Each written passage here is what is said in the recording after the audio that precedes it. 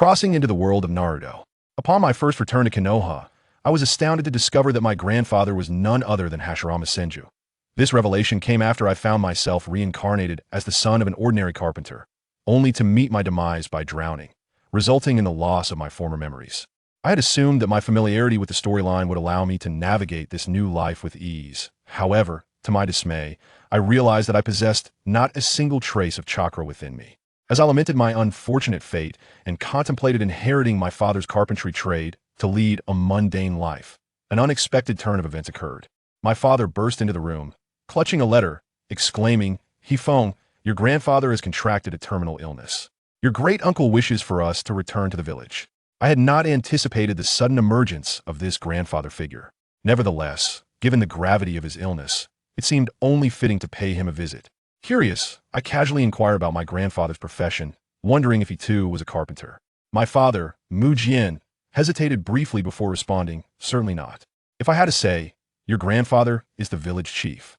His name is Hashirama Senju." At that moment, I stood in stunned silence. You mean to say that the very man who established the ninja era and became the first Hokage of Konoha is my grandfather?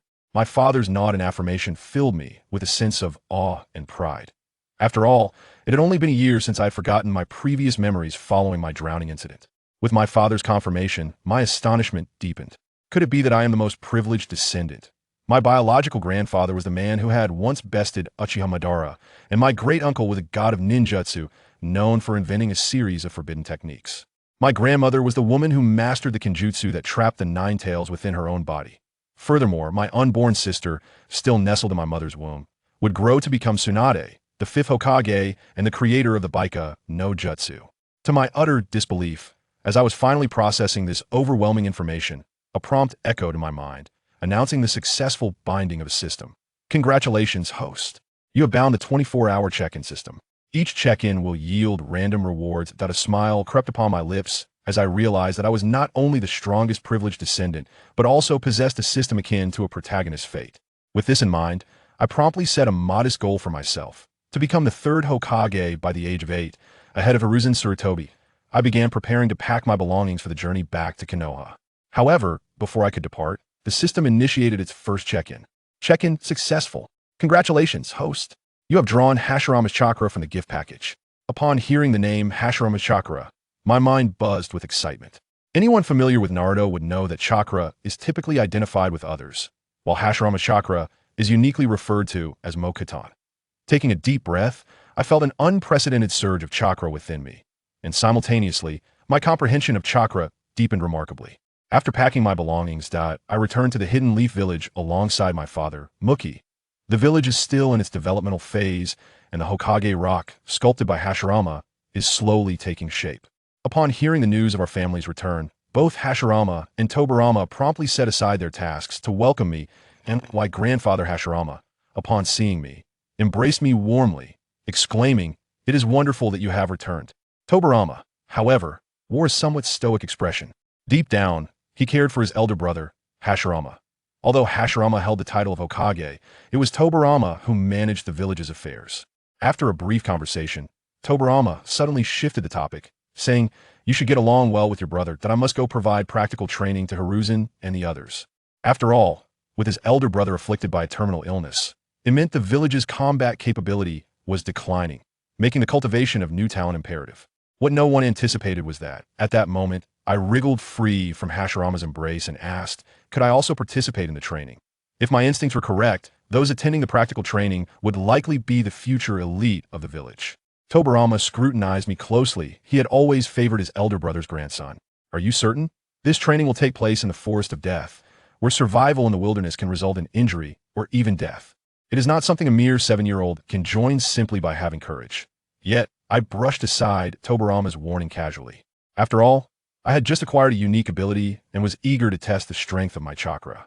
My request surprised Tobirama, but garnered Hashirama's admiration for my boldness. Nevertheless, my father Muki and my mother Lindsay remained opposed to my participation in any wilderness survival training. However, Hashirama laughed and clapped his thigh, saying, "What does it matter? With Tobirama around, there's no cause for concern that if any danger arises, Tobirama can swiftly teleport to the scene." Ultimately, with both Hashirama and Tobirama offering their assurances, My parents reluctantly acquiesced. Shortly thereafter, Tobirama took me to the entrance of the Forest of Death, where Hiruzen and the others had been waiting. With a serious demeanor, Tobirama introduced me to the group, stating he is the grandson of the first Hokage. This revelation caused a stir among the future leaders, such as Hiruzen and Shimura Danzo, who were visibly taken aback. While they were aware of the first Hokage's grandson, they had never imagined that a mere 7-year-old would train alongside them.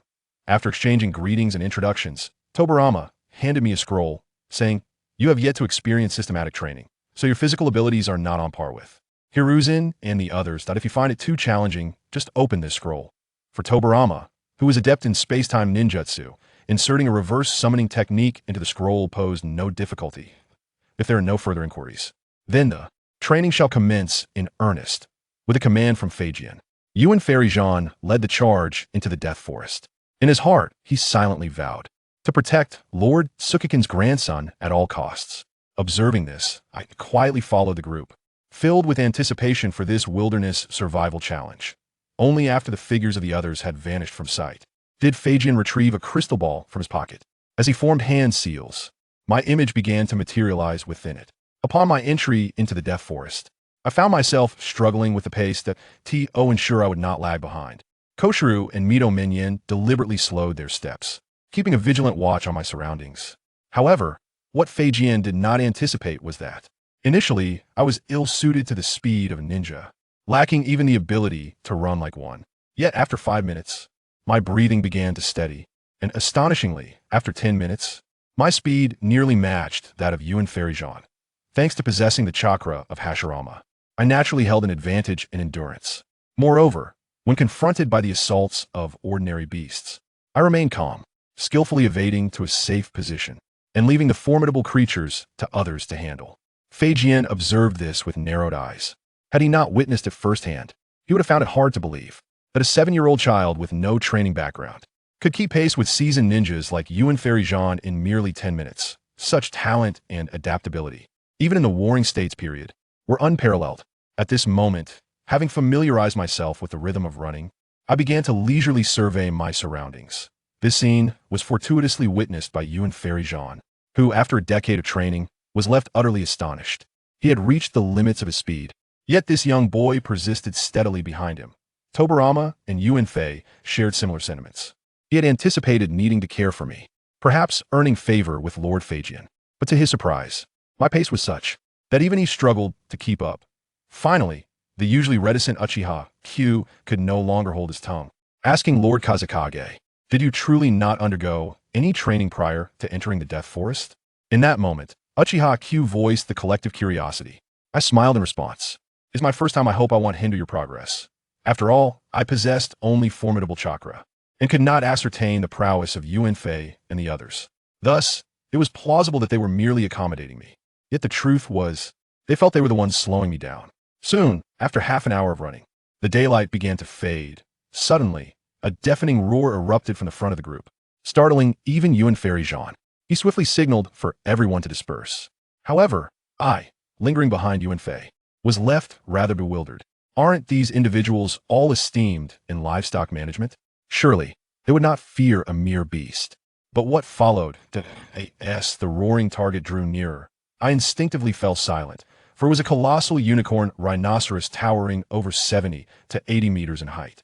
Its skin appeared as impenetrable as rock, and its weight must have started from several tons. It resembled the summoned beast that Pain had unleashed during his invasion of Konoha. Observing my bewilderment, Xiaochun whispered softly in my ear, "This is Lord Feijian." Concerned that the wilderness survival training would be too facile, he deliberately released various giant beasts into the forest. Our kunai and shuriken are utterly ineffective against these creatures, and even Uchiha Kai's mastery of fire release fails to inflict any substantial damage. Thus, we strive to avoid confrontation unless absolutely necessary. Yet, as I absorbed Xiaochun's words, my mind lingered on the peculiar notion that the fire release of the Uchiha clan had seemingly never claimed a life. Just as we prepared to let the unicorn rhinoceros pass, the next moment, this giant creature seemed to have detected something extraordinary and roared once more in my direction. Xiaochun instinctively gestured in sign language, attempting to convey that we had been discovered, but her motion was only half completed when the ground beneath us began to tremble and rise. This scene rendered Yuan Fei and the others pale with fright, for beneath our feet lay not solid earth, but an enormous black centipede. In that instant, Yuan Fei and the others comprehended why the unicorn rhinoceros had taken notice of us. It was warning another beast that we had entered its territory. At that moment, Xiaochun shouted for me to remain still. She deftly drew a kunai and concentrated chakra to adhere herself to the centipede's back. In the next instant, she reached for my clothing with one hand while plunging the kunai into the vulnerable joint of the centipede. With a resounding crack, Xiaochun's kunai shattered on impact, but that was not the end of it. The sharp end rebounded and pierced her clavicle, causing an intense pain that momentarily distracted her. Meanwhile, the black centipede writhed violently, attempting to shake both of us off. In that critical moment, I adjusted my balance midair, catching Xiaochun's back with one hand while the other encircled her thigh, cradling her like a princess as I steadied our descent. However, as soon as I regained my footing, I set Xiaochun down on the ground, not from a lack of strength to maintain the pose, but because both the unicorn rhinoceros and the black centipede launched their assaults simultaneously. Our landing spot was perilously situated in the path of these two titanic creatures. Panic surged through Yuan Fei and the others as their pupils dilated, their faces turning ashen. If I were to be injured here, not only would Lord Zhu Jian and Lord Fei Jian be enraged, but they would also be burdened with profound guilt and remorse. Yet, the position they occupied offered no avenue for escape. Meanwhile, at the entrance of the Death Forest, Fei Jian was fixated on the changes within the crystal ball, utterly astonished that it was my first training session. Faced with such immense trouble, one could only ponder the consequences should anything untoward occur. How could I possibly face my elder brother then? Thus, I activated the Flying Thunder God technique in an instant. At that moment, Yuan Fei directed his attack towards his companion, shouting for him to form hand seals. Upon hearing this, Uchiha Seishin immediately grasped Yuan Fei's intention for them to simultaneously unleash the fire-style Fire Dragon Bullet. Yuan Fei concentrated his chakra in his throat, releasing a torrent of flames aimed at the formidable black centipede, hoping to intimidate it into retreat. However, the centipede's exoskeleton effortlessly withstood the searing heat, suffering no damage whatsoever. Meanwhile, the situation was hardly better for the other combatant. His fireball jutsu collided with the rhino's face, but was effortlessly dispersed by its formidable leg blade. Not only did it fail to inflict any significant harm, but also provoked the beast's wrath.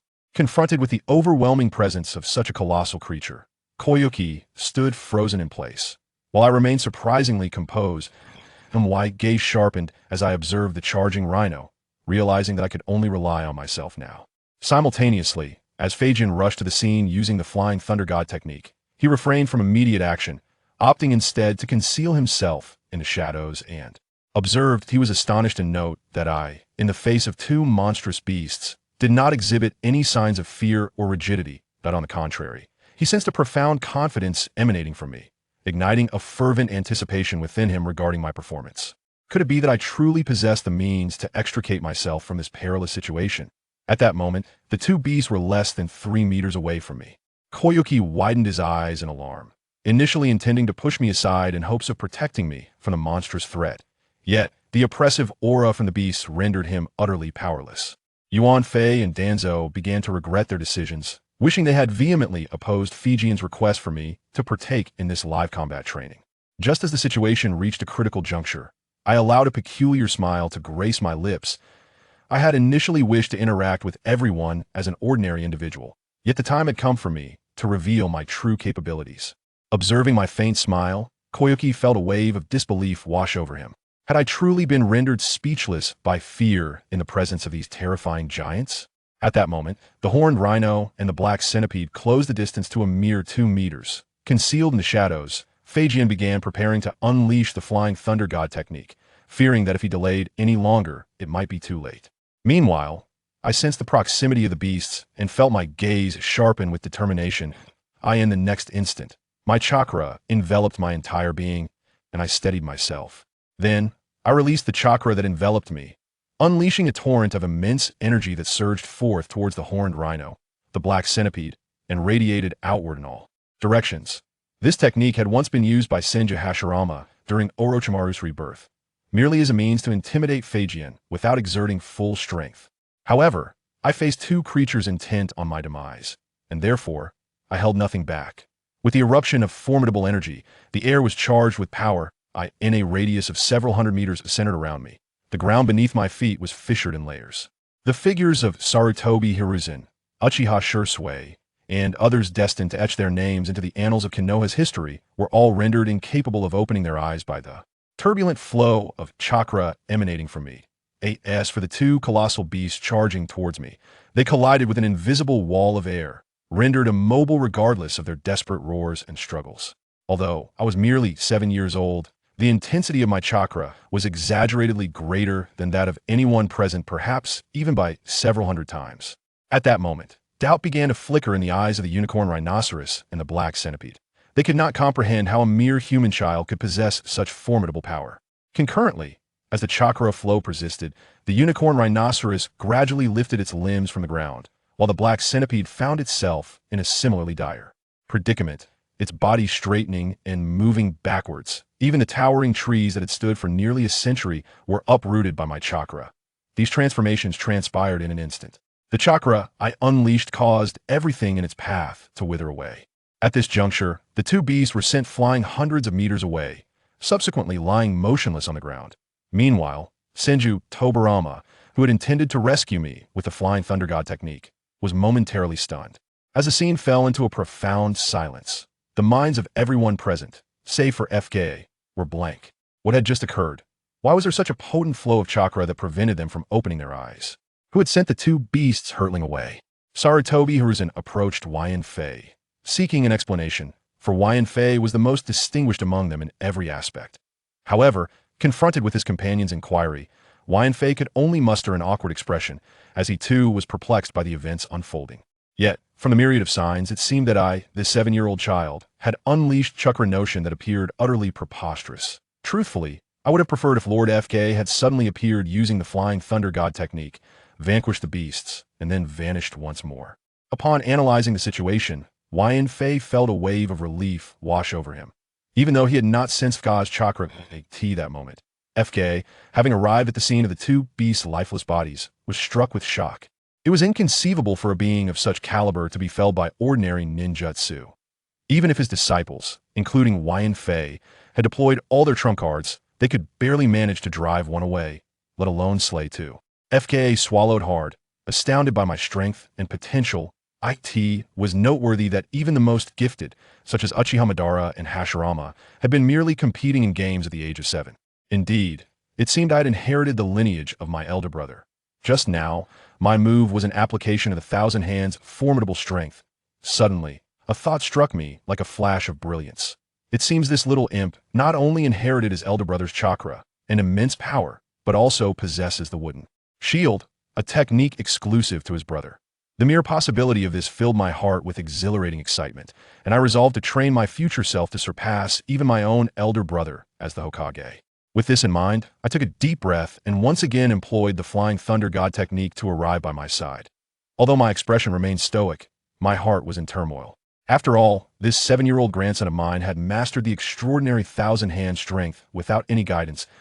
I surveyed the reactions of those around me. I noticed that, aside from me, everyone else wore expressions of astonishment and confusion. While I felt an overwhelming urge to kiss him in that moment of excitement, I composed myself and addressed Haru. I have been observing this exercise through the telescope technique. Haru, do you realize how perilous that moment was? A slight misstep could have resulted in your demise alongside the wind. Upon hearing this, Haru bowed his head in shame and offered an apology. In hindsight, I should have utilized the recoil to propel us both to safety. Noticing the somber mood settling over everyone, I waved my hand dismissively and spoke up. Grandpa, what does it matter?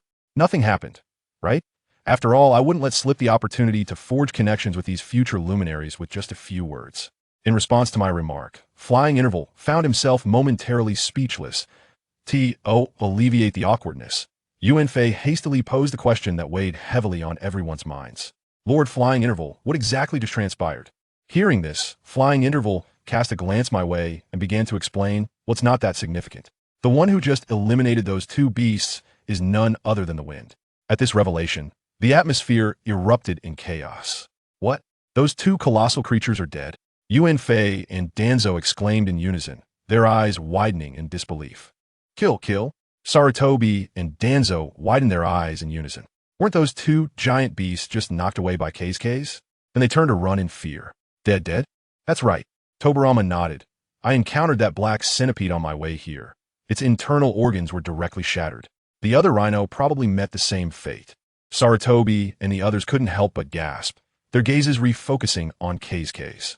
It wasn't just a simple knockback. It was a kill. These are completely two different concepts. They couldn't even imagine what would happen if K's power hit a person. So terrifying. And he's only 7 years old. Of course, the real reason for the deaths of those two giant beasts is largely related to their weight. How could the impact on their internal organs be small when dozens of tons of massive creatures kept spinning and crashing to the ground? If it were a fight with a ninja, the lethality wouldn't be so exaggerated. If one thinks calmly about this, they would realize it. It's just that they were too shocked, so Sarutobi and the others overlooked this point. The power K's used is actually a unique ability of the Senju clan. Tobirama continued to explain. This ability is called super strength, and it requires precise control of chakra to use freely. It's like the Uchiha clan Sharingan. Not every heir of the Senju name can possess this ability. It usually requires exceptional talent and diligent practice. I trained hard for 5 years to master this ability. As Tobirama educated them about super strength, Sarutobi and the others' mouths all dropped open in surprise. 5 years? Even Lord Tobirama trained for 5 years. So that means K's started training when he was only 2 years old? But how could that be possible? Tobirama was very pleased with everyone's expressions and continued. The first Hokage, known as the God of Ninjas, took 3 years to master super strength.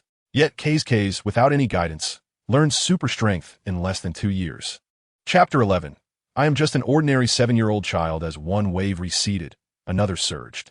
Sarutobi, Danzo, and the others had not yet recovered from the shock of Hokage's easily defeating the giant beast when they heard the astonishing news from Tobirama. The incredible strength that Hokage possessed. Tobirama had spent 5 years mastering it. Hashirama had spent 3 years. And they all knew the rumors about Hashirama. The end of the Warring States era.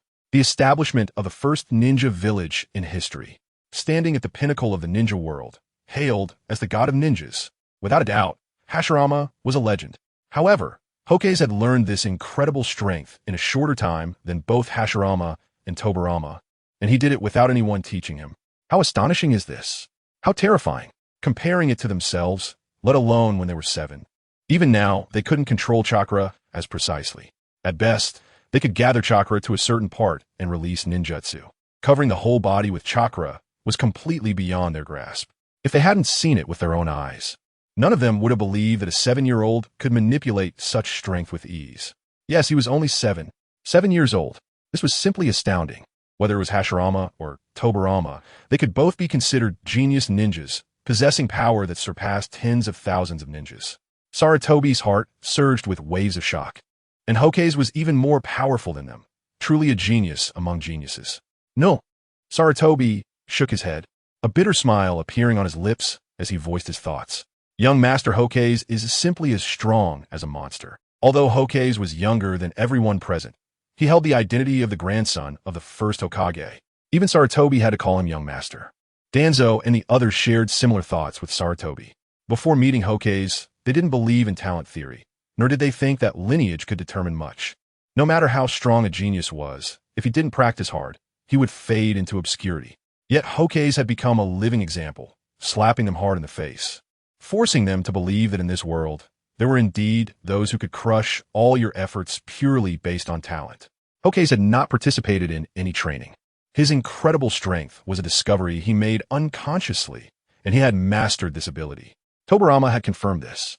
With his status and character, there was no need for him to lie. Moreover, Sarutobi could sense both shock and excitement from Tobirama. Everyone's gaze was fixed on Hokage, making him the focus of the moment. Envy, jealousy, and hatred, various emotions intertwined among Sarutobi and the others. Tobirama did not think there was anything wrong with Sarutobi describing Hokage as a monster, let alone these kids. Even he felt that Hokage was as strong as a monster. At 7, no, even at 17, he probably couldn't compare to Hokage's pinky finger. However, Tobirama soon felt something was off. I am the rightful second Hokage. Why am I competing with a child from the younger generation? Tobirama comforted himself in his heart. Of course, this was not the only emotion Tobirama had. Besides that, he felt a sense of joy. Just look at the way Sarutobi and the others looked at Hokage. It felt like his own child participating in the Chunin exams. and he was the only one who passed and advanced to Chunin. Other people's children could only cast envious and jealous glances. Yes, Tobirama was feeling something like that now. His grandson Hokage was the child everyone else was talking about.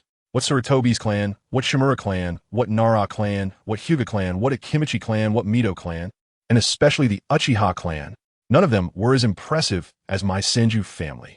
Although Sarutobi, Danzo, and others were Tobirama's favored and valued disciples, he couldn't help but be excited to compare Hokage with them. After all, everyone has their own selfishness. His own child versus so-called disciples. There must be a distinction. Achanara, I really wonder what expression you would have if you were still alive and saw my grandson Hokage. Tobirama muttered to himself. As for Hokage, although his body was only 7 years old, he was essentially a transmigrator.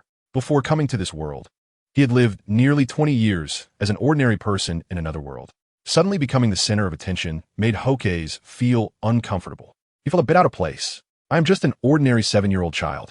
However, Hokage really didn't know how to handle this situation and thought that being a bit humble would be better, but his words only made Sarutobi and the others feel even more embarrassed. Ordinary? You call this ordinary? Young Master Hokage, you must have some misunderstanding about what ordinary means. If you can use ordinary to describe yourself, then what are we? The bottom of the barrel? Dragging others down? This simple sentence pierced through everyone's hearts like a kunai with critical hit attributes. It hit hard. However, what made them feel even more despair was, they certainly wouldn't overlook this point. Young Master Hokage is only 7 years old this year, a 7-year-old monster with terrifying talent. But what about them? Just mastering and becoming proficient in a certain ninjutsu would make them feel inflated, eager to show off in front of Tobirama and their peers, wanting to hear praise and approval. In contrast, Hokage's humble character made them feel incredibly ashamed. Hokage really hadn't expected that simply unleashing a bit of chakra would lead to such a situation. After all, isn't incredible strength something that can be used just by precisely controlling chakra? Even Haruno Sakura and Sarada could learn it. Surely no one really thinks incredible strength is hard to learn, right? However, Hokage ultimately did not voice this thought. Looking at Sarutobi and the future big shots, he really didn't want to further dampen their spirits, but their gazes still made him feel uncomfortable. This kind of attention, as if everyone was waiting for him to speak, was not something one could easily adapt to. So he changed the subject, wanting to break this atmosphere. Can we continue with the outdoor survival exercise? The purpose of entering this death forest was to train and grow, not to come in for a picnic and chat. Moreover, Hokage had already fully adapted to this training. He hoped Tobirama could leave so he could continue training, redirecting everyone's attention back to dealing with the various crises in the death forest. That way, he wouldn't be so much in the spotlight. But who knew? Tobirama was momentarily taken aback, then smiled. Little brat, do you think this exercise still has any benefit for you? With your current strength, you can walk through this forest with ease. Hokage. Chapter 12.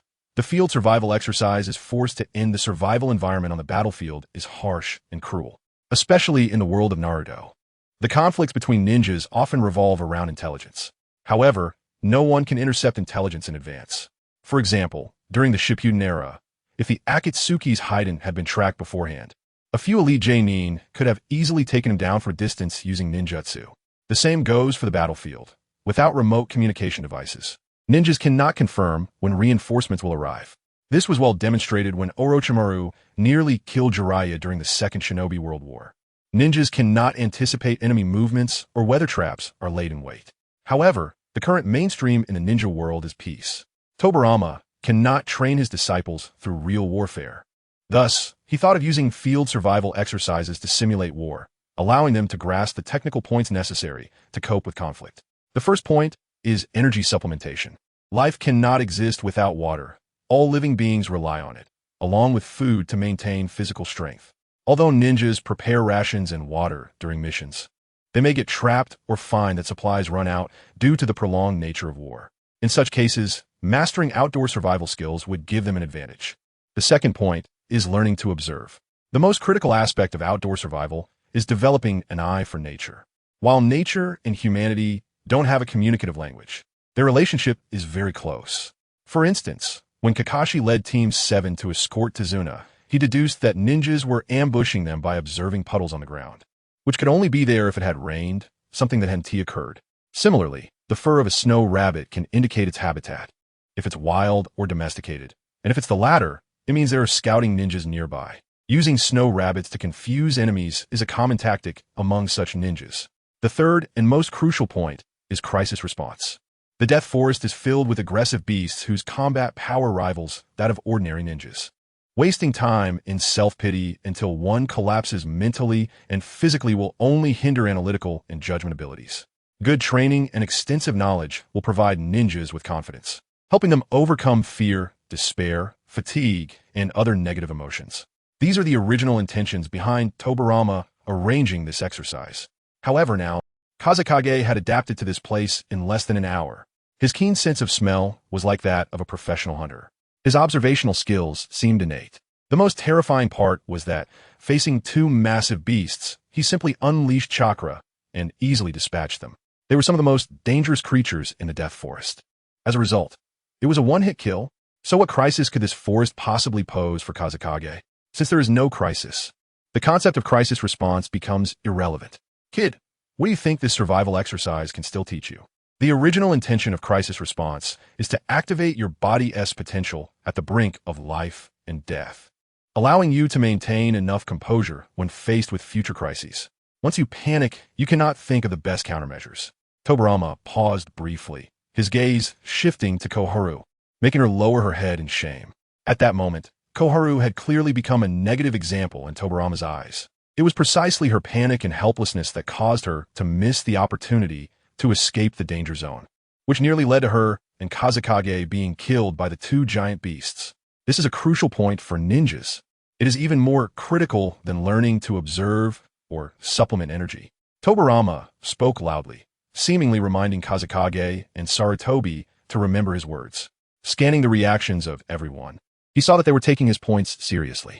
Tobirama then suddenly changed his tone, saying that for someone like you, who can freely unleash monstrous strength, there was no way to create a sense of crisis here. Even the most powerful beasts were easily dealt with by your monstrous strength. What else could threaten you? For someone who possesses monstrous strength and has mastered it, this outdoor survival exercise is hardly different from camping.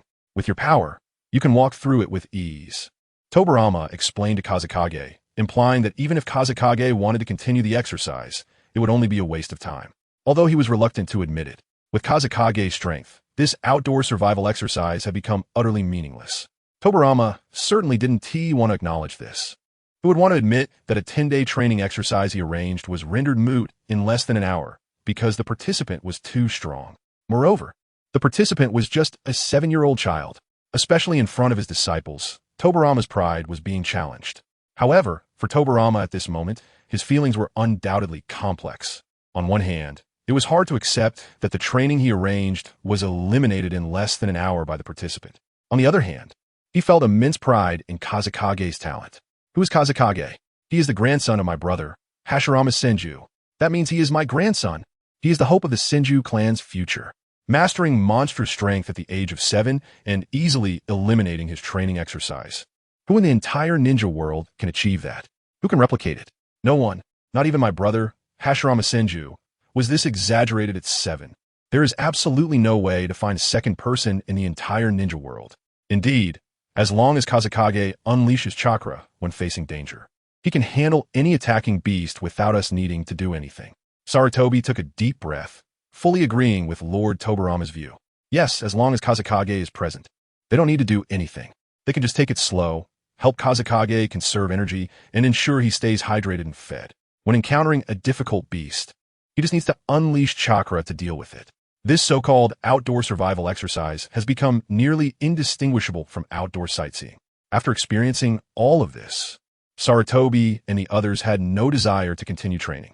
This exercise, which they had anticipated for 3 months, prepared for over 2 months, and simulated for a month, involving a lot of design, deployment, and arrangements, was eliminated in less than an hour by Kazekage. Moreover, he hadn't undergone any training beforehand, knew nothing of the content, let alone had any prior planning. In comparison, Sarutobi and the others felt they were no different from worthless individuals. No, it wasn't that they were too worthless. It was that Kazekage was too extraordinary, completely surpassing the realm of genius. He was essentially a monster in human skin. However, Tobirama was already contemplating something else. Brother, You would never imagine how terrifying this kid, Kazakage, is. Tobirama thought that if he told his brother Hashirama about what happened today, he would be left speechless in shock. Chapter 13, Does my Tawanzo Not Care About Face? Although the wilderness survival exercise has no effect on Kazahana, it doesn't mean he can rely solely on brute strength to stand at the top of the ninja world. The main reason wild beasts have no power to fight back against Kazahana is that they lack intelligence. They only know how to attack their enemies with brute force. But battles between ninjas are another matter. When Kazahana unleashes his chakra, it is indeed difficult for ninjas to approach him. However, one cannot maintain an explosive chakra for 24 hours, right? A person's chakra is ultimately limited. If one really wants to deal with Kazahana, relying on deception or ambush, all can be ways to defeat him, especially Jinjutsu. Jinjutsu does not grant immunity just because you have a vast amount of chakra. Almost every village has ninjas capable of using Jinjutsu. In the moment you make eye contact with them, you could fall victim to their illusions, becoming easy prey. Taijutsu, Ninjutsu, Jinjutsu. The three core tenets of ninja tactics must be developed comprehensively. Over-reliance on brute strength and neglecting training in other areas will only push Kazahana towards an irretrievable abyss. After serious contemplation, Tobirama thought of a new training plan. Kazahana, from now on, I will set a new training method for you. A new training method? A hint of anticipation flashed in Kazahana's eyes.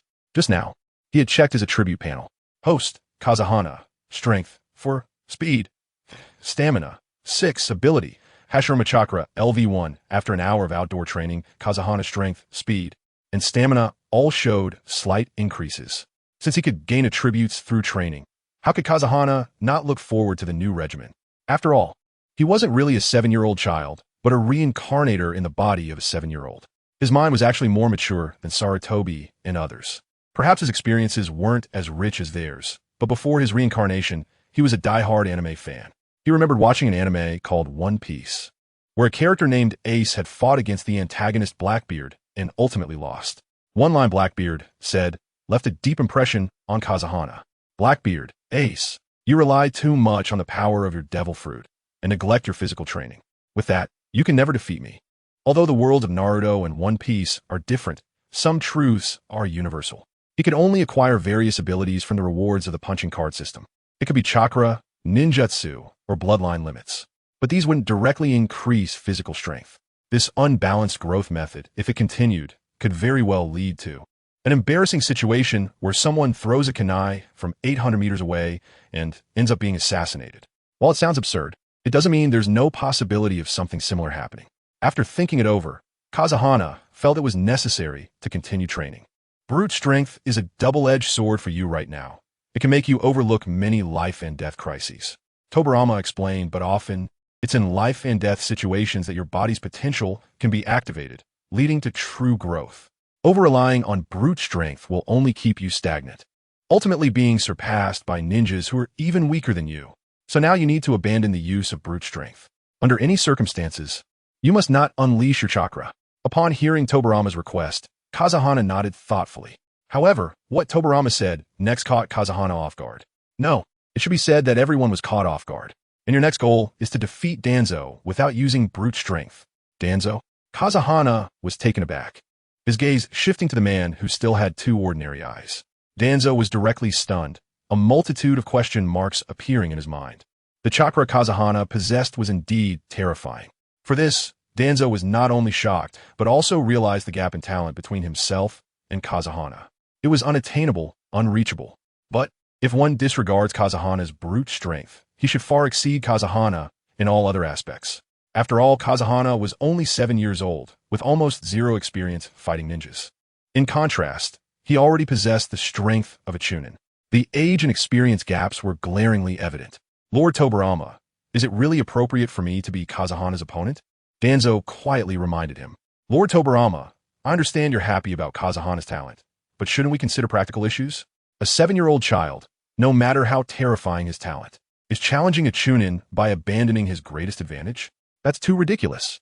Of course, it's not about having Kazahana challenge you right now. Tobirama paused. This is just Kazahana's upcoming goal, and this goal has a time limit. I see, Danzo suddenly understood. With Kazahana's talent, if he trains for a year or two, catching up to him and reaching Chunin level wouldn't be surprising. However, The thought that Kazahana could catch up to him after just a year of training after Danzo had worked hard for nearly 10 years made him feel uneasy. Why does this world have geniuses? Kazahana, I give you half a month. Within half a month, defeat Danzo, Tobirama declared emphatically. In his view, since it's Kazahana, wanting to defeat Danzo within half a month without using brute strength is still a significant challenge. Danzo? Not a year or two, but half a month? Lord Tobirama, do you think I'm weak in your eyes? Kazahana is only 7 years old. Not only Danzo, but even Sarutobi and others couldn't help but gasp. Lord Tobirama's words meant that he truly believed Kazahana could catch up to Danzo in half a month, even with Lord Tobirama personally guiding Kazahana for the next half month. This was already astonishing. Kazahana, don't underestimate Danzo. The age and combat experience gap between you two is substantial. Right now, you cannot be Danzo's opponent, Tobirama emphasized seriously. In his view, even if Kazahana lost, he would gain a lot. If it really, no, it should be unlikely. Half a month is too short. Moreover, Kazahana's brute strength was prohibited. How could he possibly catch up to Danzo in half a month? For a moment, Tobirama was filled with anticipation for Kazahana's future performance. Kazahana smiled as he looked at Danzo. Age gap? Experience gap? Non-existent. Did they really think he could only rely on chakra bursts?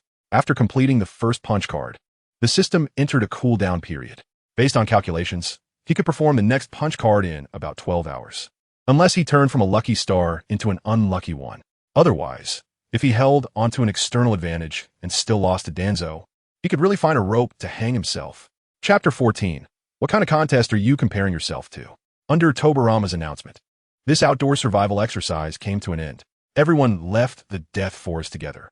Sarutobi and Danzo felt somewhat downcast, especially Danzo, who never imagined that he would become the target that Wind would defeat in the blink of an eye. Tobirama actually said that Wind would defeat him in half a month. Does he really think Danzo, have no pride? Feeling gloomy. However, leaving the death forest meant they were in a safe area. After briefly explaining some trivial matters, Tobirama bid farewell to Wind and the others. He was feeling incredibly excited and thrilled inside. This feeling is quite understandable. When a parent hears that their child has come first in the entire school, they would be so happy that they would want to boast to any acquaintance they meet. Oh, what a coincidence running into you here. By the way, my child came first in the exams. I'm taking him out for a treat. What if they don't meet anyone they know? Of course, they would actively seek someone out. The usually aloof Tobirama couldn't wait to inform every household about Wind's talent displayed in the Death Forest. Uchiha, Sarutobi, Shimura, Hyuga, let me show you how amazing my grandson is. As Sarutobi and the others watched Tobirama walk further away, they let out a complex sigh. Half a month. Sarutobi and Kagami spoke in unison. Their gazes focused on Danzo. Koharu, and Kei's had similar expressions. Their look seemed to say, Danzo, you are the hope of our class now. You must strive and fight hard. Don't lose. Although young Master Wind was indeed a rare genius, you still have the advantage of age and experience. Seeing the general thoughts reflected in everyone's eyes, Danzo felt every cell in his body roaring. Enough of this. You guys. This feeling made Danzo very unhappy. Wind was only 7 years old. This meant that if he were to fight Wind, winning would be a matter of course. But if Wind were to beat him badly, his face would. No. Danzo shook his head vigorously, as if shaking off a rattle. After all, he was a chunin from Konoha. How could he be beaten by a 7-year-old child? Moreover, this thought was ridiculous from the very start. Young Master Wind. After a round of inner thoughts, Danzo couldn't help but call out to Wind, who was preparing to leave. Hearing Danzo's voice, Wind turned to look at the future leader of Root. What is the matter, Danzo? Wind asked. Just the thought of dominating Konoha's Root in the future. Taking Shirsue's Kodo Tsukumi and forcing Itachi to massacre his clan made Danzo respectfully refer to him as young master. Is this the treatment of the strongest connection? Danzo and Wind locked eyes, the former taking a deep breath, his gaze resolute as if he had made a significant decision. Young Master Wind, don't blame me for not mentioning this in advance. When we spar, Danzo, will go all out. If you think I'll go easy on you, I advise you to dismiss that thought as soon as possible. Even if Wind was only 7 years old, Danzo didn't want to lose to him. This was about the dignity of their graduating ninjas, especially his own face. Wind looked at Danzo in surprise, finding it somewhat amusing. It wasn't because of his determination, but rather, Danzo, who gave you the courage to say the words go easy. Was it Liang Jingru? Having confidence and determination is good, but you can't be blindly confident. As long as you're happy. Wind waved his hand and turned to leave, his mind filled with Danzo's serious expression. You must know, I am not just Konoha's strongest connection. I also have the blood of a European emperor and a Chechen cheat. Even if you gave Danzo 100 years, he wouldn't be able to compare with me. Danzo, little brother, do you think you're competing with someone of noble blood? You're actually competing with someone who has a cheat. And I want to go easy on you. You should be begging me to let you off. When half a month passes and Danzo realizes that his efforts are meaningless in the face of my cheat, I really don't know what kind of expression he will have. It's truly something to look forward to. Just like that, Wind walked further and further away under the watchful eyes of Sarutobi and the others. When Tobirama, Wind, and everyone else were gone, Danzo finally let out a sigh of relief. For some reason, Danzo felt a bit uncertain inside. Hizashi, Kagami, Koho, and K's in the next half month. Danzo turned to his partners and said seriously, "Please accompany me for practical training." Sarutobi and Kagami exchanged glances. Although Wind's challenge target was Danzo, if Wind won, it wouldn't just be Danzo's face that would be affected. But speaking of which, young Master Wind shouldn't be able to catch up to such a large gap in half a month, right? But the moment Kagami opened his mouth, he felt something was off. This was something that should be taken for granted, yet he wasn't using a declarative sentence, but an interrogative one. Meanwhile, Tobirama hurried back to the Hokage building. This was not only the place where the Hokage worked, but also the Hokage's home. His brother Hashirama was resting at home. Tobirama was filled with an overwhelming excitement as he pushed the door open. He saw his brother Hashirama doing something with his sister-in-law Mito. Ever since Hashirama was diagnosed with a terminal illness, all village affairs were handed over to Tobirama. Even though he was not officially the second Hokage yet, he was practically acting as one. Hashirama was rightfully enjoying his retirement. Moreover, he had fought for the village and for peace for most of his life. What is wrong with enjoying life now? Cough, cough. Tobirama cleared his throat, shifting his gaze to the side. When Mito got off Hashirama and went to prepare some fruit, Tobirama casually closed the door. What is wrong, Tobirama? Shouldn't you be supervising the outdoor survival exercise in the Death Forest right now? Hashirama asked. The survival exercise has ended. Ended? Wasn't it supposed to last 10 days? It's barely been 2 hours, right? Is it possible that Wind? Hashirama suddenly sat up from the sofa, worried about whether something had happened to Wind. Something happened? If Wind were to survive in the Death Forest for 10 days, he might level half of it to the ground. Tobirama's eyes lit up, his tone becoming excited. You can't imagine how unbelievable things were just now in the Death Forest. Chapter 15. Enough, Tobirama. Please stop boasting about my grandson. Brother, our grandson Kazekage is an absolute genius. No, he is a genius among geniuses, simply like a monster. Tobirama couldn't contain his excitement and praised Kazekage enthusiastically. Normally, Tobirama had to maintain his aloof and authoritative image outside, but he could relax a bit in front of Hashirama. Moreover, Kazekage's extraordinary talent made Tobirama so excited that he was almost incoherent. After all, since his elder brother Hashirama, the Senju clan had begun to decline. It felt like the Senju clan had a total of 1 stone, Hashirama occupied 9 do, Tobirama occupied 3 do, and the rest of the Senju clan owed 2 do. Hashirama's son, Mo-Katan, had no ninja talent at all, neither inheriting his father's would release techniques nor possessing great strength. He also lacked the mindset of a Hokage. No matter how much he was trained, Mo-Katan would probably only reach the rank of Jonin. If he were to inherit the position of Hokage, it would not only be difficult to gain acceptance, but would also lead to a split within Konoha. The other members of the Senju clan weren't doing much better. In desperation, Tobirama had to cultivate Sarutobi Hiruzen to take on the next Hokage role. It's worth noting that Tobirama was not as noble as Hashirama. Absolute power is certainly more reliable in the hands of one's own people. His strong opposition to the idea of Uchiha Obito becoming Hokage back then proved this point. The display of Kazekage's talent felt to Tobirama like Columbus discovering a new continent. Wait a minute, Tobirama. What do you mean by genius and monster? What did Kazekage do in the Forest of Death? Faced with Tobirama's incoherent words, Hashirama could only feel bewildered. However, Hashirama was very interested in Kazekage. After all, he was his own grandson. It was only at this moment that Tobirama realized he was rambling. He took a deep breath, adjusted his mindset, and then recounted everything that happened in the Forest of Death in detail. How Kazekage adapted to survival in the wild. How he fell into danger. And finally, how Kazekage unleashed chakra and defeated a ferocious beast that even Sarutobi couldn't easily handle. I must say, this process sounded completely absurd to Hashirama. Unleashing chakra, instantly killing two beasts weighing over 20 tons? Not to mention when he was 7 years old. Even at 15, he couldn't do such a thing. At 15, I was still skipping stones by the river with a Beto. Boom! Hashirama's mood instantly dropped. Brother, you're not jealous of Kazekage's talent, are you? Tobirama couldn't help but retort. No, how could I be? It's just that what you said is too exaggerated. Hashirama paused, and Kazekage was only 7 years old. Without any guidance, suddenly mastering such great strength, that talent is simply too shocking, right? Although Hashirama appeared very shocked and surprised on the surface, he was actually thinking. Truly worthy of being my Hashirama's grandson. Now you understand why I describe Kazekage as a genius and a monster, right? Tobirama clenched his fists, his eyes shining with determination. I guarantee that in less than 10 years, Kazekage will definitely be Hokage, Tobirama said firmly. Just when Tobirama had no hope left for the Senju clan, Kazekage appeared. Whether it was his talent, calm personality, strong adaptability, or immense chakra, all met Tobirama's requirements for the successor to Hokage. It could even be said that he surpassed them. Hard work can determine a ninja's lower limit.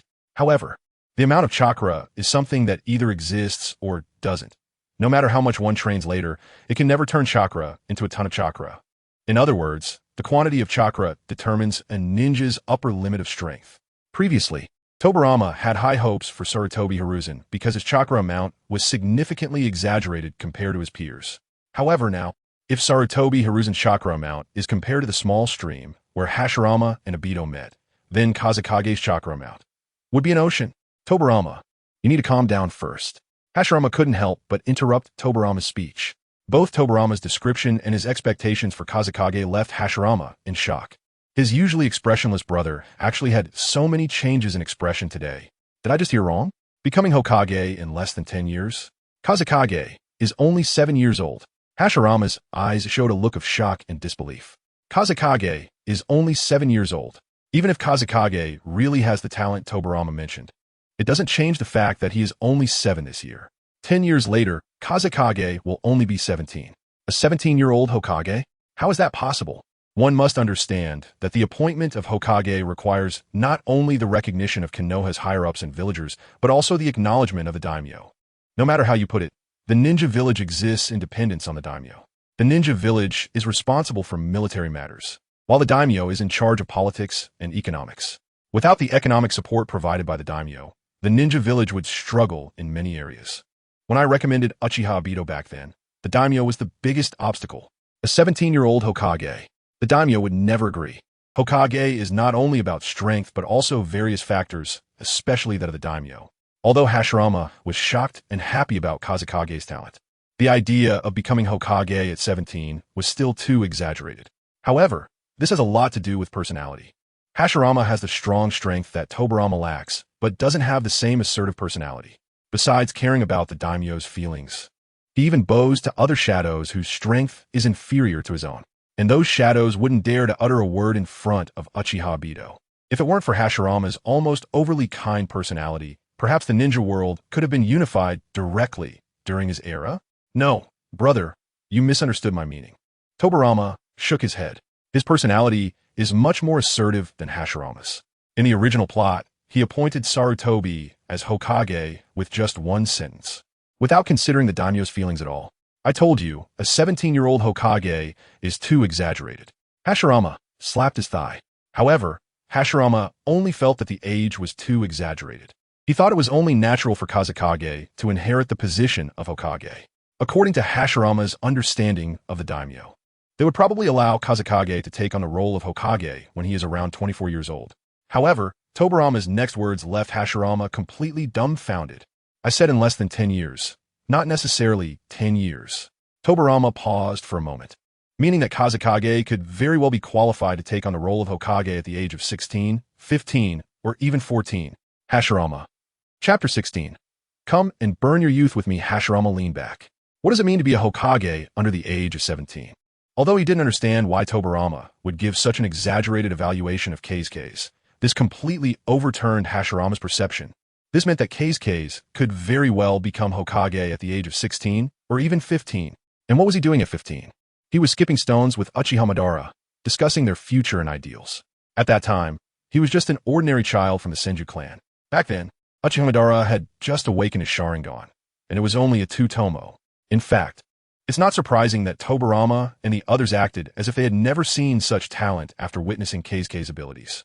Rather, it was the ninjas of this era did not grow at such an exaggerated pace.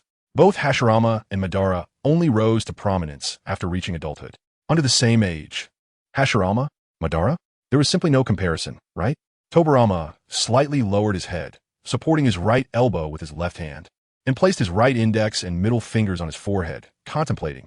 I just don't know if Keisuke, as inherited Big Brother-S, would release secret techniques. Although Tobirama hoped Keisuke could inherit the wood release techniques, it wouldn't matter if he didn't. Just based on Keisuke's chakra amount and talent, it would be enough for him to stand at the pinnacle of the ninja world. After all, this second great-grandfather of his was best at inventing ninjutsu. For example, there was a forbidden technique called the multiple shadow clone technique. It was very suitable for a ninja like Keisuke who had a vast amount of chakra. And then there was his flying thunder god technique. These would eventually be passed down to Keisuke.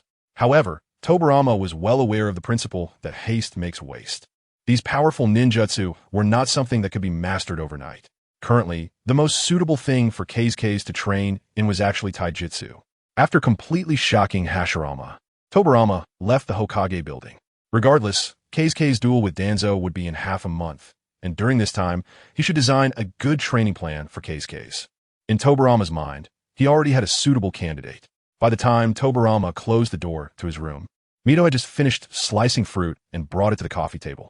She had clearly heard the conversation between Tobirama and Hashirama, and she understood her little brother-in-law, Tobirama, very well.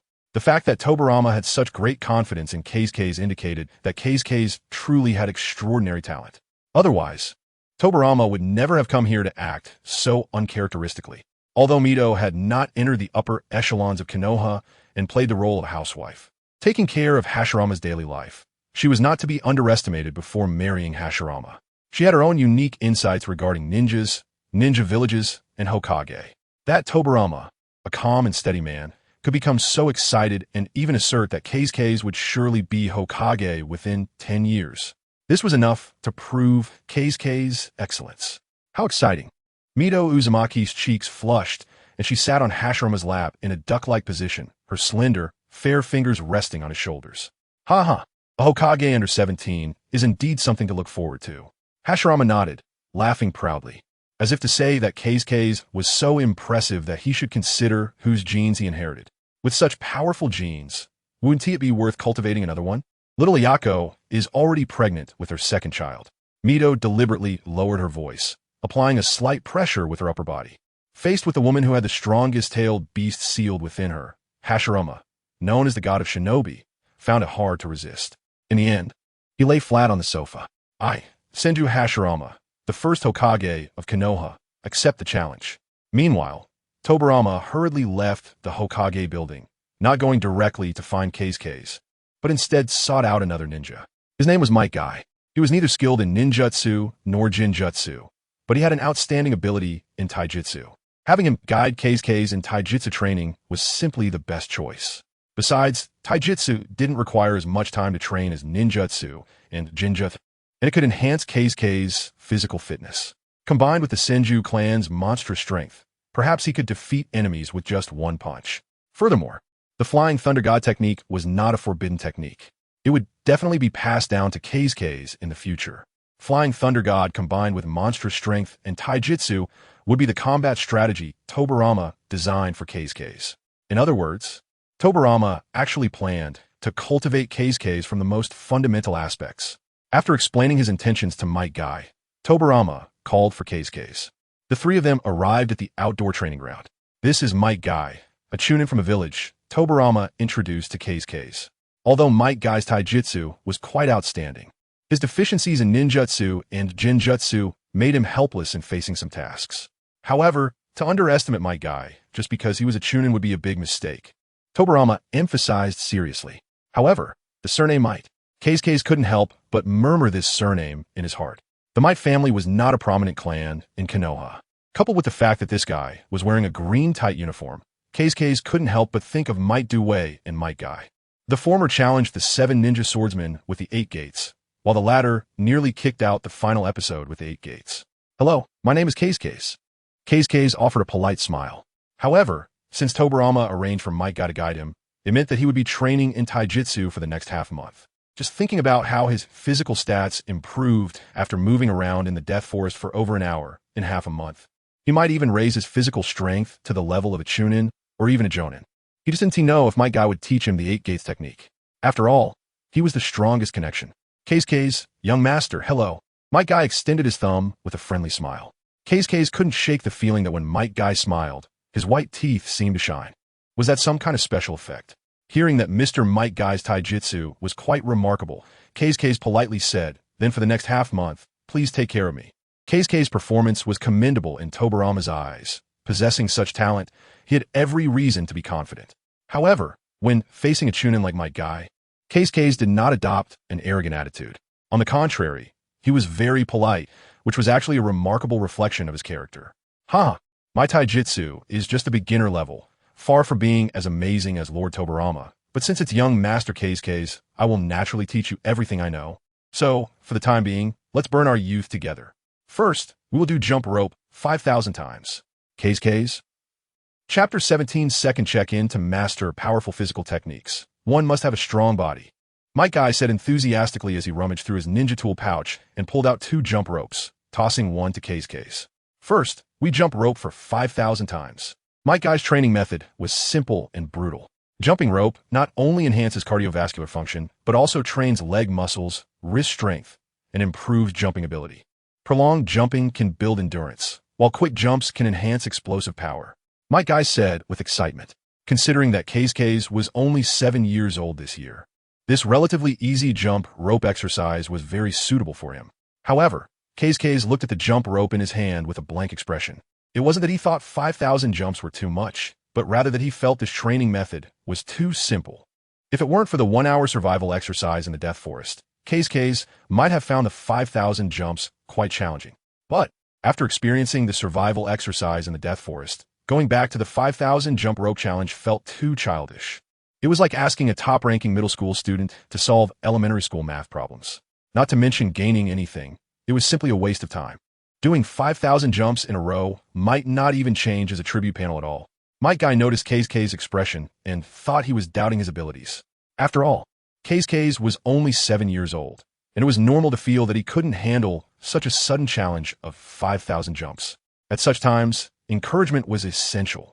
Might Guy let out a hearty laugh. Young Master Keisuke, as long as you can persevere, your physical fitness will become stronger and stronger.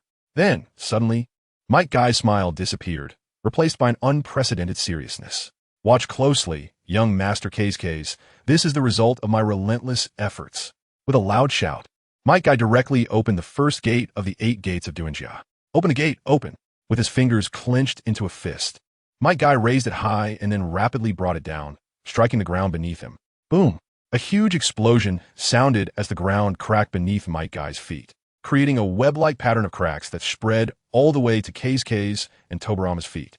The diameter of the cracks was at least 5 meters. This was just the effect of opening the first gate.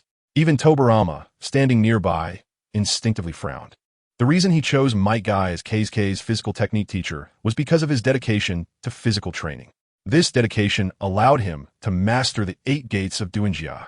Strictly speaking, this technique was actually a hypothesis proposed by Tobirama, inspired by the strength of the 1,000 hands. Since the essence of the 1,000 hand strength is to precisely control chakra, covering it over the body, and then exploding it out. So, could it be possible to reverse the operation of chakra to break through the limitations within the body, thus unlocking the body's pathways to chakra, ultimately achieving even greater strength? However, after seriously studying the 8 gates of Doinjia, Tobirama found that opening such limitations would cause damage to the body. To reduce the damage caused by the 8 gates of Doinjia, one could only train desperately to make the body's muscles strong enough to withstand this backlash. If it couldn't be passed on to future generations, it would lose its meaning of creation. Eventually, Tobirama discovered that Might Guy, who was neither skilled in ninjutsu nor genjutsu, trained devilishly every day to prove he could become an excellent ninja. Over time, this made his physical strength far surpass his peers. This repeated breaking of human limits made him the most suitable person to use the 8 gates of Doinjia. Tobirama's original idea was to have Might Guy pass this training method onto Keisuke's, enabling him to have a sufficiently strong body.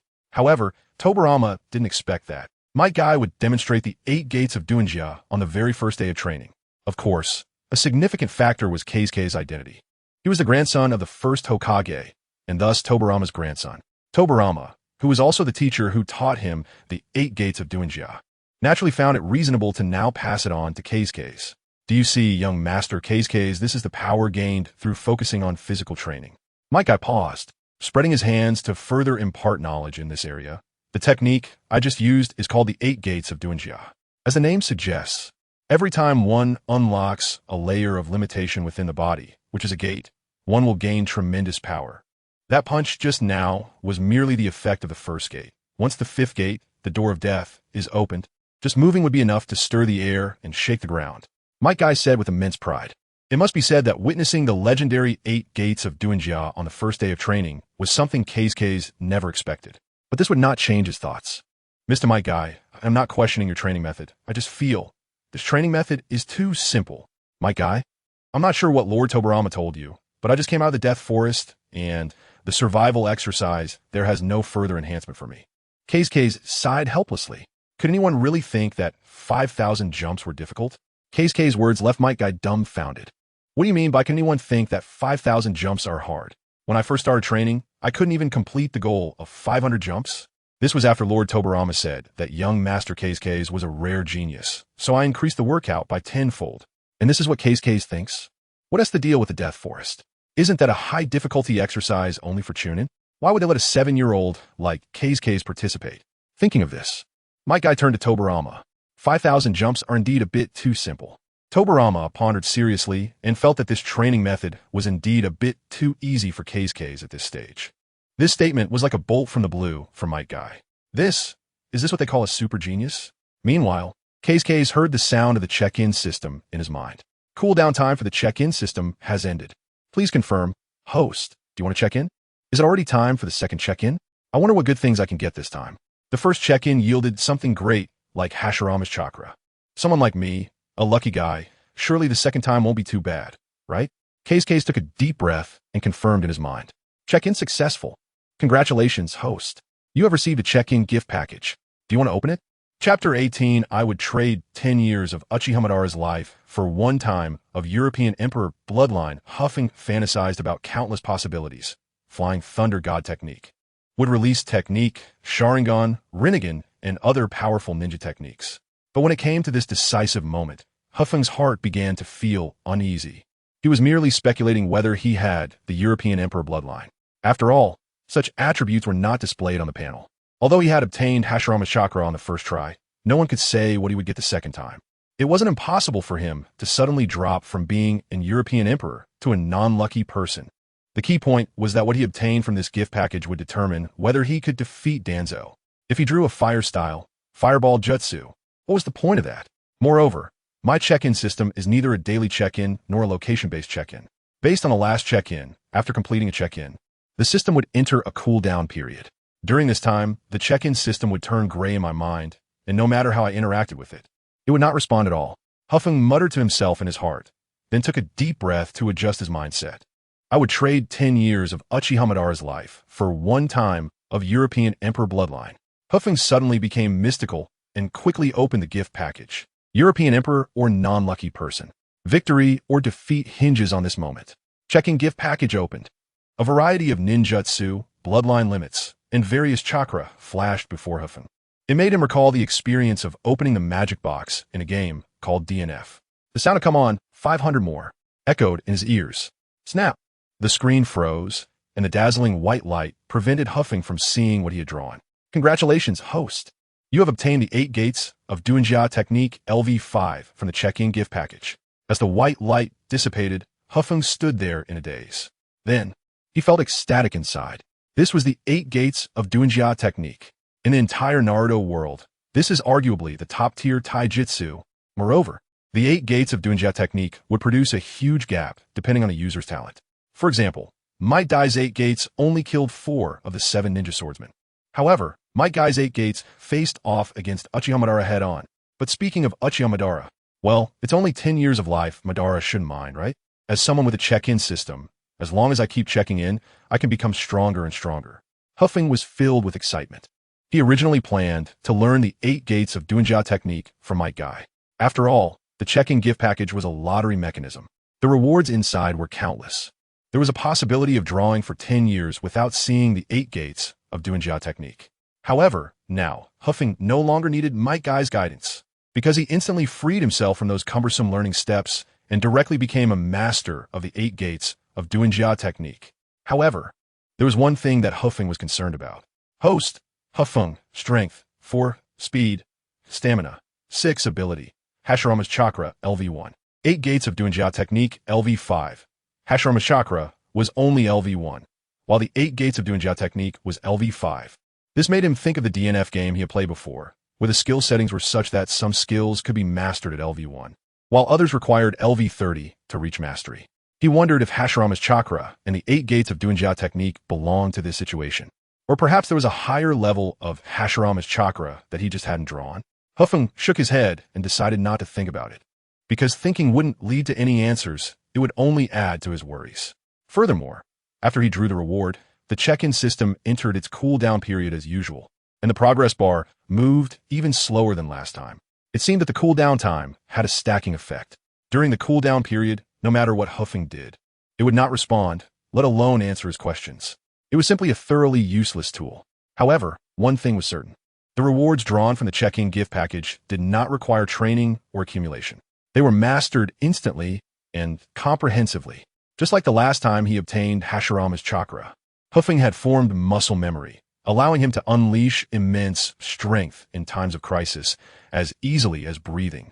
Knowledge about the 8 gates of Doujia technique flowed into his mind like a river rushing to the sea, spreading throughout his body, ultimately forming muscle memory. It felt as if it were innate. This feeling made Feng feel incredibly wonderful. In the blink of an eye, he had become a genuine master of taijutsu. I understand now. The 8 gates of Doujia technique LV5 means I have comprehended the usage methods from the opening gate to the closing gate. In other words, Feng's current limit is the 5th gate, the closing gate. According to this logic, mastery of the 8 gates of Doujia technique should be LV8. Although it was a bit regretful that he didn't directly master the 8 gates, the 5th gate was enough for him to deal with Danzo. After all, Danzo was currently only at the Chunin level and hadn't yet transplanted all sorts of things. And what does the closing gate mean? During the Chunin exams, Lee in the closing gate state brutally beat Gaara. That was the Jinchuriki of the Sand Village. No matter how strong Danzo is, can he compare to a Jinchuriki? He might as well use his head. In the battle between Lee and Gaara, not to mention Chunin, even Jonin would have to rethink their strategies. What is a taijutsu genius? What is a Jinchuriki? And now, without a doubt, I am more talented and stronger than Lee. The so-called chakra is merely an energy produced by the perfect fusion of mental and physical strength. With Hashirama's chakra, I can enhance my physical strength in reverse. Previously, during the Forest of Death exercise, Feng adapted to Sarutobi and other speed using this method. In comparison, Feng was confident that he could pin Danzo to the ground and rub him. What a joke. If I can't even defeat Danzo with an external advantage, I might as well hang myself with a noodle. Thinking of this, Feng's emotions surged. He couldn't wait to find Danzo right now. After all, this confrontation was not much different from Hashirama fighting the Nine Tails. Feng even began to think, am I a bit of a bully? After all, that guy Danzo seems to have no combat talent. He could even stab Susanoo with a kunai. Lord Tobirama. Feng turned to look at Tobirama, interrupting Might Guy's training lesson. Although Tobirama was his great-granduncle, it was better to be more formal in front of outsiders. Moreover, Feng hadn't quite adapted to this suddenly appearing grandfather in his heart. Feng, this training method is indeed a bit dull, but as long as you persist, you will reap great rewards. Tobirama thought Feng was uninterested in this basic training, so he earnestly guided him. But who knew? Can the duel with Danzo start a bit faster?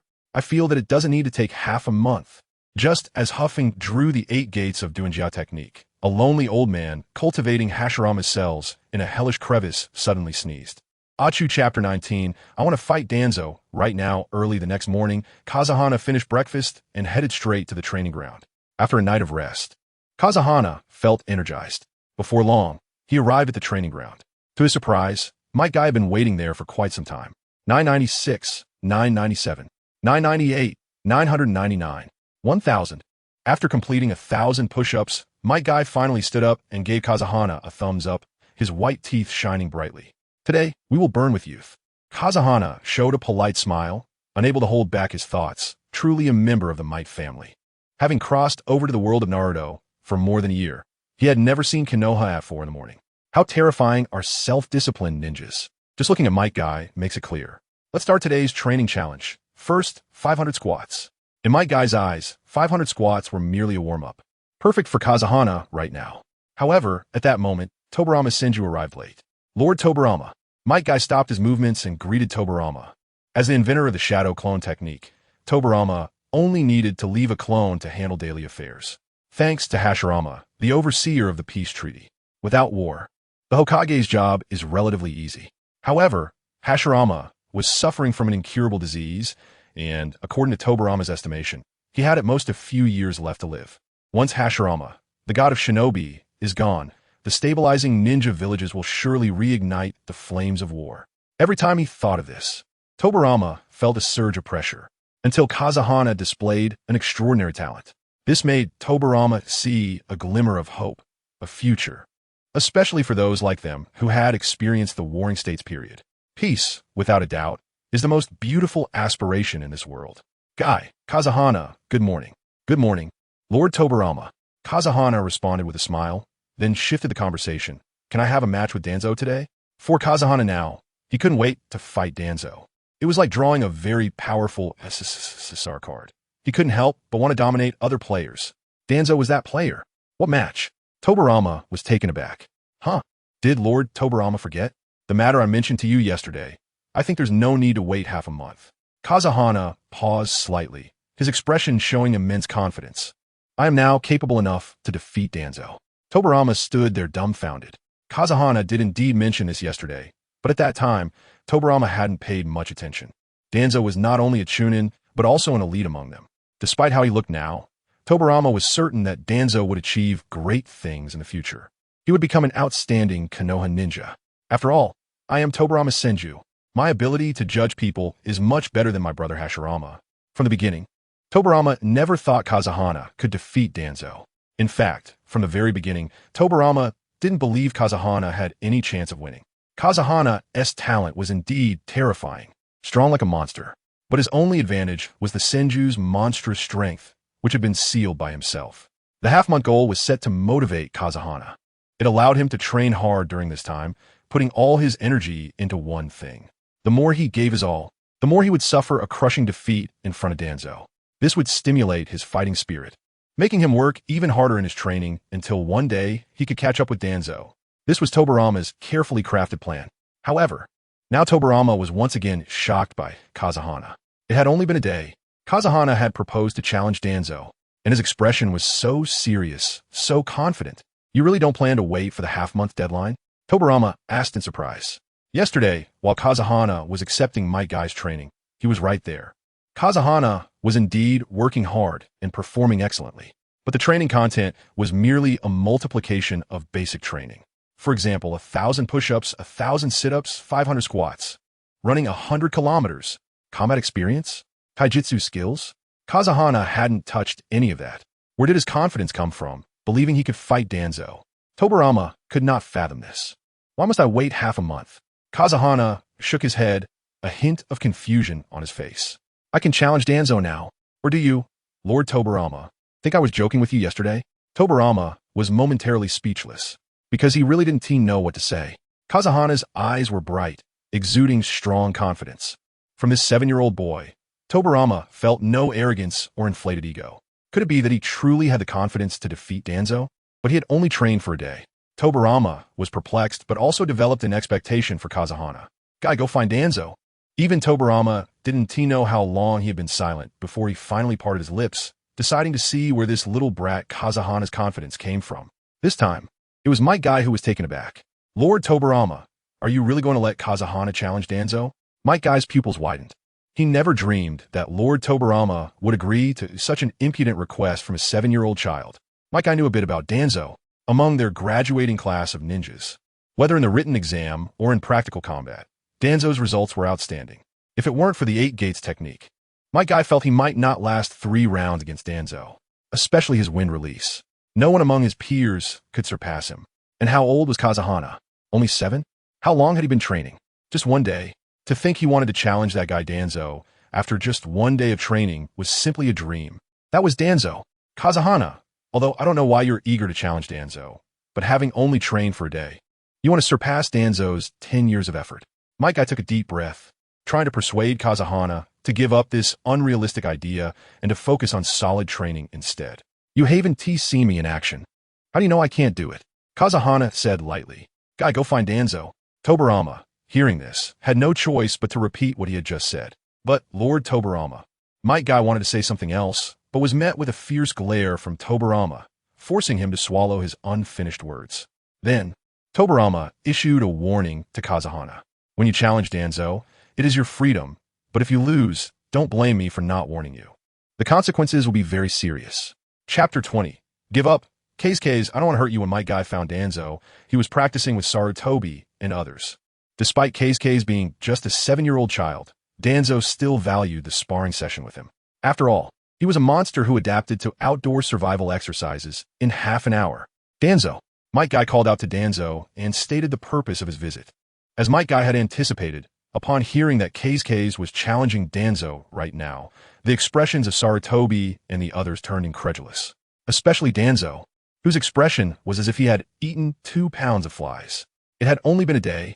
What could K's possibly use to compete with him? With his terrifying talent, if half a month had passed, there might have been a glimmer of chance.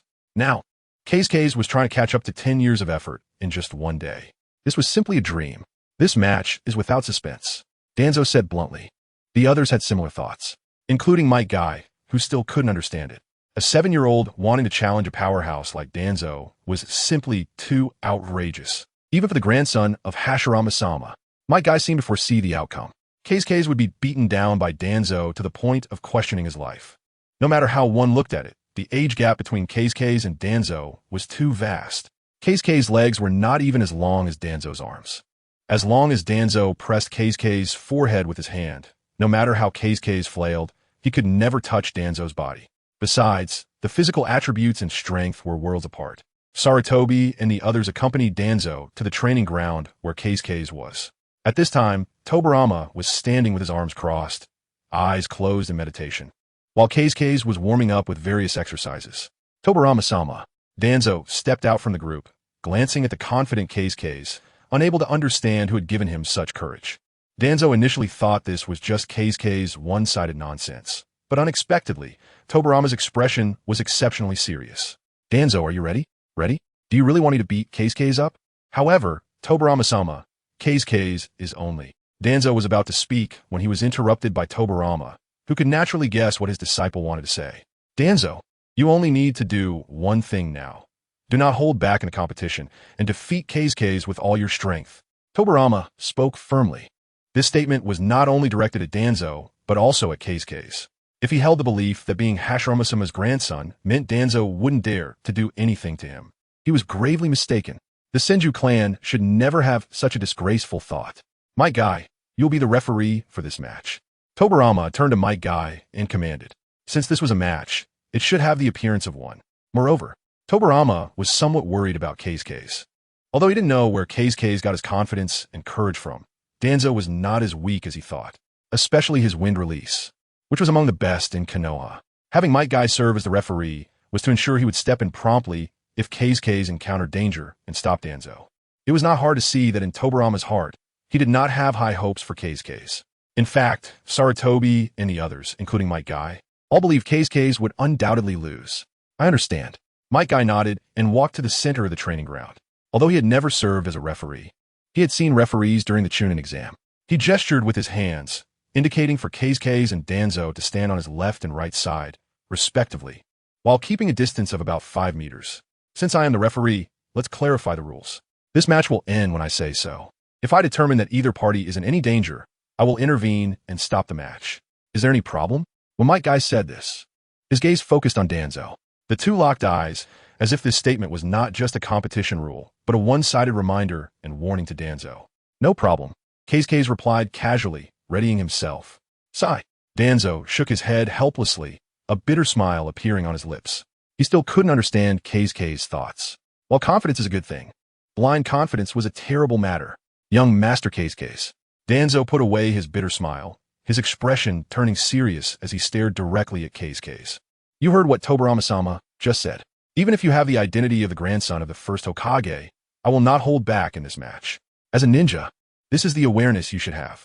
Moreover, I cannot understand nor accept your view of the match as a game.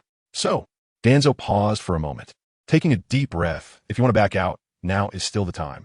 I don't want to hurt you. Although Might Guy mentioned that it would be a point-based match, Danzo was still worried that he might kick Keisuke's ribs and break them. After all, the difference in their physiques was evident. Sarutobi, Kagami, Koharu, In, and Keisuke all stared intently at the two, feeling anxious for Keisuke. Danzo is serious. Tobirama didn't expect Danzo to take it so seriously, further diminishing his hopes for Keisuke. This match would undoubtedly be a painful experience for him. But there was nothing to be done. After all, Keisuke had brought this upon himself. Before this, he had clearly given Keisuke half a month to prepare. It was he who didn't cherish it, treating the match as a joke. Let this be a lesson. Tobirama even felt that it must have been his praise that made Keisuke feel elated to the point of being so reckless. And now he would use Danzo's strength to make him recognize reality. It wasn't necessarily a bad thing. Watching Danzo's high and mighty attitude, as if he believed he was crushing Keisuke from a lower dimension, Keisuke merely nodded slightly. Even so, I hope you can keep your word. Go all out, Danzo. On the surface, Keisuke appeared unfazed, but deep inside, he had a completely different attitude. Danzo, you can go all out. Then you will find that if effort were useful, why would one need external help? If there are no other questions, I declare the match begins. With Might Guy's command, the duel between Keisuke and Danzo officially started. Sarutobi, Kagami, Koharu, In, and Keisuke all looked at Keisuke with worried expressions, silently praying that Danzo would remain rational and no one hold back. Tobirama and Might Guy quietly watched the two, ready to intervene at any moment to stop the match. However, what no one expected was, as soon as the match began, Keisuke clenched his fists and struck a horse stance. The first gate, open. Open. Chapter 21. Kazekage versus Danzo. Tobirama stared at Kazekage's figure, his eyes widening in shock. Yes, Tobirama was shocked once again. Besides his astonishment, he also felt a bit bewildered.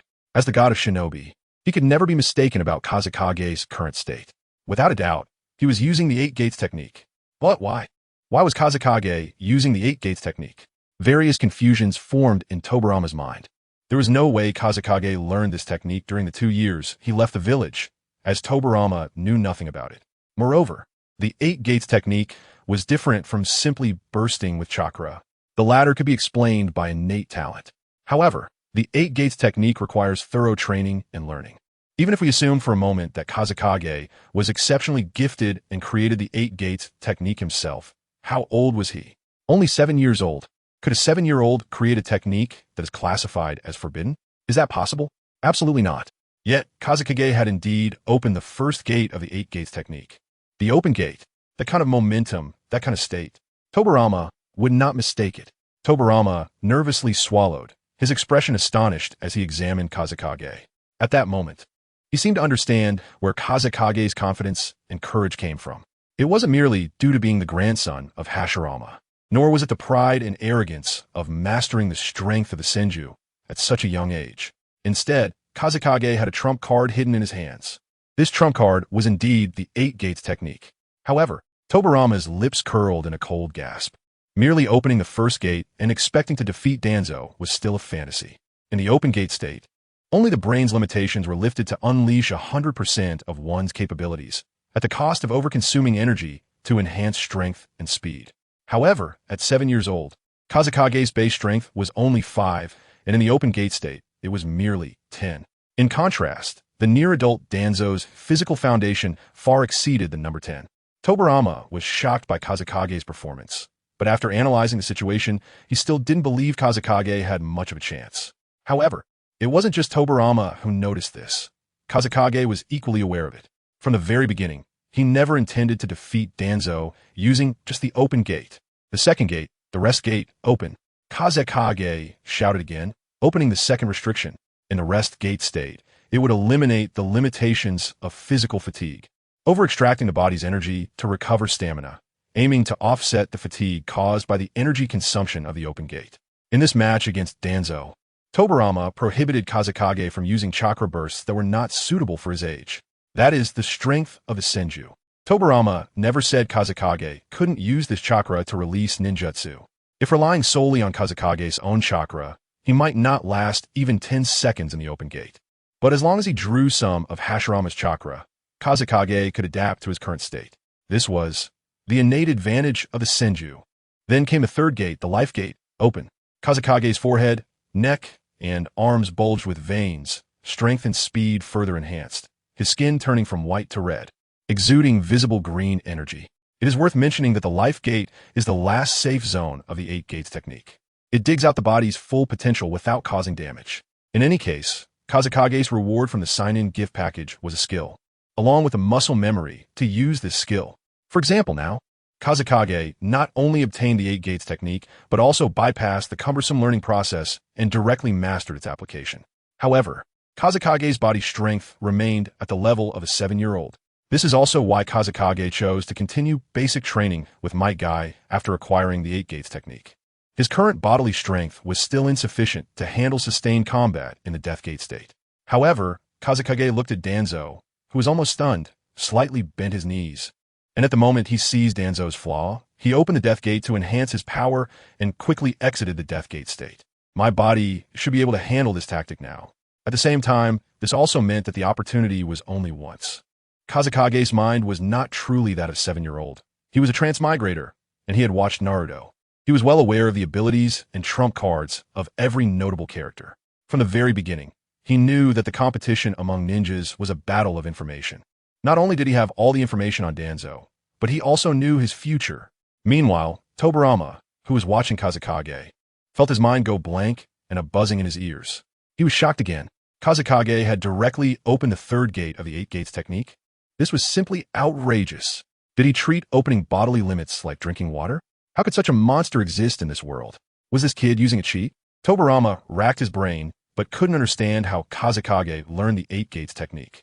No matter how extraordinary his talent, it was impossible to deduce the subsequent gate openings just by glancing at Might Guy's process of opening the first gate, right?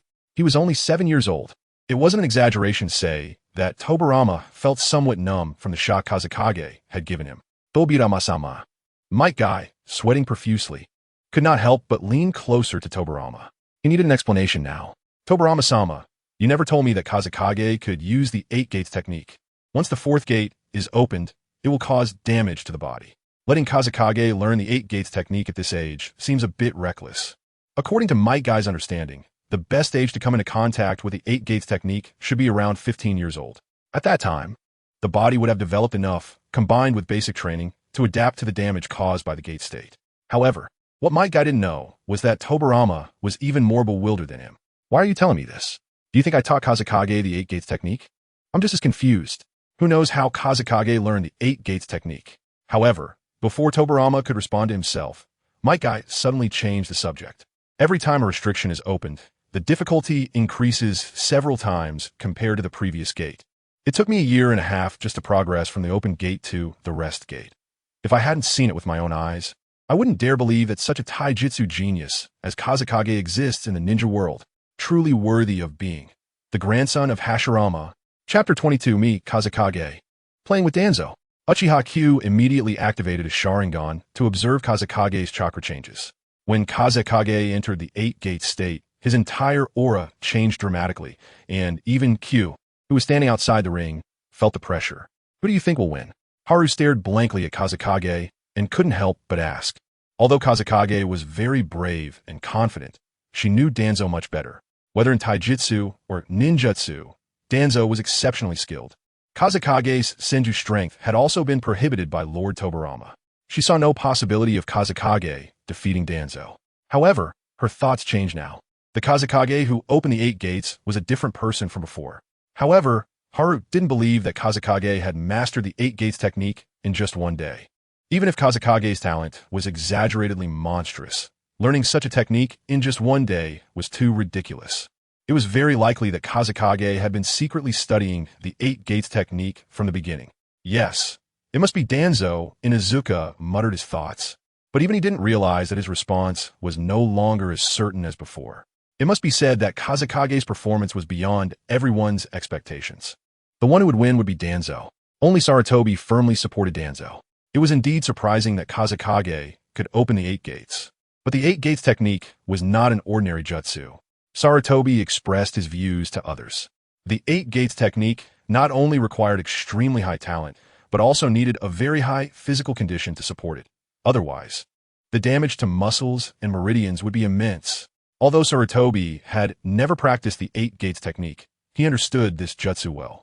To use the 8 gates technique, one needed unconventional, overloaded, and extreme long-term training.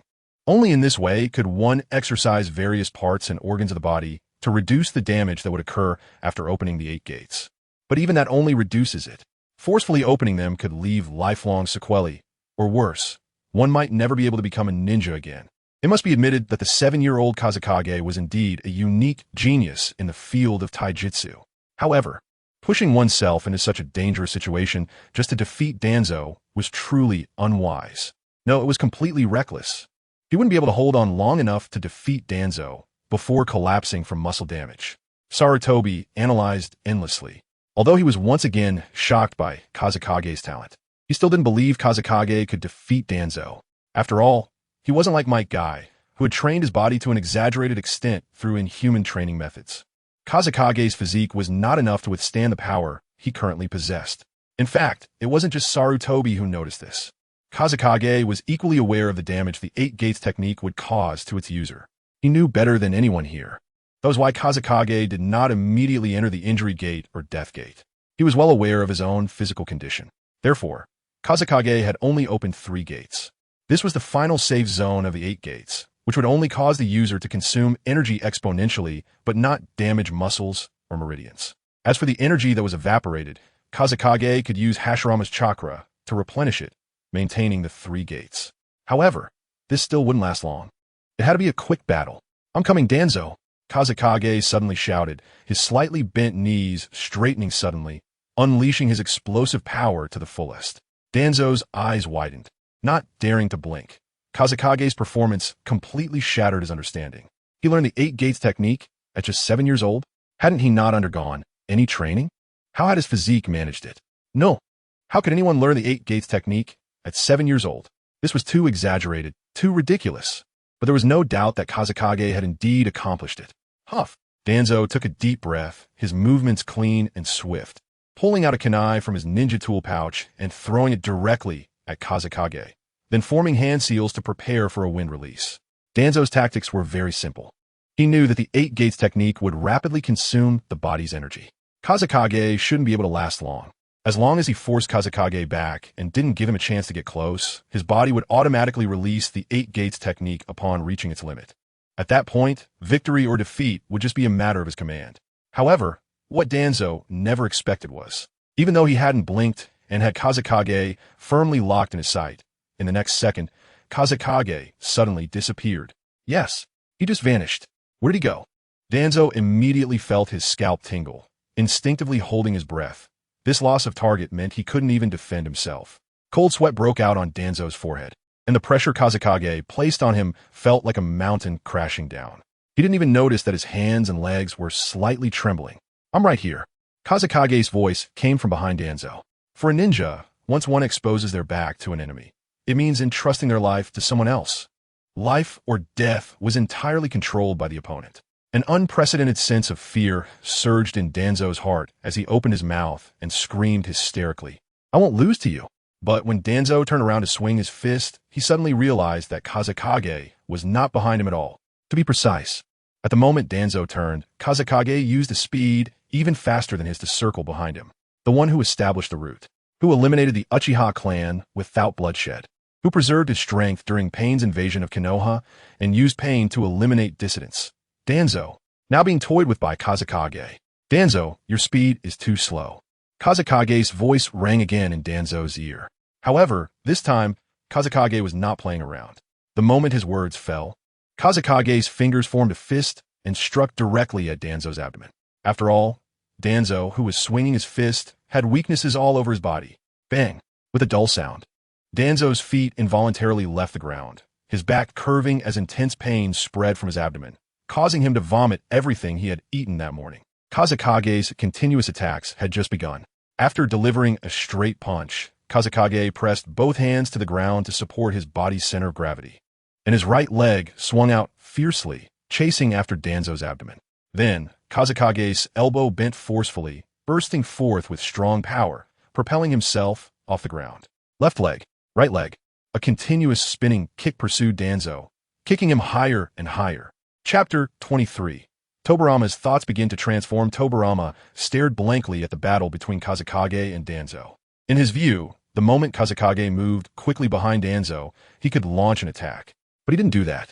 Instead, he deliberately revealed his position to Danzo, making him flail his fists in panic. Once Danzo made a move, he would be too late to defend himself, leading to countless openings that Kazekage could exploit. Now, Danzo had lost all chances for defense. Tobirama never expected Kazekage's combat talent to be so remarkable. However, the truth was that Kazekage merely wanted to toy with Danzo, letting him know that Danzo was too slow. Unaware, Tobirama filled in the gaps, thinking that this was Kazekage's tactical strategy to give Danzo no opportunities. Yes, at this moment, Tobirama's thoughts were transformed. Kazekage used Danzo's body as a springboard, executing a series of elegant spinning kicks, then bringing his legs together and pushing off with force. Bang! Kazekage used the reaction force to propel himself back to the ground, while Danzo was kicked up into the sky. An unprecedented pain spread throughout Danzo's body, making his mind exceptionally clear. He seemed to see everyone's positions and reactions. He could even clearly see Kazekage rushing toward the ground, stabilizing himself on his heels, causing the ground beneath him to crack like a spider web. Although Danzo could see all of this, his body was unable to make any movement. His fingers, arms, and legs felt as if they didn't belong to him. Move! Move! Danzo gritted his teeth and roared this phrase at every organ and part of his body. Kazekage, relying on the explosive power of the opening of the life gate, easily caught up with Danzo. Kazekage's fingers formed a fist, aiming for Danzo's chest. This punch would be his final attack. Below, Might Guy felt an overwhelming fear, shocked that Kazekage was so skilled in taijutsu. Kazekage's performance left him astonished. Every movement and timing was impeccable. Lord Tobirama, did Kazekage really not learn taijutsu? Might Guy couldn't help but criticize. In his view, he always believed that no matter how gifted a person was, without diligent training, they could never become an excellent ninja. Let alone taijutsu, a field that had no shortcuts and relied solely on effort and sweat for improvement. However, Kazekage's existence severely slapped Might Guy in the face, forcing him to recognize reality. The monster of genius not only existed, but was right in front of him. However, Kazekage would lose. Might Guy nervously swallowed, expressing his thoughts. Indeed, starting the opening of a life gate at the age of 7 was undoubtedly a rare genius in the ninja world. His taijutsu and tactics were flawless. Even if the roles were reversed, Might Guy didn't believe he or Lord Tobirama could perform any better. But being 7 years old was Kazekage's greatest shortcoming. Even if he enhanced his power and speed through the opening of the life gate, it couldn't change the fact that Kazekage's basic attributes were too low. As long as Danzo could withstand Kazekage's next punch, then Kazekage, reaching his physical limits, would become easy prey. Danzo was the knife on the chopping block. If Kazekage had opened the door of death, Danzo would undoubtedly win. Tobirama, with his arms crossed, couldn't help but speak. According to his calculations, Kazekage's full power punch under the opening of the life gate would not make it easy for Danzo. But the power was ultimately lacking. Based on his understanding of Danzo, his physical strength was enough to endure this punch. Then, the roles would reverse. The loser would be Kazekage, just as Might Guy had analyzed. However, even so, Kazekage's surprise to Tobirama was unparalleled. He never expected that at just 7 years old, Kazekage had mastered 3 of the 8 gates. Not to mention his taijutsu and combat talent. It was simply astonishing. Kazekage, you don't need to rush.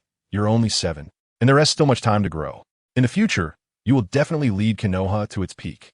Tobirama murmured to himself, his eyes shining with fervent light. Lord Tobirama. My guy's expression turned grim. Kazekage, opening the opening of life at this age, was already a unique genius. The door of death was the 5th gate of the 8 gates. If he opened it at this age, it would truly be more terrifying than a monster. A monster that opened the door of death at just 7 years old. Just thinking about such an outrageous thing terrified my guy. No, this was simply impossible, let alone the door of death.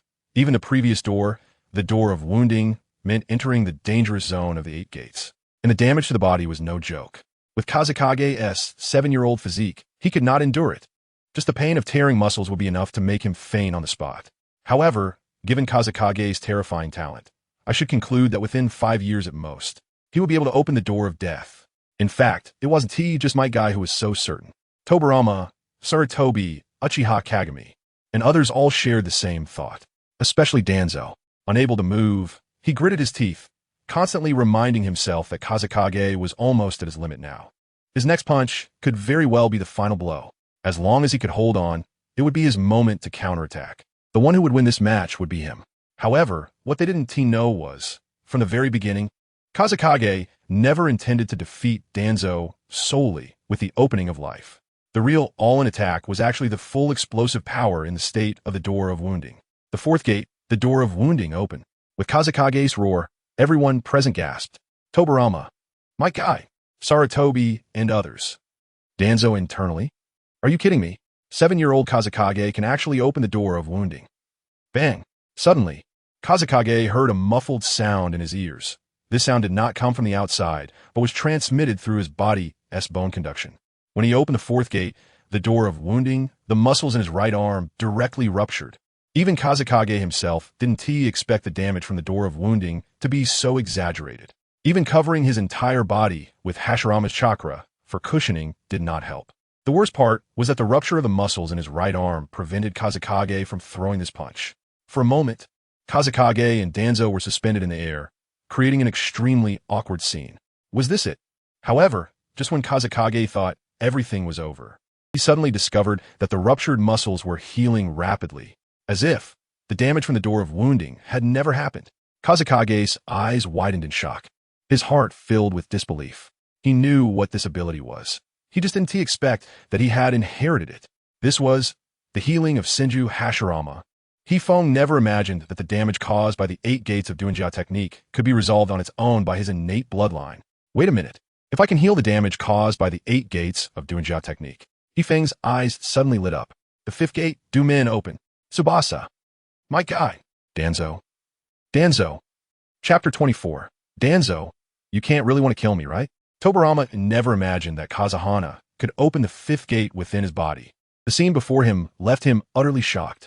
No matter how much of a genius one is, there should be limits, right? Opening the door of death at the age of 7 is just absurd. Oh no. However, aside from his shock, another fact was laid out before Tobirama. The power of a punch from the door of death is exponentially greater than that of the door of life. Moreover, Kazahana was aiming for Danzo's left chest. With this punch, Danzo was likely to either die or be severely injured. Thinking of this, Tobirama could no longer hold back and decided to take action. Body flicker technique. In an instant, Tobirama vanished from his spot, leaving only a blurred afterimage, and his body appeared above Kazahana, his right hand open, pressing down on Kazahana's back.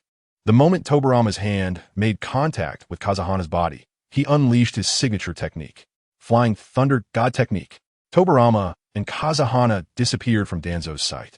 However, the fear and pressure Kazahana instilled in him made Danzo feel that this was not a match, but a life-and-death battle. At the moment Kazahana opened the door of death and swung his fist, a big Chinese character appeared in Danzo's mind. Death. On the other side, Tobirama flashed to the ground with Kazahana. But in the state of the door of death, Kazahana couldn't retract his fist at all. Forcing the power down could potentially break his arm. Therefore, Kazahana's punch smashed heavily into the ground. Boom! Accompanied by a deafening roar. A powerful gust of air surged in all directions. The earth shook. The ground beneath Kazahana's fist cracked in layers, resembling a spiderweb, spreading throughout the entire training ground. Xiaochun and Yin were completely unprepared for this turn of events, their brains momentarily blank, losing their balance and collapsing to the ground with a thud.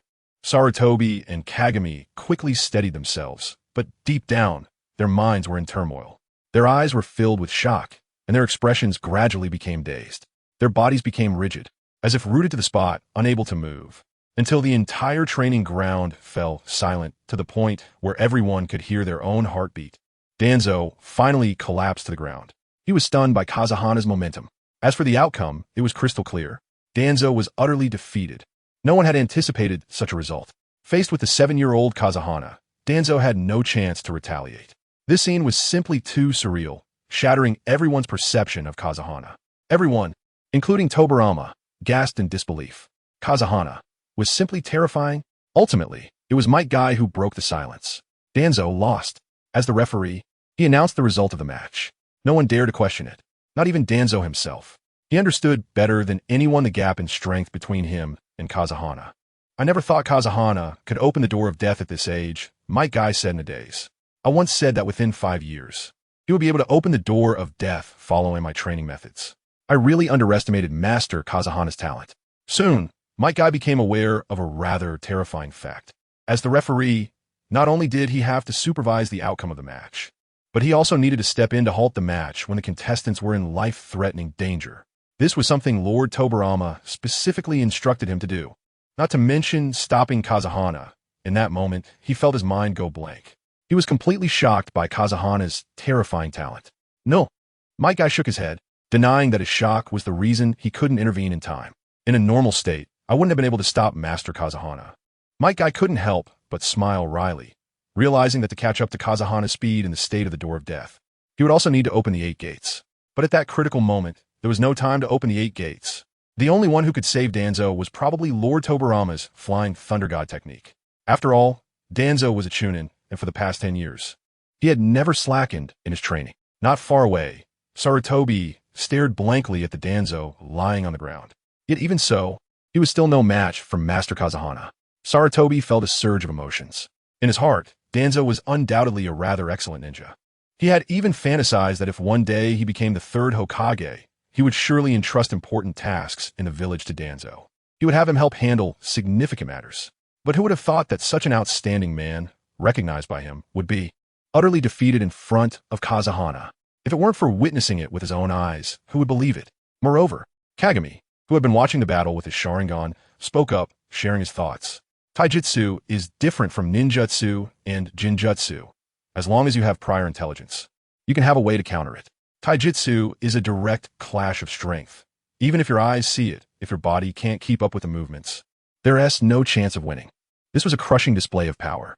As Uchiha Kagami spoke these words, he felt a mixture of emotions. Especially when he mentioned the eyes, it felt more like he was speaking to himself. Perhaps while Kazuhana was fighting Danzo, he had already simulated the scenario in his mind. For a long time, the Senju clan and the Uchiha clan had been archrivals. Even though Hashirama and Madara shook hands and reconciled to establish the ninja village, the two great clans continued to compete with each other. Especially since he had awakened a Sharingan, he was regarded as a genius by his clan. It's not an exaggeration to say that he awakened his eyes earlier than Uchiha Madara.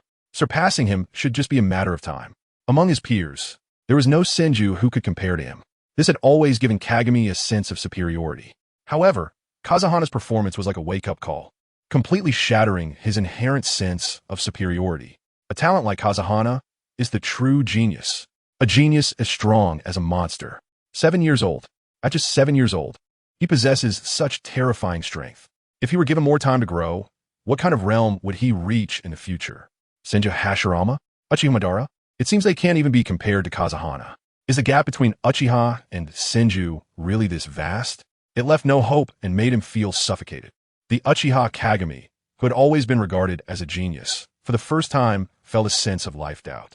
Of course, among everyone present, there was one person who doubted life even more than him. That was Danzo. He now lay on the ground, motionless. Danzo felt as if there was not a drop of moisture in his throat, dry and itchy. He not only lost to Kazuhana, but he was also completely stunned. However, just now, Master Kazuhana seemed to really want to punch him to death. Chapter 25. Surely no one really thinks the 8 gates of Doinjia is difficult, right? Looking at Kazeya's fist smashing into the ground, Tobirama's first reaction was to hurry and take him to the hospital for treatment. As the developer of the 8 gates of Doinjia technique, Tobirama understood this technique all too well. Everyone has 8 gates in their bodies that suppress chakra, but not everyone can open these suppressions. The reason Might Guy can use the 8 gates is that he has trained his body to an extraordinary level, surpassing human limits. However, even so, Might Guy cannot negate the damage caused by the 8 gates. At most, he can reduce the damage to his body. But how could a 7-year-old like Kaze possibly possess a physique as exaggerated as Might Guy's? The recently opened door of dew might have torn Kaze's muscles and meridians. Even his organs could have been impacted. Tobirama was certainly pleased with Kaze's terrifying talent, but it was also a fact that he was worried about Kaze's physical condition. After all, Kaze was his precious grandson. He would rather Kaze have no talent at all than see him get hurt. At that moment, Tobirama felt a bit guilty, thinking he wasn't a qualified grandfather, which led to Kaze's injuries. However, just as Tobirama was very worried about his grandson, Kaze calmly closed the door of dew and straightened up from his half-bent position. When he opened the door of dew, Kaze's muscles and meridians were damaged because they could not withstand that power. The pain almost made him faint, but with the closing of the door of dew, the ability of wooing healing manifested. In less than 2 or 3 breaths, Kaze's muscles and meridians completely healed themselves, as if they had never been harmed. The pain began to lessen until it completely disappeared. Kaze was shocked. Although the 8 gates of Duanjia is a powerful physical technique, it is a double-edged sword. It can hurt both the enemy and oneself. Before fighting with Danzo, Kaze had specifically prepared mentally and design tactics, but he never expected that his body was so abnormal. It should be known that while Kaze drew Hashirama's chakra, chakra is chakra, and wooing healing is wooing healing. They are not the same thing. Overjoyed, Kaze immediately checked the panel. Host, Kaze, strength. 4, speed. 3, stamina. 6, ability. Hashirama chakra LV1, 8 gates of Duanjia LV5. There was indeed no mention of wooing healing. This meant that wooing healing was an innate ability of this body. It was inherited from the Senju Hashirama bloodline. No, perhaps it also had something to do with the Uzumaki bloodline. Kaze couldn't contain his excitement. His body was only 7 years old. No matter how much he practiced, he couldn't catch up to Might Guy in a short time. His original plan was to abandon the use of the 8 gates of Duanjia as soon as he drew other good items from the check-in gift pack, because the damage to his body was just too great. But now, why abandon it? As long as he used it a few more times and adapted to the pain of muscle tearing, wouldn't he become invincible? After all, no matter what kind of damage he sustained, he could heal himself within 2 or 3 breaths. This was simply a tailor-made physical technique for him. Not only that, even if he couldn't catch up to Might Guy in the short term, as long as he kept training, he could enhance his physique and further reduce the damage caused by the 8 gates. Once the rate of damage didn't keep up with the healing speed of wooing healing, he could use the 8 gates of Duanjia at will. Kaze's eyes lit up. Although this was just a theory, there was nothing impractical about it. In the original work, Tsunade healed a wound inflicted by Madara's Susanoo in less than 2 seconds using the 100 Healings technique. And the 100 Healings technique is just a version of wooing healing. Could the damage caused by the 8 gates be more exaggerated than Madara's Susanoo? If not, then why wouldn't his theory work? Wait, are you okay? Tobirama stared in disbelief at the lively Kaze, looking utterly perplexed. What happened to the muscle tearing? What happened to the meridian rupture?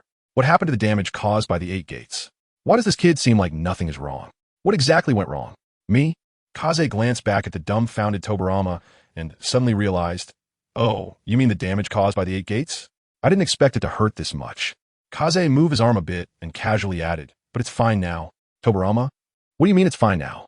Do you think you're Hashirama? Can you heal from even the most severe injuries? Wait, Tobirama seemed to understand something. He quickly stepped forward and grabbed Kaze's arm for a thorough check. Although it sounded unbelievable, Kaze really seemed to be completely fine. You inherited your brother's wooing healing. Tobirama was once again shocked. He couldn't even remember how many times Kaze had surprised and shocked him in just 2 days. Anyway, it was shocking, that's for sure. Besides his terrifying talent, Kaze also inherited his brother's terrifying bloodline. Tobirama swallowed nervously and looked down at Kaze's youthful features, his eyes wide open like a cow's eyes. Besides the Senju's monstrous strength, he could even use such a profound physical technique as the 8 gates of Duanjia. Goodness, I almost got fooled by you. What else are you hiding? Who taught you all this? By now, Tobirama couldn't believe Kaze's words about not having received any training or guidance. Who would believe that? Maybe that brother of his. Taking advantage of Tobirama's inattention, secretly used a would-release clone to leave the village, and then found Kaze to secretly teach him these things. It must be that way. Lord Tobirama, what did you just say? Not only the 8 gates, but young Master Kaze has also. My guy beside them found it hard to stay calm. To him, just the Senju's monstrous strength was already a terrifying physical technique. Without sufficient talent and years of training, it couldn't be mastered at all. Yet Kaze had learned both the Senju's monstrous strength and the 8 gates of Duinjia. How terrifying was that? Is the Senju clan made up of monsters? And Kaze is the most monstrous among these monsters. However, Kaze had already guessed that Tobirama might ask this. I just took a look at how Uncle Might Guy opened the 8 gates and learned it. Surely no one really thinks the 8 gates of Duinjia is difficult, right? Kaze said innocently. Chapter 26, really? I don't believe it. Is there really someone who thinks the 8 gates technique is difficult? What a joke. Tobirama's heart began to roar. The 8 gates technique is indeed very difficult. Besides Might Guy, he hasn't seen a second ninja suitable for training in the 8 gates technique. Of course, excluding Hashirama. He does feel that his older brother's body can open the 8 gates at will. But then again, does his brother Hashirama need the 8 gates technique? When facing an enemy, he can just use a wood clone and a wood dragon. At worst, he can use both hands to perform sage art. Would release True Thousand's hands. He could even twist off Uchiha Madara's head. Kid, do you really think I would believe your nonsense? Tobirama scrutinized the innocent-looking Kazekage. He didn't believe Kazekage could learn the 8 gates technique just by looking at it once. He felt that Kazekage must have learned the 8 gates before meeting Might Guy. Furthermore, Tobirama began to suspect that Kazekage's incredible strength wasn't something he had unconsciously tapped into. It was very likely that someone had taught him. Yesterday, when Kazekage was about to participate in the exercise, Mugen and Iyako were very worried. This shows they know nothing about Kazekage's strength. Tobirama began to look for clues in his memories, wanting to prove that his guesses were correct. With Mugen and Iyako's acting skills, they naturally couldn't deceive him, the quasi-second Hokage. Kazekage had mastered incredible strength and the 8 gates technique without Mugen and Iyako knowing. Moreover, the person who secretly taught Kazekage understood his body very well. Knowing he inherited the chakra of the Senju clan, they would teach him how to use incredible strength. Knowing he possesses the ability of non-hand-sealing healing, they would impart the seemingly chaotic 8 gates technique to him. Because that person knew that using the ability of non-hand-sealing healing to erase the damage caused by the 8 gates technique is not a difficult task at all. And in the entire Hidden Leaf village, besides himself, only Might Guy, his brother, and Uchiha Madara understood the 8 gates technique. But after all, Madara was killed by his brother Hashirama in the Valley of the End. As for Might Guy, we just saw Kazekage use the 8 gates technique. His jaw almost dropped in shock. According to Tobirama's bold reasoning and meticulous analysis, eliminating all impossibilities, the remaining possibilities, no matter how improbable they sound, are the only correct answers. It must be his brother Hashirama. It must be.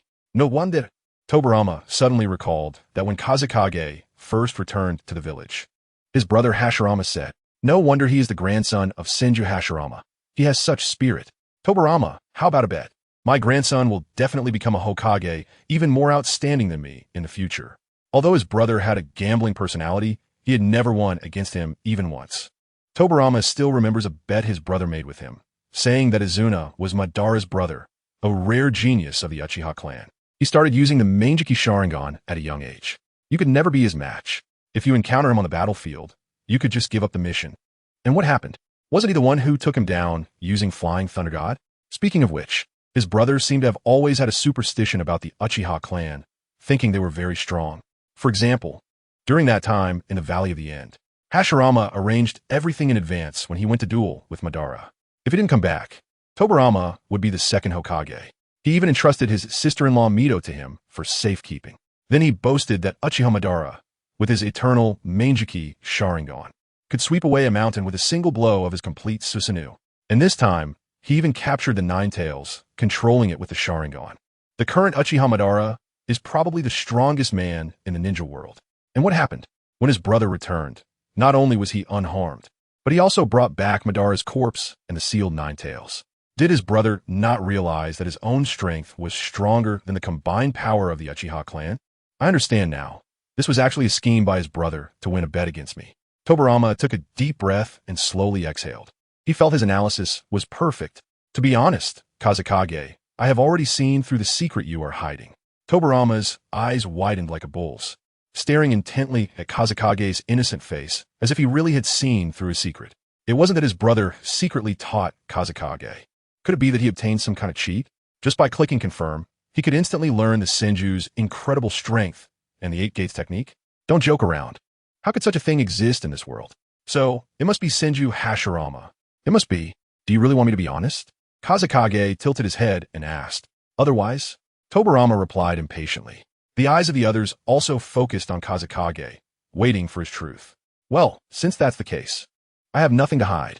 Kazekage nodded slightly and said, This is my first time using the Eight Gates technique. As soon as he finished speaking, Tobirama refuted without thinking. Impossible. If you've never come into contact with the Eight Gates technique, how could you open the door of death all at once? Lies must be skillful, and your lie can't even hold together. Kazekage, it is actually, your brother Hashirama secretly taught you how to use incredible strength and the Eight Gates technique, right?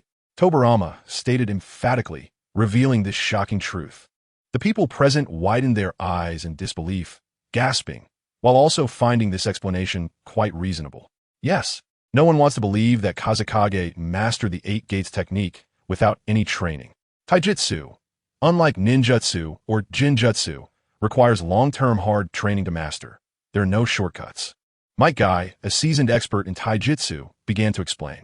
Moreover, young Master Kazekage just used high-speed movement to trick Danzo into revealing his attack, leading him to expose a flaw and fall into a situation where he couldn't defend himself. Such skills are not something a first-time user of the Eight Gates technique could think of. Such rich combat experience would take at least 3 to 5 years to hone.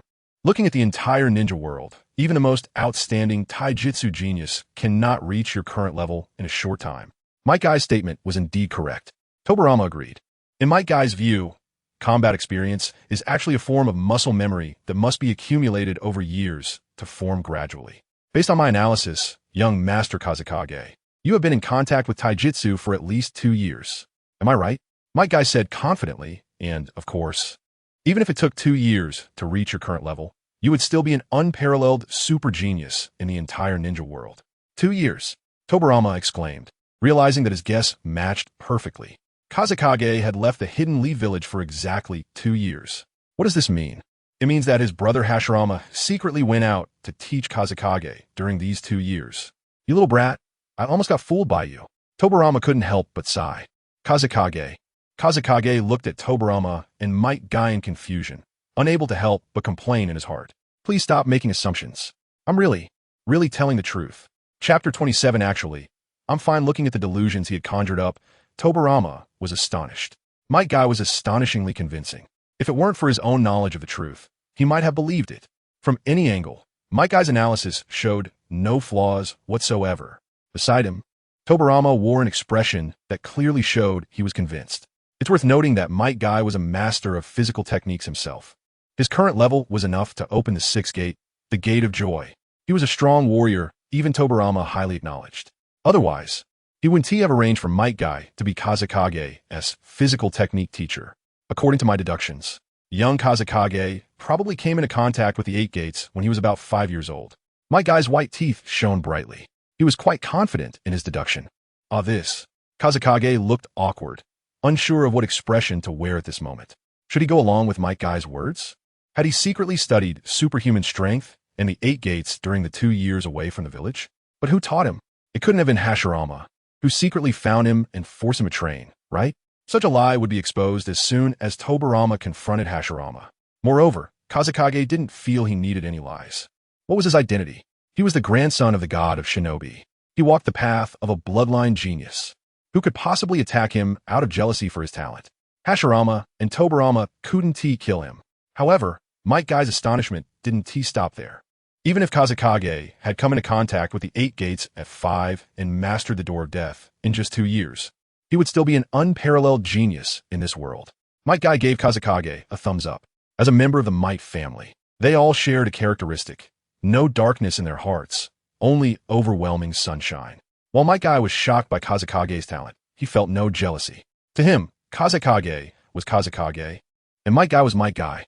As long as they could burn their youth, there would be no regrets. Is that so? Tobirama asked again. Although he believed Might Guy's analysis was the correct answer, he still wanted confirmation from Kazekage. All right, Kazekage sighed helplessly. The truth is, I really only came into contact with the 8 gates yesterday. Whether you believe it or not, that's your business. If you insist on thinking I took 2 years to learn the 8 gates, then I have nothing more to say.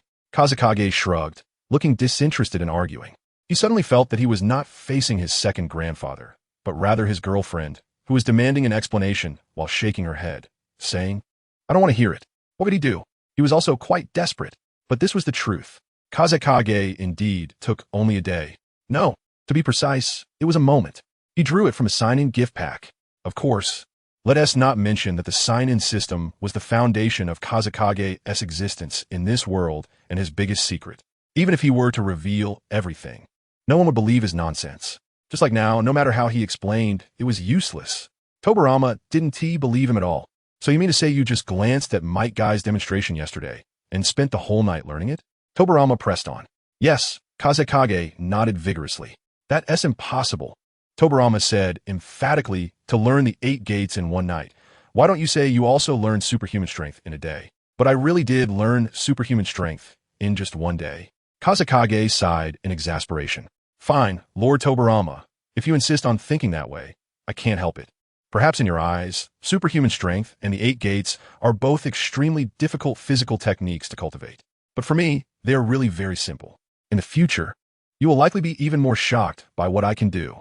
Kazekage was not boasting, but stating a basic fact. Whether it was superhuman strength or the 8 gates, they were all drawn from the Sannin gift pack. Then, he mastered them in an instant. Isn't that a very simple thing? Moreover, his Sannin system wasn't a one-time item. The abilities drawn from the Sannin gift pack would only increase in variety in the future. Flying Thunder God technique, Divine Tree Descend, Multi-Shadow Clone technique, and so on. Aside from the most basic physical training, he didn't need to learn any ninjutsu or jinjutsu. He could just draw them from the Sannin gift pack. Unaware of the truth, Tobirama and the others would only be repeatedly shocked by Kazekage's talent. Tobirama looked at Kazekage with a black line on his face, feeling increasingly frantic inside. I am your second grandfather, Kazekage. My guy is a teacher I specially found for you. As for Sarutobi Hiruzen and the others, I plan to train them to become the elite guard of the Hokage. In the future, when you become Hokage, they will all be your loyal subordinates. There are no outsiders here. Why can't you just tell the truth? Tobirama didn't believe a single word of Kazekage's honest statements from start to finish. As for Might Guy, although he did not envy Kazekage's talent, the fact that Kazekage learned the 8 gates in one day still made him unable to resist comparing himself with Kazekage. Thinking about the time he spent learning the Door of Death, Might Guy felt a blow to his confidence. Could it really be possible to master the 8 gates in one day? However, he couldn't help but feel that Kazekage was not lying. Plus, he was just a 7-year-old child. How could he have such good acting skills? Learning superhuman strength in a day, and then taking another day to master the 8 gates. Even Lord Hashirama couldn't do that. Not to mention that no one taught Kazekage. It was simply absurd, like a monster. Forget it. Looking at Kazekage, who was unwilling to admit the truth, Tobirama had to relax his tone. It must have been his older brother who specifically instructed him. However, his brother's acting skills were terrible. Plus, he was like Kazekage, who could shamelessly refuse to admit it. Brother, wait for me to return to the Hokage building. On the other side, Sarutobi saw Danzo lying on the ground, yet he hadn't stood up for a long time. As Danzo's close friend and rival, he hurried over to help him up. Are you okay? Sarutobi felt that Danzo must be feeling quite bad. Just like Kazekage said, Sarutobi wished he could go up and slap him. What do you mean by very simple? Can you translate that for me? Actually, I'm fine. Danzo glanced at Sarutobi and spoke softly. What else could I say? Danzo's gaze narrowed, focusing on Kazekage, and he couldn't help but mumble. It would be great if I could also have Lord Hashirama's genes. What did you say? Nothing.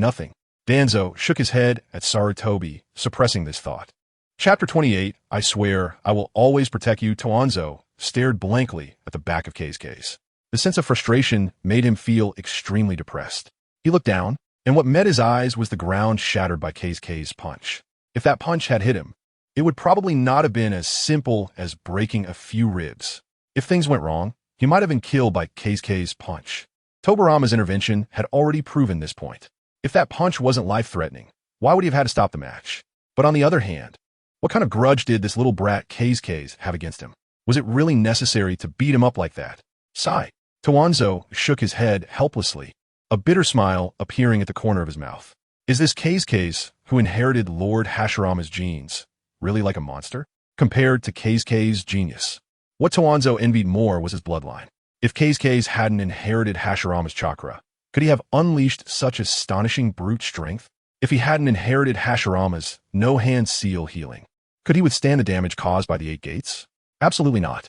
Even if Keisuke was exceptionally talented, the Senju clan's bloodline still played a decisive role. If only he could have Hashirama's genes. Towanzo clenched his teeth. It was the first time he felt the disparity in bloodlines. The finish line he was desperately chasing was not even comparable to Keisuke's starting point. He could even foresee that 20 years later, with Tobirama's strong recommendation, Keisuke would gain the recognition of the daimyo and become the 3rd Hokage of Konoha. The more shocked Towanzo was by Keisuke's strength, the more jealous he felt. He never expected that young Master Keisuke's strength would be so formidable. Sarutobi glanced at the shattered ground beneath him. Not to mention one punch, even if he used ninjutsu, he couldn't produce such an effect. Thinking back to the confidence Towanzo had boasted in front of him earlier, combined with the current scene, the sense of helplessness and failure was terrifying just to think about. With that thought, he patted Towanzo's shoulder. That kind of monster, Keisuke, has already transcended the realm of humanity. We just need to do our best. This statement was directed at Towanzo and also at himself. No matter whether Keisuke truly learned the 8 gates in just one day or, as Tobirama speculated, took 2 years to master it, Sarutobi couldn't see any difference. It was like the difference between 10 million Ryo and 100 million Ryo. It didn't matter to him because he had none. Without a doubt, Sarutobi hated geniuses like Keisuke. He didn't even have a chance to catch up.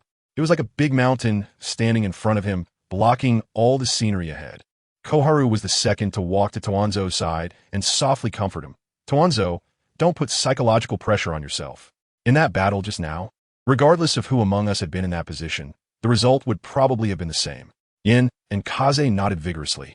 They felt extremely fortunate that Tobirama chose Towanzo as Keisuke's target. Otherwise, what a huge psychological shadow that would have been. It's not that we are too weak, but rather. Young Master Keisuke is too outrageous, Uchiha Kagami said with a bitter smile. It was only at this moment that Tobirama remembered Towanzo was still here. He had been completely immersed in his worries and shock about Keisuke and had completely forgotten about Towanzo. Hearing everyone comforting Towanzo, he turned around. Towanzo! But the words stopped abruptly at his lips. How could he say it? Towanzo had neither underestimated his opponent nor made any mistakes. This kind of crushing hard power meant that no matter how Towanzo responded, the final result would be the same. You performed well today. Go home and rest well. After a pause of a few seconds, Tobirama could only say such words. The match between Keisuke and Towanzo had come to a close. Tobirama left the training ground with Keisuke. Although Keisuke possessed powerful no-hand seal healing, out of concern for his grandson, Tobirama decided to take Keisuke to the hospital for a checkup to ensure everything was all right. As for Sarutobi and others who stayed behind, they continued to comfort Towanzo until Might Guy went off to burn his youth again. All right, I'm not that weak in my heart.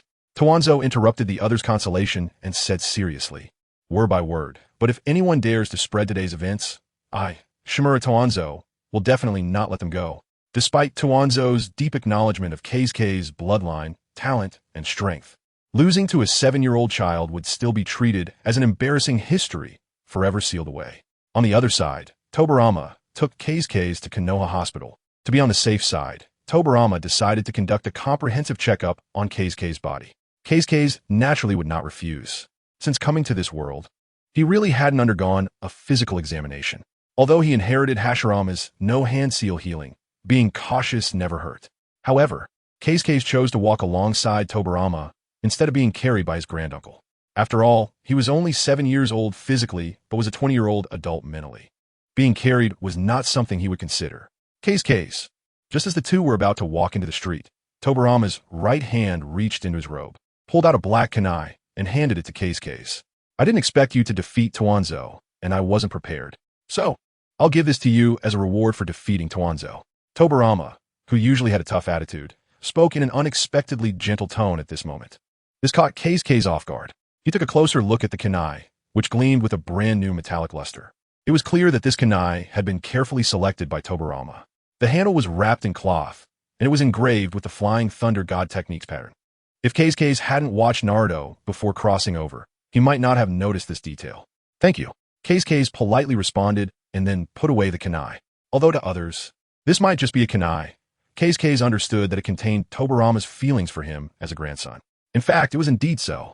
After returning from the Forest of Death, Tobirama was both shocked by Keisuke's extraordinary talent and worried about him encountering danger when he wasn't around. During Keisuke's battle with Toanzo, Tobirama didn't even dare to blink, holding his breath the entire time, fearing that Keisuke might have an accident. As long as Keisuke kept this kunai with him, no matter what danger he encountered, Tobirama could rush to him in time. Keisuke, no matter what happens in the future from this moment on, I swear I will always protect you. Of course, Tobirama only thought this in his heart and did not actually say it out loud. Chapter 29. Is Naruto Uzumaki my grandson? After a thorough examination, Keisuke's health was found to be excellent. This relieved Tobirama. Although Keisuke had inherited Hashirama's healing as his great uncle, Tobirama still worried that the 8 gates would leave Keisuke with some after effects. The results of this examination also excited Keisuke.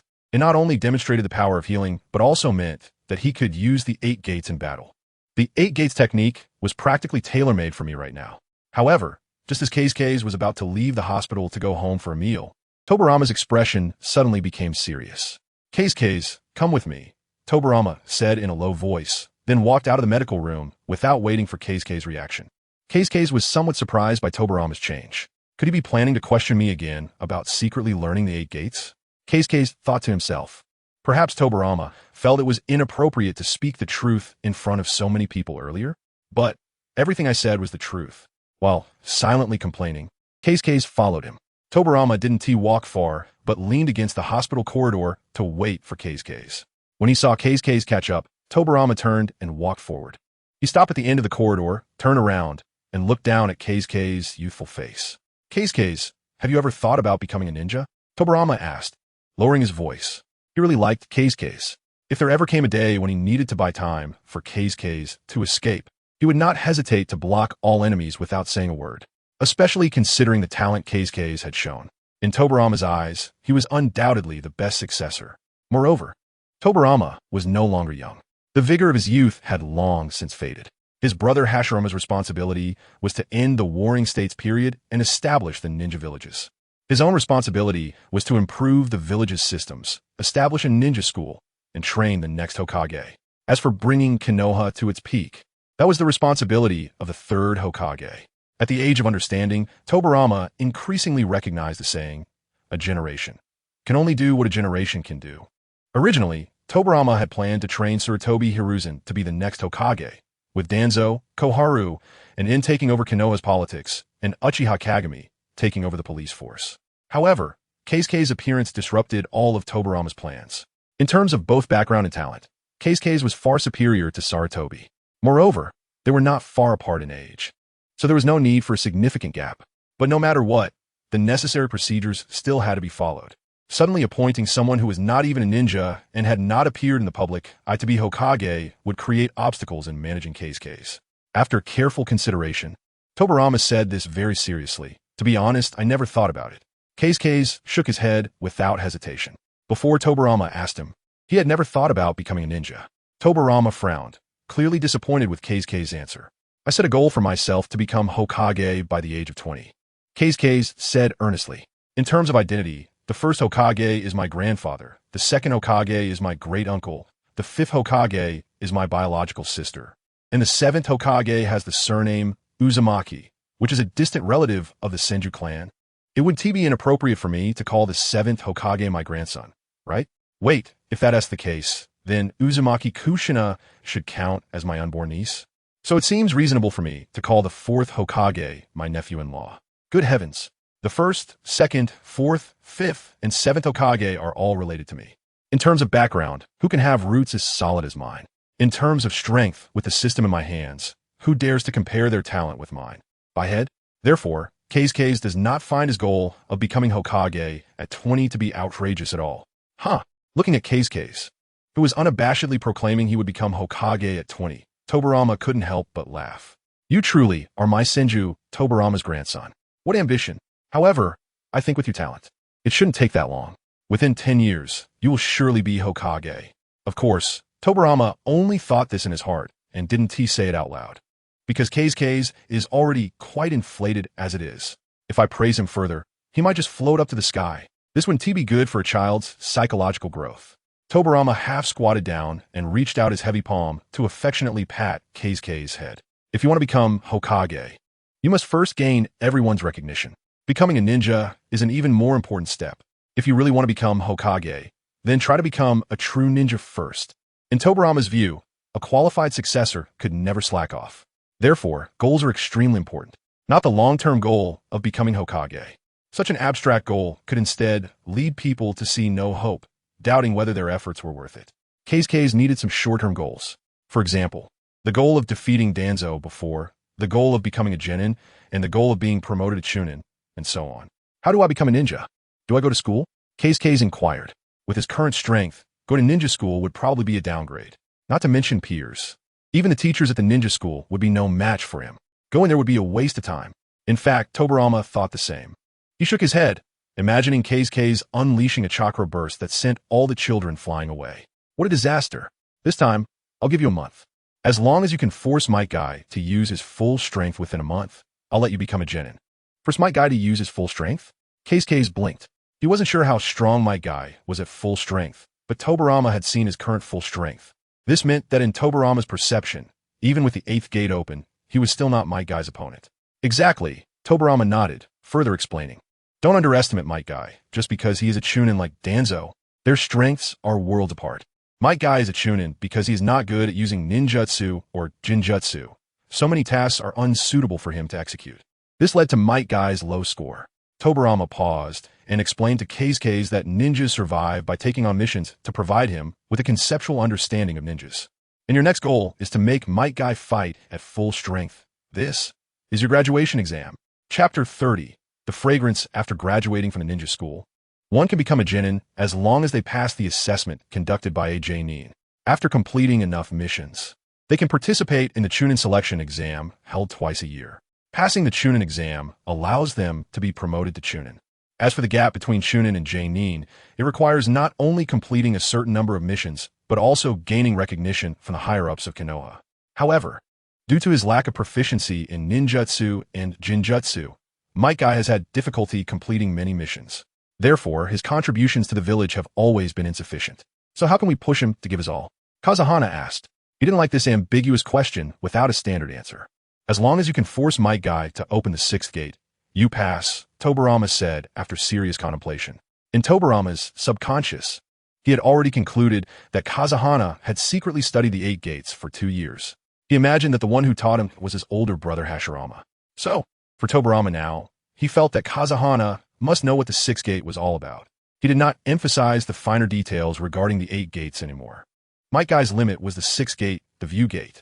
Although Kazahana was only 7 years old, he possessed the ability of no seal healing and the 1,000 hands great strength.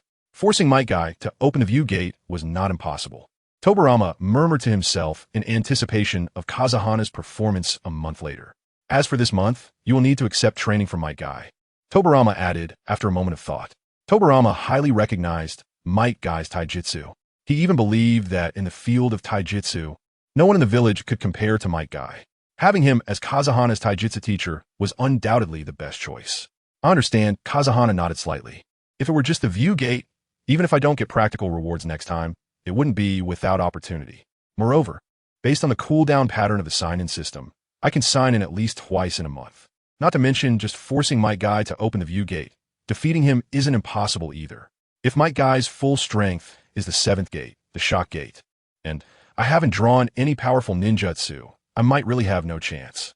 Now that I know Might Guy's limit is the view gate, Kazahana felt much more relaxed. But then again, Tobirama is my second granduncle. How could he design a genin assessment that couldn't be passed? After reaching a new agreement with Tobirama, Kazahana went home for dinner. As for Tobirama, he naturally went to confront Hashirama. In the evening, Tobirama forcefully pushed open the door to Hashirama's house. Uzumaki Mito was preparing dinner for her beloved man. Upon seeing Tobirama, Mito immediately added a pair of chopsticks. I'm not here to eat, Tobirama said without thinking, and then promptly closed the door. This left Hashirama looking puzzled. He felt that his younger brother was much more serious than usual. Since you're here, why not sit down and talk? Hashirama said, wearing an awkward yet polite smile. I already said, I'm not here to eat. Tobirama shouted again with great force. Hashirama's mood fell. 5 minutes later, sister-in-law's cooking has improved a lot. Could you please get me another bowl? Tobirama handed the empty bowl to Mito and expressed his gratitude. Right. Ever since I stopped being Hokage, Mito has been researching what delicious food to make every day. Ha. This is what they call a leisurely life, Hashirama laughed heartily. For him now, this kind of peaceful life was the greatest happiness. There was no war. The children could play freely in the village. His brother was right beside him. The only regret was that the Senju family hadn't come over. But that couldn't be helped. Ayako was experiencing pregnancy sickness and could only come over occasionally. By the way, what do you think of the name Yue? Hashirama suddenly asked. Yue? Ayako is pregnant, and I plan to name the child this. Speaking of which, Kazahana is also going to have a younger brother to protect. Hashirama couldn't help but reflect. In his mind, Uchiha Madara surfaced. Now I have no younger brother to protect. The words spoken by Madara left a deep impression on Hashirama. Many times he wondered, if Tobirama hadn't killed Izuna back then, would today Madara have a different outcome? Sitting at this table opposite, praising Mito's cooking, and drinking merrily with himself. Discussing the future of Konoha. Discussing Kazahana. Hashirama, you have a good grandson. It's great. He might become a Hokage, even better than you. Hashirama laughed. How about I become this kid's god-grandfather? Unconsciously, Hashirama's lips curled up, imagining Madara sitting opposite him. How do you know it will be a boy? What if it's a girl? Tobirama raised his cup and casually retorted. Hashirama slapped the table heavily. What do you want to bet, Tobirama? What if it's a boy? What do you want to bet on? Tobirama was unyielding. In the realm of betting, my brother has never won. Hee. Hashirama wrapped his arm around Tobirama's neck. I think the Uchiha's Keru is quite good, and you're already of age. You should settle down. Enjoy it a bit. Hashirama and Mito had worried a lot about Tobirama's marriage. This time, he was confident about Ayako's second child. After all, the Senju clan traditionally had more boys. Father Butsuma only had boys.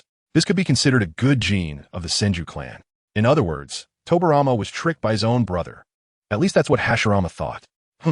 Tobirama snorted coldly. I've never been interested in women, let alone Uchiha women. If Ayako is carrying a girl, then we'll name her Tsunade. Only in terms of betting, Tobirama didn't think he would lose at all.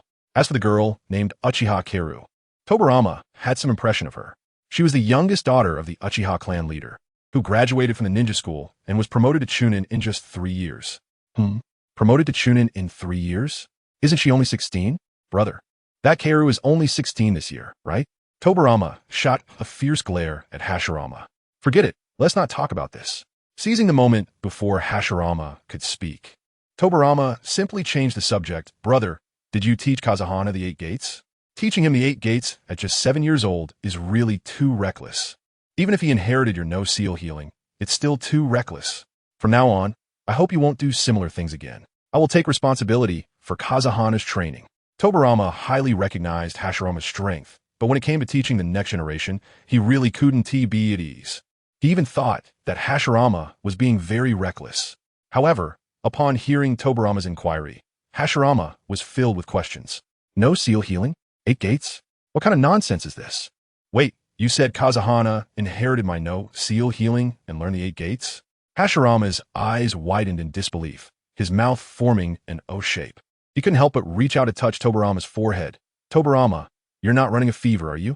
Chapter 31, I think you can take on 5 danzo in the following days. After having breakfast, Keisuke would rush to the training ground with his bento. Then he would start a day of training. After about a week, Keisuke's physical strength had improved significantly. As for Tobirama, he would occasionally come by. Good morning, Might Guy. As Keisuke arrived at the training ground, as usual, he found Might Guy already warming up. Hey, Keisuke, ready to burn some youth today? Might Guy stopped his warm-up, gave Keisuke a thumbs up, his teeth shining brightly. Keisuke placed his prepared bento aside and got straight to the point. What training are we doing today? At the same time, Keisuke glanced at his current attribute panel. Host, Keisuke's strength, 15, speed, 12 stamina, 18 ability, Hashirama Chakra, LV1. 8 gates technique, LV5. Might Guy's training method involved breaking through the limits of the human body to gain strong muscle strength.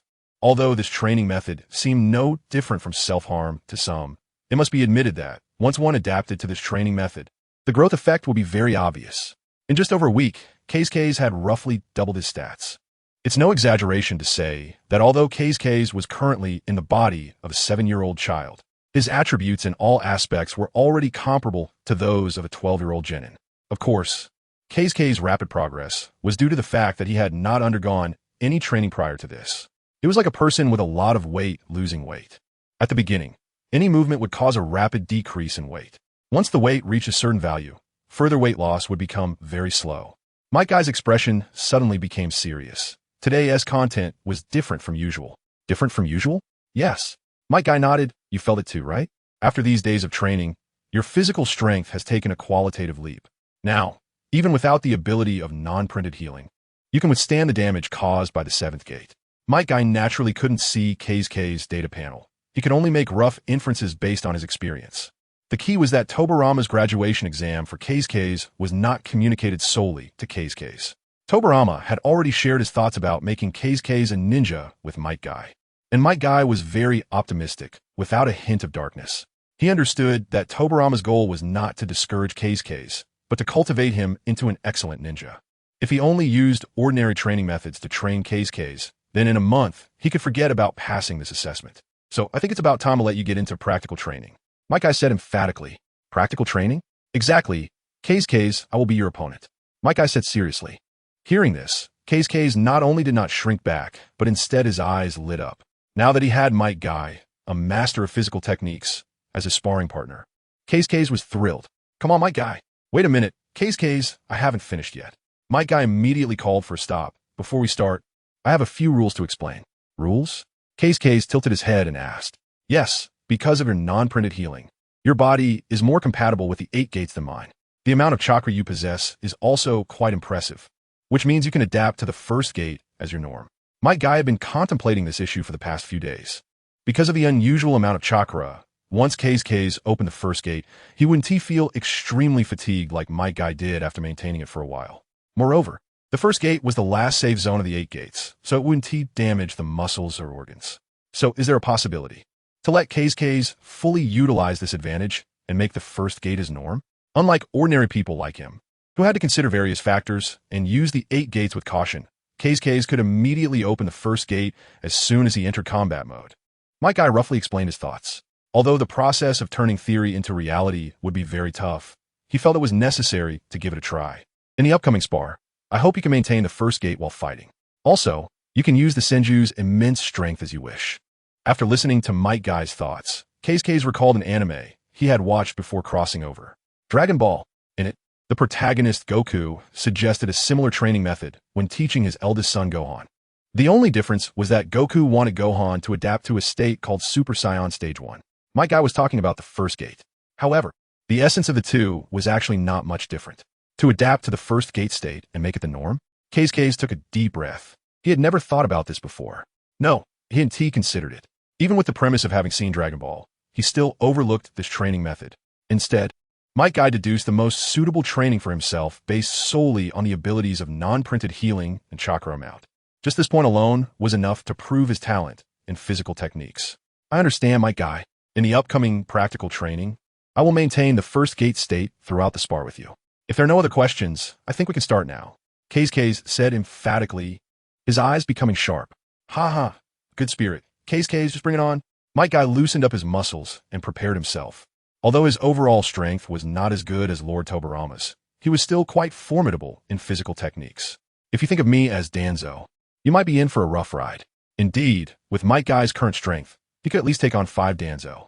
K's nodded slightly, acknowledging Might Guy's statement. Then, without hesitation, K's decisively activated the 8 gates technique. 1st gate, open. 2nd gate, rest gate, open. With the opening of the 1st and 2nd gates, K's mental and physical limitations were all lifted. Then came the 3rd gate, life gate, open. Boom!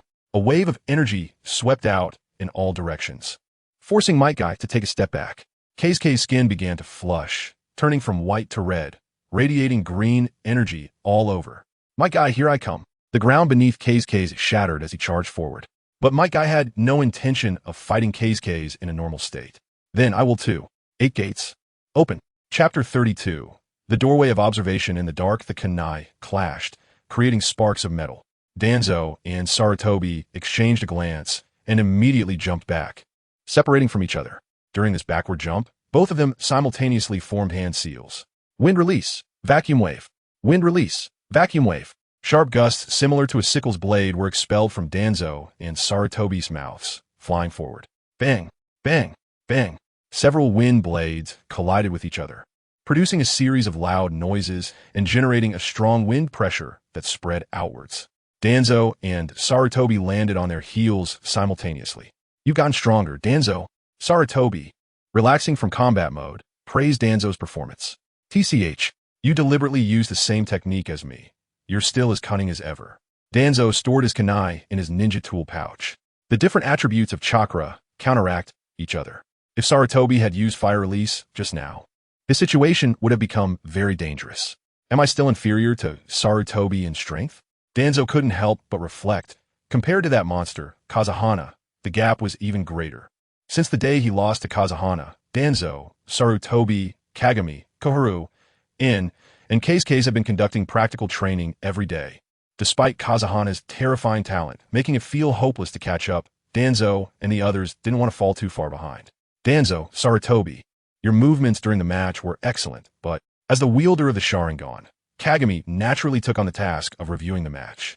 Using the Sharingan's observational prowess, he recorded his companion's movements, looking for ways to improve further. This was the purpose of their practical training these days. In fact, thanks to Kagami's Sharingan, everyone had made significant progress over the past few days. However, just as Kagami was halfway through his sentence, a loud noise came from the east. The flock of birds was startled, fleeing the forest and circling in the sky. This sudden situation startled everyone. Wow, such strong chakra.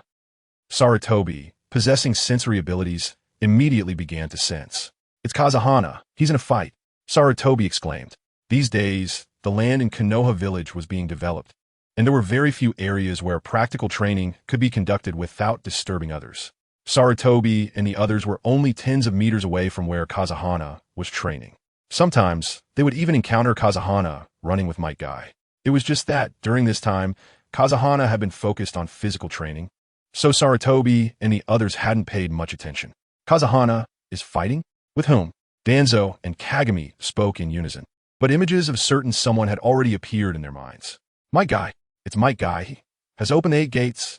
Sarutobi's eyes widened in disbelief as he looked toward the direction of the loud noise. After a brief pause, Sarutobi sprinted at full speed. The battle between Kazahana and Might Guy piqued his curiosity. Danzo and Kagami exchanged glances, communicated with their eyes, and decisively followed Sarutobi. Then came Koharu, In, and Keisuke. After a quick run, they arrived near the training ground and saw Kazahana and Might Guy.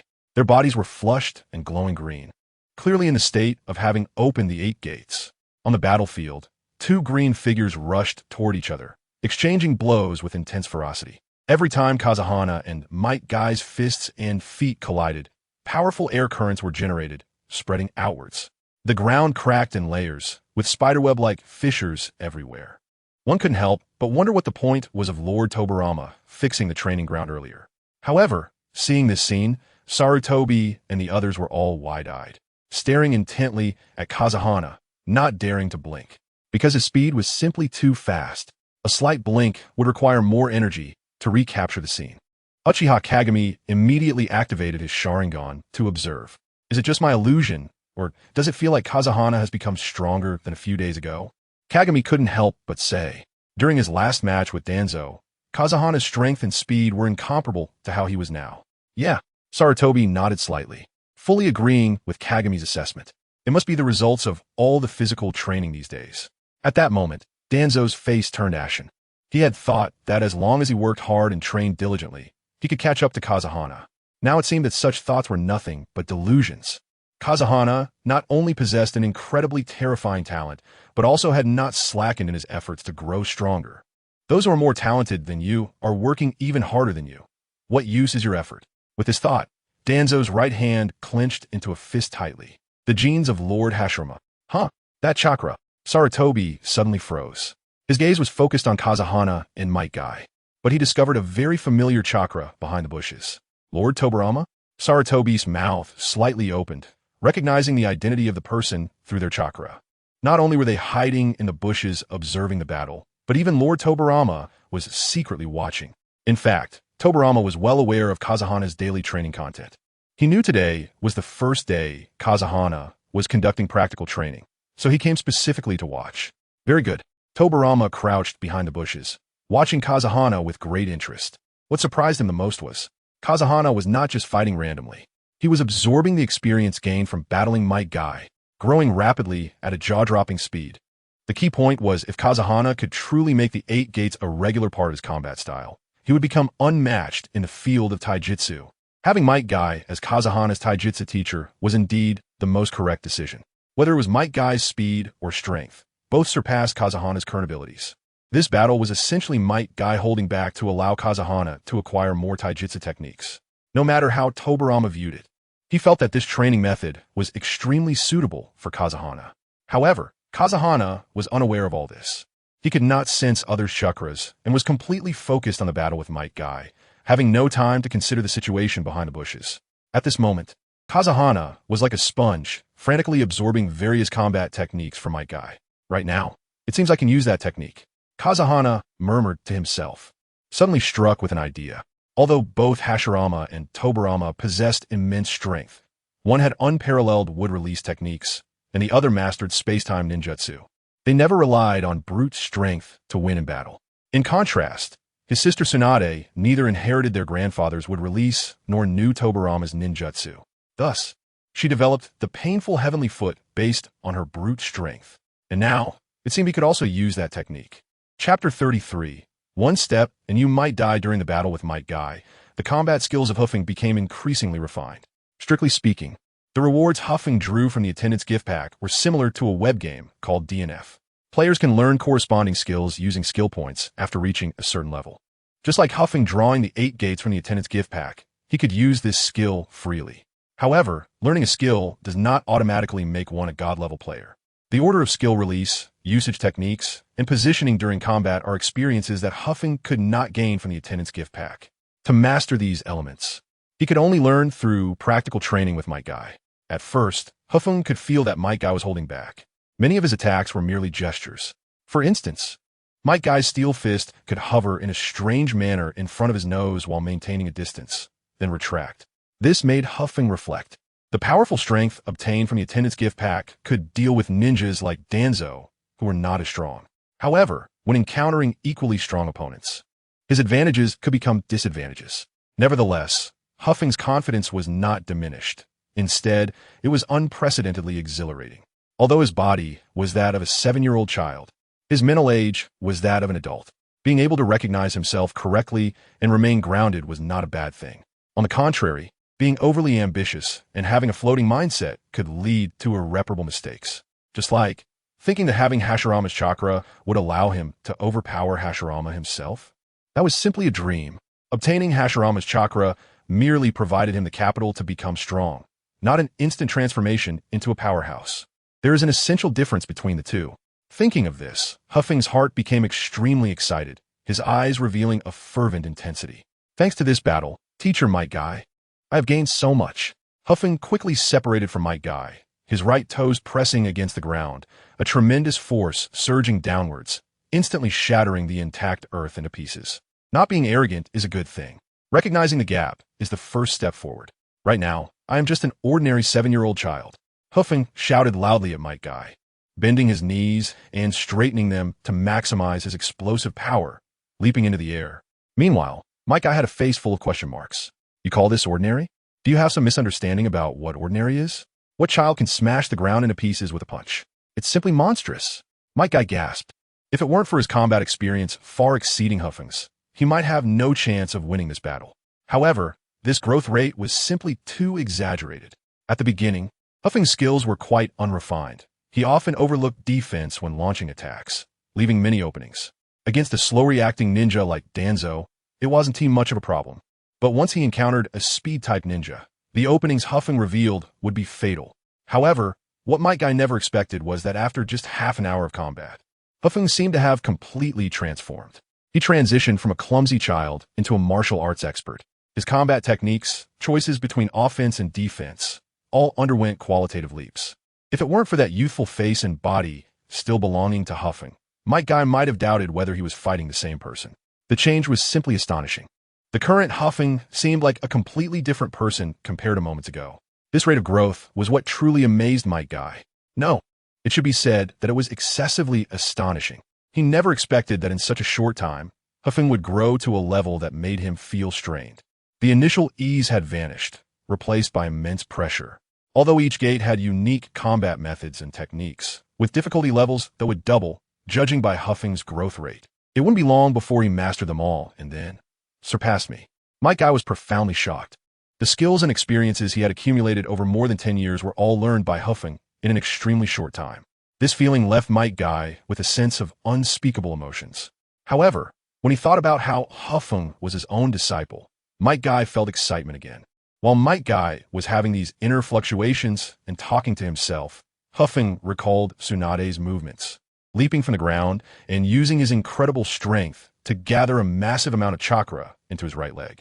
Then, Feng raised his right leg high above his head, his body rapidly descending towards Might Guy. A gust of wind pressure descended, catching Might Guy off guard. This is Feng's power? Might Guy's eyes widened in an instant, crossing his hands to adopt a defensive stance. However, he soon realized that the sense of oppression from Feng was terrifying. So much so that a massive word floated in Might Guy's mind. Danger. If it weren't for feeling it firsthand, Might Guy would never believe that a 7-year-old child could bring him such a terrifying sense of pressure. Even as he watched Feng's right leg about to strike down, Might Guy instinctively forced his right heel to push his body backward, away from Feng's attack range. On my foot, Feng's right leg struck the ground like an elephant's tail, slamming down. Boom! Accompanied by a loud noise, the entire earth cracked apart, with fissures spreading outwards. A powerful shockwave surged towards Might Guy. At the critical moment, Might Guy quickly crossed his hands in defense, managing to withstand the force of the impact. But when his feet landed and he steadied himself, he was directly stunned by the scene before him. Feng's one kick created a nearly half-meter deep pit, with stones about 1 meter in diameter scattered everywhere. It was the ground split by Feng. It was no exaggeration to say that the power of this strike was even more terrifying than the punch Feng delivered in the door of opening state. If he hadn't opened the door of opening, even if he had caught Feng's movements, he wouldn't have had time to dodge. Moreover, this was definitely not the kind of destructive power that should come from the door of opening. Was it the power of the 1,000 hands? Might Guy's heart felt like a huge stone dropped into the center of a lake, unable to calm down for a long time. He initially thought that combining the 8 gates with brute strength would take a long time for Feng. He never expected that on the first day of practical training, Feng achieved it. Chapter 34. It's time for happy check-ins again. Gradually, the battle came to an end. Looking at the ground destroyed by Kei's immense strength, Might Guy found it hard to believe that such power belonged to a 7-year-old child. His gaze moved upward, landing on Kei's youthful face. At this rate of growth, in at most 3 months, you will surpass me. Might Guy was not flattering. He genuinely believed this, especially after Kei's had just used the pain heavenly foot, which fused immense strength with the 8 gates technique. Although he was still not skilled enough, the damage caused was likely something no ninja could withstand, especially not those who were not fast. For instance, Danzo. With that kick from Kei's, Danzo would either be severely injured or dead. The most crucial point was that Kei's was only 7 years old this year. His body had yet to fully develop. His muscles and bones had not reached their peak. Otherwise, his strength would be even more terrifying. Nevertheless, even so, Might Guy still believed that in at most 3 months, Kei's would surpass him in physical techniques. Not far away, hiding behind the bushes, Sarutobi and the others were completely shocked by Might Guy's words. In their eyes, Might Guy's brain was no different from a single-celled organism. He was straightforward, without any schemes or depth. Because Kei's was the grandson of Lord Hashirama, it was impossible for Might Guy to flatter him. So if Might Guy said this, it meant he truly believed that Kei's would surpass him in at most 3 months. 3 months. Koharu plopped down on the ground, her eyes filled with shock, staring blankly at Kei's, who had saved her. When she first met Kei's, she saw him as a younger brother, wanting to protect him from harm. However, now, the gap between her and Kei's was so vast it felt suffocating. Protect Kei's? Don't joke around. By the time Kei's became a real ninja, it would be a miracle if she didn't hold him back. Surpassing Might Guy in 3 months. Danzo couldn't help but gasp. Although Might Guy was not skilled in ninjutsu, or jinjutsu, and had been laughed at during his time at the Ninja Academy, earning the title of the bottom of the class, after being taught the 8 Gates technique by Lord Tobirama, Might Guy's strength underwent a tremendous transformation. These experiences had almost made Might Guy a legend.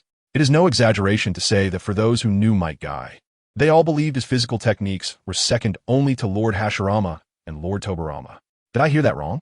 Uchiha Kagami even doubted whether there was something wrong with his hearing. You heard correctly, Kagami. Might Guy really said that. Sarutobi helplessly shook his head, a bitter smile appearing on his lips. Do you know what the scariest part is? The scariest part is that Keisuke is only 7 years old this year. Even 3 months later, he will still be 7 years old. As Sarutobi emphasized this point, everyone else stood there dumbfounded. Yes, Keisuke is only 7 years old this year. Even 3 months later, he will still be 7 years old. This means the 7-year-old Keisuke will surpass Might Guy and become one of the top physical technique masters in Konoha. But is this possible? Everyone's pupils dilated at the same time, refocusing on Keisuke's small body. Almost simultaneously, everyone had the same thought. It is very possible. Although this idea was shocking and overturned common sense and understanding. But since they met Keisuke, everything he did was not shocking and groundbreaking. Sarutobi, let's go. After being silent for a long time, Danzo couldn't help but speak. The gazes of Sarutobi and the others shifted from Keisuke's back to Danzo. We need to train. Danzo was completely disheartened. He and Keisuke were from entirely different worlds from the beginning. Considering him as a target to chase was nothing but a dream. Among us, there was no one who could compare with Keisuke. His talent was simply too terrifying. Right now, I just want to focus on training and become stronger. Danzo expressed his thoughts openly. Just with Keisuke's terrifying growth rate, becoming a top physical technique master in 3 months, what could he possibly compare with him? The gap between people is predetermined from the moment they are born. Keisuke was born at a finish line they could never reach. Not only did he inherit the no-hand healing that only Lord Hashirama had, but he was also born with an extraordinary amount of chakra. Of course, this was also the reason why no one questioned why Keisuke had such overwhelming chakra.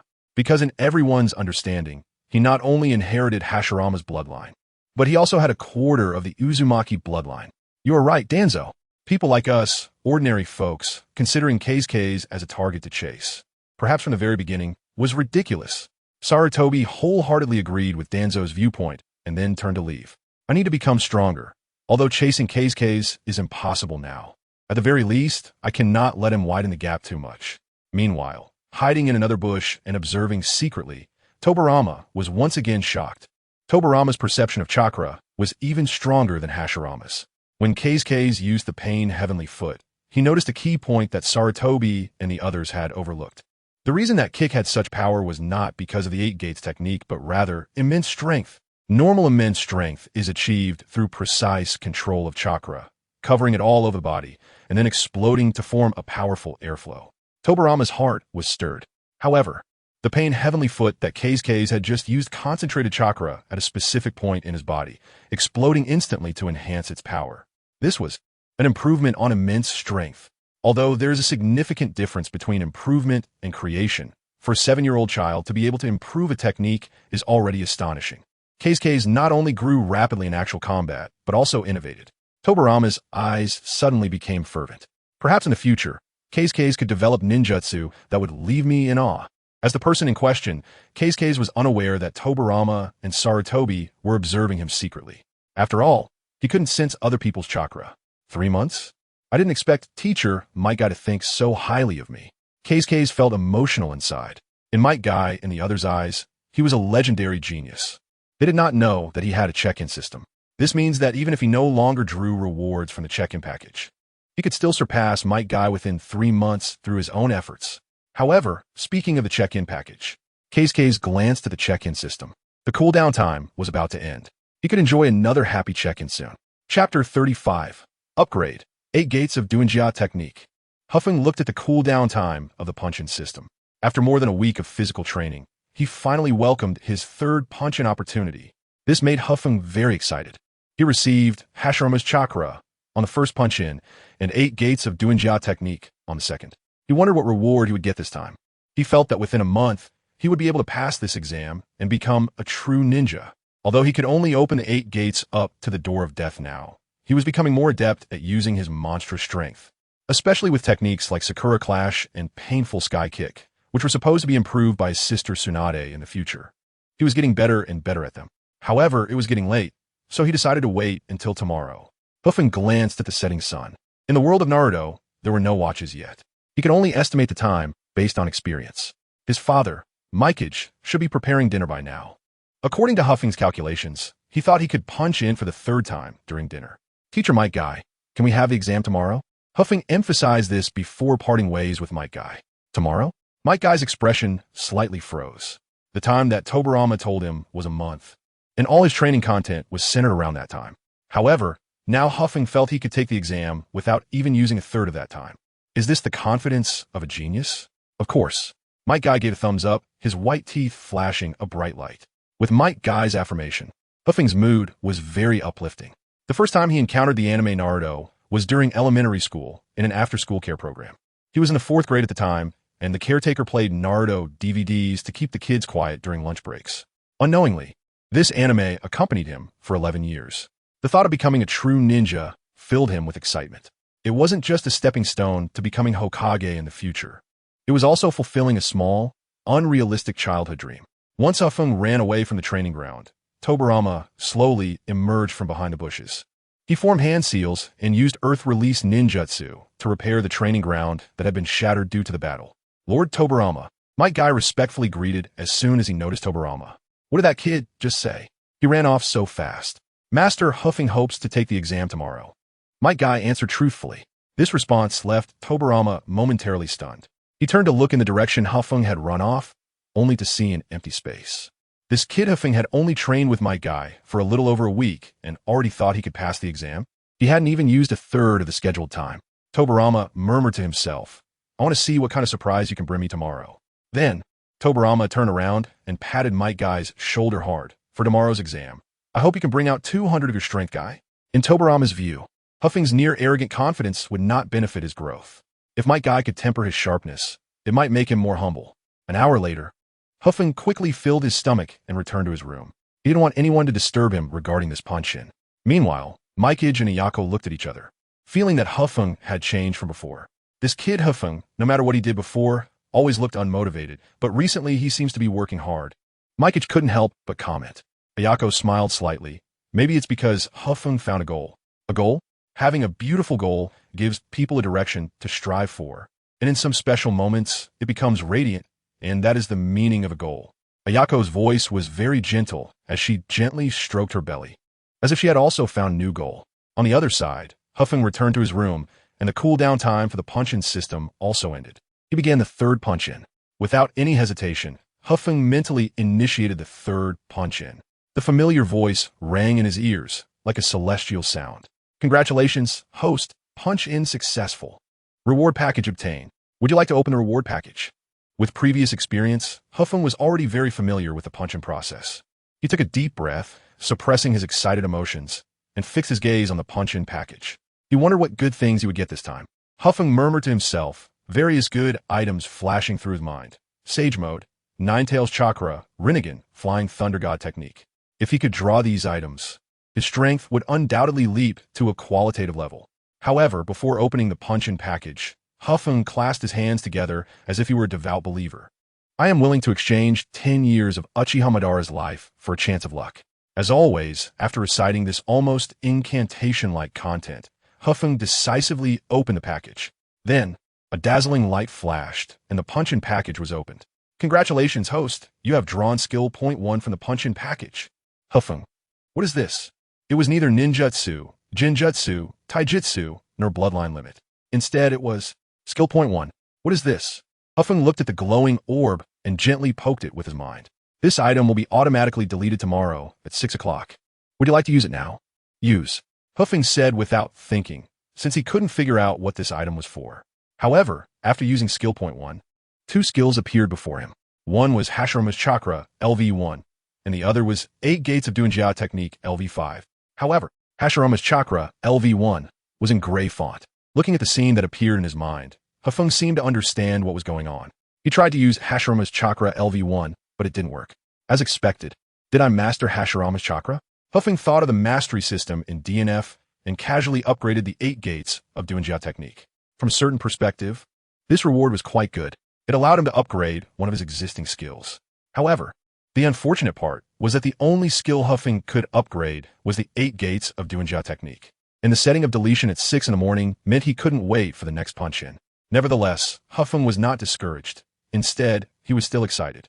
Because his panel now changed to Host, Huffing, Strength, 15 Speed, 12 Stamina, 18 Abilities, Hashirama's Chakra, LV1. 8 Gates of Doujia Technique, LV6, Chapter 36. The embarrassed face of Tobirama with the upgrade of the 8 Gates of Doujia by Kazuhaya. The method to open the 6th gate, the Jingmen, flooded into his mind, and his body formed a kind of muscle memory. There was no doubt that Kazuhaya could now unlock the 6th restriction in his body. The Jingmen, as expected, Kazuhaya murmured to himself, looking at his attribute panel.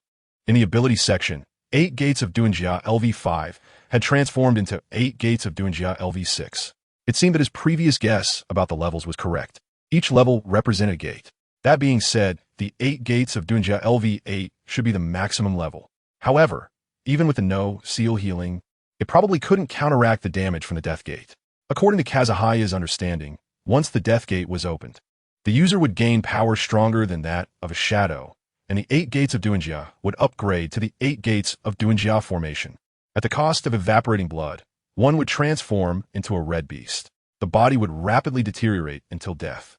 If it weren't for Naruto saving Might Guy with the power of the Sage of 6 Paths, his body would likely have burned out completely. Although the 8 Gates of Doujia formation is undoubtedly the strongest taijutsu in the Naruto world, this one-time combat method is something to avoid. No matter how one thinks about it, Kazuhaya didn't believe that no seal healing could counteract the physical deterioration caused by the 8 Gates of Doujia formation. Moreover, he wasn't a member of the Might family. He wasn't proficient in anything other than taijutsu. As long as the check-in system was still active and he could still draw prizes, he could obtain various ninjutsu, jinjutsu, and even bloodline limits. As for the 8 Gates of Doujia, Kazuhaya felt that mastering up to the 7th gate, the Jingmen, would be sufficient. Better to avoid the Death Gate. However, right now, he only had the muscle memory of how to open the Jingmen. He lacked the tactical system based on the Jingmen. After all, the rewards drawn from the check-in packages were merely skills. Strength, speed, and stamina needed to be gradually enhanced through physical training.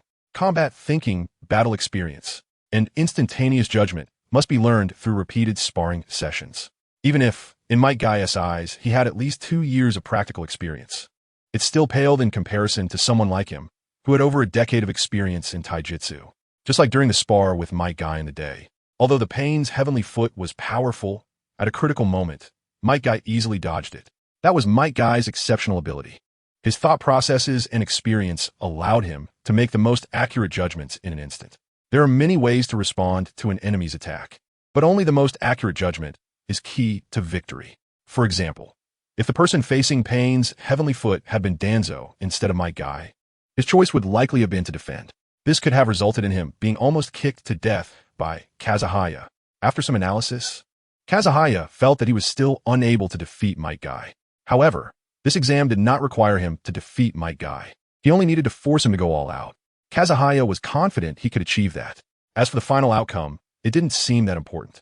As long as he passed the exam and became a genin, that was enough. Right, there's no need to rush. I'm only 7 years old. Recognizing the gap is the first step. Right now, I am merely standing on the shoulders of giants. Kazuhaya reminded himself again that at times like this, he should not become arrogant. Although he had the check-in package as an advantage, the rewards he received were chakra, taijutsu, and ninjutsu. From a certain perspective, he was indeed standing on the shoulders of giants. However, the giants beneath his feet were not even the strongest batch. As for the 8 Gates of Doujia formation, not only does Kazuhaya not know it, even if he did, he wouldn't dare to open it. Moreover, right now, his full power is merely the Jingmen. It's better to remain grounded. That said, he wondered if he could use the Morning Peacock now. From Kazuhaya's memory, the Morning Peacock seemed to be a taijutsu invented by Might Guy. It increases attack speed to create friction between the fist and the air, generating a large amount of flame to attack the opponent. However, while the principle is simple, achieving it is incredibly difficult. If the attack speed cannot be increased, no matter how much one swings their fist, it's impossible to create flames through friction. It's easy to know, but hard to do. Forget it. Thinking too much is pointless. It's better to rest well and conserve energy for tomorrow's exam. Kazuhaya leaned back and lay on the bed. The white ceiling and chandelier came into view. Hokage. Kazuhaya's gaze narrowed slightly as he extended his right hand, seemingly wanting to grasp that chandelier tightly. But he could only seize air. In Kazuhaya's mind, vivid images of various Hokage characters surfaced. Tobirama appointing Hiruzen as the third Hokage. Minato entrusting his hopes to Naruto after asking Kakashi to kill Rin. Jiraiya betting with Tsunade. And Neji wanting to escape the fate of a caged bird. Wait, Orochimaru, Jiraiya, and Tsunade are contemporaries. They should have been born by now, right? Suddenly, Kazuhaya had an interesting idea. The next morning, Hokage building. Tobirama used the flying thunder god technique to arrive at the door of the Senju home and knocked loudly. After a long time with no response, he had to knock even louder, until finally, Hashirama reluctantly came to the door. Tobirama, I'm a terminally ill person. Can't you let me rest properly? What is so urgent that you need to knock this early? Hashirama couldn't help but complain. Meanwhile, Tobirama's gaze passed over the disheveled Hashirama and noticed that there was actually another man in the room. Through chakra perception, Tobirama realized that the other one was actually Hashirama's main body. A clone? Tobirama said with a black line on his face and in a displeased tone, Brother, no matter how lazy you are, there should be a limit. You actually used a clone to open the door for me. Then, Tobirama pushed Hashirama's clone aside and strode in. Didn't I tell you yesterday that today is the day Kazuhaya is taking the exam? As his grandfather, you need to come with me to be a judge. In reality, being a judge was just an excuse for Tobirama. His true purpose was to let Hashirama witness Kazuhaya's growth. However, as soon as Tobirama walked into the living room, he was shocked to find his sister-in-law Mito kneeling in front of his brother Hashirama. Seeing him come in, she straightened up and smiled while wiping her mouth. In an instant, Tobirama's old face flushed bright red, and he hurriedly turned his back. He suddenly felt that his brother's clone technique seemed to have other uses. Chapter 37, I heard Mizuhito say that she has a cousin the next morning. After finishing breakfast, Kazuhana went straight out. The sun was high in the sky, with no clouds in sight, and the blue sky indicated that it was another beautiful day. This kind of weather was perfect for an exhilarating battle. And then, after passing the exam, a visit to the hot springs would be nice. Kazuhana set off at a brisk pace towards the training ground. Speaking of Konoha, there are two places that must be mentioned. One of them is the famous Ichiraku ramen, which is affordable and tastes great. Of course, the current time is the 10th year of the Konoha calendar, and Kazuhana doesn't know whether Ichiraku ramen has even opened yet. The other place is the hot springs. After so many days of training, it was time to relax. After about 20 minutes, Kazuhana arrived at the training ground. The destruction from yesterday had completely vanished, and the ground was very flat. Kazuhana was the last to arrive. Not only was Might Guy there, but also Tobirama. Kazuhana looked around and noticed that besides Might Guy and Tobirama, Sarutobi, Danzo, Kavu, and Takafumi were all stationed at both sides of the training ground. Most importantly, the terminally ill Hashirama was also here. Good morning, Kazuhana. As soon as Hashirama saw Kazuhana, he greeted him immediately, showing no signs of being the first Hokage or the God of Shinobi. Big brother, be serious. Seeing Hashirama approach with the intention of picking Kazuhana up, Tobirama immediately spoke in a low tone. He hoped that this God of Shinobi would pay attention to his image. Moreover, this exam was very important for Kazuhana. Once he passed, he would be a true ninja, which meant he would be qualified to take on missions. Emotionally and logically, Tobirama felt that Hashirama should treat this seriously. Tobirama, are you serious? Hashirama furrowed his brow. Tobirama had seemed like a different person these days. Whenever there was a chance, he would emphasize how talented Kazuhana was. If one didn't know better, they would think Kazuhana was Tobirama's own grandson. It's worth noting that Might Guy was nearly 20 years older than Kazuhana. In terms of physical fitness, combat thinking, and tactical experience, he completely overpowered Kazuhana. It was absurd to have him as Kazuhana's opponent. Generally, as long as a child learns transformation jutsu, shadow clone jutsu, and masters some basic theoretical knowledge, they can graduate from the Ninja Academy. But Kazuhana was to challenge Might Guy. No matter how he thought about it, Hashirama felt that Tobirama was being unreasonable. Big brother, don't you know why I arranged it this way? Tobirama shot a glare at Hashirama. At this point, what was there to deny? If it weren't for you sneaking out of the village to teach Kazuhana, could he have mastered such great strength? Could he have learned the 8 gates? What a joke. Tobirama, why are you speaking so incoherently? Is the pressure too much lately? Hashirama looked at Tobirama with concern, patting his shoulder. Seriously, have you considered someone from the Uchiha clan? Or someone from the Uzumaki clan? I heard Mizuhito say she has a cousin. Shut up, big brother. Tobirama snapped. We're in the middle of an exam. What cousin?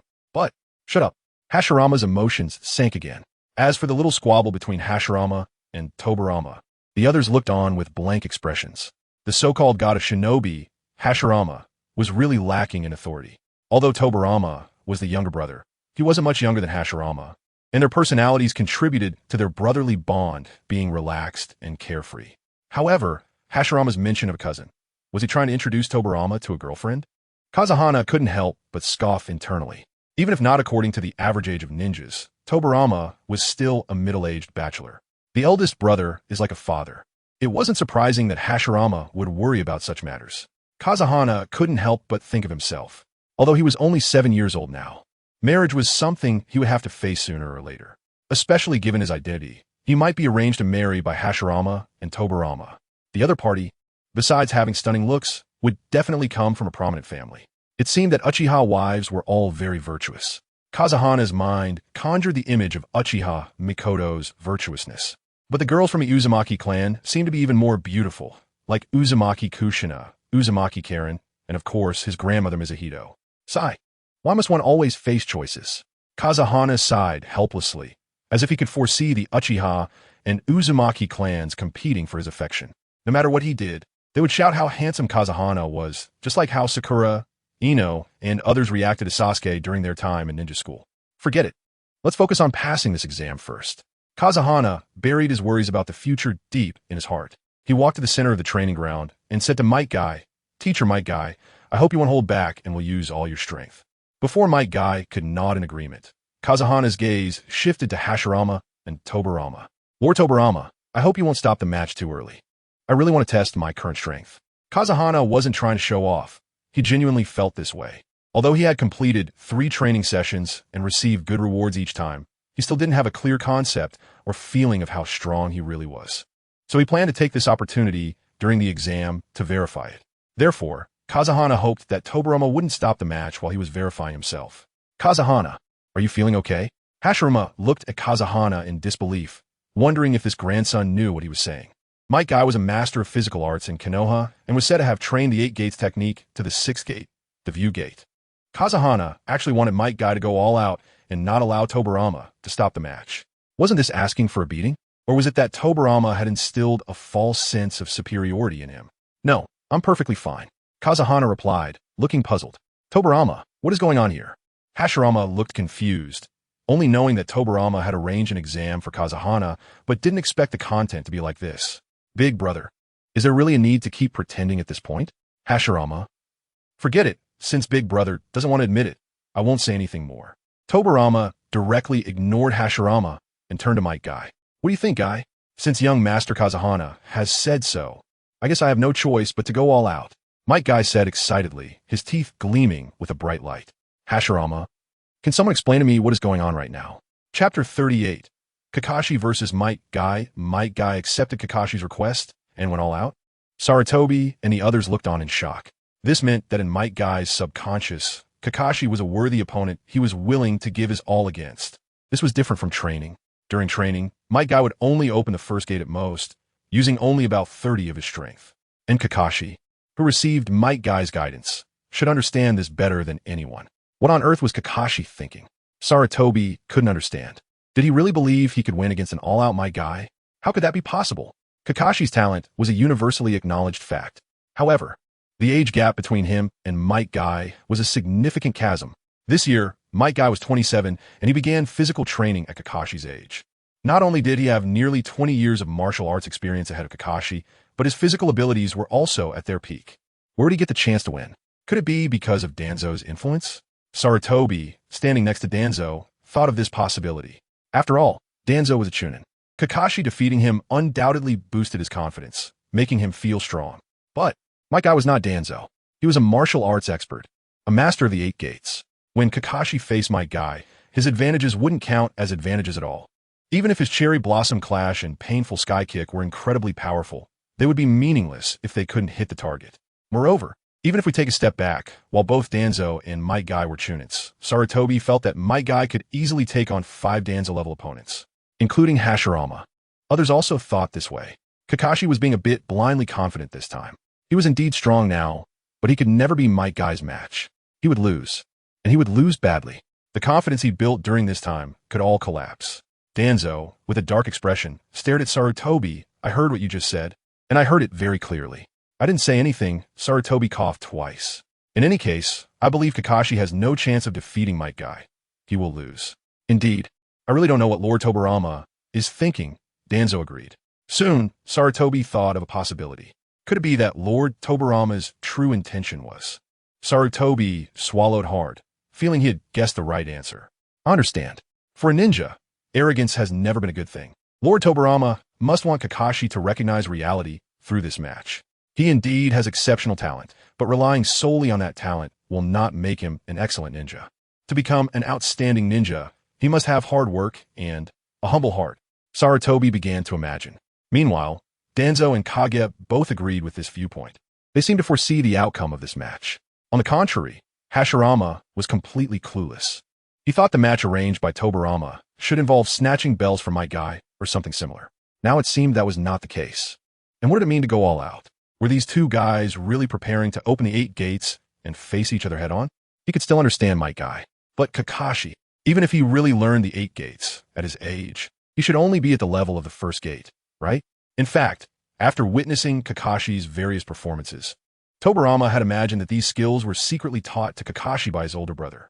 He felt that Hashirama was pretending to be confused while actually knowing the truth. So he didn't elaborate on how many gates Kakashi had opened.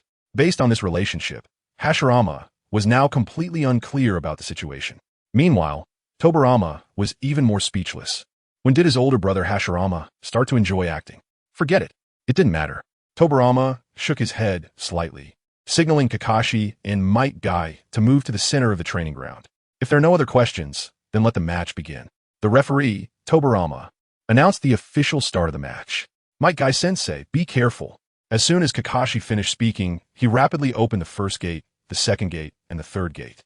His skin turned red due to blood flow, and his whole body emitted green energy. After a day of battle yesterday, Kakashi had fully adapted to this state. This is the third gate? Hashirama couldn't help but exclaim, his whole being shocked. The 7-year-old Kakashi had actually mastered the third gate. Kakashi, since you asked me to go all out, I won't hold back. Please be careful. Might Guy shouted loudly. Immediately, he opened the first gate, second gate, and third gate. With Might Guy opening 3 gates in quick succession, his state became the same as Kakashi's, radiating green energy all over. Not bad. Kakashi nodded slightly. This was the attitude he wanted to see when someone went all out. However, just as Kakashi finished speaking, Might Guy charged directly in front of him. His speed was so fast it seemed like he had used a teleportation technique. Kakashi's pupils dilated, and astonishment filled his eyes. Might Guy was much faster now than he was yesterday. Sure enough, this guy had held back during their practice. Kakashi rolled his throat, pushing off with his heels, forcing his body to retreat and dodging Might Guy's straight punch. The next moment, Leaf Gale. Might Guy's legs flew into the air, executing a spinning kick with astonishing speed and power, sweeping towards Kakashi. It was only at this moment that Kakashi realized that during their practice yesterday, every move Might Guy made, every counter he took, was neither his best nor his strongest. Rather, it was guiding him on how to fight from a very high perspective. If Might Guy had fought him with his current level yesterday, at most 3 exchanges, he would have been instantly defeated. It was no exaggeration to say that, in Kakashi's view, today's Might Guy and yesterday's Might Guy were like 2 different people. His attacks now were more skillful, more direct, and more rapid. However, Kakashi was not panicked at all. Instead, he became excited. His eyes revealed a fervor. Indeed, Might Guy was like a different person today. But he too was not the same as yesterday. Kakashi suddenly clenched his fist, choosing to face Might Guy head-on. Aimed at Might Guy's whipping leg and swung a punch. It struck Might Guy's calf squarely. The 2 immense forces collided. Boom! The air exploded outward. This time, it was Might Guy who was surprised. What a wise response. If you keep retreating, you will only be suppressed by my consecutive attacks. This not only puts you in a passive position, but also creates a psychological pressure.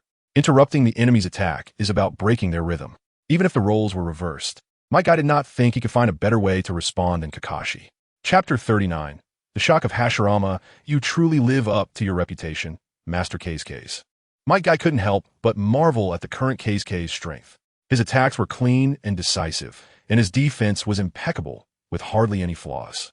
Compared to him yesterday, today's K's was several times stronger. Might Guy exchanged blows with K's fists meeting fists, legs colliding. Bang, bang, bang. The air surged outward, producing a loud noise. With K's muscle strength, he couldn't match Might Guy's, but he had found his own way. Super strength. With each attack, K's concentrated chakra into his fists and feet to enhance their power. However, Might Guy's offensive was extremely rapid. In less than a breath, he could throw 3 punches, not giving K's enough time to gather chakra. Although the concentrated chakra wasn't enough to execute techniques like Cherry Blossom Clash or Painful Heaven Kick, it was still sufficient to handle Might Guy's muscular strength. K's narrowed his eyes, focusing on the clash with Might Guy. Unbeknownst to them, the battle had surpassed 2 minutes, and K's had reached an evenly matched situation with Might Guy. Truly amazing, Master K's. In just one day, you've grown to such a level. It seems I must take this more seriously. Suddenly, Might Guy let out a loud shout and then separated from K's, landing on a wooden post, his mind racing. Unlike K's, who inherited Lord Hashirama's healing without hand seals, a prolonged battle was actually disadvantageous for him. Might Guy murmured to himself. Although the opening of the first gate was a safe zone in the 8 gates technique and wouldn't damage his muscles, it would consume his energy exponentially. 4th gate, the healing gate, open. 5th gate, the limit gate, open. Might Guy first opened the limit gate, his skin turning redder and the veins on his forehead bulging. Might Guy's facial features looked like a ferocious beast. Is he coming? K's frowned, clenching his fists, channeling his chakra toward a deeper level of restriction. He understood in his heart that the previous exchanges were merely a warm-up. From now on, it would be the real battle. Bang! K's chakra burst open the 4th gate and immediately rushed toward the 5th gate. Bang! As the limit gate opened, K's emitted a powerful aura that made it hard to believe this was the strength of a 7-year-old child. The limit gate. Hashirama's eyes widened in shock, his mind going blank. K's is only 7 years old, right? 7 years old, and he can open the limit gate? This must be a joke. But Hashirama saw clearly that K's had indeed opened the limit gate. Tobirama noticed Hashirama's astonished expression and was momentarily stunned. Before this, Tobirama had known that K's had learned to open the limit gate. Moreover, he could use healing without hand seals to eliminate the muscle damage from the limit gate state. So Tobirama was actually not surprised that the battle reached this point. What truly confused him was Hashirama's shock, which seemed genuine. There wasn't a hint of flaw. He was genuinely astonished. But here's the question. Wasn't K's 8 gates taught by his brother? Even his brother couldn't possibly. Tobirama nervously swallowed a mouthful of saliva. Denial and shock were 2 different concepts. The light in Hashirama's eyes could not be faked. Perhaps someone in the ninja world could achieve this. But his own brother definitely didn't possess such superb acting skills. Is brother really shocked? And this was where Tobirama felt astonished, because it meant that Hashirama had never taught K's the 8 gates. Could it be that K's really learned it just by watching Might Guy's demonstration? But is that possible? Tobirama gasped at such a thought. He was shocked once again. On the battlefield, K's and Might Guy acted almost simultaneously, striding toward each other. Just the air they stirred caused the ground to crack. Here I come, K's. Might Guy growled, swinging a straight punch toward K's face. At this point, Might Guy naturally had no intention of holding back. He already acknowledged K's in his heart. He believed K's was capable of fighting him until the last move to determine the victor. Come on, Might Guy. K's replied with the same intensity, then extended one hand in a palm strike, meeting Might Guy's straight punch. Boom! A strong gust of air radiated from their collision, spreading in all directions. The overwhelming pressure forced Sarutobi and the others to retreat. A chill enveloped everyone. He received it? Master K's actually took Might Guy's attack. Little Spring couldn't help but exclaim. In her understanding, it was no surprise that Might Guy possessed such strength. After all, he was one of Konoha's top martial artists. But K's he was only 7 years old. 7 years old and able to match Might Guy? This is a joke, right? Master K's actually held his ground. Uchiha Kagami observed closely with his Sharingan, expecting K's to be unable to withstand Might Guy's steel fist and get blown away. But to his surprise, K's actually caught Might Guy's steel fist. A 7-year-old K's fought Might Guy to a standstill. How did he do that? Danzo, you can't complain about losing. Sarutobi and the others looked at the center of the battlefield in shock.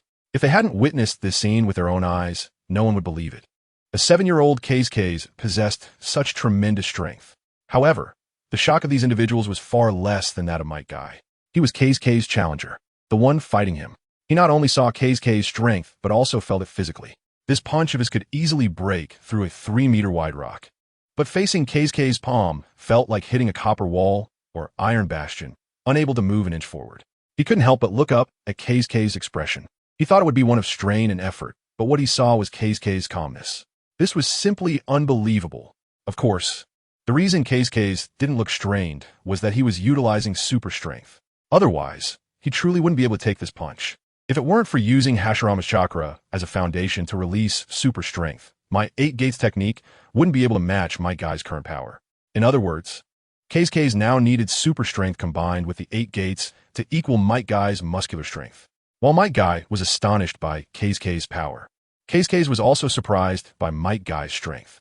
However, this was not Kazecage's full power. 6th gate, the view gate open. Kazekage once again controlled the chakra within him, crashing through deeper restrictions. Might Guy. Chapter 40. One kick sends Might Guy flying at this moment. Feng unleashed his full power. The 6th gate, the gate of joy, opened. Instantly, a more tremendous energy erupted from Feng's body, further enhancing his strength and speed. The price to pay was that his muscles began to tear, although he had the ability of no-mark healing to help repair the damage. The intense pain shot straight to Feng's brain. It seemed my body strength is still not enough to bear the power of the Gate of Joy. Without no-mark healing, I probably couldn't maintain this for even 10 seconds. Feng marveled at the power of no-mark healing, which allowed him to sustain the fight in the state of the Gate of Joy. Now, I'm coming, teacher Might Guy. Feng took a deep breath and said to Might Guy. The pain from a muscle damage did not make him faint. Instead, it made his brain exceptionally clear. Coupled with his previous combat experience, Feng instantly vanished from in front of Might Guy. Disappeared. Might Guy's eyes widened. Before he could recover from the shock of Feng opening the Gate of Joy, Feng was already gone. This is bad. Might Guy silently cursed, instinctively judging that Feng must have circled behind him. Whoosh! Might Guy quickly turned around, sweeping his right leg out to force Feng back. Once the Gate of Joy is opened, the power of Taijutsu is multiplied several times. In the state of the Gate of Joy, the user's body enters a semi-buffer state, unleashing full combat power when needed.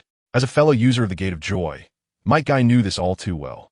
However, the reason for his momentary panic was not just because of the power of the Gate of Joy, but because Feng, only 7 years old, had actually mastered the Gate of Joy. This was simply unbelievable. So much so that Might Guy's brain made a judgment error. Nothing. Might Guy's leg whip hit nothing. There was nothing behind him. Feng had not circled behind him at all. And now, with his right leg suspended, Might Guy had no time to defend himself. I'm right here. Feng's voice suddenly came from his left side. Might Guy's pupils dilated. He clearly saw Feng standing to his left. But now, Might Guy could do nothing but watch Feng with wide eyes. Feng, in the state of the Gate of Joy, was faster than Might Guy. There was no time to dodge. Immediately, Feng extended his right foot, aiming at Might Guy's abdomen, deliberately avoiding vital points, and kicked. Boom! A muffled sound exploded between the two, and Might Guy immediately lost his balance, his body flying back like a kite with a broken string. Hashirama, Tobirama, Sarutobi, Danzo, Kakashi, and others had completely not anticipated that the situation would develop to this point. 7-year-old Feng had actually suppressed Might Guy in Taijutsu. Thud! Might Guy's back slammed into the ground, then bounced up, rolling several times toward Tobirama's direction before finally coming to a stop. Although Feng had intentionally held back and did not use his enhanced strength in the attack, it was enough to leave Might Guy in a daze. Might Guy lay on the ground for 2 seconds before he could get up. He never expected Feng would be able to accurately seize his opening. That terrifying power spread from his abdomen throughout his body, sending him flying over 10 meters in an instant. The entire training ground fell silent. Every face wore an expression of disbelief. If they hadn't been watching the match from the beginning, no one would believe that it was Feng who had made Might Guy look so foolish. Even the usually composed Tobirama was at a loss for words. He couldn't imagine any words to express his current feelings. Unbelievable? Preposterous? No, it was even more exaggerated than that. This simply overturned his understanding. Then, Tobirama thought of an even more terrifying possibility. Might Guy might actually lose this match. Might Guy had actually been kicked away by Feng. After an unknown amount of time, Hashirama finally opened his mouth in amazement. He rubbed his eyes hard, doubting whether he had seen something wrong. He even suspected that he had fallen under some illusion. Otherwise, how could such a bizarre thing happen? However, Hashirama quickly realized that his chakra was completely normal, showing no signs of being under an illusion. Besides, he didn't have presbyopia. Everything that had just happened was real. Feng had indeed kicked Might Guy over 10 meters away. Beside him, Uchiha Kagami trembled as he spoke. Did you see that? Feng not only opened the 6th gate of the 8 gates, but also kicked Might Guy away. Sarutobi and Danzo nodded vigorously. Their eyesight wasn't too bad. How could they not see it? Mr. Might Guy was suppressed by Feng, and that last kick, if it had been Danzo, he probably wouldn't even be able to stand. In Sarutobi's view, the reason Might Guy could stand up now was due to his training methods, which had strengthened his muscles to an astonishing level. So when he took that kick from Feng, his muscles absorbed part of the force. If it had been an ordinary person like Danzo, that kick from Feng would have likely resulted in severe injury or worse. Enough, Hiruzen, Danzo said irritably. But without a doubt, everyone present felt a sense of existential doubt. It should be noted that Might Guy was not in a normal state, nor was he holding back. He was giving his all in the fight against Feng. The key point was yesterday, when Might Guy trained with Feng. They had been hiding in the grass. They had clearly seen that. Feng was completely suppressed by Might Guy. The two were not on the same level at all. Yet, just one day later, Feng had suppressed a fully focused Might Guy. Such a rate of growth was simply astonishing. What on earth had happened during the time they didn't know about? What had led to Feng's transformation? And what was going on with his Gate of Joy? Could it be that he had been holding back this trump card all along? Pairs of shocked and stunned eyes focused on Feng's small figure. A monster. Feng was simply an incomprehensible monster. Young Master Feng, I really didn't expect. At just 7 years old, you have opened the Gate of Joy. You are even more terrifying than I imagined. In that case, Might Guy can only go all out as well. The 6th gate, the Gate of Joy, open. However, just as Might Guy was about to open the Gate of Joy and fight Feng again, Tobirama, standing behind him, finally couldn't hold back anymore. That's enough, Might Guy. Chapter 41.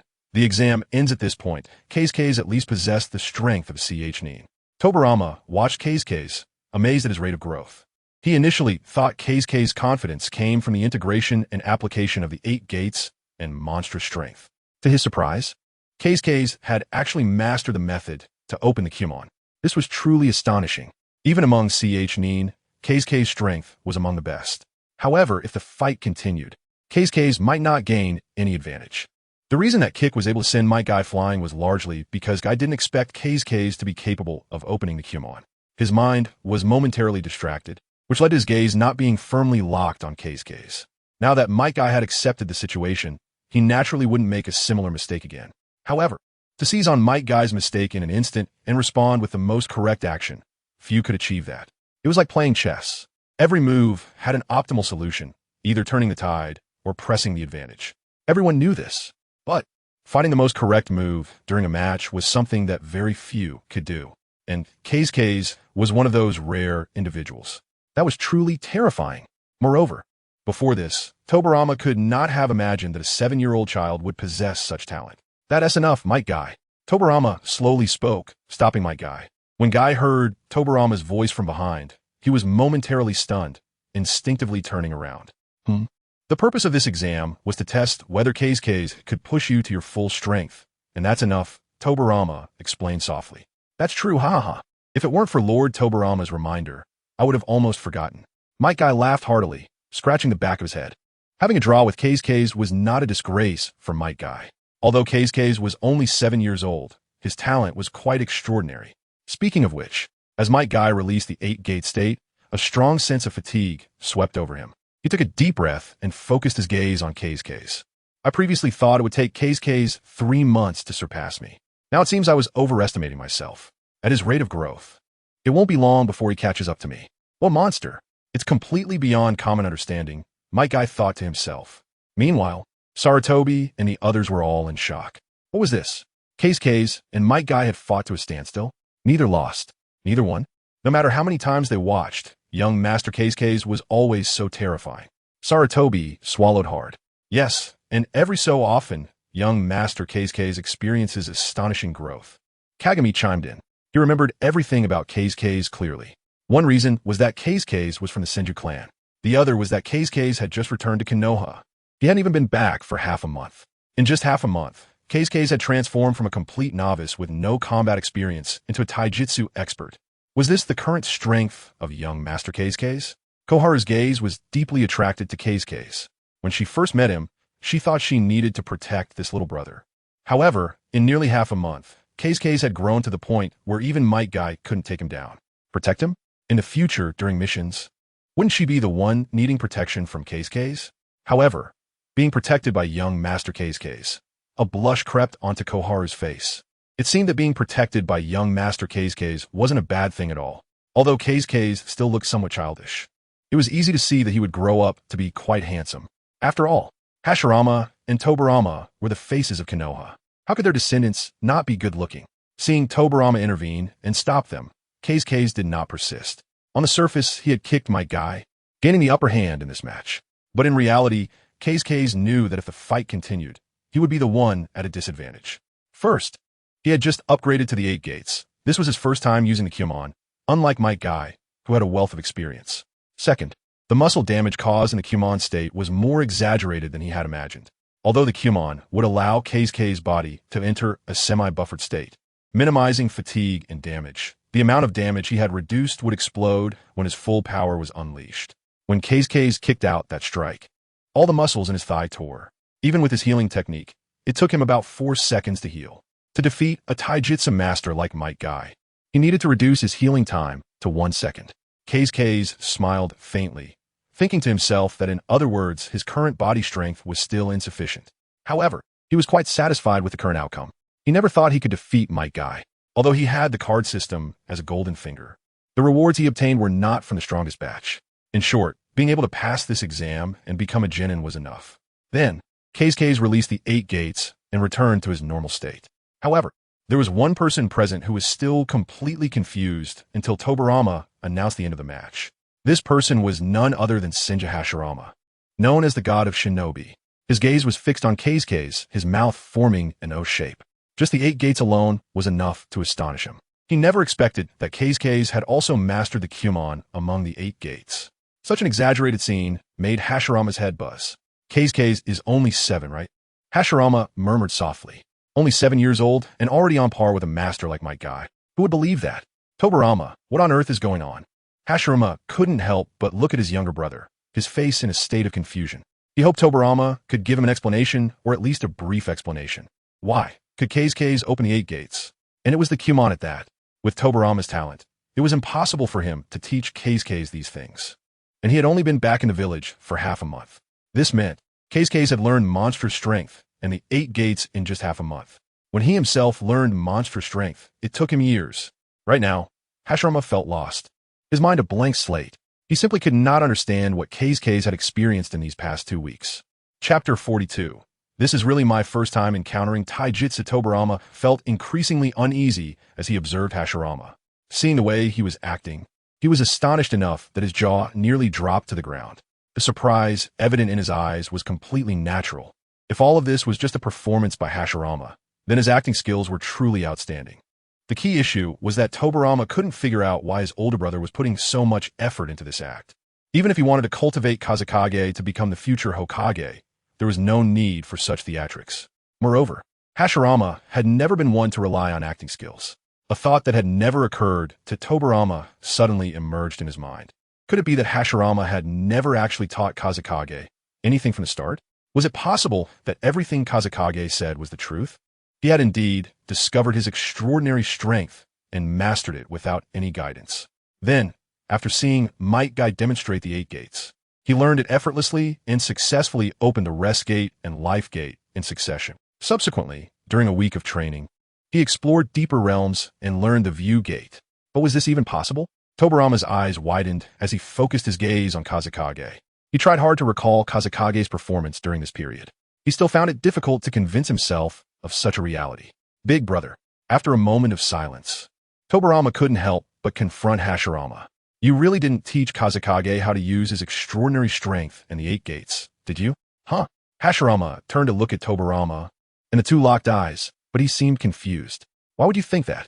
Yeah, didn't you ask me before if I secretly left the village to teach Kazekage? Tobirama replied. Although Hashirama had denied it at the time, Tobirama simply couldn't believe it. How could I do such a thing? Hashirama couldn't help but retort.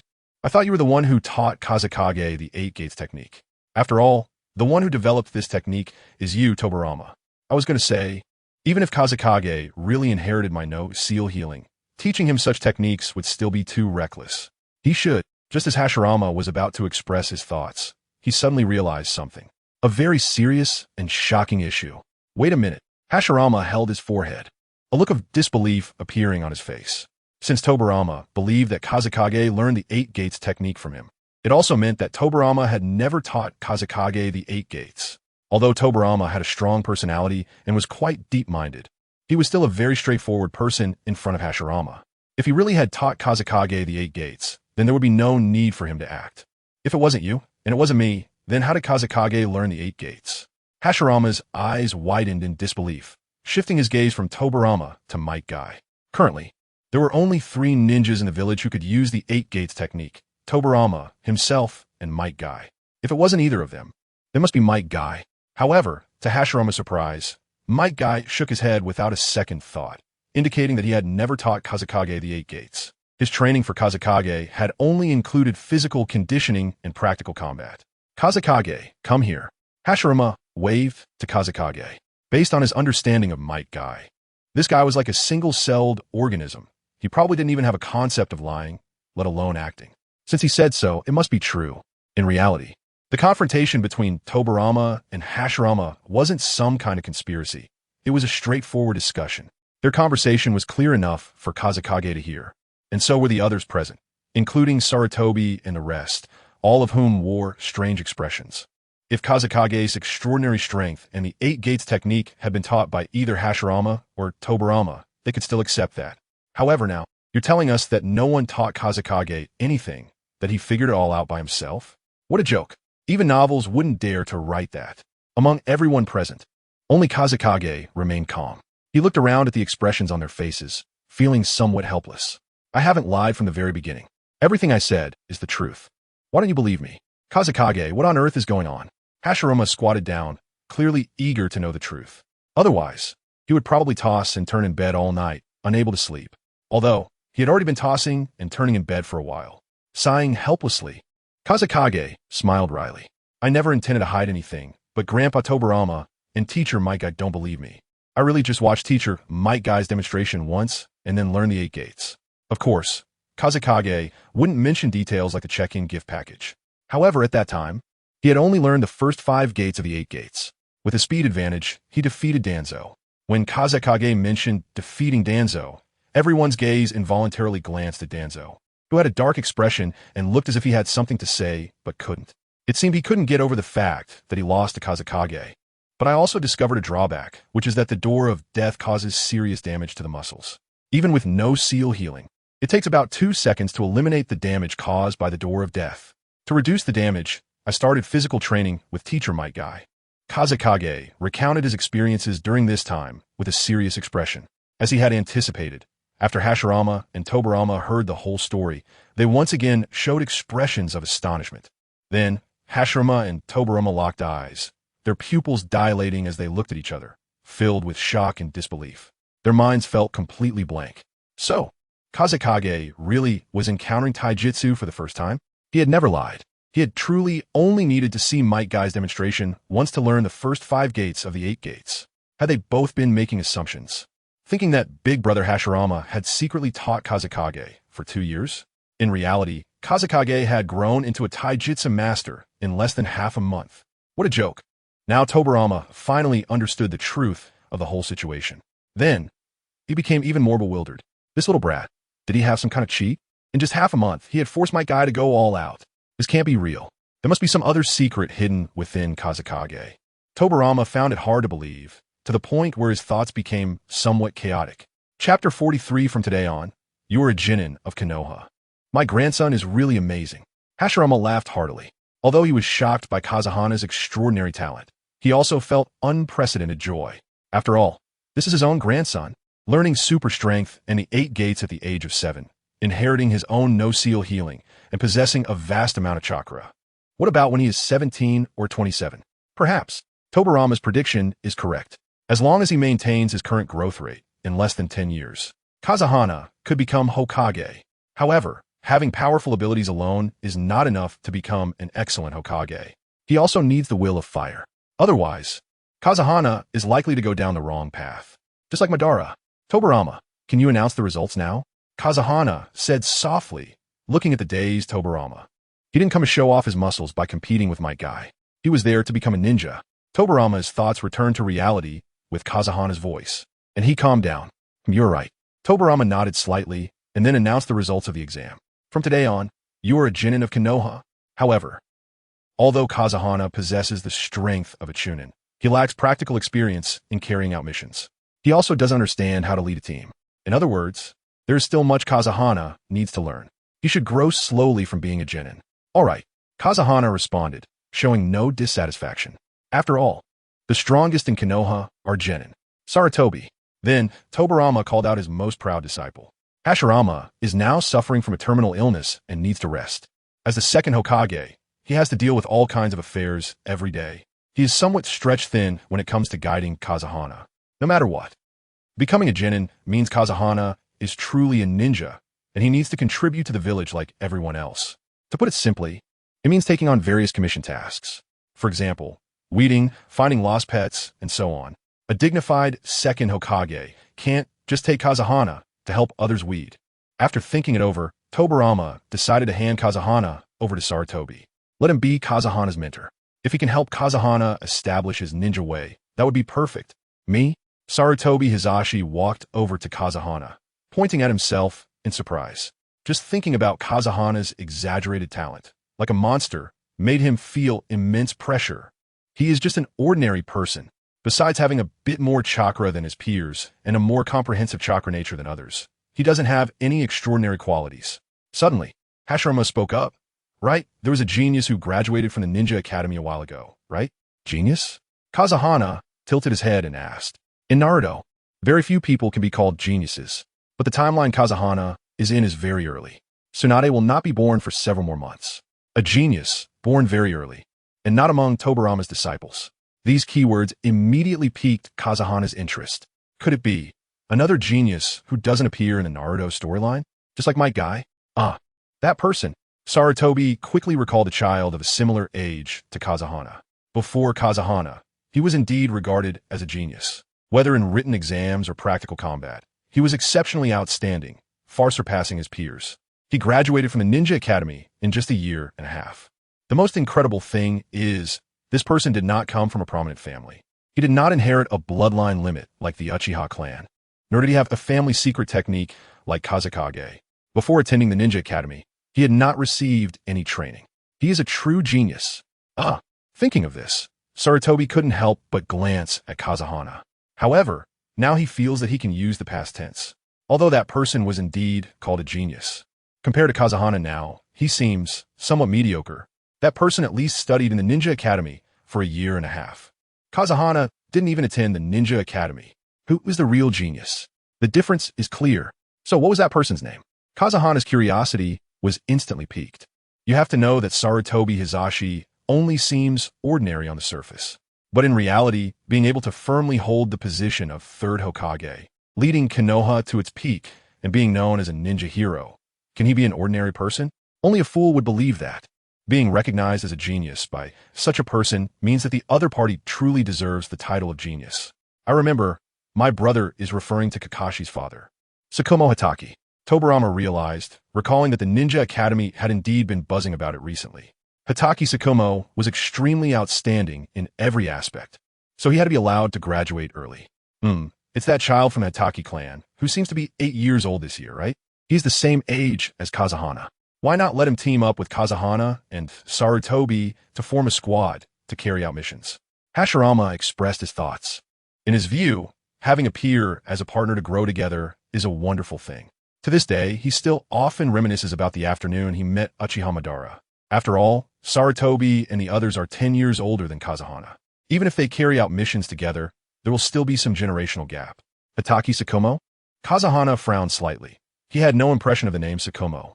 However, the Hitaki surname is too famous. Konoha's top technician, Kakashi, has the surname Hitaki. He is also known as Hitaki the White Fang. The Hitaki clan is not a large clan from Kakashi's childhood. When they were very poor and could only live in the outskirts of Konoha, it is evident. So, this Tsukumo is actually Kakashi's father? Hitaki Tsukumo? Kazahana suddenly remembered. Tsukumo should be a title, similar to the Golden Flash and the Blue Beast. And Tsukumo is his real name. If it's Tsukumo, then he is indeed a genius. His name resonated throughout the countries, and even the legendary Sannin respected him greatly. And now, he has become my companion? Kazahana couldn't help but be stunned. He originally thought that only the first, second, fourth, fifth, and seventh Hokages were related to him. Now it seems that when the future sixth Hokage Kakashi is born, he might just have to call himself Uncle. Brother, you finally thought of a good suggestion. Tobirama nodded, feeling that arranging Sarutobi, Kazahana, and Tsukumo in the same team is very appropriate. From today on, you three are members of Team 7, Tobirama said emphatically. Moreover, he has already decided on Kazahana's first task. Recently, the Land of Whirlpools sent someone over to discuss a few important matters in detail. Why not let Kazahana and the others escort them back? A C-rank mission is just right for Kazahana now. Chapter 44. The C-rank mission arrives early the next morning. Keisuke's arrived at the Hokage building. All the requests received by Konoha village were gathered here, organized by dedicated ninjas, and then assigned out. Today was Keisuke's second day as a genin, but it was his first mission. This made him very excited. To prepare, Keisuke's not only ate 2 extra bowls of rice in the morning, but also changed into a new outfit. If I remember correctly, D-rank missions are all trivial tasks. From finding pets, picking up trash, to helping others with weeding, there are all kinds of things. When Kakashi took Naruto on a D-rank mission, Naruto was very frustrated. After complaining to Sarutobi for half a day, he finally got a chance for a C-rank mission. Keisuke couldn't help but feel emotional. When Tobirama grouped him, Sarutobi, and Shumo together to form Team 7, he thought of Naruto and the others. They were also Team 7. The difference was that his starting point was much higher than Naruto's. His first mission was a C-rank. However, C-rank missions are personal missions, such as protecting individuals or delivering confidential documents. At this level, one wouldn't encounter ninjas from enemy countries. At most, they might run into some bandits. Naruto's first C-rank mission was to escort Tsunade to the Land of Waves. However, Tsunade concealed the fact that he was being targeted by Zabuza due to a lack of funds. According to mission rank classification, the task Naruto took on at that time was at least an A rank. Although it was a twist of fate, it allowed Naruto to establish his ninja way and understand what a true ninja is. Even Kakashi commented that it was great that Team 7's first enemy was Zabuza and Haku. Speaking of my ninja way, although Keisuke obtained Hashirama's chakra and the 8 gates technique through the punching card system and passed Tobirama's exam to become a Konoha genin, he and T carefully thought about things like his ninja way or will. Young Master Keisuke. Just as Keisuke was lost in thought, Sarutobi's voice came from behind him, pulling his thoughts back to the real world. Mr. Sarutobi. Keisuke turned around and politely greeted him. Haha, young Master Keisuke, don't be so formal. From today on, we are partners in missions, so just call me Hizashi or Big Brother. Sarutobi said with a smile. Although they were in the same ninja team, Sarutobi did not join as a jonin, but as a teammate, so he felt it was inappropriate for Keisuke to call him teacher. The term Mr. seemed too formal. Hizashi or Big Brother felt more friendly. Keisuke nodded slightly. Okay, I understand. Then I will call you Hizashi from now on, and as for young master and such, just call me Keisuke. Although Keisuke's physical age was 7, his mental age was already 20. He found it a bit hard to call someone like Hizashi Big Brother. Okay, Keisuke. As soon as Sarutobi finished speaking, he noticed another figure that seemed out of place and immediately waved, signaling the person to come over for assembly. According to the system established by Tobirama, the basic age for entering the ninja school is 6, and graduation occurs at 12. Therefore, those who could come here to accept missions were all over 10 years old. This made Keisuke and Shumo, as geniuses, stand out in this environment. Hello, teacher Sarutobi. Shumo took 2 steps forward and came in front of Sarutobi. My name is Hitaki Shumo. Shumo was polite and did not exhibit any arrogance typical of geniuses. In fact, Shumo was approachable and cared about his companions. Otherwise, he wouldn't have given up a mission for the sake of a companion's life. From a certain perspective, he was a quite respectable ninja.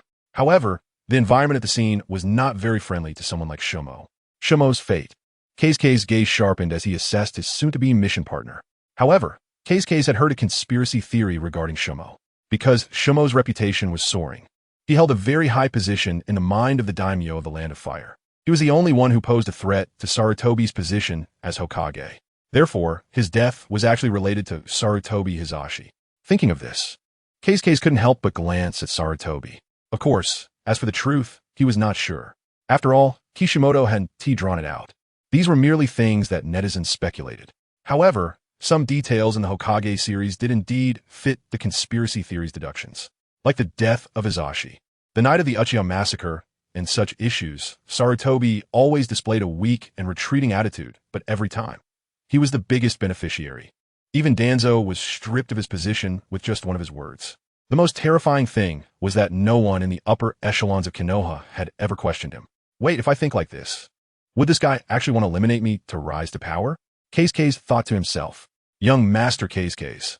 Keisuke, why are you looking at me like that? Sarutobi asked, looking confused, feeling that Keisuke's gaze was a bit strange. It's nothing, I suddenly remembered something, but it's not important. Let's go. We should meet the client now. Keisuke changed the subject, and then remembered he hadn't introduced himself. So, he turned to Shumo and said, My name is Keisuke. Hello, Keisuke. Shumo smiled in response, and then followed behind Sarutobi, stepping towards the mission point. At the same time, Shumo kept observing Keisuke. He had thought he was the only one to graduate early, but unexpectedly he encountered a peer. He had seen him at the ninja school. Shumo recalled everyone he had seen at the ninja school and realized that Keisuke wasn't among them. For a moment, he felt a great curiosity about this boy who was about his age. He should be much better than his peers in all aspects, just like me. Perhaps we'll be great rivals, Keisuke. Shumo only thought about it in his heart, not actually saying it out loud. Before long, the three arrived at the location where the request was issued. Tobirama had been waiting here for a long time. You're here. Tobirama crossed his arms, looking serious, then spoke in a low voice to the other side. Come in. As soon as Tobirama's voice fell, the door on the other side was pushed open. A middle-aged man who looked to be in his 20s entered, accompanied by a little girl who seemed to be about Keisuke's age. Upon seeing Tobirama, the man respectfully nodded, and it was evident from his eyes that he held great respect for Tobirama. The girl had long, beautiful red hair with a hairpin in her right side bun, and her bright eyes were filled with curiosity about everything. To Keisuke's, her appearance was simply identical to Kushina. Chapter 45 Compete with my background? Are you sure? Kushina? Looking at the suddenly appearing girl, Keisuke's first reaction was that she was Naruto's mother. The two looked so alike, as if they were carved from the same mold. However, Keisuke quickly denied this thought. Uzumaki Kushina and Namake's Minato were contemporaries. Namake's Minato was a disciple of Jiraiya. Tsunade, who was of the same generation as Jiraiya, hadn't even been born yet, so how could Kushina appear in this timeline? She must be an elder of Kushina. Thinking of this, Keisuke noticed a black mole at the corner of the girl's right eye, and Uzumaki Kushina didn't have that.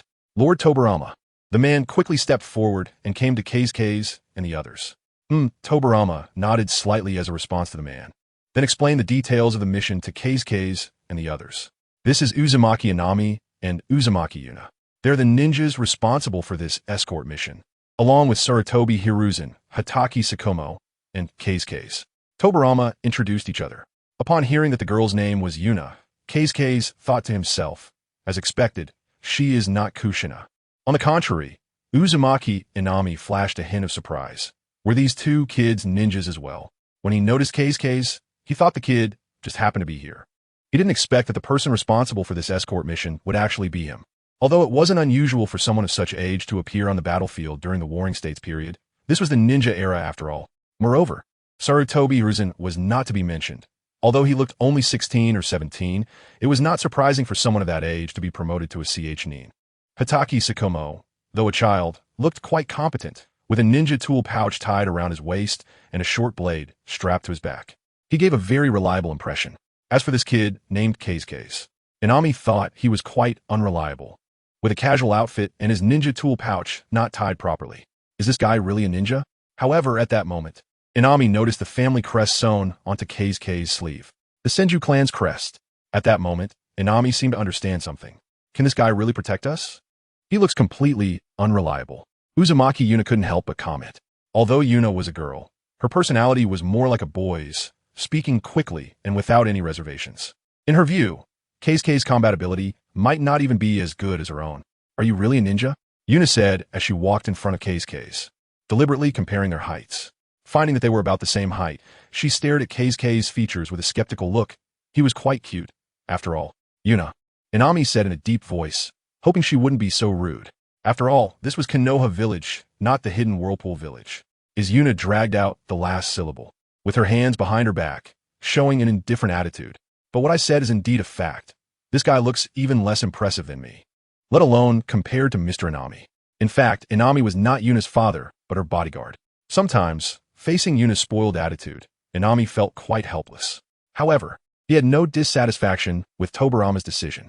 The territory of the land of Whirlpool bordered the land of fire. The route back to the hidden Whirlpool village could be considered quite safe. The worst-case scenario would be encountering some mountain bandits. In other words, this escort mission's significance was more symbolic than practical. It was precisely because of this that Tobirama classified the mission as a C rank. In addition, the village chief who established the land of Whirlpool and the hidden Whirlpool village, Uzumaki Aru, signed a friendly agreement with Senju Hashirama. To even reflect the generations of friendship between the two countries, Tobirama was preparing to propose printing the Uzumaki clan's mark on ninja uniforms. Moreover, the Uzumaki clan also mastered very powerful sealing techniques. Princess Mito even married Hashirama's elder brother. From any perspective, the land of Whirlpool was a very important ally for them. If Keisuke could understand this well, it would greatly benefit his future. Miss Yuna is still so strong-willed, but our Keisuke. However, just as Sarutobi was about to say something to ease the atmosphere, Keisuke quickly caught up with Yuna, slowly raised his right hand, pressed his thumb against his middle finger, and then aimed at Yuna's forehead, flicking it gently. Snap! A crisp sound echoed as Keisuke flicked Yuna's forehead. Of course, Keisuke was careful. It sounded loud, but he didn't use much force. It must be said that Yuna was very cute, with beautiful red hair and delicate white skin that looked almost flawless. When she grew up, she would surely be an exceptional beauty. However, Keisuke was not the kind of person who would be unable to move when he saw a pretty girl. Yuna's words were clearly belittling him. Moreover, the destination this time was a neighboring country. A little girl like Yuna would definitely struggle to keep up with their full-speed advance. In other words, this escort mission might take several days. If she continued to speak to him with this attitude, who could stand it? Isn't this just a bratty kid? Does she really think she can say whatever she wants just because she's young? Who isn't a baby anymore? On the contrary, Inami suddenly froze. Based on his understanding of Yuna, she would definitely not let this go. Miss Yuna. He quickly called out to Yuna, hoping she would calm down. Yuna's eyes widened instantly, looking at Keisuke in disbelief. A mere Konoha Genin dared to flick her forehead. Does he know who she is? What her background is? He actually dared to flick her forehead in front of everyone. You brat, do you know who I am? I am Uzumaki Yuna, from the land of Whirlpool. Before Yuna could flaunt her identity, Keisuke directly interrupted her bragging. Are you saying your identity is noble? Keisuke was suddenly amused. He really didn't expect someone to compare backgrounds with him. It's not that he was pretending, whether it was the land of Whirlpool or Konoha village, aside from Tsunade, who hadn't been born yet. One could count on one hand. Those who compared backgrounds with him were all younger. Hiruzen, tell her who I am. Keisuke said firmly. Tobirama and Sarutobi were watching this scene, but didn't find anything inappropriate. After all, from their perspective, both Keisuke and Yuna were still kids. It's quite normal for them to have a verbal spat. However, if we were to talk about backgrounds, Yuna was still quite a bit behind Keisuke. Young Master Keisuke is the grandson of the first Hokage. Sarutobi spoke the truth. At this moment, Uzumaki Inami was stunned. Then does that mean Lord Senju Hashirama is this person's grandfather? Lord Senju Tobirama is this person's great-grandfather? Their grand princess of the land of Whirlpool, Uzumaki Mito, is his grandmother. Even Yuna was dumbfounded. You are the grandson of Lady Mito? Chapter 46. Little fists punching her chest, the white clouds floated, and the sky was clear. As a genin from Konohagakure, Kazuhana began his first mission in life. He knew quite a bit about the background of the land of whirlpools. After all, the protagonist of Naruto, Uzumaki Naruto, is a descendant of the land of whirlpools. The land of whirlpools was a country established by a person named Uzumaki Ashina. All its citizens were members of the Uzumaki clan. They naturally possessed a large amount of chakra and were renowned for their sealing techniques. This included the 8-trigram seal used by Minato to seal the 9 tails, the 4-symbol seal used by Danzo to seal a bridge, and the most famous, the Reaper Death Seal, all of which originated from the Uzumaki clan. However, it was precisely because of the Uzumaki clan's famous sealing techniques that other ninja villages feared their abilities. Thus, many ninja villages united to launch an attack on the land of whirlpools, ultimately leading to its destruction.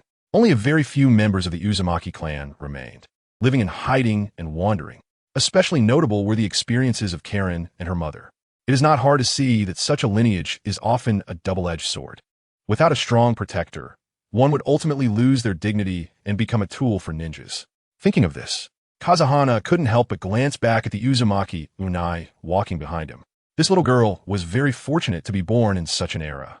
As long as Hashirama was alive, the peace agreement among the 5 great ninja villages would remain effective. Perhaps there would be friction among ninjas due to commission tasks, but large-scale wars would not break out. Moreover, judging from the information when Hashirama was reanimated by Orochimaru for the 2nd time, Tsunade's gambling habit was inherited from Hashirama, and Tsunade had not yet been born at this time. This was enough to indicate that Hashirama's terminal illness could allow him to live for a few more years. By the way, Kazuhana suddenly recalled, it was precisely because of Hashirama's death that the First Great Ninja War broke out. And towards the end of the First Great Ninja War, Tobirama died due to a coup in the Cloud Village. After that, the Hokage of Konoha was Sarutobi Hiruzen.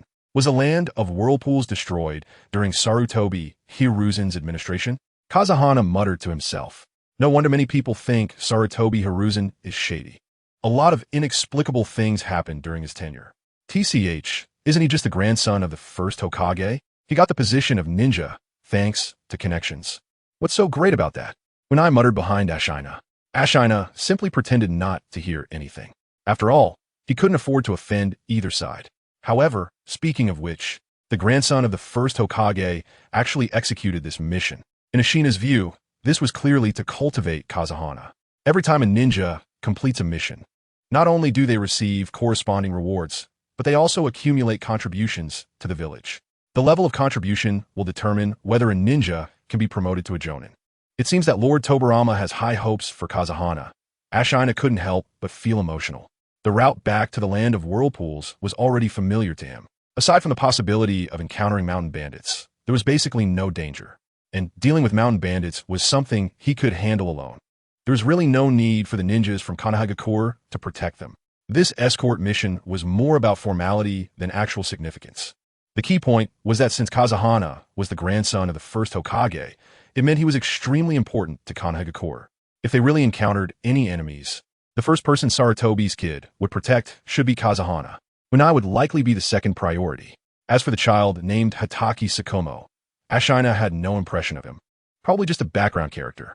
Through Ashina's analysis, he became increasingly pessimistic about Kazuhana and the others, even questioning Tobirama's arrangements.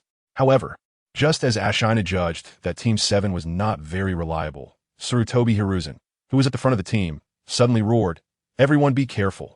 His sensing ability was not inferior to that of Uzumaki Ashina. The enemy seemed to confirm Sarutobi's judgment, suddenly rushing out from the trees on both sides. Like 2 ghostly figures, they headed straight for Unai. In an instant, Sakomo used the body flicker technique to appear in front of Unai, drawing out his chakra short blade. The kunai clashed with the short blade, sparking red flames. Immediately afterward, Sakomo felt someone kick his shoulder, losing his balance in an instant. To stabilize himself, he kept retreating, completely exposing Unai to the enemy. At the same time, Ashina drew the katana from his back, intending to eliminate the enemy, but did not expect the opponent's movements to be even more outstanding. The enemy wielded a black kunai to block Ashina's katana, then unleashed a dazzling lightning flash, injecting lightning chakra into the kunai to enhance its sharpness. It was only at this moment that Ashina clearly saw the enemy's face. The approaching enemies were not mountain bandits at all, but well-trained ninjas. But why would ninjas be ambushed in a place like this? A flood of questions surged in Ashina's mind, but he understood that now was not the time to dwell on these matters. The urgent task was to resolve this crisis. Then, Ashina caught a glimpse of Unai out of the corner of his eye and noticed her body was very stiff. Her legs seemed rooted to the ground, and she had a terrified expression on her face, frozen in place. Worried that Unai might be in danger, Ashina hurriedly shouted, "Unai, step back." At this critical moment, Ashina didn't have time to use honorifics and used the shortest sentence possible to warn her. But just as he said this, a third shadow flew out from the nearby woods, extending its 5 fingers toward Unai's chest. Meanwhile, the ninja who had previously forced Sakomo back shifted their target, sweeping the kunai horizontally at Ashina, attempting to suppress him and keep him from attending to Unai. At the same time, a fourth shadow appeared, attacking Sarutobi Hiruzen's vital points, clearly trying to restrain him and not give him a chance to intervene. As for Kazuhana, who looked like only a 7-year-old child, they completely ignored him. What threat could a 7-year-old child pose? Besides, his hair wasn't even red, indicating he wasn't a member of the Uzumaki clan. Since he posed no threat and had no value, none of the suddenly appearing ninjas paid Kazuhana any mind. "Miss Uzumaki, you belong to me." Just as the third ninja was about to grab Unai by the collar and take her away, Kazuhana, who had been ignored, suddenly appeared in front of him. Although Kazuhana couldn't use the body flicker technique, under Might Guy's instruction, his speed was more terrifying than Danzo's. The two locked eyes, and Kazuhana clenched his little fist, swinging it toward the third ninja. If Kazuhana had used a kunai, this ninja might have hesitated, but upon seeing that Kazuhana was merely swinging his fist, the ninja laughed out loud, thinking he was just a servant trying to protect his young lady. He didn't take Kazuhana seriously at all. He probably thought that even if Kazuhana's little fist hit his chest, it wouldn't hurt at all. Clearly, he didn't realize the seriousness of the situation. Sakura Storm. Chapter 47. Initial victory. The moment these ninjas made their move, they became enemies of Keisuke's. Since they were enemies, there was naturally no need for mercy. Keisuke's decisively aimed for the opponent's chest, concentrating Hashirama's chakra into his clenched fist. He unleashed a powerful technique that was originally improved by his sister Tsunade. Sakura Clash. By the time this ninja sensed the danger, it was already too late for him to defend himself. He could only watch helplessly as Keisuke's fist struck his chest. Boom! The sound of impact exploded, and the force shattered all his ribs. Before he could comprehend why a 7-year-old child had such incredible strength, his body was already flying backward, his vision turning pitch black as he fainted on the spot. What on earth is this kid? The ninja suppressing an aim couldn't help but exclaim in astonishment. After noticing Keisuke's sending his companion flying, he turned to look at Keisuke's.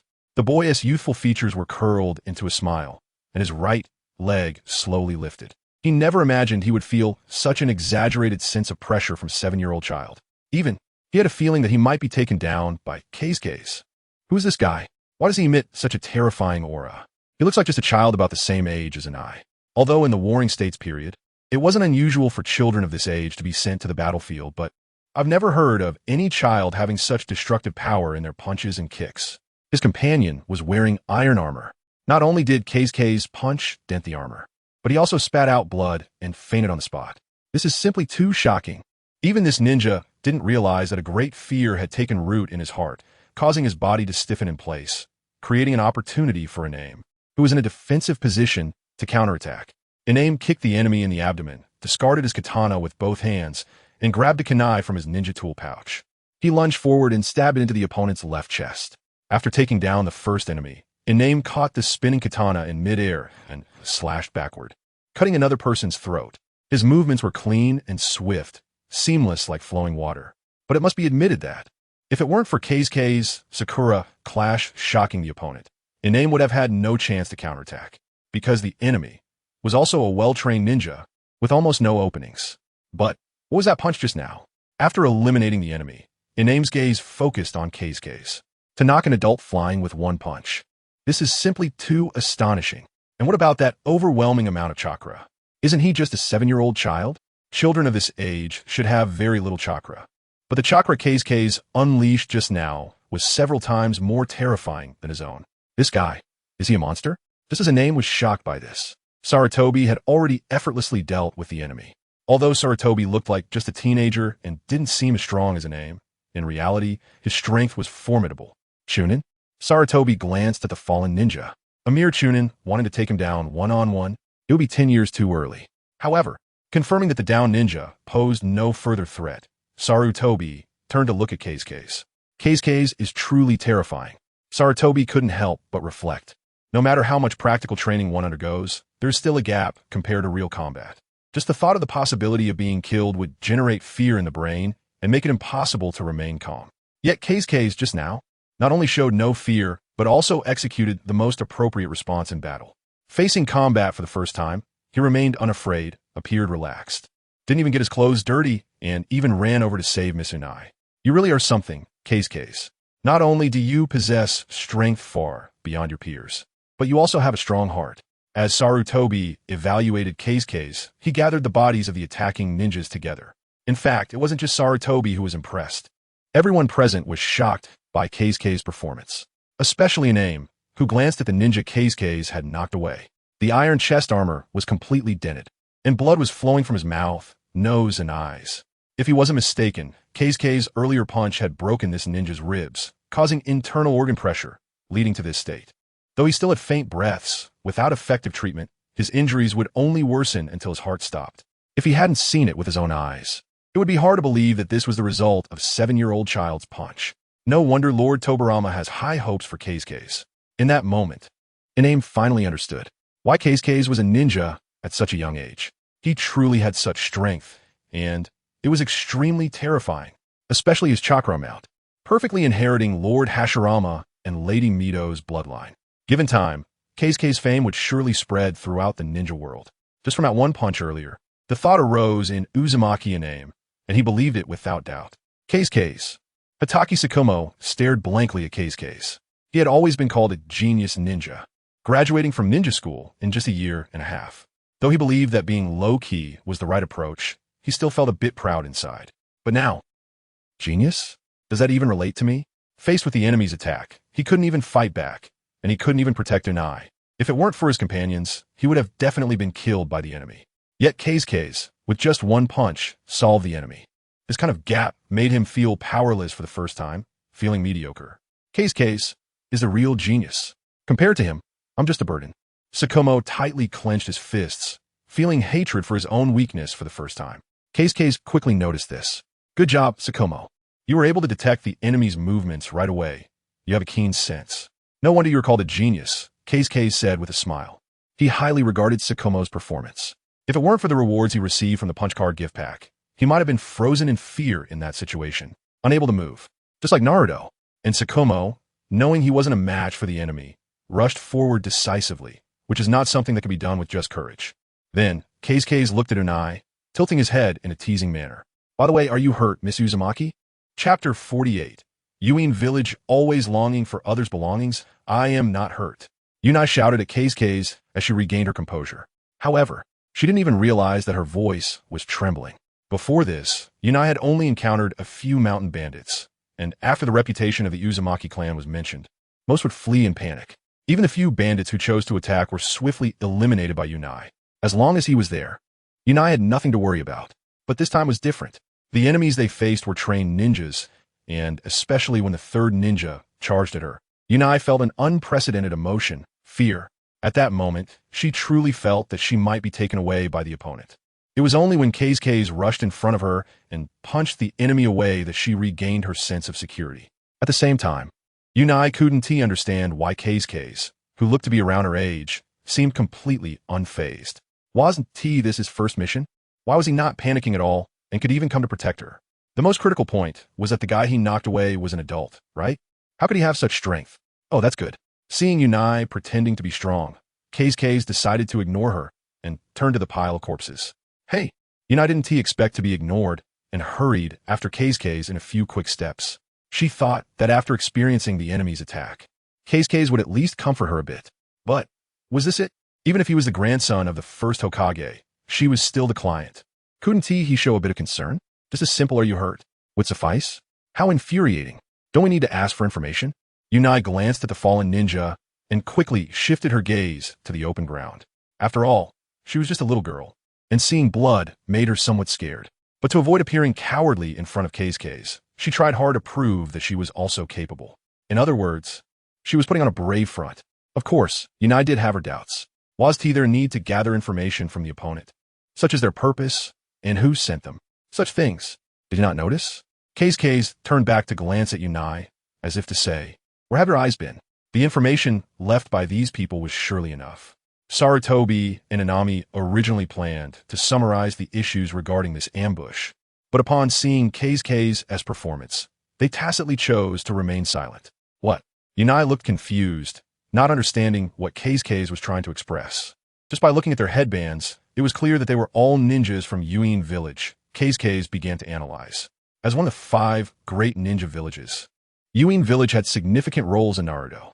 Kei's would naturally not mistake their headband insignia. They're obviously targeting you, Kei's said to Yunai. These ninjas aimed directly at the vital points when dealing with Inami and Sarutobi, clearly with the intent to kill. Yet when dealing with Yunai, they deliberately avoided fatal strikes. Such details indicated that the opponents wanted to take Yunai away. Why me? Yunai couldn't help but ask. Because of your hair. My hair? Yunai was momentarily taken aback. What did her hair have to do with anything? The most obvious characteristic of the Uzumaki clan was their beautiful red hair. Kei's paused. If I'm not mistaken, Yuin Village probably wants to study the secrets of the Uzumaki clan. For example, why the Uzumaki clan possesses an unusually large amount of chakra and the ability to seal. Of course, Kei's analysis was not solely based on the details of the recent encounter. It was also because he was a time traveler. He inherently possessed more information than Sarutobi and the others. Always longing for others' belongings had been a hobby of Yuin Village. The Hyuga clan Byakugan, the Nine Tails of Konoha. They even kidnapped Uzumaki Kushina. Now focusing on Uzumaki Yunai was hardly surprising. Perhaps Yuin Village was the main force behind the destruction of the Land of Waves. Well done, Kei's. Sarutobi couldn't help but praise him. As it was Kei's first mission, his performance was quite outstanding. Not only did he respond well, but he also analyzed so many details. Although they couldn't verify it, Sarutobi felt that Kei's analysis was spot on. The most critical point was that ordinary people would find it hard to accept seeing a corpse for the first time. For instance, Yunai, despite pretending to be strong, remained afraid of the corpses and couldn't bear to look directly at them. In reality, Kei's calmness was related to his experiences before his arrival here. In his original world, he was a medical student specializing in forensics. He had not only seen corpses but had also performed dissections. He had already gotten used to it. For Kei's, corpses no longer held any repulsive connotations. Additionally, all these people possessed Chunin-level strength, indicating that Yuin Village took this operation very seriously. Even if they left a living witness with their current methods, they wouldn't be able to extract any information. Sarutobi further explained. The first rule for ninjas is to protect information.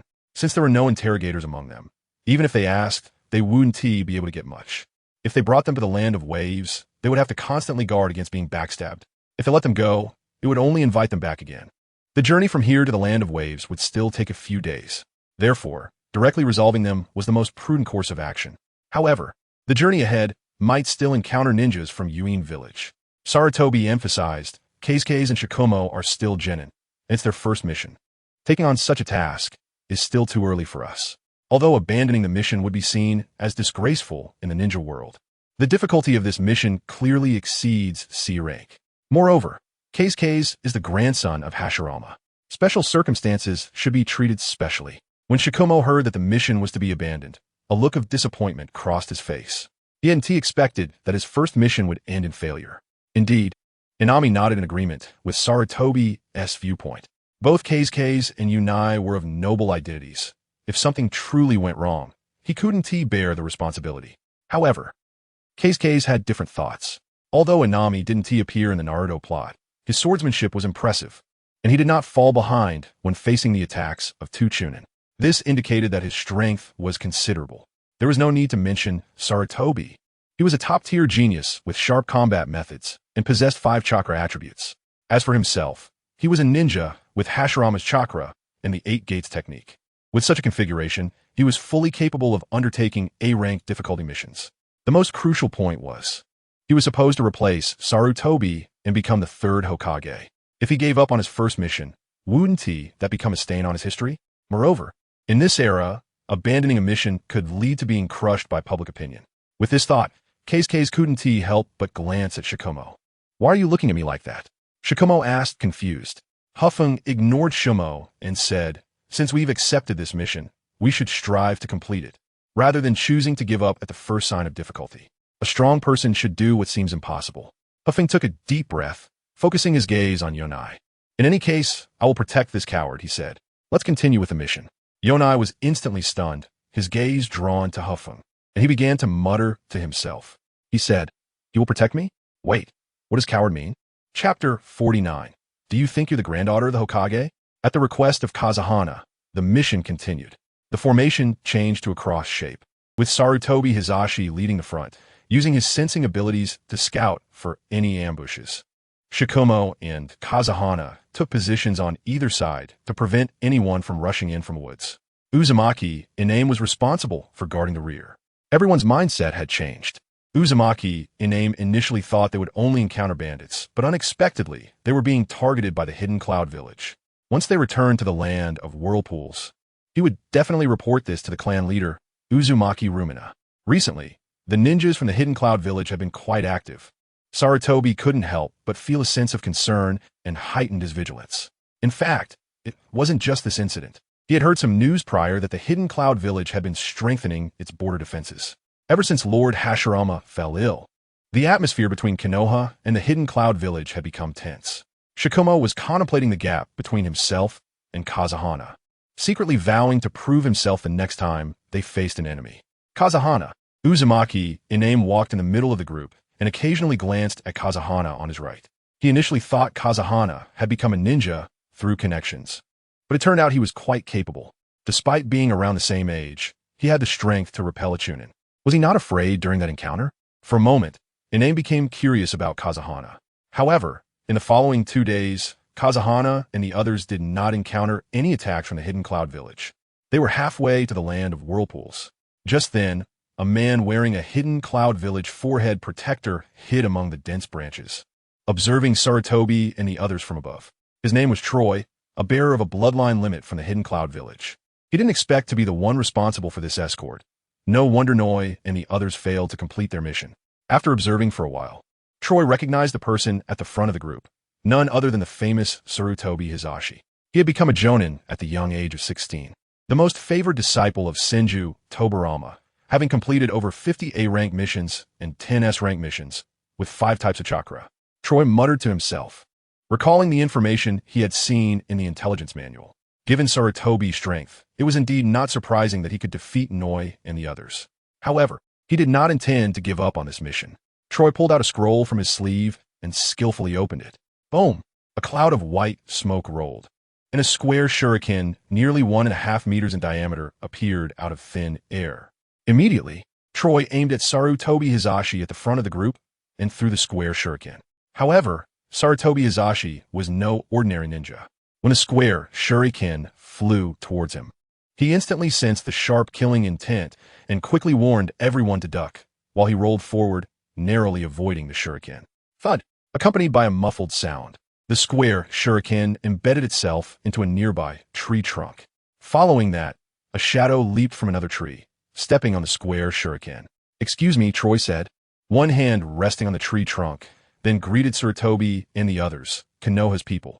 As Troy's voice fell, several shadows appeared from 3 other directions, surrounding Kazahana and the others. Without a doubt, these people were all ninjas from the Hidden Cloud Village. Kazahana, Shikumo, and Iname instinctively huddled together to protect Iname. 6 people? Kazahana looked around. Including Troy, there were a total of 6 of them. Everyone be careful. This guy is not comparable to the previous ninjas. He is a jonin from the Hidden Cloud Village, Troy, and possesses great strength. Sarutobi examined the situation for a moment and recognized the identity of the intruder. The competition among ninjas is also a competition of information. The more information one has about the enemy, the more advantageous it is for oneself. Sarutobi Hizashi pulled out a kunai and kept a vigilant eye on Troy. In his view, an opponent like Troy was not something Kazahana could handle. It had to be resolved by him. Iname, Kazahana, the rest is up to you. Sarutobi took a deep breath, preparing for battle. Kazahana nodded slightly and then scrutinized Troy. He felt that this person looked somewhat familiar, but couldn't recall who it was at that moment. However, the fact that Sarutobi Hizashi was so cautious indicated something significant.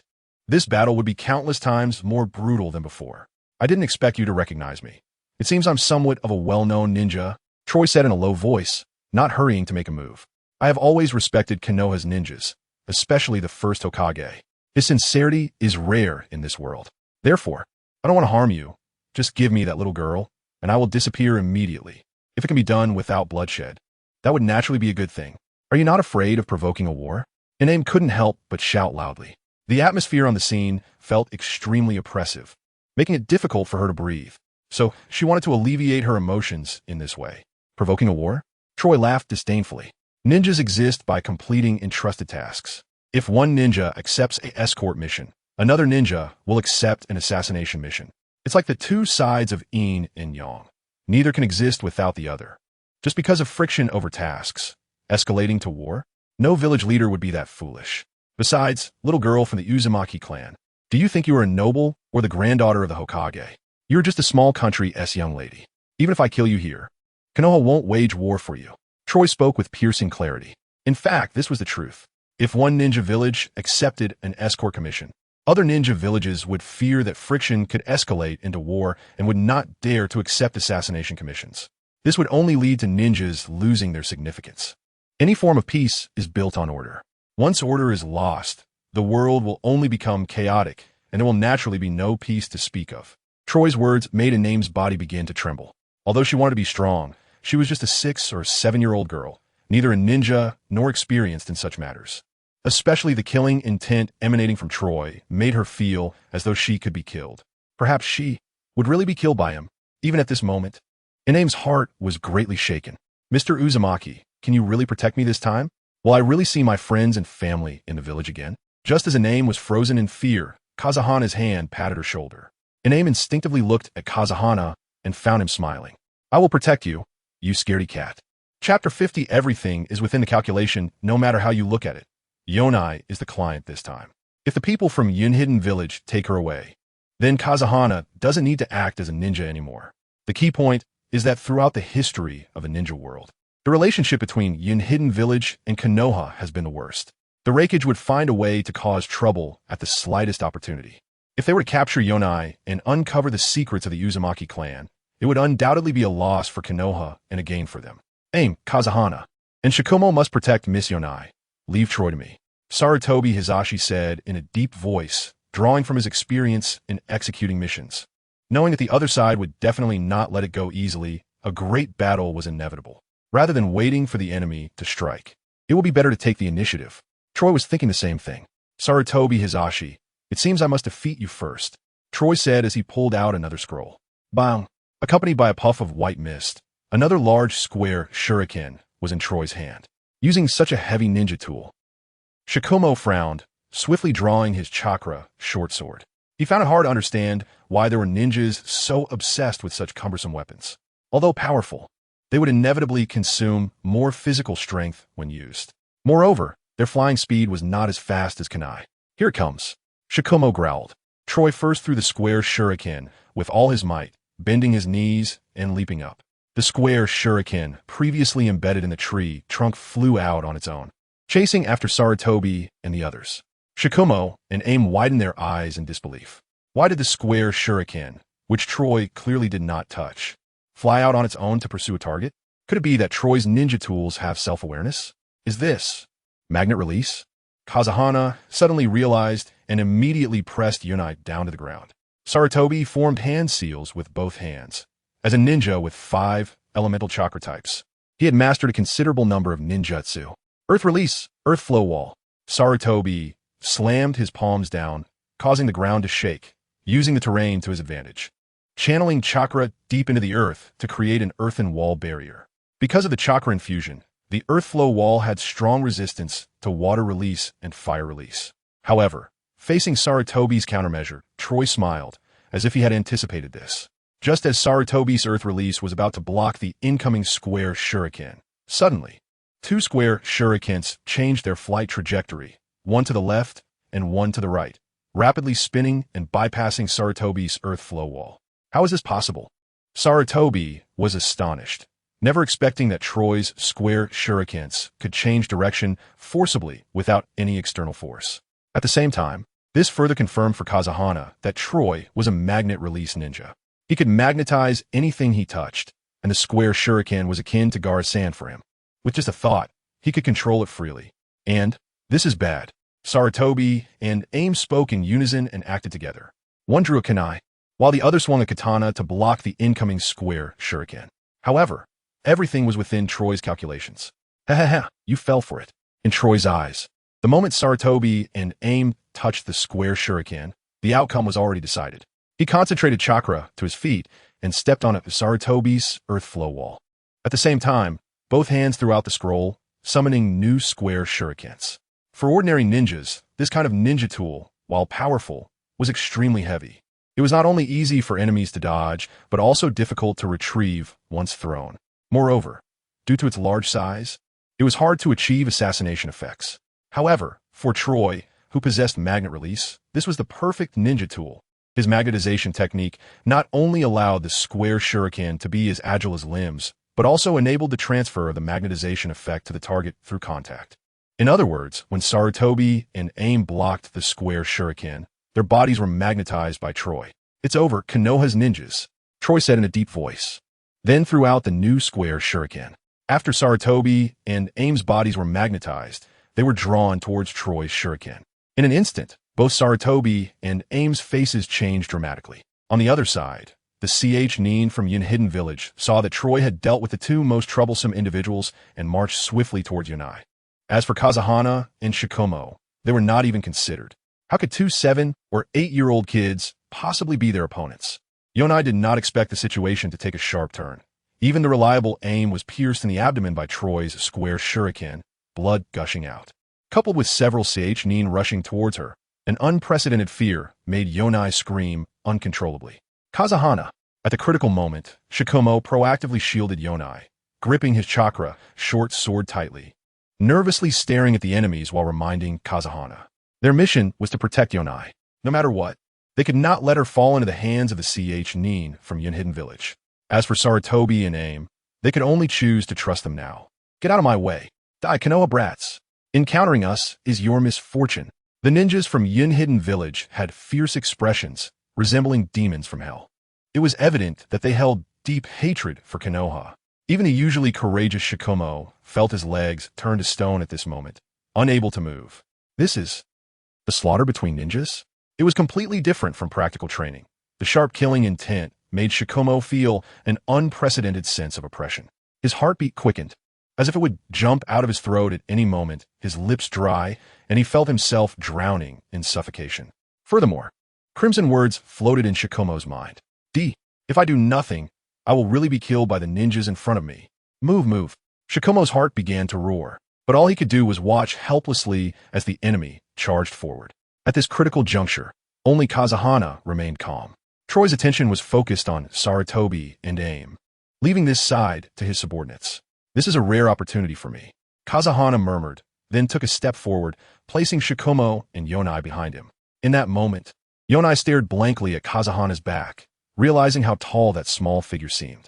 Then, Kazuhana unleashed a burst of Hashirama's chakra, creating a powerful airflow that forced the charging ninjas to halt in their tracks. At the same time, they displayed expressions of immense terror. What? Does a 7-year-old kid possess such terrifying chakra? Chapter 51. K's decisive in killing the troops led by Troy are all quite excellent ninjas. Whether in terms of combat experience or cooperation among themselves, they are impeccable. The key point is that Troy is also a wielder of the bloodline limit, magnet release. If K's were to face him head-on alone, he wouldn't have much confidence. However, fortunately, Troy's primary target is Sarutobi Hisashi, and his secondary target is Uzumaki Asami. As for K's and Sakumo, he doesn't take them seriously at all. How could two 7- or 8-year-old children possibly be a match for the ninjas of the Cloud Village? This is not underestimating them, nor is it carelessness. It is a deduction based on common sense. The third gate, the opening gate, is opened. K's clenched his fists with both hands, and at the moment he unleashed Hashirama's chakra, he opened the opening gate in one breath. His fair skin turned red due to blood flow. Muscles in his arms bulged with veins, and green energy radiated from his entire body. Both his strength and speed were significantly enhanced. The gazes of Sakumo and Unai were instantly drawn to K's. What is that? Sakumo's eyes widened in disbelief. He felt that K's was like a different person compared to just before, especially the green energy he emitted, which dispelled the sense of oppression Sakumo felt from the Cloud Ninja. Why does K's have such terrifying power? Sakumo gulped nervously. Once again, He recognized the gap between himself and Keisuke's. Moreover, Tsukumo saw Keisuke's bend one knee and instantly realized his intention. Keisuke's, are you planning to confront those 5 cloud ninjas? Even though Keisuke's had the identity of Hashirama's grandson, Tsukumo still thought that this was too unbelievable. After all, Keisuke's is just a genin. In terms of combat thinking and practical experience, he is far from being comparable to a chunin. Yet his eyes showed neither confusion nor fear. Even Tsukumo sensed a strong confidence emanating from Keisuke's. This guy is really a genin younger than himself? How ridiculous! Unai, although not as perceptive as Tsukumo, couldn't discern so many details. But looking at Keisuke's back, she felt that this boy was exceptionally reliable. Moreover, she sensed a great sense of security from Keisuke's, as if as long as he stood in front of her, no one could harm her. Meanwhile, the chunins from the Cloud Village felt their scalps go numb. This little brat, who looked to be only 7 or 8 years old, was clearly a child. Why does he possess such exaggerated and overwhelming chakra? Even the team leader Troy does not have such exaggerated chakra. Could be a transformation technique. He is actually not a 7-year-old child at all, one chunin exclaimed, but this thought was quickly denied by himself. Perhaps, at the beginning, Keisuke's might have disguised himself with a transformation technique, but he didn't need to maintain a transformation technique in battle. This precisely indicates that Keisuke's didn't use a transformation technique. He is indeed a 7-year-old child. How is that possible? A 7-year-old genin from Konoha possessing a chakra amount more terrifying than that of an elite jonin? And what about his body? What kind of ninjutsu is that? Wait, am I scared? One of the cloud ninjas noticed his hands trembling uncontrollably. In fact, it wasn't just him. All 5 chunins who followed Troy were intimidated by the chakra that Keisuke's unleashed. Even if they didn't want to admit the fact that they were frightened by a 7-year-old child, the killing intent bursting from Keisuke's created a sense of oppression that made them feel fear.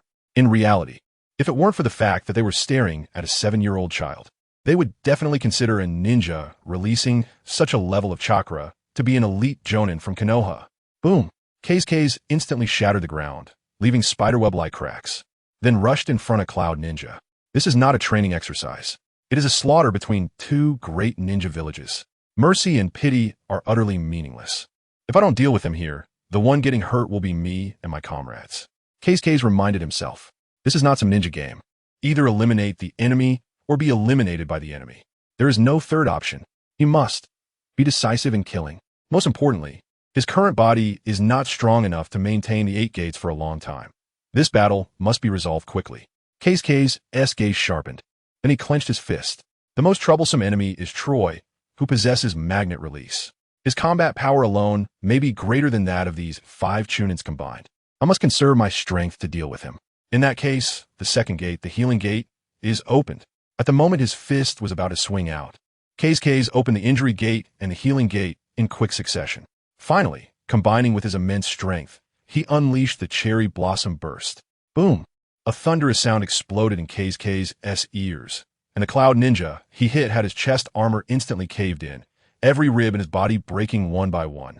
However, before the broken ribs could crush his internal organs, his vital organs had already been severely damaged by the impact of the cherry blossom burst.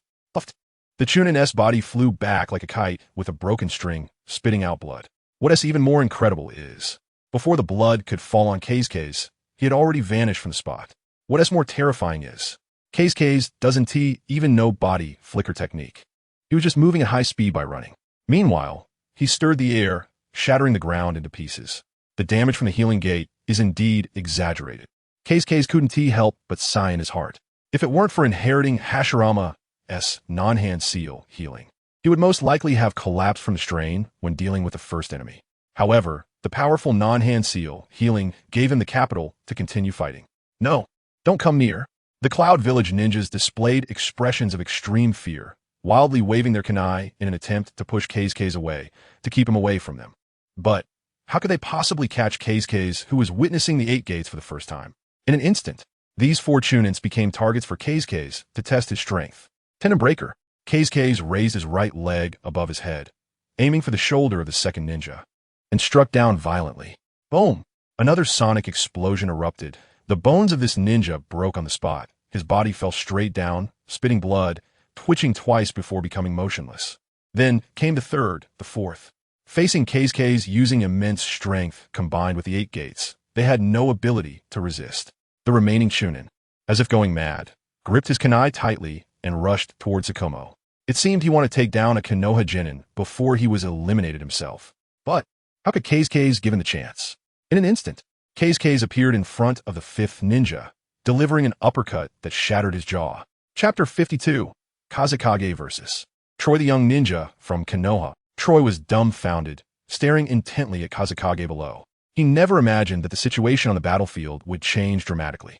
His own Chunin, following him, was instantly taken down by Kazekage. His strength, his speed, his chakra amount could truly be described as terrifying. What was most frightening was that Kazekage looked to be only 7 or 8 years old. Although in the Warring States period, it was not unusual to send children of this age to the battlefield. A genius with such power at this age was, in Troy's perception, one of a kind.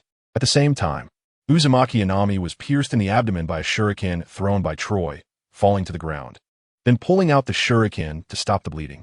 Sarutobi Hiruzen used wind release at a critical moment, forcing the shuriken aimed at him to deviate. Then condensed chakra to his feet, stepping down to use the recoil to launch himself away. Of course, Sarutobi's success was partly due to Troy not expecting Kazekage's strength to be so formidable, causing him to momentarily freeze and lose control over the shuriken. Well done, Kazekage. Sarutobi glanced back at Kazekage's direction and found that the few ninjas had all been dealt with, feeling a sigh of relief. If those ninjas had formed a pincer movement with Troy, the consequences would have been unimaginable. However, no matter how many times he looked, Kazekage seemed like a monster. Sarutobi rolled his throat and couldn't help but sigh. A 7-year-old genin, single-handedly facing 5 trained Chunin and effortlessly taking them all down. The key point was that no matter how simulated combat training was, it could never compare to actual killing. Kazekage not only possessed immense strength, but also had a heart big enough to handle it. So this is the grandson of the first Hokage. Inami's heart stirred with tumultuous waves. Dealing with 5 Chunin at once, he actually had little confidence in overcoming them. If he didn't consider Miss Nai, he would most likely have retreated without looking back. It would have been wise to shake off the enemy. But the grandson of the first Hokage managed to resolve them so easily. If he didn't know Kazekage was only 7 years old, Inami would definitely regard him as a jounin of Konoha. And what was with that bizarre speed? His line of sight couldn't capture it at all. In Inami's view, Kazekage's movement method clearly appeared to be disappearing in place and then reappearing in another location. It looked just like a highly skilled body flicker technique. However, every time Kazekage moved, he would stir the air, creating shock waves that struck the ground. This unconscious impact instantly shattered the earth. From the shattered ground, it could be determined that Kazekage indeed wasn't using any body flicker technique. It was just that his speed was simply too fast. Inami's eyes widened, sitting on the ground, staring fixedly at Kazekage's small body. At that moment, Inami's understanding of physical techniques completely collapsed. In fact, after Tobirama developed the 8 gates technique, he found that no one could withstand the damage it caused. Therefore, it was classified as a forbidden technique, until he discovered that Might Guy, through devilish training methods, had exaggeratedly increased his muscle strength, and only then did he teach the 8 gates technique to him. Because of this relationship, the entire ninja world didn't know of the existence of the 8 gates technique. How on earth did Kazekage achieve this? Inami's shocked emotions could not calm down for a long time. He felt that Kazekage was a monster, an anomaly, but he had to admit that the current Kazekage gave him a great sense of security, as if as long as Kazekage was here, Miss Nai would be safe. Troy took a long time to regain his composure. He spoke in a low voice to Kazekage. The technique you just used, was it a physical technique? For Troy, he now felt that Kazekage was more troublesome than Sarutobi. After all, he still had information on Sarutobi, knowing he was an all-round ninja with 5 chakra attributes. Moreover, he had transferred magnetism to Sarutobi through the shuriken as a medium. So Sarutobi was not a concern. Instead, it was Kazekage. He knew nothing about him. That bizarre movement method and terrifying strength. If he got hit, his body might not be able to withstand it. He had to think of a way to magnetize his body. However, just as Troy was formulating tactics against Kazekage, who was firmly locked in his sight, suddenly disappeared. Troy's eyes widened, his heart racing, and almost instinctively, he used body flicker technique to move to another position. Kazekage clenched his fist, swinging through the air. Seizing the opportunity, Troy simultaneously threw 4 shuriken at Kazekage. Is this the strength of a jounin? Kazekage was quite surprised. Both his speed and timing of attack were impeccable. If it were Danzo, this punch would definitely determine the outcome. But Troy managed to react. Oh, Sarutobi thought to himself. In order to hit Troy, Kazekage leaped from the ground. Now, suspended in the air, with nothing to step on for movement. If he collided with the shuriken, his body would be magnetized. This was also the reason why Might Guy's physical technique was strong, yet still only a chunin. Not every ninja relied on physical techniques to determine the outcome. In a moment of desperation, Sarutobi quickly formed hand signs, using water dragon jutsu, to push Kazekage away. However, at that moment, Sarutobi, this is not the time to worry about others. Troy's voice rang in his ears, with a kunai pressed against his neck. Although Sarutobi responded in the best way possible, his abdomen was still kicked solidly. At that moment, he realized that the Troy standing behind him was actually a lightning release clone. His true body was preparing to take down Kazekage first. You truly are the most terrifying young ninja from Konoha I've ever seen. If it weren't for my bloodline limit and the keen instincts formed from hundreds of battles with enemies, I would never be your match. But your greatest misfortune is encountering me at this age. You have no chance to grow any further. Troy shouted at Kazekage, pulling out all his scrolls, summoning countless shuriken from them, wrapping some around himself to form a 360-degree defense. In this way, no matter how fast Kazekage's speed was, his fists could not hit him. Furthermore, Troy controlled hundreds of shuriken, raining them down towards Kazekage. In a critical moment, Gate of Opening, open. Chapter 53. Aura. Troy is indeed impressive. Keisuke gazed directly at Troy, who stood on the ground. Not only did he evade Keisuke's attacks, but he also found a way to counter the 8 gates of might. Using his bloodline limit, magnet release, Troy surrounded himself with 3 layers of shuriken, like a barrier. The radius of the magnetic barrier centered on Troy was at least 8 meters. This meant that even if Keisuke used his speed advantage to break through the first layer of shuriken, the second layer would immediately surround him. As soon as Keisuke's body made contact with Troy's ninja tools, he would be magnetized in an instant. At that point, Troy could easily throw shuriken, and the ninja tools would attract Keisuke's. Once his body was airborne and unable to exert force, it would be difficult to dodge Troy's attacks. Truly, a high-ranking ninja with a bloodline limit. Keisuke couldn't help but feel amazed. Troy also marveled at Keisuke's terrifying abilities. For the future of the Hidden Cloud Village, I must eliminate you here. Troy understood the principle of rising and falling. A genius ninja like Keisuke was truly one of a kind in the ninja world. If he were allowed to continue growing, he would undoubtedly become the next Hashirama Senju. With this in mind, Troy unleashed his magnet release to the fullest, unleashing hundreds of shuriken that rained down towards Keisuke. This is bad. Sarutobi's eyes widened. In his view, Keisuke had the worst compatibility with Troy. If those shuriken hit Keisuke, his body would be magnetized. At that point, Keisuke would be like fish on a chopping board for Troy.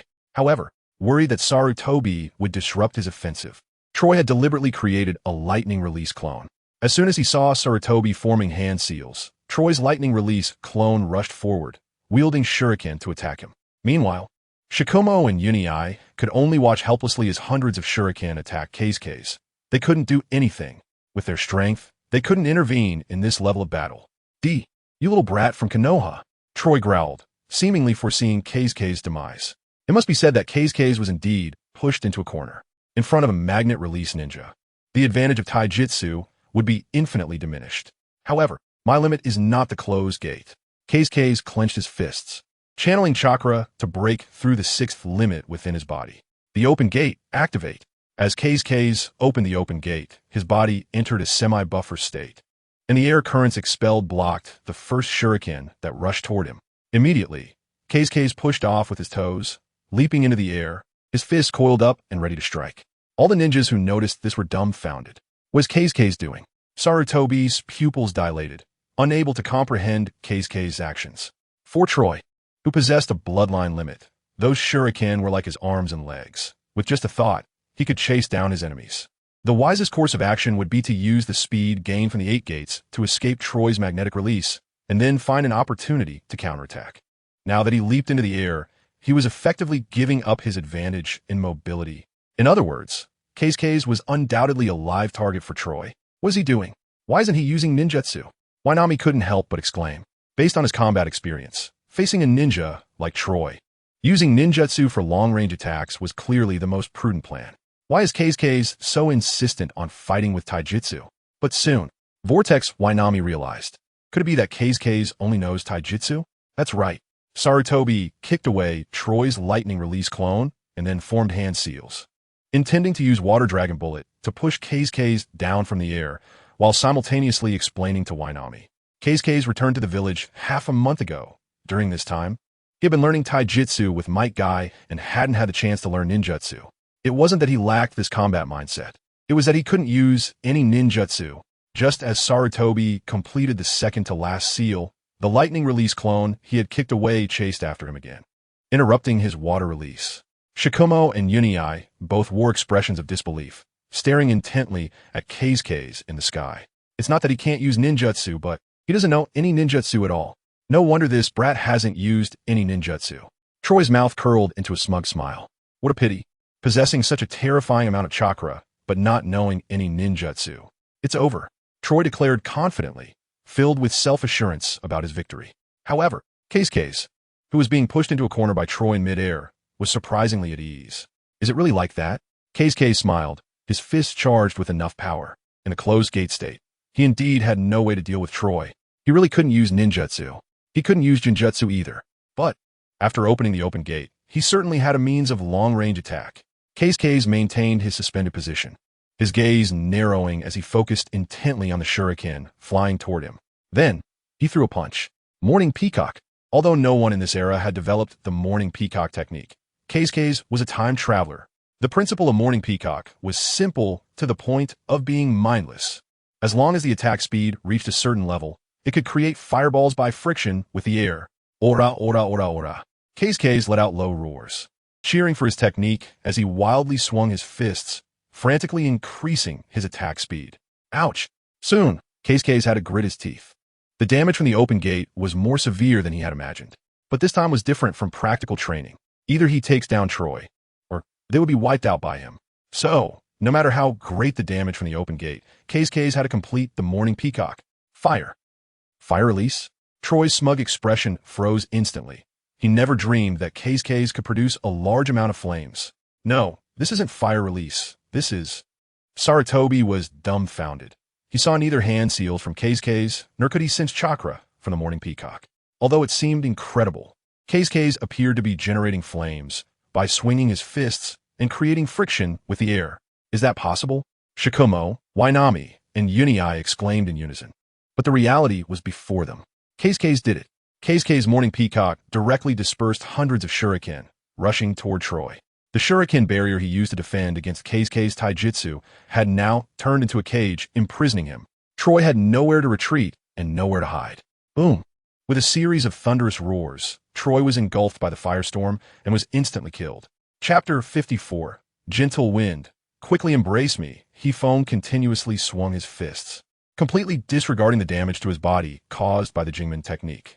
The flames that scattered from his fists painted the sky red, as bright as a sunrise and as dazzling as a peacock's tail feathers. It was precisely because of such expressiveness that this move was named Cheakonk, Morning Peacock. Everyone present gasped in awe, their eyes filled with shock and disbelief.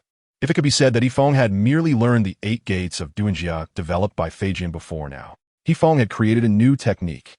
At least, that's how it appeared to Sarutobi. He had no idea that in the future, there would be a ninja named Might Guy.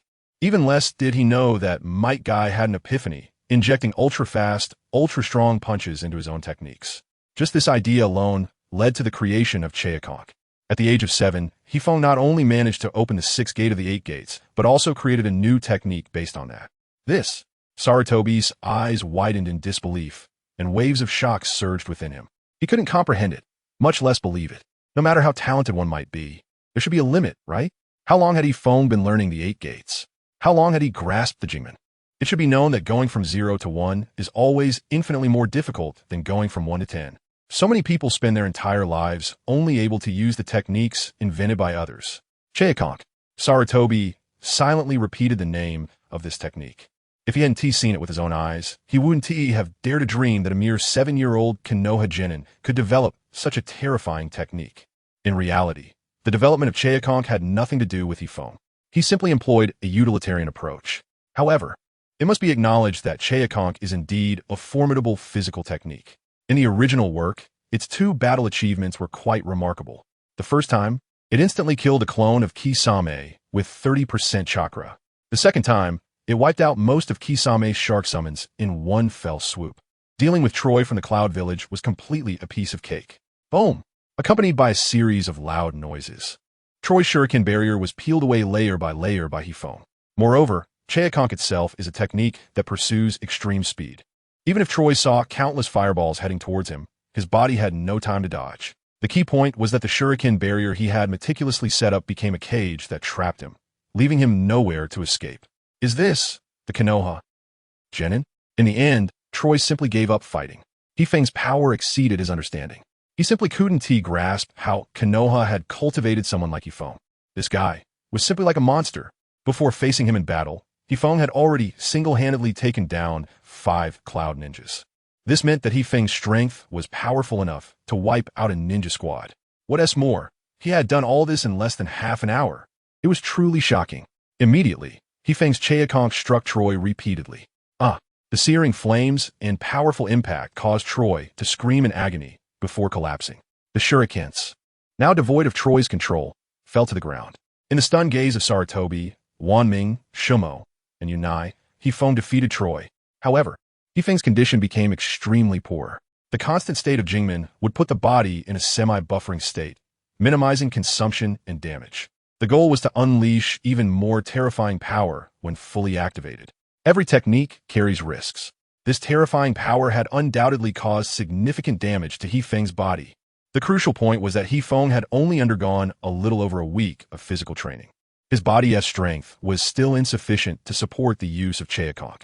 Just now, when he swung his fists, Hifeng had forced his body to complete Cheokonk purely through sheer willpower. His muscles and meridians were damaged more severely than ever before. Even Hifeng's bones had sustained injuries. Sweat beads the size of peas appeared on Hifeng's forehead due to the pain, and the moment the Jingmen was released, an even greater pain rebounded throughout his body, rendering him unable to move as he fell towards the ground. This is bad.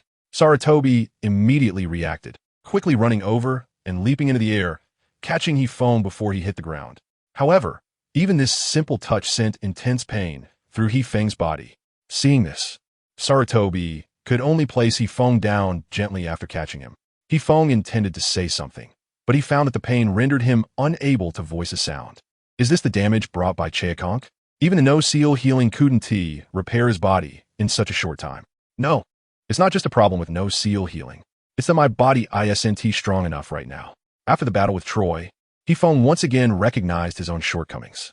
There was a chasm of physical strength between him and Might Guy.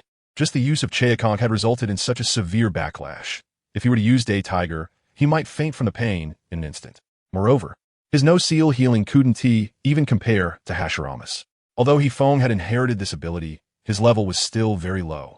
If Hashirama's no-seal healing is at level 10, Hifeng's would probably be only at level 1. This was also the first time Hifeng realized just how weak his body truly was. Once I get back, I must strengthen my physical training. Hifeng silently vowed in his heart. The daily check-in rewards only allowed him to draw various skills. But to unleash the power of these skills, he needed to continuously train. It was like a naturally gifted person.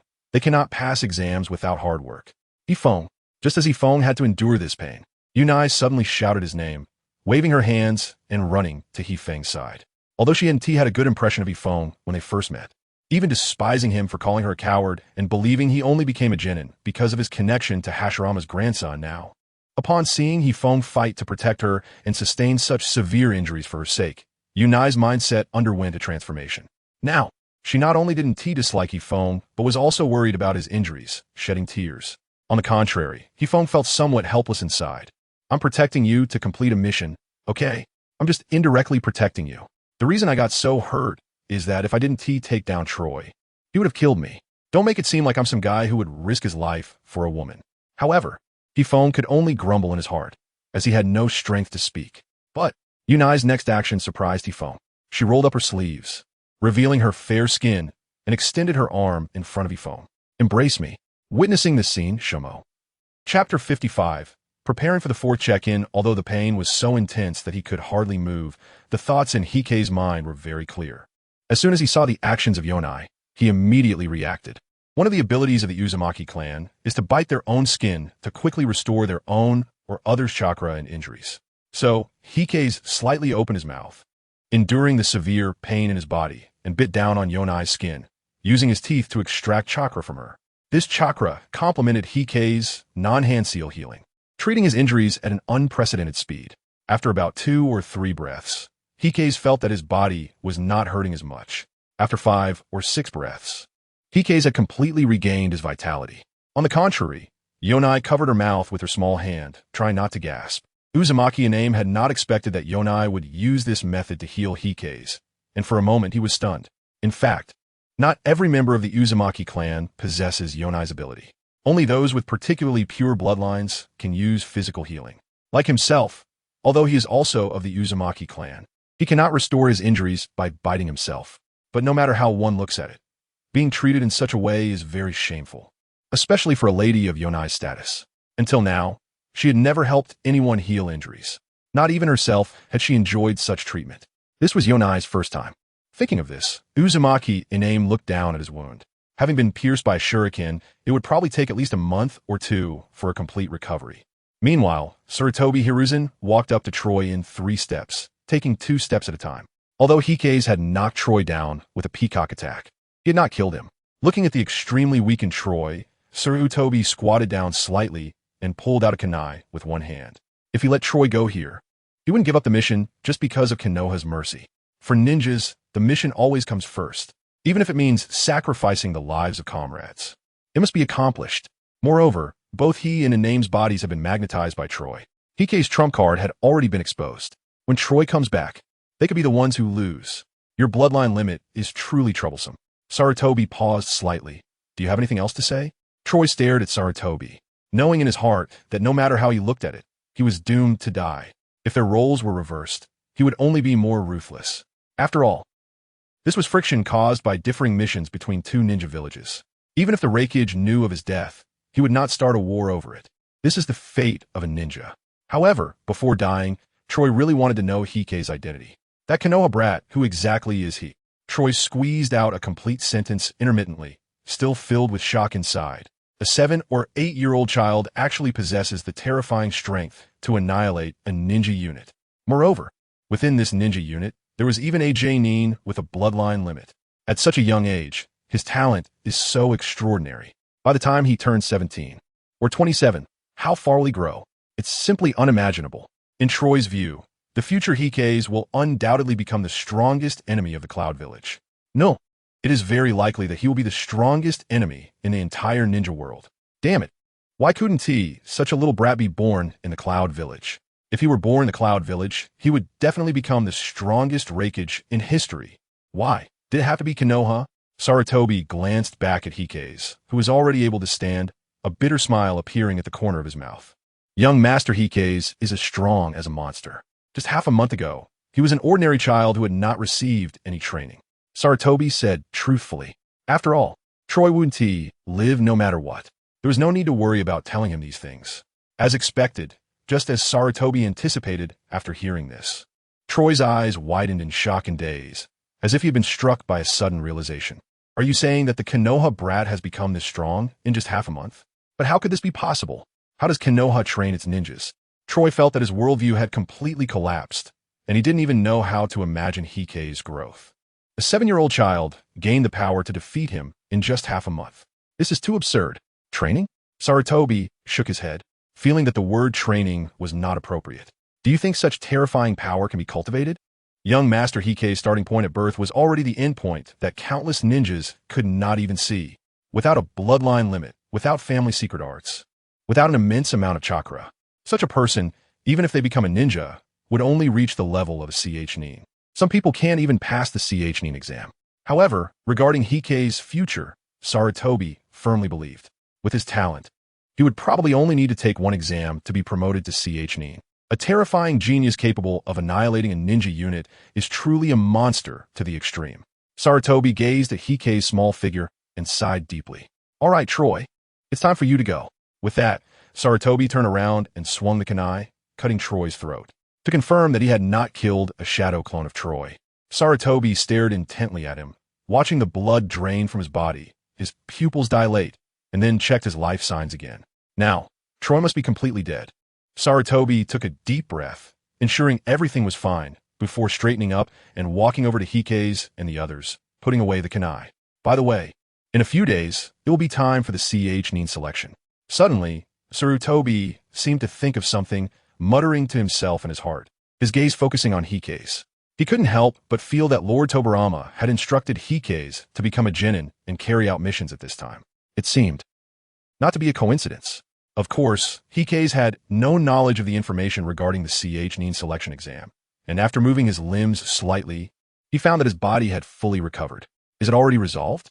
Noticing that Sarutobi had returned, Hikaze specifically asked. Since he was a ninja from an enemy village, he should eliminate the threat completely. After receiving Sarutobi's affirmative answer, Hikaze nodded slightly. It seemed that they would not encounter ninjas on their journey ahead. By the way, Hikaze blinked and then glanced at the cool-down time of the check-in system. Delivering Yonai to the land of whirlpools and then returning to Konoha would just allow him to carry out the fourth check-in. Chapter 56. The Nin selection exam. After dealing with Troy, Kazekage did not encounter any ninjas sent by the Hidden Cloud Village in the following days. If he guessed correctly, the Reikage of the Hidden Cloud Village should have only dispatched 2 teams of ninjas to kidnap Uzumaki Unai. By the time they realized that Troy had failed, Kazekage estimated that he would have already returned to Konoha, bound by Hashirama, the supervisor of the peace agreement. The Reikage could only suffer in silence regarding this loss, unable to express his grievances. However, what Kazekage did not expect was that Unai, who had initially resisted him, seemed to have changed completely after his battle with Troy. Not only did she start calling him Kazekage Nai, but she also engaged him in conversation from time to time. Although Kazekage did not dislike this situation, he could not say he liked it either. Plus, since they had not encountered any enemies along the way, the remaining days were quite easy. Before they knew it, the group arrived at the hidden Whirlpool village in the land of Whirlpool. As the clan leader, Uzumaki Ashina originally planned to warmly welcome Kazekage and his companions, hoping they could stay a few more days in the hidden Whirlpool village as a gesture of gratitude. However, he was met with Sarutobi's refusal. In the end, Kazekage only had lunch in the hidden Whirlpool village and rested for an afternoon before returning to Konoha with Sarutobi. On the way back, Kazekage couldn't help but complain that there was no need to rush back to the village. But no matter what, Sarutobi was the leader of Team 7, and decisions regarding such matters had to be followed by Kazekage and Shikumo. This was also something Tobirama had specifically instructed. After all, Kazekage was only 7 years old, although he displayed monstrous talent that shocked Tobirama time and again. Tobirama felt that Kazekage's thinking was still not mature enough and needed further development. If command were handed over to Kazekage, it might lead to some chaos. The hidden Whirlpool village is indeed nice, but if we miss the Nin selection exam because of this, we will have to wait until next year. Sarutobi pondered and took this opportunity to bring up the Nin exam. Kazekage's learning talent, combat thinking, practical experience, and psychological quality all exhibited monstrous qualities. If he were Kazekage's responsible Nin, he would definitely not let Kazekage miss this Nin exam. I believe that Lord Tobirama appointed Kazekage as a genin at this time specifically so that he could participate in this Nin exam. Sarutobi couldn't help but feel emotional. With Lord Tobirama's intellect, predicting every step Kazekage would take was not a difficult task at all. The Nin exam? Shikumo was taken aback, his expression seemingly saying, "What does the Nin exam have to do with us? Didn't Kazekage and I just become genin? We shouldn't qualify for the Nin exam, right?" "Yes. It is indeed the Nin exam."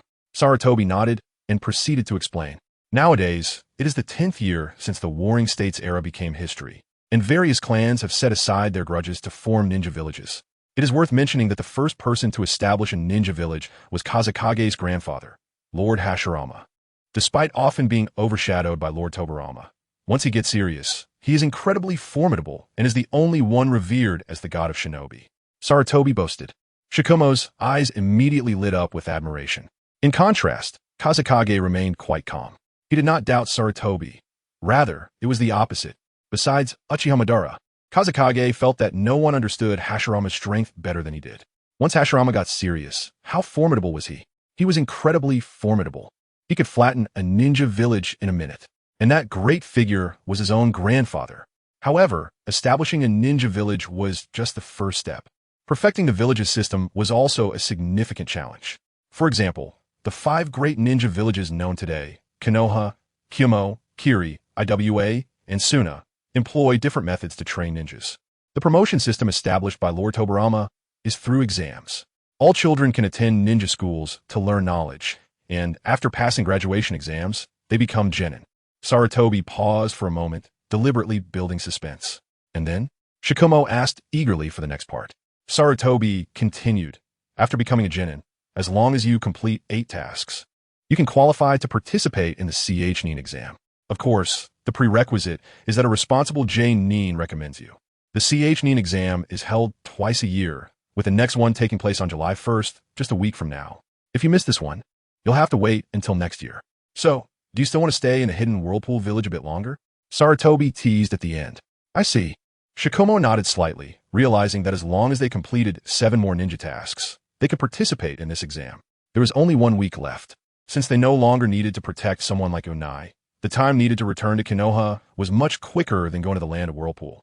If they ran at full speed, they could probably return to the village in just 2 days. Then, in the next 5 days, complete 7 ninja tasks. Plus, it will be time for the 4th punch-in. Kazekage took a deep breath. Since they could make it to this CH-Nin exam, there was no reason for him to miss it. The key point was that he could soon proceed with the 4th punch-in. At that time, he could shine brightly in the CH-Nin exam. His goal was to replace Sarutobi and become the 3rd Hokage. Hiding his power was the exact opposite approach. He wanted everyone to know just how terrifying his talent was, to let them realize that he was the most suitable person to inherit the Hokage title. With this in mind, Kazekage began to stretch and said to Sarutobi and Shikumo, "Let's hurry back to the village. Land of Whirlpool, hidden Whirlpool Village." The old clan leader Uzumaki Ashina personally received Ashina and learned about their experiences along the way. I never expected that those guys from the Hidden Cloud Village would set their sights on the abilities of our Uzumaki clan. Ashina clenched his fists, feeling a surge of anger. In his view, the reason the Hidden Cloud Village dared to act so recklessly was mostly related to Hashirama's terminal illness. Although Tobirama was excellent, his strength was far less terrifying than Hashirama's. The ninja world in the future would likely become even more turbulent. Thanks to you and Konoha's Sarutobi Hiruzen, when I was not captured by the Hidden Cloud Village. You did well, Ashina. Ashina praised. However, Ashina, kneeling before him, couldn't help but be taken aback. The reason they were able to turn danger into safety this time was actually thanks to young Master Kazekage. Ashina paused and then recounted the process of Kazekage's battle with the Cloud Ninjas. At first, Ashina had a smile on his face, but as Ashina narrated, his smile turned into astonishment, then from astonishment to shock. Finally, it changed to silence. What do you mean a 7-year-old Kazekage single-handedly defeated the ninja squad from the Hidden Cloud Village? Are you sure you weren't under Jinjutsu? Did you hallucinate? Uzumaki Ashina wanted to complain. He really wanted to. Chapter 57, I once had a close friend named Madara. After about 2 days of travel, Kazuke's finally saw the gate of Konoha Village.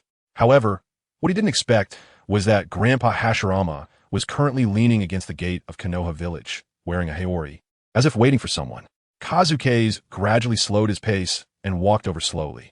Sarutobi hurriedly approached Hashirama and bowed. Lord First Hokage. Shikumo's eyes widened in surprise. He never dreamed he would see the first Hokage in such a place. Throughout the journey, he had told Sarutobi many stories about Hashirama. To Shikumo, Senju Hashirama was like a god. However, although Shikumo was excited, he was still clear-headed. Someone as significant as Hashirama appearing here was certainly not to welcome him. It must be for Kazuke's. Shikumo glanced at Kazuke's profile and couldn't help but feel envious. You're back, Hizashi. Haha, no need to be so formal. After all, I can't really be called Hokage anymore. Hashirama laughed heartily, arms crossed. He never had the demeanor expected of the God of Shinobi. Oh, you must be Shikumo from the Hitaki family, Hashirama said, sizing him up. Indeed, quite the handsome young man. Lord First Hokage, you know me? Shikumo's eyes widened in disbelief, feeling flattered. He never expected the first Hokage would know his name. Of course, it was I who recommended you to Tobirama to form a team with Kazuke's. You both are the future of the village, so make sure to grow well. Hashirama gently ruffled Shikumo's hair, a doting smile on his face. Kazuke's watched all of this. sensing Hashirama's high expectations for the younger generation. However, what exactly was Hashirama here for? Sarutobi interjected in the conversation between Hashirama and Shikomo. Although Hashirama was easygoing, he must have come here for a reason. Ah, it's nothing important. Hashirama feigned a thoughtful expression. Maybe it was just a whim. Hizashi, can you lend me Kazuke's for a bit? Ah. Sarutobi was taken aback, not expecting Hashirama to speak to him in such a manner. However, he had already guessed it was something related to Kazuke's. After all, you're Kazuke's captain now, Hashirama smiled. With Sarutobi's permission, Hashirama turned to Kazuke's and invited him. Kazuke's naturally did not refuse. After all, there was still a few hours of cool-down time before the fourth check-in. But why did Grandpa Hashirama look for me? Kazuke's couldn't help but ask. There's no rush, Hashirama said as he grabbed Kazuke's arm and lifted him onto his back. When Kazuke's was set down, he found himself in a clearing.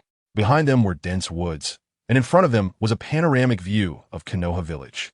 Kazuke's walked to the edge of a cliff and looked down, confirming his guess. This was indeed above Hokage Rock. Although he had traveled to this world for over a year, it was his first time here, especially with this elevated vantage point overlooking Konoha village. It provided Kazuke's with a unique experience. Why come to a place like this? Kazuke's turned around and couldn't help but ask. Until now, he couldn't figure out what Hashirama was up to. Hashirama clapped his hands, would release, wooden table technique. Vines surged from the ground in front of Hashirama, thickening into a solid wooden low table. Then, Hashirama pulled out a scroll from his Haori's sleeve and performed his summoning technique, placing pre-prepared fine wine and hot tea on the table. He then laid out a picnic blanket, which, combined with the surrounding forest, created a charming atmosphere. Kazuke's hurried over to the picnic blanket, took off his shoes, and sat cross-legged, as he was not used to kneeling. Once you complete this escort mission, you'll be a true ninja, Kazuke's Hashirama smiled. Yeah, to be honest, I didn't expect to become a ninja so quickly. Kazuke's tentatively asked, so, Grandpa Hashirama is celebrating for me? Huh, of course not, Hashirama replied. Kazuke's? Unexpectedly, Hashirama's smile turned into a doting one, but it wasn't for Kazuke's. He took a cup from the table and poured some wine onto the nearby earth, looking more like he was commemorating someone. I had a friend. Kazuke's nodded. Knowing when Hashirama mentioned a friend, he could guess the name. Madara. Moreover, Kazuke's could feel Hashirama's genuine emotions. It was one afternoon when we met by the creek. We trained together, competed, skipped stones, ran, climbed mountains, and so on. When we got tired, we would sit down and share our dreams and the younger brothers we wanted to protect. It was during that time that we vowed to each other to end the war in the future. We wanted all children to be able to trust each other and be honest, unlike us, clearly caring for one another, but not even able to share our surnames. Hashirama shook his head helplessly, a bitter smile appearing on his lips before downing the wine in his cup. Kazuke's understood this all too well. During the Warring States period, even 4- or 5-year-old children had their hands stained with blood. Once you revealed your surname to each other, you could no longer be friends. The mutual concealment between Hashirama and Madara was meant to maintain their friendship. What happened next? Kazuke's couldn't help but ask. What happened next? Various things occurred. We learned each other's identities and discovered the hatred between our families. Even though we wanted to break free from it all, we lacked the strength. On the battlefield, we clashed time and again, yet we always held back, until we both became the leaders of our clans. At this point, Hashirama took another sip of wine, banging the empty cup on the table before pouring himself another. He deliberately omitted the part about Tobirama killing Izuna. Afterward, we put aside our family grudges and established Konoha village. I intended for him to become Hokage, thinking that as long as he had something worth protecting, he could. Hashirama bitterly smiled again at this point. Whether it was the daimyo of the Land of Fire, my brother Tobirama, or the representatives of the various clans in the village, none stood by Madara's side. In comparison to Madara, they believed they were more suitable to be Hokage of Konoha. What God of Shinobi and what closest to the Sage of Six Paths. In the end, they couldn't even help their most important friend. Grandpa, the person you're talking about is Uchiha Madara, right? Kazuke's stood up from the picnic blanket, walked directly over, patted Hashirama's shoulder, and smiled. I've heard of your story. Because Grandpa excels and would release. The village is called Konoha Village, and because Madara excels in fire release, the village leader is called Hokage, right? Chapter 58, I would be willing to trade 10 years of Uchiha Madara's life, considering that Kazekage is only 7 years old this year. Hashirama concealed certain details when recounting his story with Uchiha Madara. For example, he did not mention that Madara's younger brother, whom he wanted to protect, died at Tobirama's hands. He also did not reveal that he and Madara ultimately fought a battle in the Valley of the End, where he personally killed his dear friend to protect the village. He did not share any of this with Kazekage. From a certain perspective, Hashirama's narrative is one of the light of Konoha. Because he hopes Kazekage can become a Hokage like Light, inheriting his and Madara's ideals, and then find the right answer. Although this process will be extremely difficult and full of thorns, Hashirama is willing to believe that if it's Kazekage, he can definitely do it. After all, he is his own grandson. The reason he chose to tell Kazekage these things is that Hashirama feels he does not have much time left. He has been diagnosed with a terminal illness, and his health is deteriorating day by day. It could suddenly worsen at any moment. If he doesn't tell Kazekage about this now, he might not have the chance to do so in the future. Although his brother Tobirama is a very capable and ambitious person, and currently the most suitable person to inherit the Hokage title, his methods can sometimes be a bit extreme. Hashirama is worried that if Kazekage is completely entrusted to Tobirama's training, one day, the Uchiha clan may become the crux of Konoha. Therefore, Hashirama hopes that Kazekage can understand and believe in the Uchiha clan. Even Madara had ideals. He also had people he wanted to protect. He once thought about ending the war. He also wanted to establish a ninja village. Let children open their hearts. The Uchiha clan itself is not at fault. They just lack someone to guide them. Suddenly telling me all this. I'm only 7 years old. Kazekage couldn't help but retort. But he started to change his view of Hashirama. In the original work, Hashirama's image seemed a bit silly. Clearly the strongest under the Sage of Six Paths. Yet he was constantly suppressed by Tobirama. The matter of distributing tailed beasts seemed unreasonable. Many people even criticized that with Hashirama's strength, he could have easily unified the ninja world. Even Kazekage felt that Hashirama was a Hokage with great power, but lacking political acumen. However, it seems that this is not the case. Hashirama revealed Konoha's concealment with just a few words. The key point is, Hashirama's words clearly indicate that he wants Kazekage to lead the Uchiha clan and turn them into his own strength. The Senju and Uchiha are the two great clans of Konoha, and Kazekage himself is Hashirama's grandson, with deep roots. Even though under Hashirama's policies, the Senju clan members gradually abandoned their surname and intermarried with other clans, how could these people easily give up their Senju identity? As long as he raises his hand, the Senju clan will surely follow him. If he can also control the Uchiha clan, even the Daime cannot shake his position. Grandpa Hashirama, Kazekage pondered for a moment. I heard that at the 5 Kage summit, you distributed the captured tailed beasts to other villages. Why? In fact, this matter is not a secret at all. This was the first 5 Kage summit in history. It was a sensational event that shook the entire ninja world. Kazekage knew there was nothing strange about it.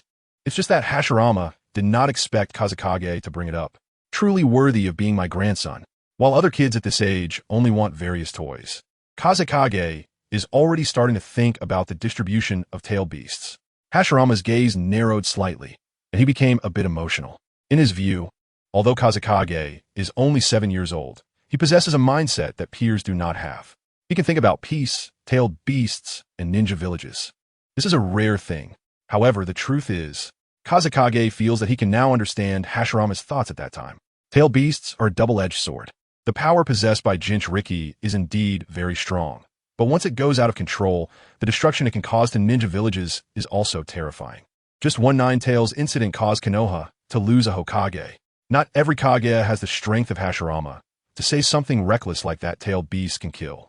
To take a step back, even if Hashirama did not collect the tailed beasts, wouldn't other ninja villages still have intentions regarding them?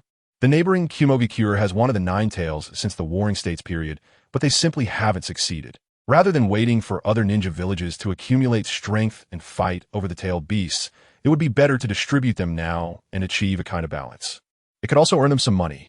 As for the issues of distribution and unification, they only relied on Hashirama's overpowering strength. Once he dies, regardless of the form of governance, conflicts will erupt and eventually escalate into war. The only difference may be in the terminology of ninja village wars or ninja world civil wars. Just like the empire established by the Conqueror King, once he dies, it immediately splits into several countries. Kazekage's reason for asking is merely to validate his thoughts. However, when discussing this issue, Hashirama fell silent for a moment. He picked up the wine cup and drank every last drop, then slammed it heavily on the table. Because everyone will die. Kazekage. Even if I don't have a terminal illness, my lifespan is still limited. Whether it's tailed beast balance or peace agreements, they are merely means to delay war. Hashirama couldn't help but smile bitterly. He knows very well in his heart that peace in the ninja world has a time limit. This limit depends on his lifespan. Moreover, the scale of wars during the Warring States period was based on family units. Now, countless families have gathered together to form ninja villages. If war breaks out again, it will inevitably be based on villages. The horror level will be more terrifying than any previous war. That's why he thought of the tailed beast balance plan, hoping that each village would fear the power of the tailed beasts. After his death, they wouldn't dare escalate the war. Although Tobirama is very capable and has deep schemes, he lacks the most crucial power. He is not sufficient to serve as the overseer of the peace agreement. Therefore, I hope you can become Hokage before I pass away. Hashirama slammed his palm heavily on the table. Participate in the Nin exams in a week. Kazekage. Kazekage never dreamed that Hashirama would suddenly say such a thing. It seems he really has high hopes for him. However, why does it always feel like your words imply that Tobirama is a weakling? Yet, just as Kazekage was about to say something in response to Hashirama, detection check-in system cooldown time ended. Please confirm. Will the host check in? Huh? Is it already time for the 4th check-in? I would be willing to trade 10 years of Uchiha Madara's life to exchange. Chapter 59. Reward obtained. Water release big gift pack. Even if Hashirama said nothing, Keisuke would still participate in this Chunin exam. After ending the conversation with Hashirama, Keisuke returned home and secured the doors and windows. Although his process of checking and wouldn't be discovered by others, he was still not used to restraining his emotions in front of people. He specifically endured for a while and began his 4th check-in his room. Keisuke took a deep breath and confirmed in his mind. Check-in successful. Congratulations, host. You have received a check-in gift pack. Would you like to open it now? Keisuke was already very familiar with the check-in process. I would trade 10 years of Uchiha Madara's life to obtain royal bloodline. Keisuke pressed his palms together and began his mystical practice. Of course, Keisuke knew in his heart that Uchiha Madara wouldn't be affected by his words. This was merely a form of mysticism, a habit. Just like a certain DNF streamer would bow to the computer while enhancing equipment. After all, Keisuke wouldn't lose anything. Check-in gift pack opened. Various ninjutsu and bloodline limits flashed in front of Keisuke. Snap!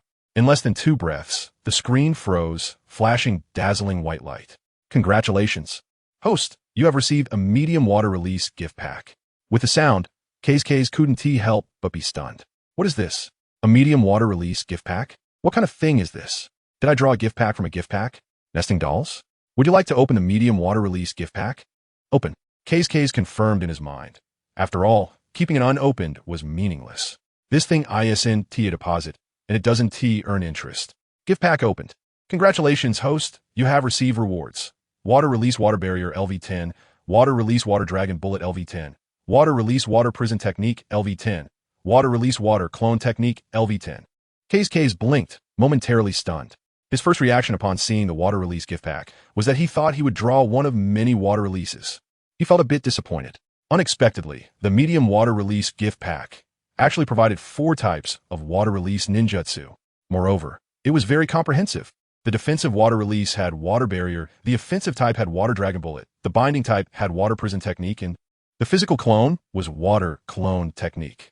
Although the strength of the water clone is only 1/10 of the main body, it's still a physical clone, and its practicality is quite good, no matter how you look at it. The number of ninjas who can easily distinguish between the main body and the clone is very few. Even the Hyuga clan, with their Byakugan, can't tell apart. Especially for Keisuke now. With these ninjutsu, the improvement to his strength is tremendous, especially after the battle with Troy. It made me realize the importance of ninjutsu. If I hadn't forced my body to use Morning Peacock, I might not have been able to defeat him. The key is, my guy is considered the 2nd strongest in taijutsu in Konoha, right after Hashirama and Tobirama, because there are very few ninjas in Konoha who focus on taijutsu. The Akimichi, Yamanaka, Nara, and other clans practice family secret techniques. The Uchiha clan focuses on the Sharingan and fire release. Only the Hyuga clan specializes in taijutsu. However, due to the division between the main and branch families and the situation of caged birds, Those eligible to practice the 8 trigrams, 64 palms, and heavenly return are very rare. Therefore, the individual strength of the Hyuga clan has always been in a very awkward position. Moreover, being second to Hashirama and Tobirama in Taijutsu, and being second in strength to Hashirama and Tobirama are completely two different concepts, especially with the drawbacks of the 8 gates. It's very easy to be countered.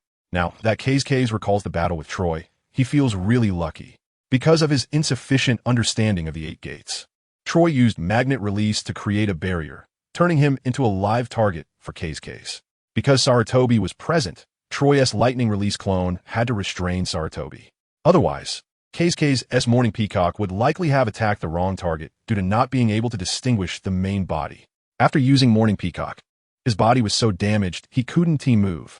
If it weren't for using Onai's body, relying solely on my non-seal healing, it would take at least several minutes to recover. Kase couldn't help but smile wryly, but when ninjas are fighting each other, who would give me several minutes? According to the logic of normal people, they would surely finish off swiftly. Babbling about it would be something only the villains in anime would do. Kase took a deep breath and summarized his experience, although he is a cheat like a golden finger. The check-in system itself, isn't the type that can dominate the universe.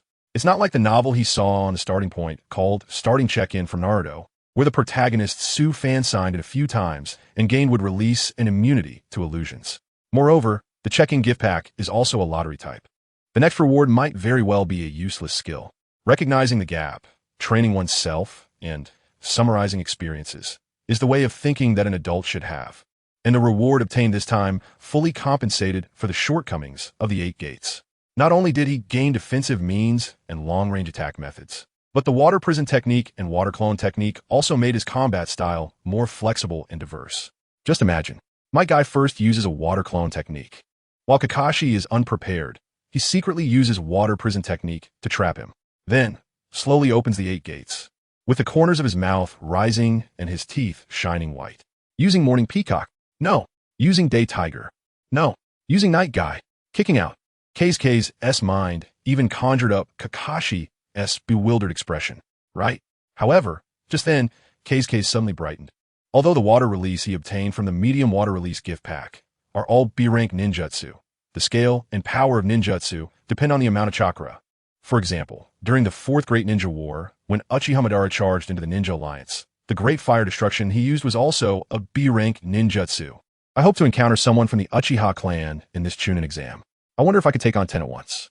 Kase murmured, eager to find someone right now to test the effectiveness of his water release. However, just as Kase was thinking about this and was filled with anticipation for this Chunin exam, a knock sounded at the door. Kase, someone is here to see you. His father, Moku, said. Looking for me? Who? Kase asked without thinking. Kase, it's me, Hataki Sakomo. Captain Sarutobi sent me to call you to carry out a mission. Upon hearing Sakomo's words, Kase suddenly remembered. To participate in this Chunin exam, he needed to complete at least 8 missions. And now, he had only completed 1 C-rank escort mission. Chapter 60. The plan of Tobirama in the following days, Kase and Shikomo continuously carried out missions. It was unclear whether Tobirama had intentionally arranged it, but the tasks Kase received were all simple D-rank missions, such as helping people find cats or buying items.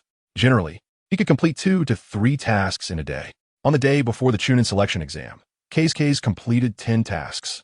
At the Hokage building, Sarutobi arrived at Tobirama's office door, raised his right hand, and gently knocked a few times. After receiving permission from Tobirama, he pushed the door open and entered. Is there something you need, Heizen? Tobirama asked. Yes.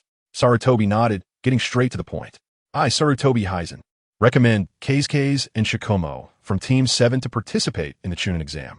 As long as a genin has completed 8 tasks, they qualify to participate in the Chunin exam. However, they need a J-Nin's recommendation to enter. Although Sarutobi was not the J-Nin in charge of Kase and Shikomo, he was the captain of Team 7. Coming to Tobirama's office to present this matter was a necessary procedure. I understand, Tobirama said lightly, but inside he was filled with anticipation for Kase's performance, especially regarding the first C-rank mission he assigned him. Tobirama had long since grasped the intelligence about the Cloud Village and knew they were targeting Naruto, aiming to uncover the secrets of the Uzumaki clan. The reason he pretended to be unaware and assigned this mission to Keisuke was to see how he would perform in real combat. If Keisuke were to freeze in fear, it would indicate that he was not yet qualified to participate in the Chunin exam. Tobirama couldn't help but reflect on how Keisuke had developed a martial art like the Morning Peacock. He discovered the limitations of chakra flow within the human body and developed the 8 gates. After realizing the immense damage the 8 gates inflicted on the body, he classified it as a forbidden technique. Yet Keisuke had built upon this foundation to develop the Morning Peacock. This sufficiently proved that Keisuke was also an unparalleled genius in the realm of creating ninjutsu.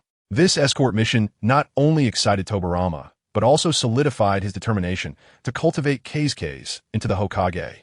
By the way, tell Keisuke that he is prohibited from using the Morning Peacock in this Chunin exam, Tobirama instructed. The power of the Morning Peacock was indeed formidable, but the damage it inflicted on the body was exaggerated. Even Keisuke's non-hand-sealing healing could not restore the damage in a short time. Such a technique was best not used by Keisuke.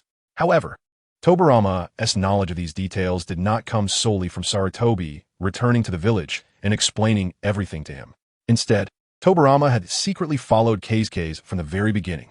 To avoid being detected by Sarutobi's sensing ability, he deliberately kept a sufficient distance and observed using the telescope technique.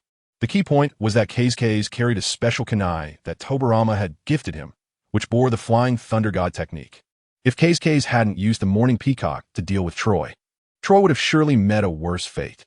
Tobirama wanted to cultivate Keisuke into the Hokage of Konoha. How could he allow him to perish prematurely? What Tobirama never expected was that just when he thought Keisuke and the others were cornered by Troy and was preparing to use the Flying Thunder God to appear, Keisuke actually swung his fists, creating flames through friction with the air. Undoubtedly, Tobirama was shocked once again. Keisuke not only performed exceptionally well, but completely exceeded his expectations. After all, Troy was not only a Nin from the Cloud Village, but also a wielder of a bloodline limit.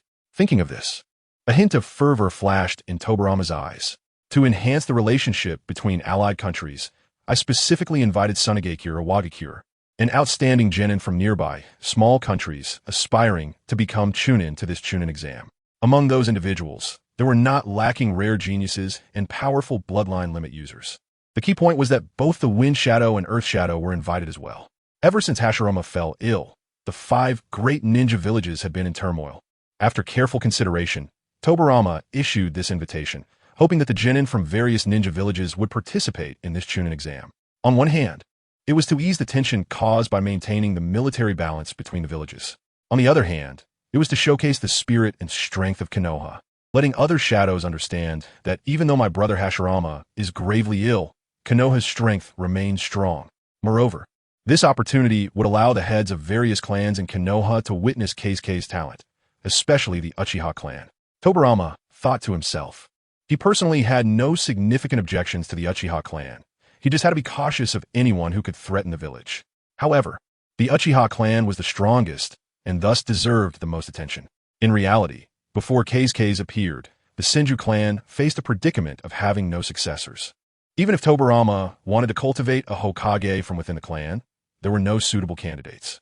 As a result, various clans were eyeing the position of the 3rd Hokage. But now with Keisuke, Tobirama naturally hoped these clans would abandon their ambitions for the Hokage position. Additionally, there was the matter of his brother's lifespan. Although I have temporarily stabilized my brother's condition with medication, there is always the possibility of deterioration. Once my brother passes away, the shadows from other villages may very well initiate war. As the 2nd Hokage, I naturally need to rush to the battlefield to protect the village. In fact, this is also the reason why Tobirama is eager to train Keisuke and support him in rising to power. Although Keisuke indeed possesses the potential to become Hokage, and Tobirama is certain that with Keisuke's terrifying talent, it won't take 10 years for him to become Hokage. However, can my brother Hashirama really live that long? Tobirama actually wasn't very confident about this. Once my brother Hashirama dies, if I were to sacrifice myself on the battlefield, Keisuke, even with his terrifying talent, may not be able to become Hokage without a support system. It could even lead to him being punished for his talents. In other words, as long as Tobirama and Hashirama are alive, Keisuke is the rightful heir and the most important connection in Konoha. If they're no longer around, Keisuke will truly just be Keisuke. Having experienced the brutalities of war since the Warring States period, Tobirama knew better than anyone the cruelty of war. 5 years. At most 5 years, I must cultivate Kazekaz into Hokage. Tobirama silently vowed, making up his mind. And this 5-year deadline corresponds to Hashirama's lifespan. Tobirama's gaze tightened, and his right hand clenched into a fist. I have never lost a bet against my brother. So this time, brother, you must live for another 5 years. No matter what. 2 days later, the Chunin selection exam officially begins. Early in the morning, Kazekaz opened the window of his bedroom and took a deep breath of fresh air. The Chunin exam, here I come. Chapter 61. Beware of Uchiha as the strongest ninja village in the ninja world. Konoha possesses unparalleled prestige. Iwagakure, Tsunade, and the small countries surrounding Konoha all sent their elite genin to participate in this Chunin exam. Although the 5 great ninja villages can mobilize thousands of ninjas during wartime, the combined number of jounin and elite jounin in each village is only a few hundred. In other words, ninjas who can be promoted to jounin are undoubtedly part of the command hierarchy. For instance, during the Third Great Ninja War, Kakashi was able to command Rin and Obito to carry out missions because of this relationship. However, no matter how you look at it, Chunin are an important fighting force for a ninja village. They not only have the potential to be promoted to jounin, but their numbers are also several times greater than that of jounin. Many important tasks in the village need to be completed by Chunin, based on various relationships. The leadership of each ninja village attaches great importance to this Chunin exam. To ensure that Kazahaya passes the exam smoothly, Moku prepared a hearty breakfast to provide enough protein. The Chunin exam, here I come. Kazahaya got ready, stepped out of his house, and then met up with Tsukumo at a base of the Umbu. Although this is not the first time Konoha has hosted a Chunin exam, it is the first time to invite other ninja villages to participate. It is said that there are more than 200 genin participating in this exam.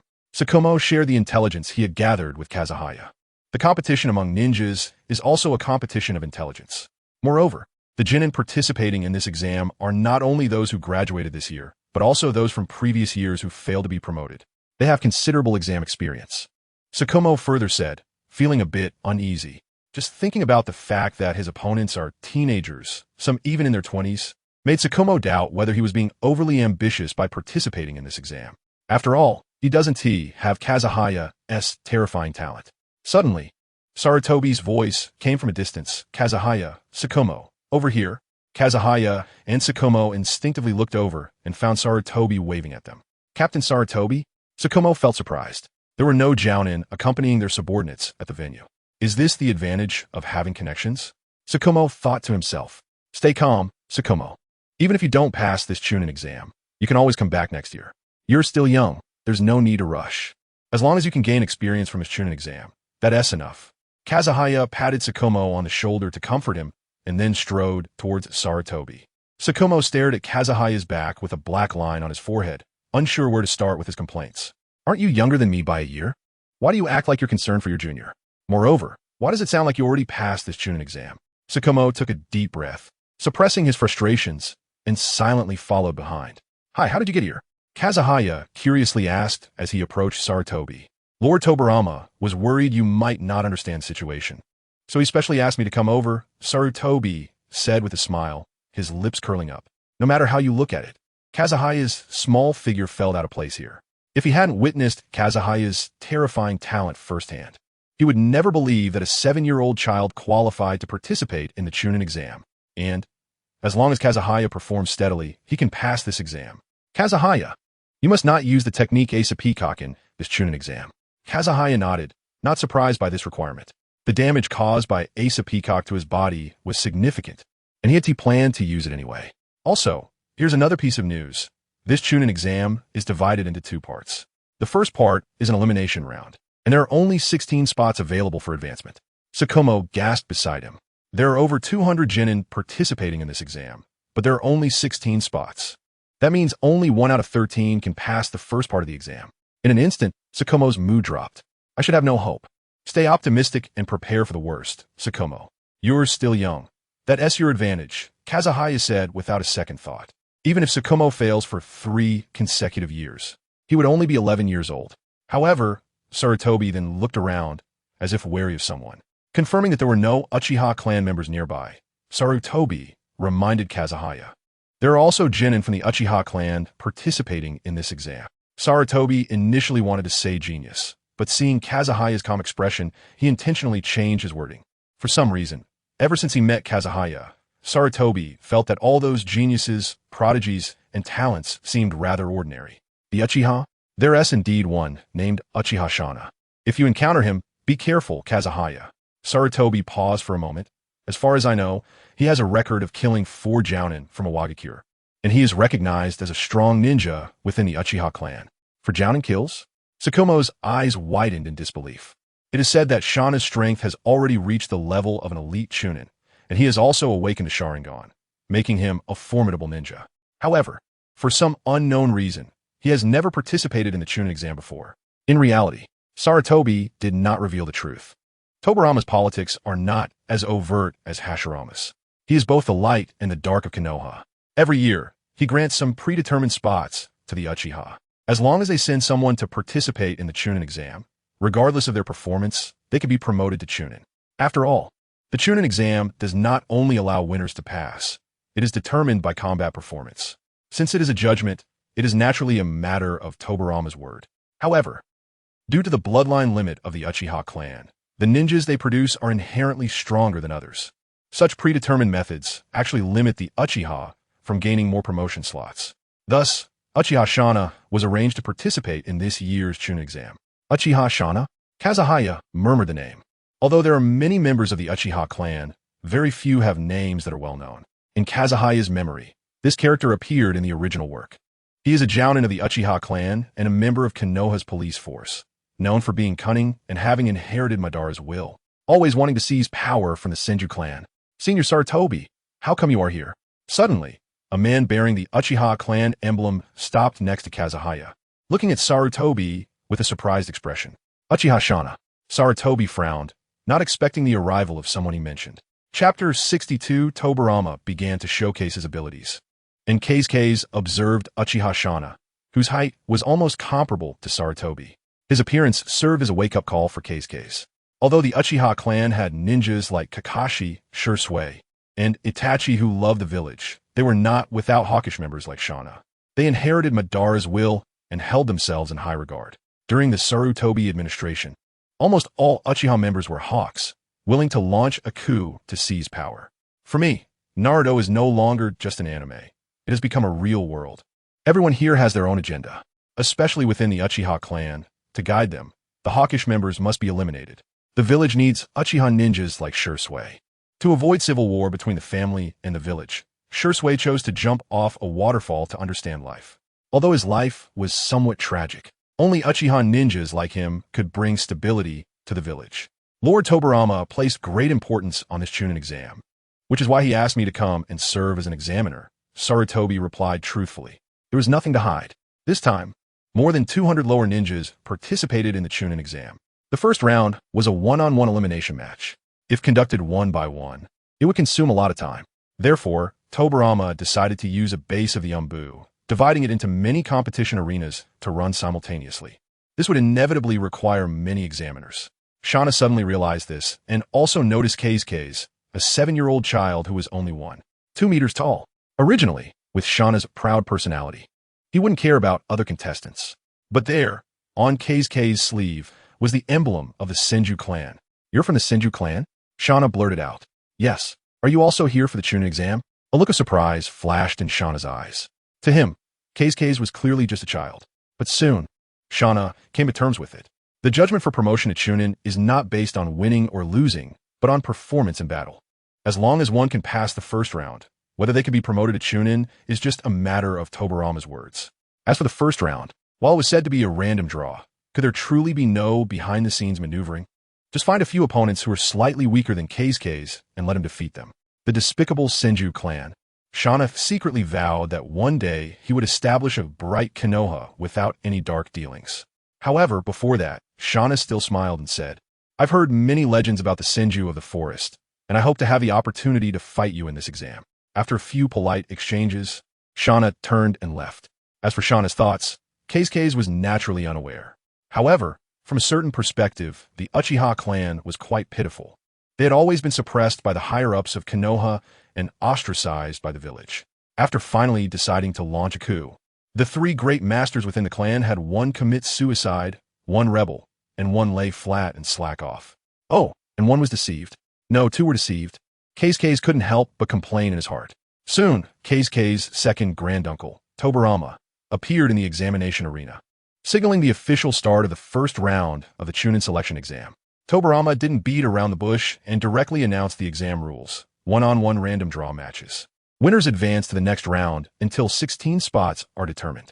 Keisuke's and Shikumo then parted ways, according to the fair personnel's draw results. Keisuke's was set to face a lower ninja from Awakens in match number 6. Whether it was Tobirama's intentional arrangement or not, after several rounds of exchanges, Keisuke's felt that his opponents were surprisingly weak. There was no need for the 8 gates, brute strength, or water release.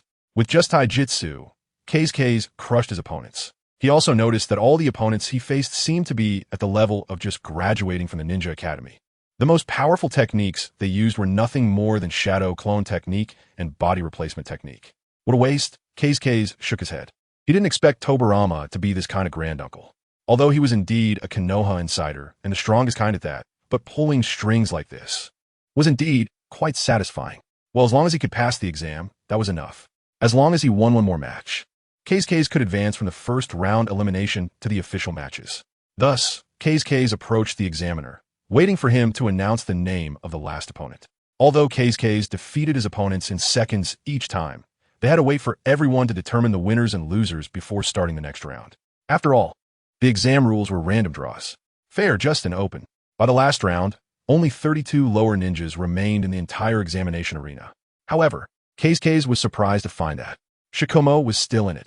Meanwhile, on the observation platform, Tobirama crossed his arms and focused on Keisuke's, contemplating for a moment before instructing an examiner nearby to arrange for Keisuke's to compete against Uchiha Shana. The Uchiha clan possessed powerful bloodline limits. If it weren't for his elder brother Hashirama, perhaps no one could suppress Madara, not even himself. Concerned that another Madara might arise from the Uchiha clan, Tobirama had been keeping a close eye on their every move. Although he promised to give the Uchiha a reserve spot, if Shana couldn't even make it past the first round, he couldn't be blamed. The most important thing was to take this opportunity to let the Uchiha clan recognize Keisuke's terrifying talent. Tobirama's gaze sharpened as he began to manipulate the situation. The examiner beside him seemed to have seen such things many times before, nodded in acknowledgement, and immediately went to arrange it. The result was predictable. In the final round of the draw, Keisuke's was randomly matched against Uchiha Shana.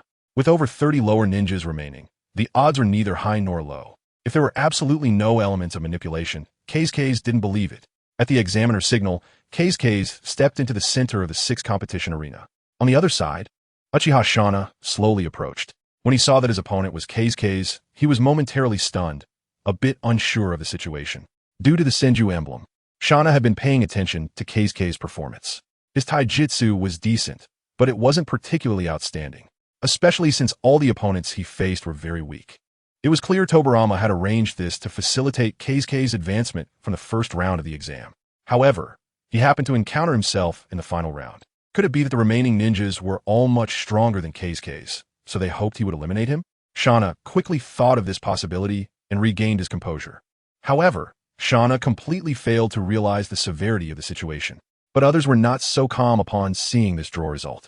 As two of the founding families of Konoha, the Senju and Uchiha had always been the subject of much discussion. To some extent, this match was filled with a sense of destiny. Watching Uchiha Shana approach slowly, Keisuke's lips curled up into a slight smile. Chapter 63. Instant kill of Uchiha Shana. I really didn't expect that we would meet in the final round. Shana slowly stepped forward, stopping about 2 meters away from Keisuke's. His mindset was excellent at this moment. Aside from the first Hokage, who could use would release, the other members of the Senju clan had not inherited this ability. Moreover, Keisuke's looked to be only 7 or 8 years old. His chakra amount surely couldn't match his own. The key point was that Shana had seen Keisuke's previous battles.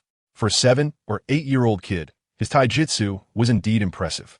However, it was unfortunate that he encountered me in the final round. Although Uchiha Shana was only a Jinin now, he had activated his Sharingan. No matter how powerful the taijutsu was, he could predict the movements and adjust his strategies accordingly. Even if Keisuke's had an amazing talent in taijutsu, he could predict Shana's predictions. Therefore, Uchiha Shana was filled with confidence. I didn't expect that either, Keisuke smiled. Just then, the silent examiner issued the command to start the match. As the examiner's words fell, Uchiha Shana instantly entered a combat state, his hands simultaneously reaching into his ninja tool pouch. For today's exam, he had spent all the savings he accumulated from missions over the past year. And Keisuke was still a member of the Senju clan. This match held significant meaning for Shana. Dozens of shurikens flew toward Keisuke from different angles, all in just 2 seconds. All the examiners watching the battle widened their eyes in astonishment. Truly worthy of being a genius of the Uchiha clan, Sarutobi exclaimed in amazement. After learning the shadow clone technique from Lord Tobirama, he had a sudden inspiration to apply it to shuriken attacks, developing the shuriken shadow clone technique. And Uchiha Shana had achieved the effect of the shuriken shadow clone technique with his superb shooting speed. Suddenly, the flying shurikens collided in midair, forcibly changing their flight trajectories, resembling a fishing net enveloping Keisuke. This change directly blocked Keisuke's retreat. Truly worthy of being a member of the Uchiha clan, Keisuke couldn't help but praise his opponent. He thought only geniuses like Shursui, Itachi, and Sasuke could manipulate shurikens so elaborately. He didn't expect Uchiha Shana to have such a high level as well. For a moment, a hint of fervor flashed in Keisuke's eyes. Then, Keisuke erupted with chakra, forming a gust of air that spread outwards. Boom! The ground beneath Keisuke cracked layer by layer, resembling a spiderweb. The shurikens attacking him seemed to smash into an air wall, all flying back out. Just as the shurikens were about to fly out of exam room 6, they suddenly halted in midair. What was that just now? Shana swallowed hard, unable to understand what Keisuke had done to send all his shurikens flying back. But I absolutely cannot lose in this exam. All the shurikens that were sent flying changed their flight trajectories in midair and attacked Keisuke once again. Magnet release? Sarutobi exclaimed again, recalling the previous encounter with Troy. However, isn't magnet release a bloodline limit? When could the Uchiha clan's Sharingan replicate a bloodline limit? No, Weichi. However, Sarutobi quickly shook his head to deny this thought. After his careful observation, he realized that the reason those shurikens could change their flight trajectories was that Uchiha Shana had connected them with fine wires that were nearly invisible to the naked eye. To be able to develop ninja tools to such an extent, is this the power of the Uchiha clan? However, Uchiha Shana hadn't even used his most proficient ninjutsu yet. Seeing this scene, Sarutobi began to worry for Keisuke. His trump card, the peacock technique, was classified as a forbidden technique by Lord Tobirama. Meanwhile, under Shana's manipulation, those shurikens became as if they were controlled by magnet release, exerting a certain restraining effect on Keisuke, who excelled in taijutsu. The key point was that Shana had activated his Sharingan. The Sharingan was a unique bloodline limit of the Uchiha clan, possessing powerful abilities such as observation, replication, and casting illusions. It was practically the nemesis of taijutsu ninjas. But it wasn't over yet. However, the numerous shurikens were just Uchiha Shana's feint. His real trump card was actually ninjutsu. In an instant, Shana activated his Sharingan, staring intently at Keisuke to ensure he wouldn't use any illusions to confuse him. At the same time, Uchiha Shana quickly formed hand seals with both hands. Fire release. Then, Uchiha Shana took a deep breath, as if he were trying to suck all the air out of the exam room. The second wave of shurikens rushed toward Keisuke, still like a fishing net, overwhelming him and blocking all his escape routes. Even if this Senju brat could use the previous technique to knock away the shurikens, he would never be able to withstand my ninjutsu. Uchiha Shana was filled with confidence, then gathered half of his chakra at his throat, intending to end this contest. Great fireball technique. Uchiha Shana spewed out a giant fireball from his mouth, which was particularly large, at least 5 or 6 meters in diameter. The great fireball technique? Keisuke's gaze sharpened. He was very familiar with this ninjutsu. It was a unique ninjutsu of the Uchiha clan, widely known in the ninja world. It was simply perfect for testing his water release. Just right to test the power of my water dragon bullet. Keisuke quickly formed 3 seals, using only a tiny portion of Hashirama's chakra. A pool of clear water surged from beneath his feet, rapidly rising, and in an instant, it completely enveloped Keisuke. The shurikens flying toward him were blocked by the power of the water release. Then, more and more clear water sprayed out, swirling upwards, while simultaneously transforming into a lifelike giant dragon that protected Keisuke. Uchiha Shana was left dumbfounded on the spot. compared to Keisuke's water dragon bullet. The great fireball he released was simply insignificant. The body of that water dragon was at least 10 meters long. It opened its massive mouth and dove down from midair, instantly swallowing the fireball. Then, the water dragon rolled and surged toward Uchiha Shana. This is impossible. Keisuke is just a 7 or 8-year-old kid. He can't possibly have such an exaggerated amount of chakra. Right, his chakra isn't enough to support such a terrifying water release ninjutsu. This must be an illusion. Uchiha Shana's Sharingan widened, convinced that he must have fallen under an illusion. See through it, quickly see through it. Yet until the very last second, as the water dragon ruthlessly engulfed him, he still couldn't see through Keisuke's illusion. Just like in the previous matches, as soon as Keisuke made his move, he directly instant-killed his opponent. Chapter 64. Sir Tobi Hiruzen can't even compete with a monkey. Hokage instantly defeated Uchiha Shana. But he did not hear the examiner announce the result for a long time. Turning around, he found that the examiner in Arena 6 was stunned in place. Seeing this, Hokage had to remind him, "Chief Examiner, can you announce the result now?" The examiner's thoughts were pulled back to reality, and he realized his responsibility. So he hurriedly announced the result. Hokage versus Uchiha Shana. Hokage wins. He will participate in the official competition in a week's time. Hokage felt no fluctuation in his heart regarding this result.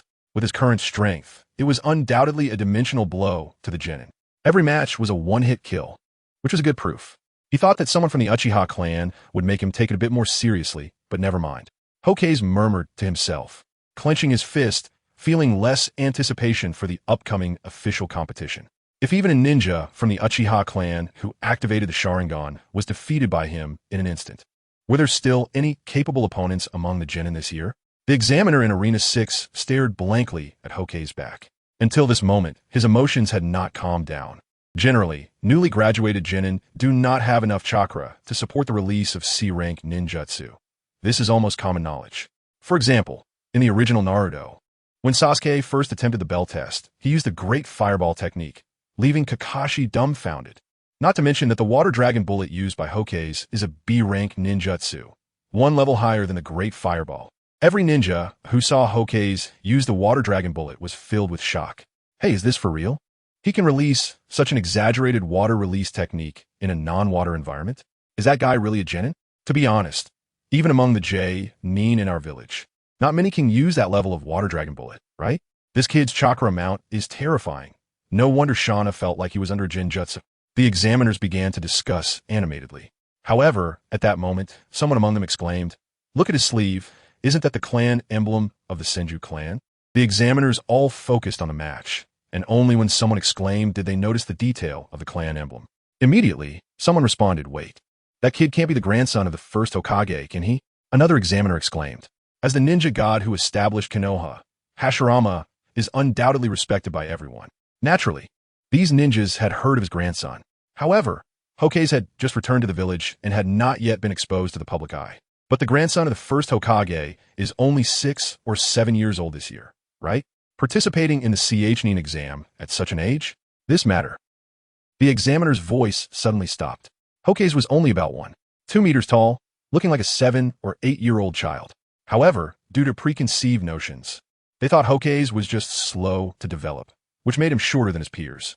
However, if Hokage is only 7 years old, then his height makes sense. Yet, this fact stirred up a storm in the hearts of the examiners.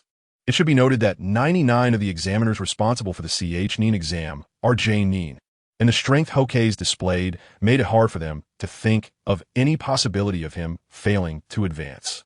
In other words, this means Konoha will welcome the youngest Nin in history, and this record is likely to become a legend. The first and only legendary ninja to become a Nin at the age of 7 in Konoha's history. Suddenly, an examiner remembered that their handbook recorded all the genin information participating in the Nin exam. The information about Hokage was only a simple entry. Look at the date above. Hokage has only been a genin for a little over a week before participating in the Nin exam. No, it can't be. The number of missions executed was listed as 1 C-rank mission and 9 D-rank missions. In an instant, these examiners' perceptions were overturned again. He had only been a genin for a week and had come to participate in the Nin exam, defeating all the opponents he encountered, even including the genius of the Uchiha clan.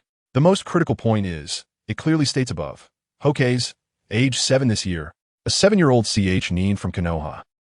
The entire venue was in an uproar. To them, Hokage was like a dazzling meteor, something to be admired from afar, but not to be touched. No, he was out of reach. These examiners began to feel that, given Hokage's background and terrifying talent, he was very likely to become the third Hokage. This made them feel excited. Are we actually witnesses to the growth of the future Hokage? Hokage, I remember this name. But how can I make him remember me? However, just then, the previously silent Sarutobi Hiruzen couldn't help but speak up. I believe that background doesn't explain much. Even if young Master Hokage is not the grandson of the first Hokage, based on the talent he has shown, he would still be heavily trained by Tobirama-sama. Sarutobi Hiruzen paused slightly. Not because Hokage was the grandson of the first Hokage, but because he truly had such strength. The current Sarutobi was not flattering anyone, but sincerely believed this. From the moment he met Hokage until now, the talent Hokage displayed had shocked him time and again. For those who didn't know what had happened, they would mostly assume that Hokage had been taught by Tobirama-sama before becoming a genin. Perhaps he had already started training at the age of 4 or 5. However, Hokage had just returned to the village for less than a month, and before that, he had not undergone any training. Sarutobi revealed an astonishing fact, and before today, Hokage had never used ninjutsu. Moreover, no one taught him. As soon as these words came out, the entire venue was in an uproar. Every examiner had a dumbfounded expression on their faces, their gazes focused on Hokage, their eyes filled with disbelief. Sarutobi was Tobirama's direct disciple and became a Nin at 16. Although he was young, his words carried weight. The key point is that Sarutobi had no reason to lie about this. Just the scale of that water dragon bullet was enough to shock them. It should be noted that Hokage's body had not yet reached its peak. By the time he reaches that point, it would likely take 20 ninjas using earth release together to block his water dragon bullet.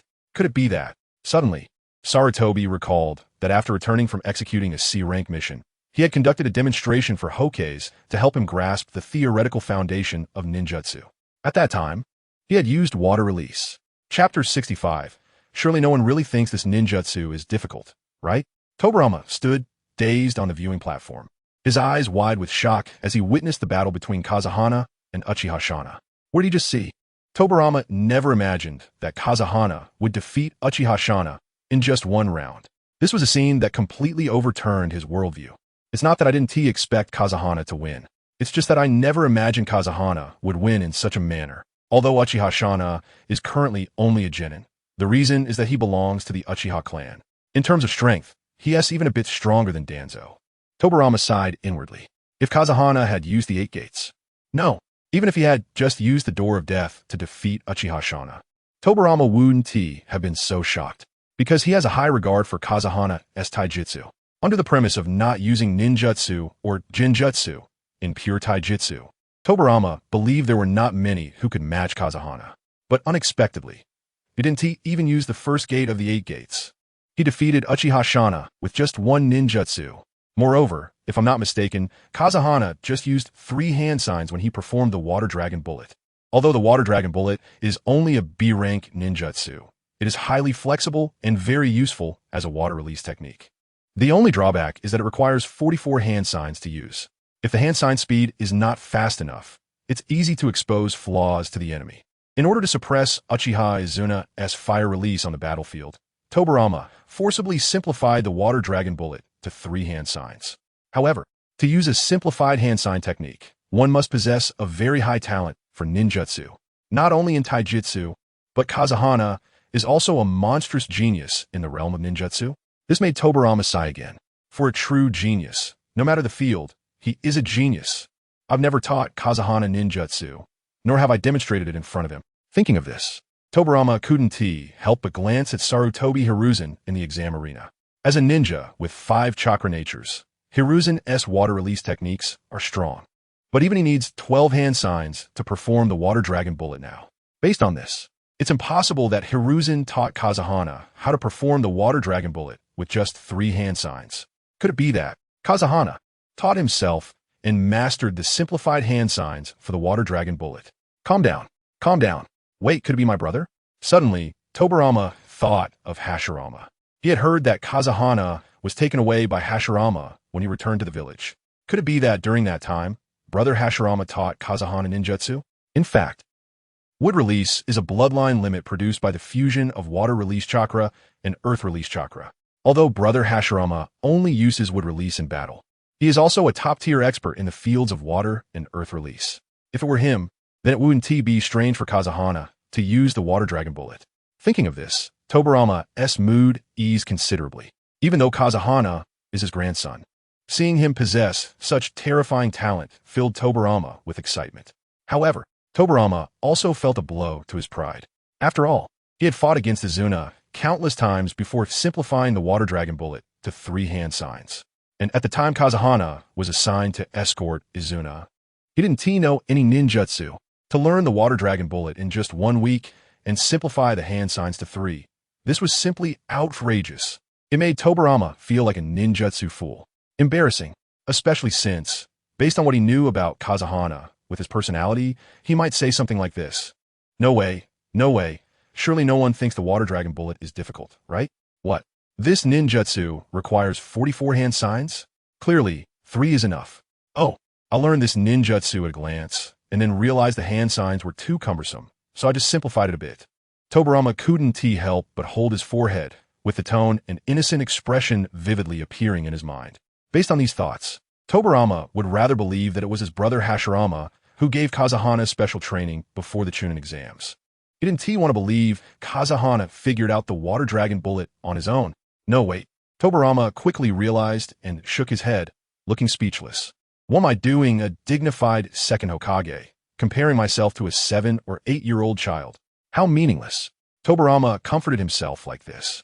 Meanwhile, after defeating Uchiha Shana, Kazahana obtained the qualification for the official matches and could leave on his own.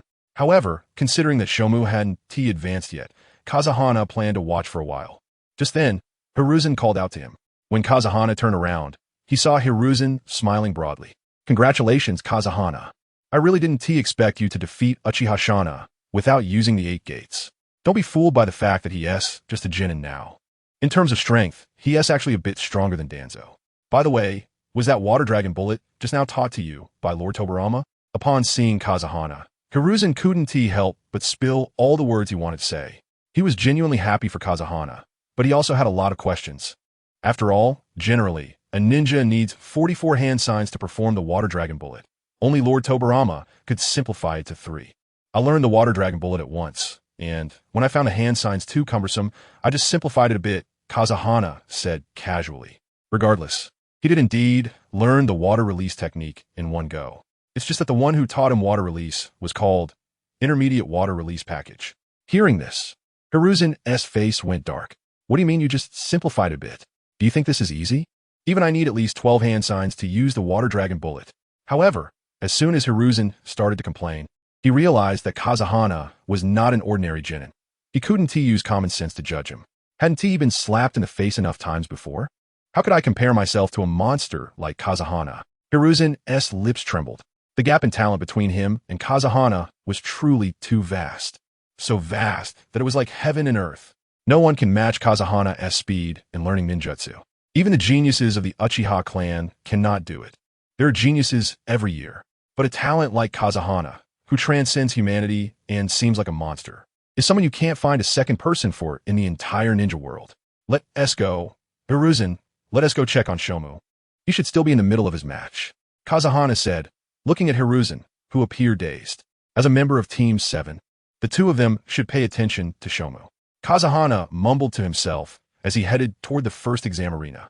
Chapter 66, I never expected to run into the future 3rd Kazekage here, along with Wind and Saratobi at exam site number 1. No matter how you look at it, Shomao is a companion of Wind. In the future, he will not only be famous in the ninja world for slaying the parents of the Akatsuki Sasori, but he will also give birth to Kakashi, the 6th Hokage. Based on these connections, Shomao is essentially the only Genin that Wind cares about in this Chunin exam.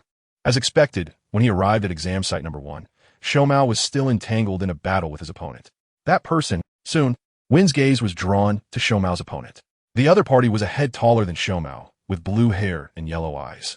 Sporting an M-shaped fringe and a ponytail in the back, dressed in a blue ninja uniform. He is. Wind racked his brain, but couldn't remember this person's name. Wait, did his name appear in the original work? Wind was sure he wouldn't mistake it. The one fighting Shomao is from Tsunade. and in the future, he becomes the third Kazekage of Tsunade. I never expected he would also participate in this Chunin exam. Furthermore, he encountered Shomao in the final round. Wind couldn't help but feel emotional. Although Shomao is a rare talent with the title of Konoha's White Fang, his opponent is a man who holds the title of the strongest Kazekage in the history of the ninja world. Currently, Shomao is only 8 years old, having just graduated from the Ninja Academy, and lacks both combat thinking and practical experience. The most critical point is that the third Kazekage is a ninja with a bloodline limit. Wind clearly remembers that the third Kazekage's special physique can convert his chakra into magnetic force, allowing him to create various forms of sand and iron for attack and defense. It is several levels stronger than the magnetic release of the third Ōtsutsuki. However, the third Kazekage could also be considered the most unfortunate Kazekage in ninja history. Not only does he not even have a name in Naruto, but he was also killed by Sasori of the Red Sand and turned into a puppet. Before crossing over, Wind had discussed on Jihu with netizens about how Sasori managed to kill the third Kazekage so quietly. The answers were varied, but none were convincing. Wind still couldn't figure out how Sasori did it. To make matters worse, Orochimaru somehow obtained the cells of the third Kazekage and then used the reanimation jutsu to bring him back to life. At that time, Orochimaru's reanimation jutsu was not mature enough, allowing the third Kazekage to retain his consciousness. As a result, the first enemy he encountered as a reanimated puppet was the very Sasori who killed him. Looking at himself turned into a puppet, he almost exploded with anger. If I were the third Kazekage, I would want to find a piece of tofu to smash my head against. But no matter how you look at it, the third Kazekage may have died in a frustrating manner, but he is still the strongest Kazekage and possesses magnetic release. Winning against Shomao shouldn't be a problem. Shomao lost. Wind shook his head and said regretfully, if he could pass the first exam, there would still be a chance for promotion to Chunin regardless of winning or losing in the official matches. But the first round is a real elimination. If he loses, he can only wait until next year. Shomao's luck just isn't good enough. In Wind's view, the remaining ninjas in the final round are all strong. No matter who Shomao is matched against, his chances of winning are slim. Tobirama simply drew lots randomly, and Shomao ended up embodying bad luck, drawing the future third Kazekage. Would Shomao lose? Sarutobi frowned. The battle had just entered a white-hot stage, and both sides were clearly evenly matched. It should take some time to determine a winner. However, just as Sarutobi's words fell, Shomao feinted with a shuriken and then used body flicker technique to appear behind the third Kazekage. Since the original Naruto does not provide a name for the third Kazekage, it seems inappropriate to create one.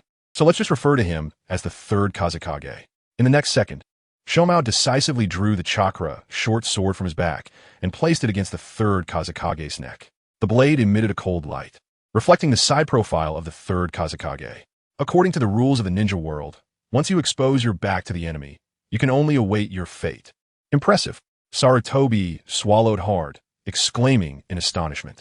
At the same time, he began to reflect on how the current Konoha kids are such monsters. Wind is one thing, but Shomao has only just graduated from the Ninja Academy and lacks practical experience. Yet his recent movement was truly fluid. If he hadn't seen it with his own eyes, it would be hard to believe that such an offensive technique was executed by an 8-year-old genin. Sarutobi even felt that the chief examiner of exam site no. One could announce the result now. However, even in this dire situation, the third Kazekage remained calm and composed. He slowly spoke, praising Shomao. You truly are from Konoha. Even a 7 or 8-year-old kid has such high skill. If it were someone else, they would have probably already lost. But unfortunately, your luck isn't great. You just happened to encounter me. Shomao's brow furrowed tightly. Surrender, I don't want to kill you. Although he couldn't understand where the third Kazekage's confidence came from. In this situation, he had no reason to back down. Moreover, Shomao confirmed that his chakra was fine. This was not some illusion world. His chakra, short sword, was genuinely resting against the third Kazekage's neck. Go ahead, if you can, the third Kazekage said without hesitation. He didn't take Shomao's threat seriously at all. Then, Shomao's expression began to turn ashen. He tried to shorten the distance between the chakra short sword and the third Kazekage's neck. But to his surprise, the chakra short sword seemed to be frozen in midair, unable to advance even a fraction. In fact, Shomao couldn't even withdraw the chakra short sword. The third Kazekage gradually curled his lips into a smile, slowly turning to face the astonished Shomao. Then, the third Kazekage took a few steps back, creating some distance between them. Honestly, I intended to save this trump card for the official matches. You're very strong for a Konoha genin, but regrettably, you encountered someone stronger than you. The third Kazekage stood still, unmoving. Meanwhile, Shomao's chakra, short sword, seemed to awaken a self-awareness, turning in the air.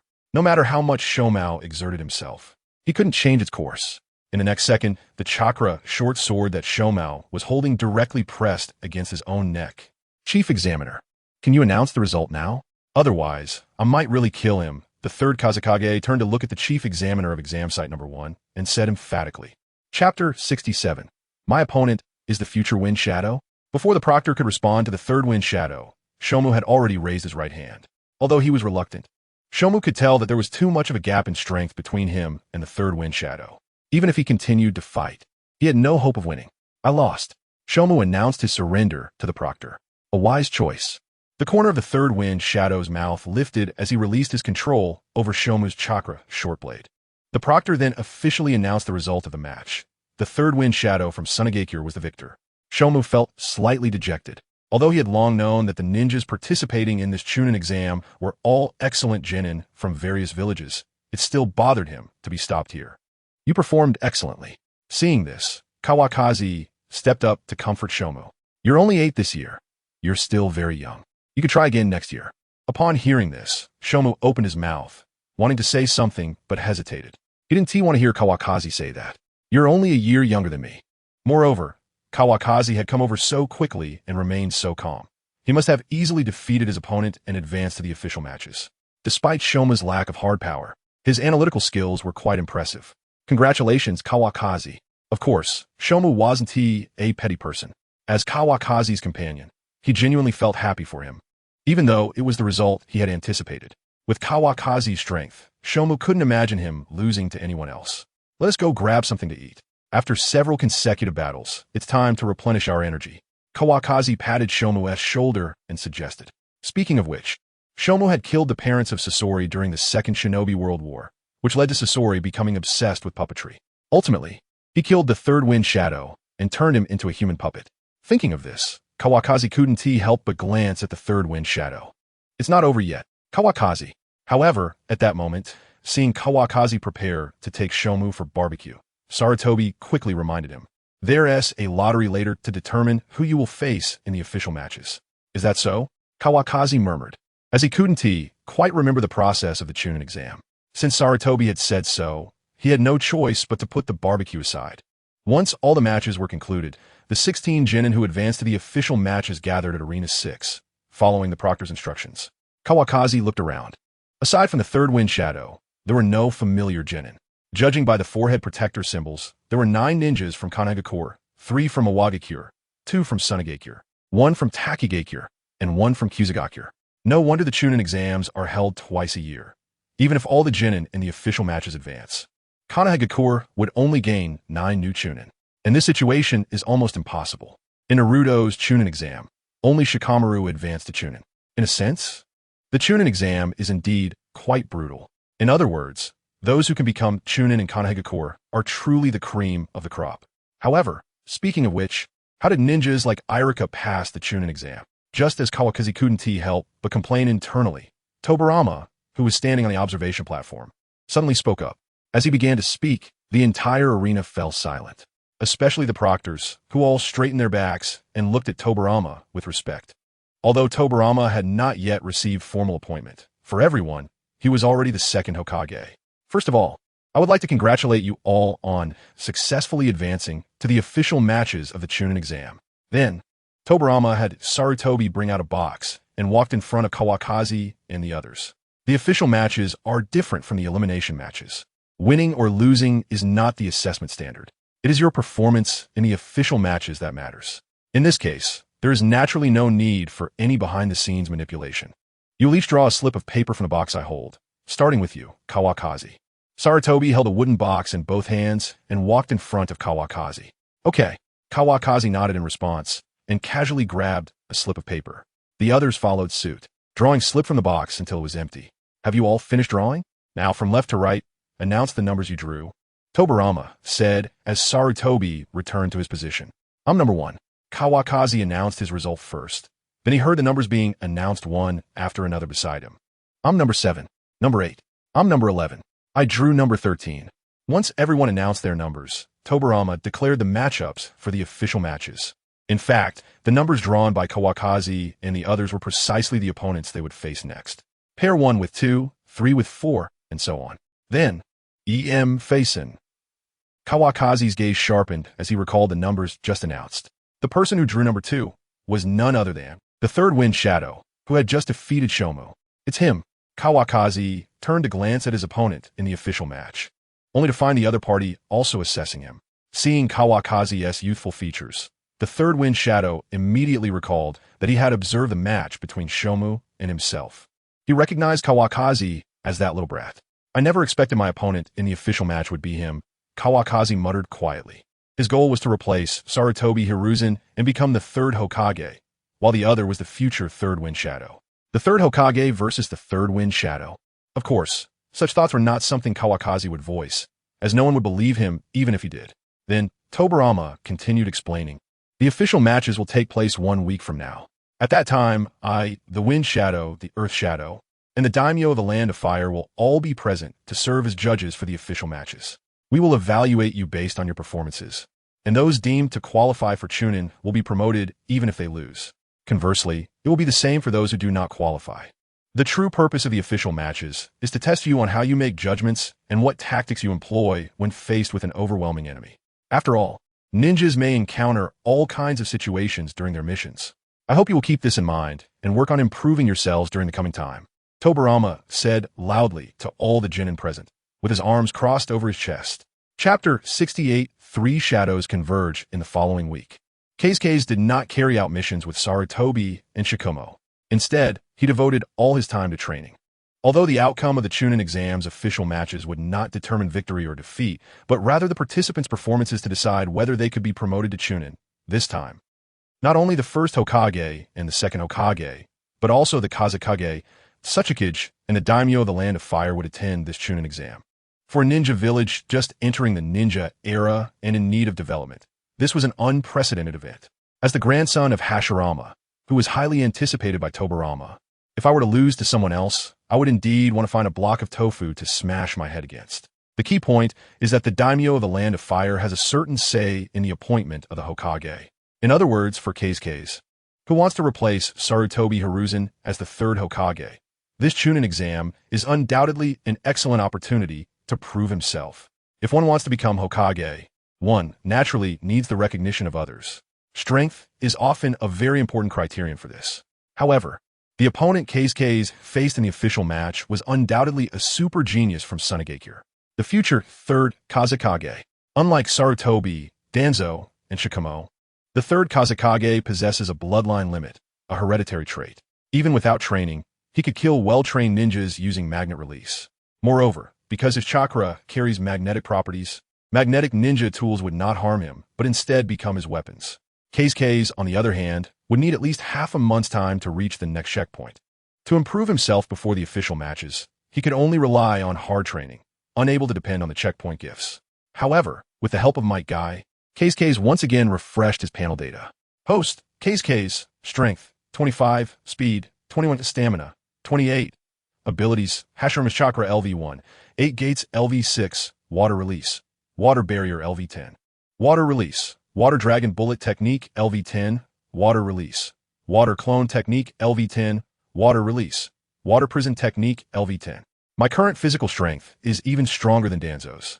Although using the Morning Peacock is still a bit challenging, maintaining the state of the gate of view should be no problem. Keisuke conducted a rough analysis of his own strength. On the eve of the Chunin exam, he did nothing and allowed his body to get plenty of rest. Then, the day of the official matches arrived. To help Keisuke perform better, Mato Guy started preparing food early in the morning. Protein, vitamins, hydration, he considered everything. It would be impossible to say that Keisuke was not excited at all. After all, his opponent this time was the future third Kazekage. After finishing the breakfast prepared by Mato Guy, Keisuke set out for the venue of the official matches. This time, the competition venue was an outdoor arena that could accommodate thousands of people. Long ago, Tobirama had prepared for today. Although it could not be compared to the era of Naruto, it was already a significant undertaking in this time. When Keisuke arrived at the center of the arena following the proctor's indication, the place was already packed. The proctor for this event was none other than Sarutobi Hiruzen. On the largest spectator seats, there were 3 chairs arranged. Sitting in the far left was none other than the first Hokage, Hashirama Senju, revered as the god of ninjas.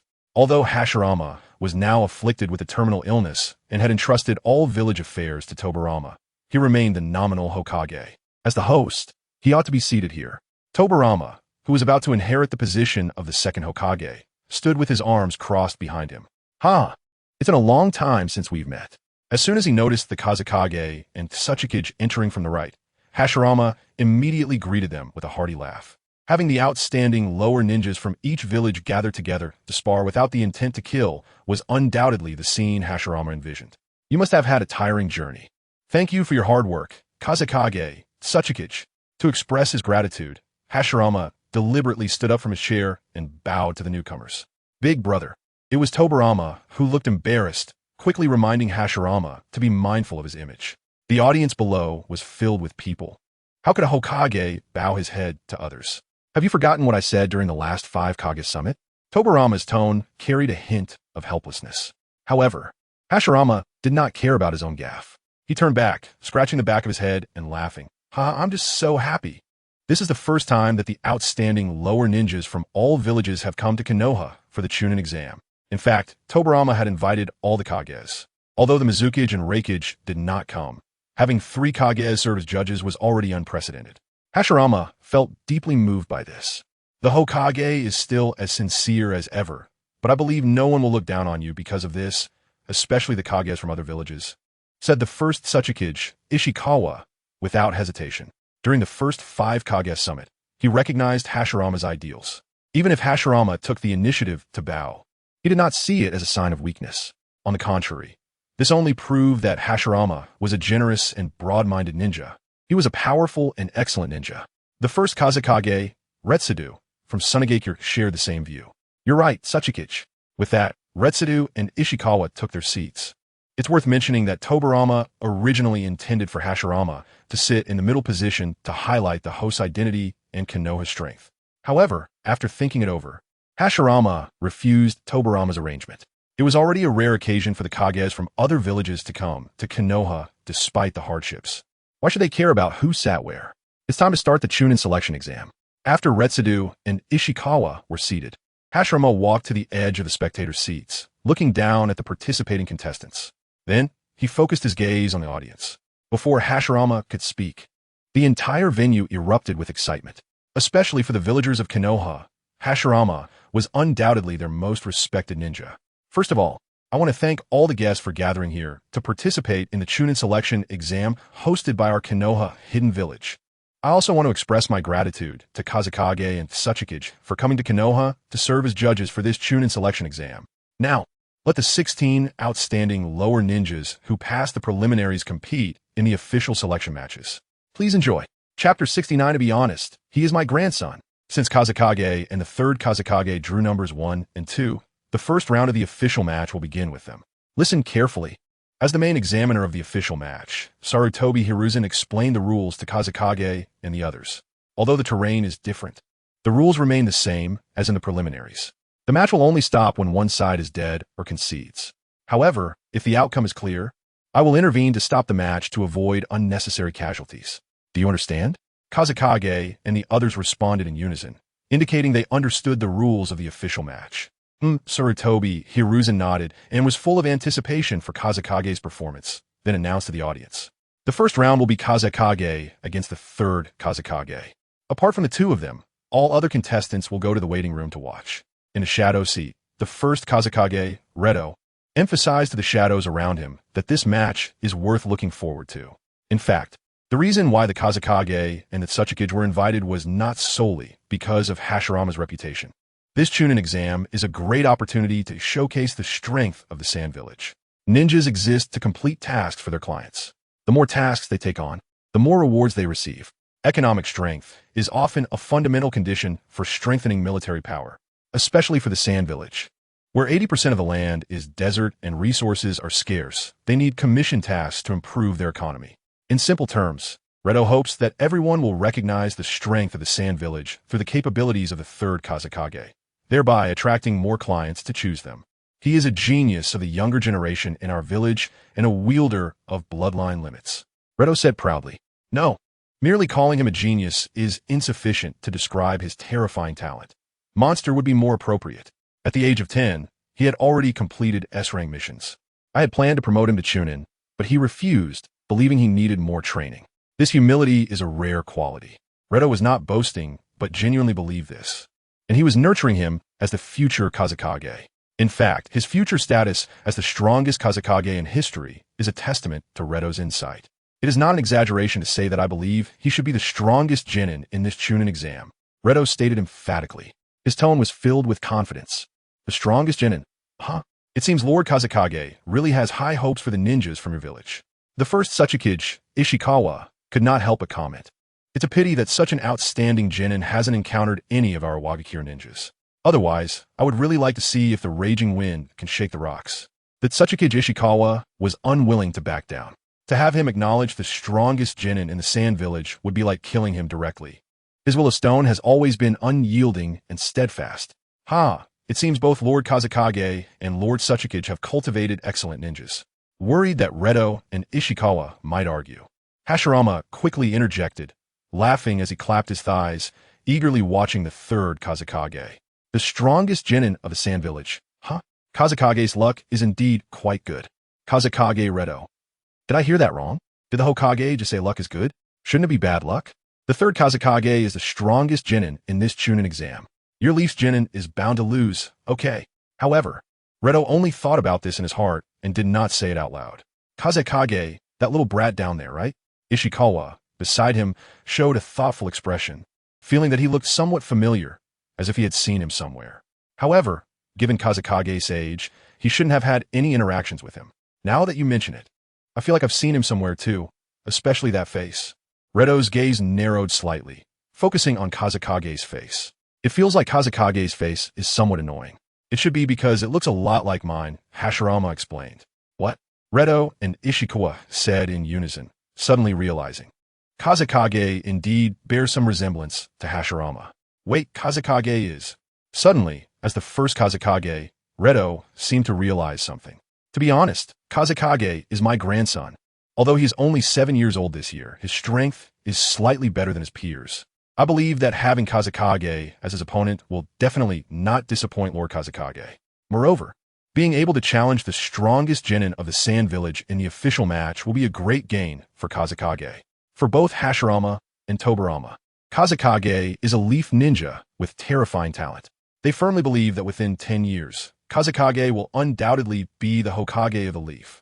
Based on this belief, Hashirama naturally hopes that Kazekage encounters excellent opponents on his path to growth. Instead, Redo and Ishikawa were left standing in place, dumbfounded. They never expected that the grandson of the first Hokage would also participate in this Chunin exam. Although Redo and Ishikawa had received the list of participants as judges, due to Kazekage's information not including the Senju surname and being quite ordinary, they did not pay much attention to him. It must be said that the identity of being Hashirama's grandson is like a halo surrounding Kazekage. What these Kage are most concerned about is whether Kazekage has inherited Hashirama's powers. Although the ninja world has achieved peace under Hashirama's supervision, the fertile land of the leaf has always been coveted. Moreover, every first Kage was a hero in their own right, defeating various clans with their powerful strength to establish their ninja villages. None of them wished for the leaf to give birth to a second Senju Hashirama. With Hashirama revealing Kazekage's identity, Redo and Ishikawa began to reassess Kazekage. The first round of the match begins. Sarutobi shouted loudly from below. The entire audience erupted in excitement. However, Kazekage and the third Kazekage did not make a move after Sarutobi's command. Before the duel begins, allow me to ask you a question. The third Kazekage smiled and said to Kazekage, "What question?" The third Kazekage, now 11 years old, no longer a 7 or 8-year-old child, felt a bit reluctant to strike at a kid like Kazekage. "Do you want to forfeit?" The third Kazekage spread his hands. "I looked at your ninja profile and thought you were just developing late, but I didn't expect you to really be only 7 years old. Although having a goal is a good thing, I think you could wait a bit longer before participating in the Chunin exam." The third Kazekage kindly suggested to Kazekage. It was not out of arrogance, but but out of concern that Kazekage might develop a psychological shadow after witnessing the huge gap in strength. Chapter 70. Kazekage versus. The third Kazekage, you truly have such capital. Kazekage looked at the third Kazekage before him and gave a high evaluation. Unlike the magnetic release of Troy, the third Kazekage's magnetic release is much more advanced. He can summon sand and iron like waves in an instant and freely manipulate the iron within the sand. Whenever he wants, he can unleash the same absolute defense as Gaara. Moreover, the quality of the third Kazekage sand and iron is even stronger than Gaara's sand during the Chunin exams. However, my current physical skills have surpassed those of Lee during the Chunin exams. Plus, with the ability of healing without hand signs, I can eliminate the damage caused by the 8 gates. This battle is simply a high-spec version of Lee versus a high-spec version of Gaara. Come on, Kazekage said firmly, signaling that the third Kazekage could strike at any time. Kazekage has never been an arrogant person. Moreover, the third Kazekage sand and iron have a certain restraint against physical techniques, so a reckless attack would not be a wise action. The safest tactic is still to first understand to what extent the third Kazekage can utilize sand and iron at this time. In that case, I can only respect your choice, Konoha's ninja. Seeing Kazekage's determination, the third Kazekage no longer dissuaded him. He stood in place, forming a seal with his hands, and granulated sand and iron appeared out of thin air around him. It looked like black sand. In the next second, the sand and iron condensed into needles and shot toward Kazekage rapidly. Magnetic release. Sand and iron rain, just as the third Kazekage said. His attack was like a sudden storm. However, Kazekage is not Lee. He doesn't rely solely on physical skills. The moment he noticed the third Kazekage launching a preemptive attack, Kazekage formed hand seals and unleashed water release. Water release, water barrier. With a low roar from Kazekage, the ground beneath him trembled. Clear spring water surged forth, rising like a wall, blocking the third Kazekage's sand and iron rain. On the shadow seat, the Ōtsutsuki couldn't help but exclaim, he truly is the grandson of the Hokage. He can use such a large-scale water release even in a waterless environment. He was not flattering. He was genuinely impressed by Kazekage's talent. The water barrier released by Kazekage was at least 4 to 5 meters high. Forget about a 7-year-old kid. Even among elite jonin, there are not many who can perform such a large-scale water release without terrain advantages. My four-tailed son Wukong. So the Senju clan is a bunch of chakra monsters, huh? In fact, even Hashirama looked surprised. He had been busy hosting the Kazekage, Ōtsutsuki, and discussing the upcoming Chunin exams with the daimyo these days. He was not aware of Kazekage's performance in the preliminaries. When did Kazekage learn water release? However, although Hashirama was shocked inside, he suppressed his emotions out of politeness. That genin from Tsunade is also quite impressive. I've never seen such a strange technique before. Hashirama praised Kazekage's opponent. Of course, Kazekage Rado nodded slightly, and then explained to Hashirama. The ninjutsu he used is a bloodline limit that allows him to freely manipulate sand and iron for attack and defense.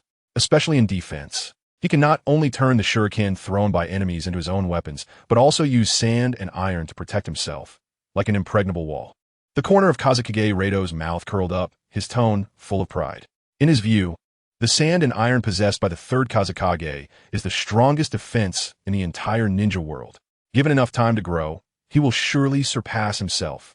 Hokage-sama, although your grandson can perform such a large-scale water release among his peers, enough to be called a genius, he still falls short compared to my disciple. Kazekage Rado sees the opportunity to highlight the third Kazekage. Just water release alone cannot block the attack of sand and iron. Even though the current mainstream in the ninja world is peace, the number of clients is still limited. Each ninja village competes and suppresses to secure the number of entrusted missions, which are necessary means. Even if Rado himself cannot defeat Hashirama, he will not miss the opportunity to showcase Tsunade your strength. However, being able to cultivate a 7-year-old Kazekage into such an outstanding water release ninja, Hokage-sama, it seems you have poured a lot of effort into your grandson. The Ōtsutsuki spoke again, determined not to let the Kazekage take all the glory. However, this is the first time I've seen Kazekage use water release. I thought he couldn't use ninjutsu. Hashirama was momentarily taken aback. Although he is a powerful ninja god, sometimes his thoughts are quite simple, and he tends to say whatever comes to mind. Rado? Ōtsutsuki. What do you mean you thought Kazekage couldn't use ninjutsu? How did he become a ninja then? And how did he pass the preliminaries? Tobirama, what's going on here? Hashirama couldn't help but ask Tobirama. To his surprise, Tobirama had a dazed expression. Aren't you the one who taught Keisuke's water release? Hashirama. In an instant, the two exchanged confused glances. Almost instinctively, they both voiced in unison. Could it be that Keisuke's learned it by himself? Rado. Ōtsutsuki.Just. What do you mean by learned it by himself? Is there such a thing as self-taught ninjutsu? Also, why again? Wait, what is with your reactions? A dignified first Hokage of Konoha and a man about to inherit the second Hokage. Why are they both shocked by a 7-year-old kid? What is this disharmonious feeling? Thinking of this, Rado and Ōtsutsuki's gazes refocused on Keisuke's. Sure enough, is it not enough? Keisuke's gaze tightened, shaking his head. The water barrier did indeed block the sand and iron of the third Kazekage, but as time passed, his sand and iron would still penetrate the water barrier. Truly worthy of the future third Kazekage. While admiring the third Kazekage's strength, a fervor erupted in Keisuke's eyes. What he needed was precisely such a powerful opponent. It seems I must take this seriously.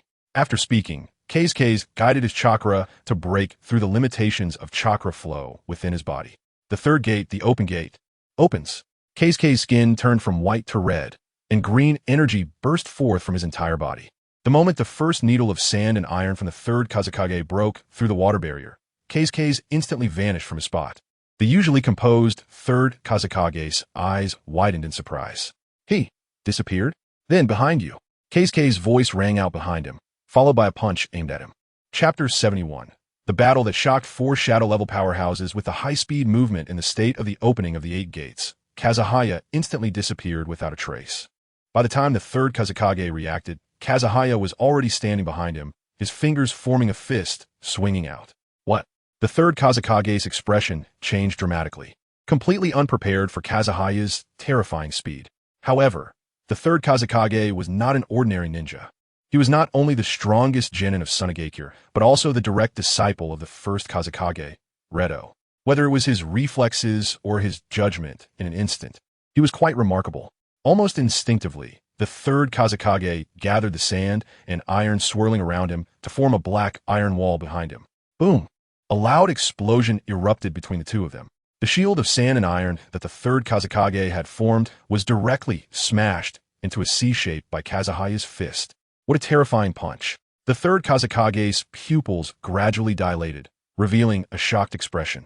If he hadn't seen it with his own eyes, he would find it hard to believe that such astonishing destructive power came from the hands of a 7-year-old child. Truly worthy of being the future third Kazekage. Being able to block my attack with sand and iron at such a critical moment. Kazuhaya couldn't help but feel emotional.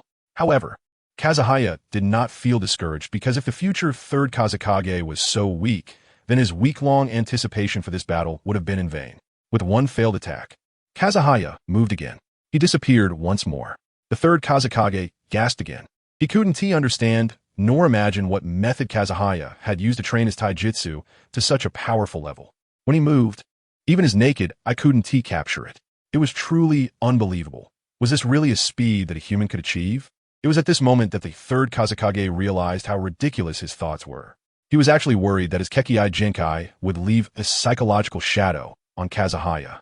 Such an exaggerated speed alone was enough for Kazuhaya to earn the title of the strongest genin in Konoha. This battle was essentially the strongest genin of Konoha versus the strongest genin of Tsunade. Kazuhaya, I must apologize to you. Although the third Kazekage found it difficult to capture Kazuhaya's movements with his eyes, he was not without countermeasures. Currently, Kazuhaya was indeed a very strong taijutsu master. But every time he attacked, he couldn't hide the wind of his punches. By relying on this, the third Kazekage could predict Kazuhaya's attack path and gather the sand and iron to defend against Kazuhaya's strikes. Then, while blocking Kazuhaya's attack, the third Kazekage began to attempt to capture Kazuhaya with the sand and iron. Once Kazuhaya's hands and feet were firmly bound by the sand and iron, the battle would be decided. However, before that, the third Kazekage felt it necessary to apologize to Kazuhaya. When I first saw you, I truly thought you were just an ordinary genin from Konoha. I even hoped you would voluntarily forfeit. Now it seems that such a thought was utterly ridiculous. You are an opponent worthy of me using my full strength to fight against. As he spoke these words to Kazuhaya, the third Kazekage refined more chakra and converted it into black sand and iron. However, The third Kazekage did not use all the sand and iron for defense. Instead, he divided it into two parts. One part transformed into a shield to block Kazuhaya's attacks, while the other part was compressed into a sharp spear. Then, he thrust it fiercely towards the path Kazuhaya might attack from. On the viewing platform, Tobirama showed a look of astonishment as he predicted Kazuhaya's attack. He initially thought this battle would conclude with Kazuhaya entering the 8 gates. He never expected that the third Kazekage not only was not defeated by Kazuhaya, but had also found a way to counter him. The key point was that Kazuhaya had only recently become a genin. In the preliminary rounds of the Chunin exam, he hadn't used the 8 gates at all. This meant that the third Kazekage could not have obtained any prior intelligence on Kazuhaya. He was adapting to Kazuhaya's speed in real combat and growing rapidly. Hashirama expressed his thoughts to Tobirama. In his view, it was like a game of chess. Every turn, a player has countless moves to choose from. But the move that can truly force the opponent into a corner or revive the situation often only has one solution. The most critical thing is, although this is common knowledge shared by everyone, under the pressure of time, finding the most correct move quickly is not an easy task. In addition to daily hard training, it also requires an extremely high level of talent. And the third Kazekage of Tsunade was undoubtedly a genius among geniuses. Lord Kazekage, it seems you have indeed cultivated an outstanding disciple. Hashirama's tone was filled with excitement. He acknowledged the third Kazekage's talent and recognized his strength. However, Hashirama did not believe Kazuhaya would lose. Because the opening of the 8 gates was not Kazuhaya's limit. He could become even stronger. It was truly wonderful for Kazuhaya to encounter such an opponent in the official match. Hashirama sighed inwardly. Meanwhile, Redo, the first Kazekage, was already sweating coldly. Because through the conversation between Hashirama and Tobirama, an incredibly shocking fact lay before him. Kazuhaya had only recently become a ninja. Moreover, he had not received any formal training before this. Yet the third Kazekage had been trained by him for 5 years to cultivate his current battle instincts. If he had met Kazuhaya at the age of 7, wouldn't he have been beaten to the point of questioning his life? Kazuhaya was the true monster. Redo gasped in shock. What on earth is the Senju clan? Why are they all such monsters? Lord Hokage, your grandson, is really only 7 years old? Beside them, the first Ōtsutsuki, Ishikawa, began to tremble. Although his Awakens had 3 genin entering the official matches, he knew their strength well. It was no exaggeration to say that even if all 3 of them teamed up, they would have no chance against Kazuhaya. In fact, they might even be instantly defeated by Kazuhaya. Even though the current battle between the third Kazekage and Kazuhaya had reached a stalemate. One must remember that Kazuhaya was only 7 years old. Given another 5 years, he would reach the age of the third Kazekage now. And in those 5 years, with Kazuhaya's talent, how much could he grow? How much could he progress? It was probably immeasurable. In comparison, the genius halo of the third Kazekage would become dim. This was truly terrifying. Damn it, why isn't Kazuhaya my grandson? If he were my grandson, I would definitely nurture him as the future Ōtsutsuki. Ishikawa could even assert that in less than 10 years, Kazuhaya would undoubtedly grow into the strongest Ōtsutsuki in history. In an instant, the battle between Kazuhaya and the third Kazekage shocked all 4 shadow-level powerhouses. Chapter 72. Was this also part of your plan? Before the official matches of the Chunin exam began, no one expected the situation to turn out like this. The Chunin and even Jonin in the audience were all shocked and dazed. Their hearts were stirred up like a tumultuous sea, unable to calm down for a long time. Was this really a battle between 2 genin? It felt like their strength was already comparable to some Jonin. It was truly terrifying.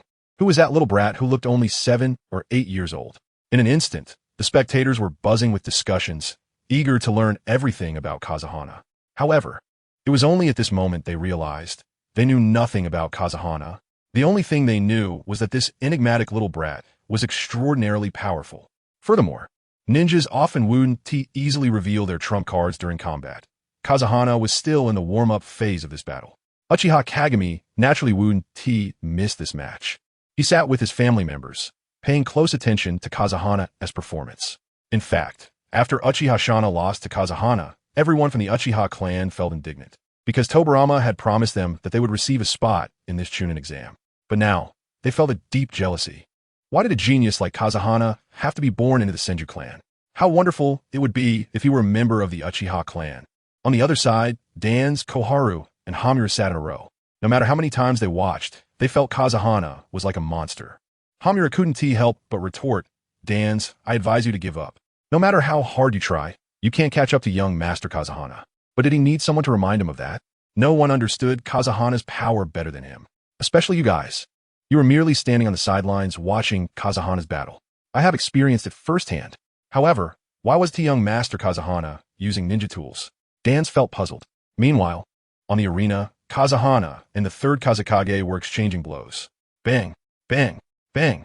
Kazahana continuously used punches and kicks, covering his skin with chakra to protect himself while enhancing his power. For the third Kazekage, who possessed magnet release, Kazahana's ninja tools would only become his weapons. The chakra short blade from Shikomo was rested against his neck, which was a good proof of this.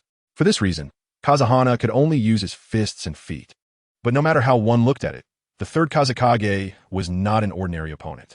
In this battle, he gradually adapted to Kazahana's speed and slowly began to understand his fighting style. It could also be said that he grasped his attack patterns. Once he discovered these patterns, the third Kazekage could predict Kazahana's next attack. For example, after Kazahana used a right whip kick, he often followed up with a left jab. In it, the third Kazekage suddenly shouted, canceling the sand iron shield, then went all out, manipulating the sand iron to form an arm shape and grabbing forward. Snap! The third Kazekage first used a part of the sand iron to bind Kazahana's left arm, and then manipulated the remaining sand iron to cover Kazahana, completely restraining him. As a result, Kazahana could no longer use that terrifying high-speed movement. In the audience, Hashirama saw through the third Kazekage strategy. He chose to sacrifice defense to maximize the speed of the sand iron. Although he did manage to capture Kazahana, any slight mistake would expose his vulnerabilities to Kazahana. This not only required a calm mind, but also enough courage and determination. Hashirama's eyes widened. To him, this battle was extremely exciting. Kazahana was neither careless nor underestimating his opponent. Instead, he was growing during the battle, strategically at a slight disadvantage. Kazahana, didn't he lose unjustly? Seeing the third Kazekage capture Kazahana, the first Kazekage, Redo, showed an expression full of pride. Even your grandson, the Hokage, lost to our village's genin. This is enough to demonstrate the strength of Tsunade. I'm sure those clients will choose our Tsunade in the future. What a relief. Ōtsutsuki Ishikawa secretly clicked his tongue. Whether it was Kazahana or the third Kazekage, he felt they were like monsters, and thinking about the younger generation of awakens made him uncomfortable. He never expected that a genin from Tsunade would possess such strong strength.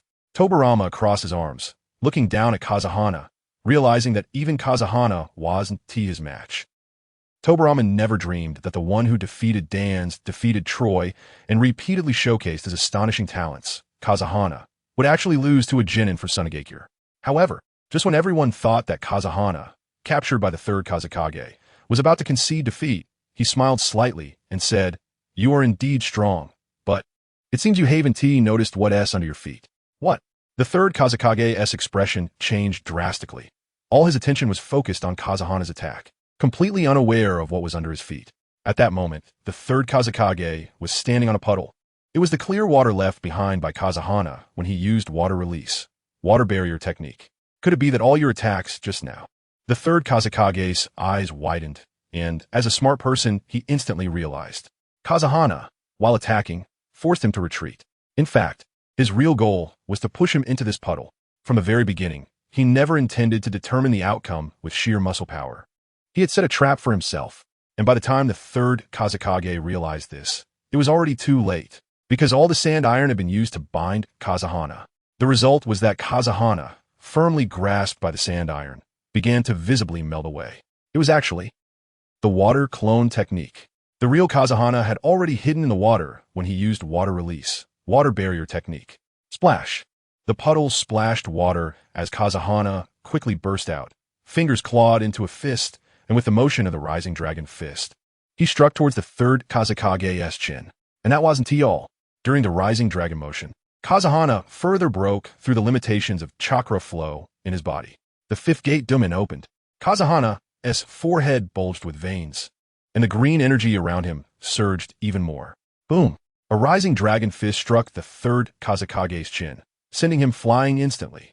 In the audience, Hokage Hashirama, Kazekage Redo, Ōtsutsuki Ishikawa, No one expected that Kazahana, who was originally destined to lose, would make a comeback in such a way. Kazahana used the water clone technique. When did he? Tobirama's mouth involuntarily dropped open in shock. Not only the water dragon bullet and water barrier technique, but he also knew how to use the water clone technique. Moreover, he seamlessly applied it in actual combat. The third Kazakage had fallen into Kazahana's trap from the very beginning. The most terrifying thing was that Tobirama didn't remember giving Kazahana this kind of tactic. Nor did Sarutobi. At that moment, Tobirama was once again stunned. Chapter 73. I will remember your name, what? The third Kazakage was taken aback. He never expected that Kazahana was hiding in the water from the very beginning. Was this part of your calculations? Because the third Kazakage used all the sand iron to bind Kazahana's water clone, he couldn't retract it in time. There was a moment of unimpeded communication between him and Kazahana. Unable to defend, he had no time to dodge. Boom!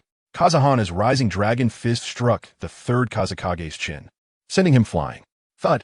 The third Kazakage's body flew back like a kite with a broken string, crashing heavily to the ground, rolling several times before coming to a stop. Kazahana floated down from the air and steadied himself. The chin is a particularly vulnerable part of the human body, and a massive blow often leads to unconsciousness. Not to mention, it was a punch delivered in the state of the 8th gate. Kazahana felt that the outcome of this battle had already been decided. Chief Examiner, can you announce the result now? Kazahana said to Sarutobi and released the 8th gate state. After all, this opponent was the future third Kazakage. It is known that the greatest characteristic of a Kazakage is, in the early stage, no one could defeat him, and in the later stage, no one could defeat him either. Lee, who mastered the 8th gate, was defeated by Gaara, and the third Kazakage Sand Iron, whether in terms of offensive or defensive capabilities, is stronger than Gaara.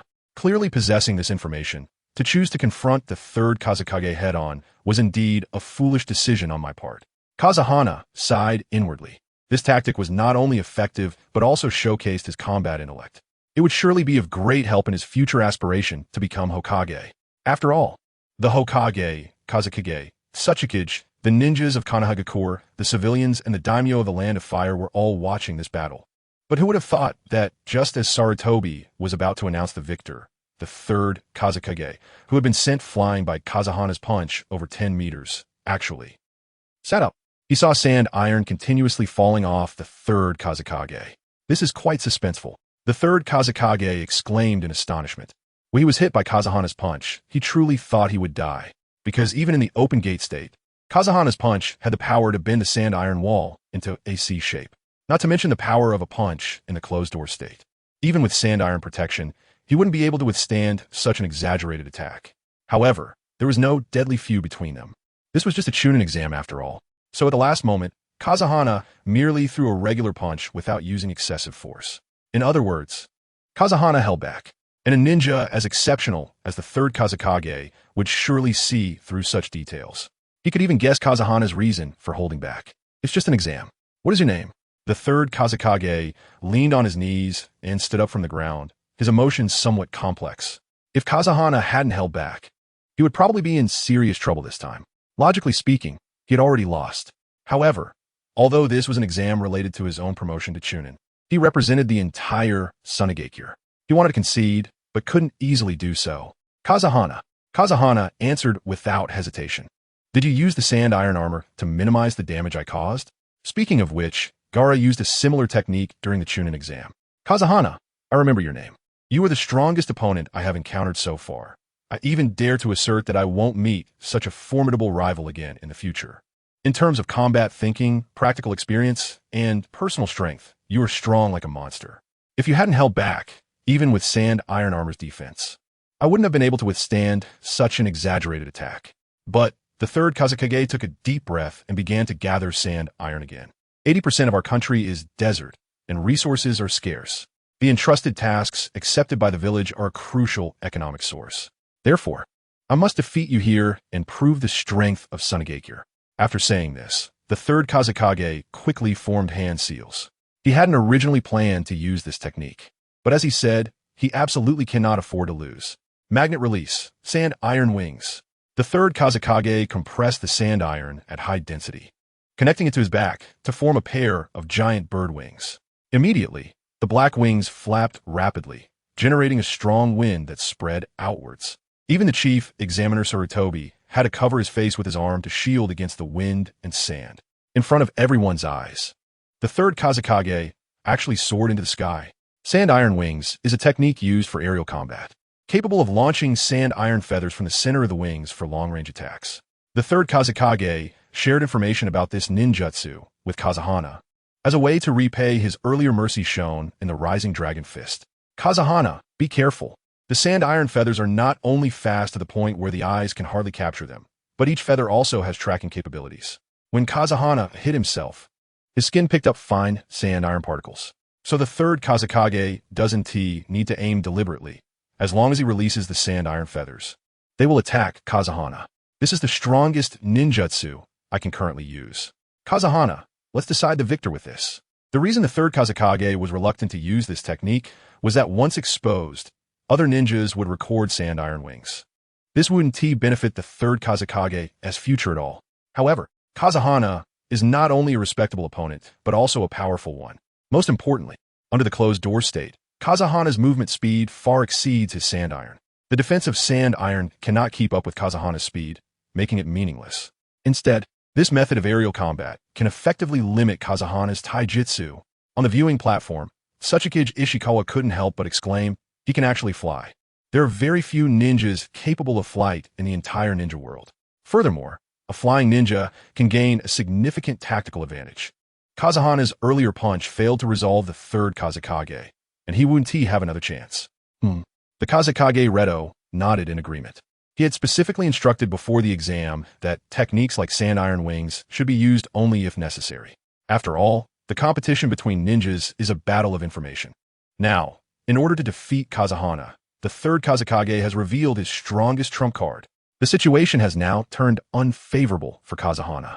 Hashirama and Tobirama shared similar thoughts, wondering how Kazahana would respond to the third Kazekage's next attack. However, standing on the puddle, Kazahana did not show any signs of difficulty. Because he already knew that the third Kazekage had such a trump card. I will also remember your name. Chapter 74. Why didn't I bet everything on HF winning? The battle between HF and the third Kazekage intensified. The third Kazekage used his iron sand wings to fly into the air, creating enough distance to avoid HF's taijutsu attacks. Then, the third Kazekage unleashed a barrage of iron sand feathers, attempting to force HF to surrender. In an instant, feathers filled the sky. Even Sarutobi Hisashi, the proctor, did not expect the third Kazekage to use such a terrifying technique and quickly dodged, sweating for HF. However, although the third Kazekage's attacks were sharp, HF had a certain advantage in speed. At the moment the third Kazekage shot out the feathers, HF activated his door of opening and moved at high speed across the exam grounds, evading the opponent's attacks one by one. Of course, HF knew that if the situation continued, he would only be wasting his stamina against the third Kazekage. It was time to end this battle. As he spoke, HF formed hand seals with both hands, creating 2 water clones. Immediately, the 3 HFs spread out quickly, forming hand seals simultaneously. Water release, water dragon bullet technique.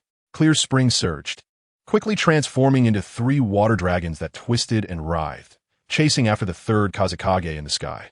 However, HF did not believe that his water dragon bullet technique could inflict any damage on the third Kazekage, who controlled iron sand. His real goal was to use the power of the water dragons to force the third Kazekage to reveal a flaw. Meanwhile, the 2 water clones were responsible for the feigned attack.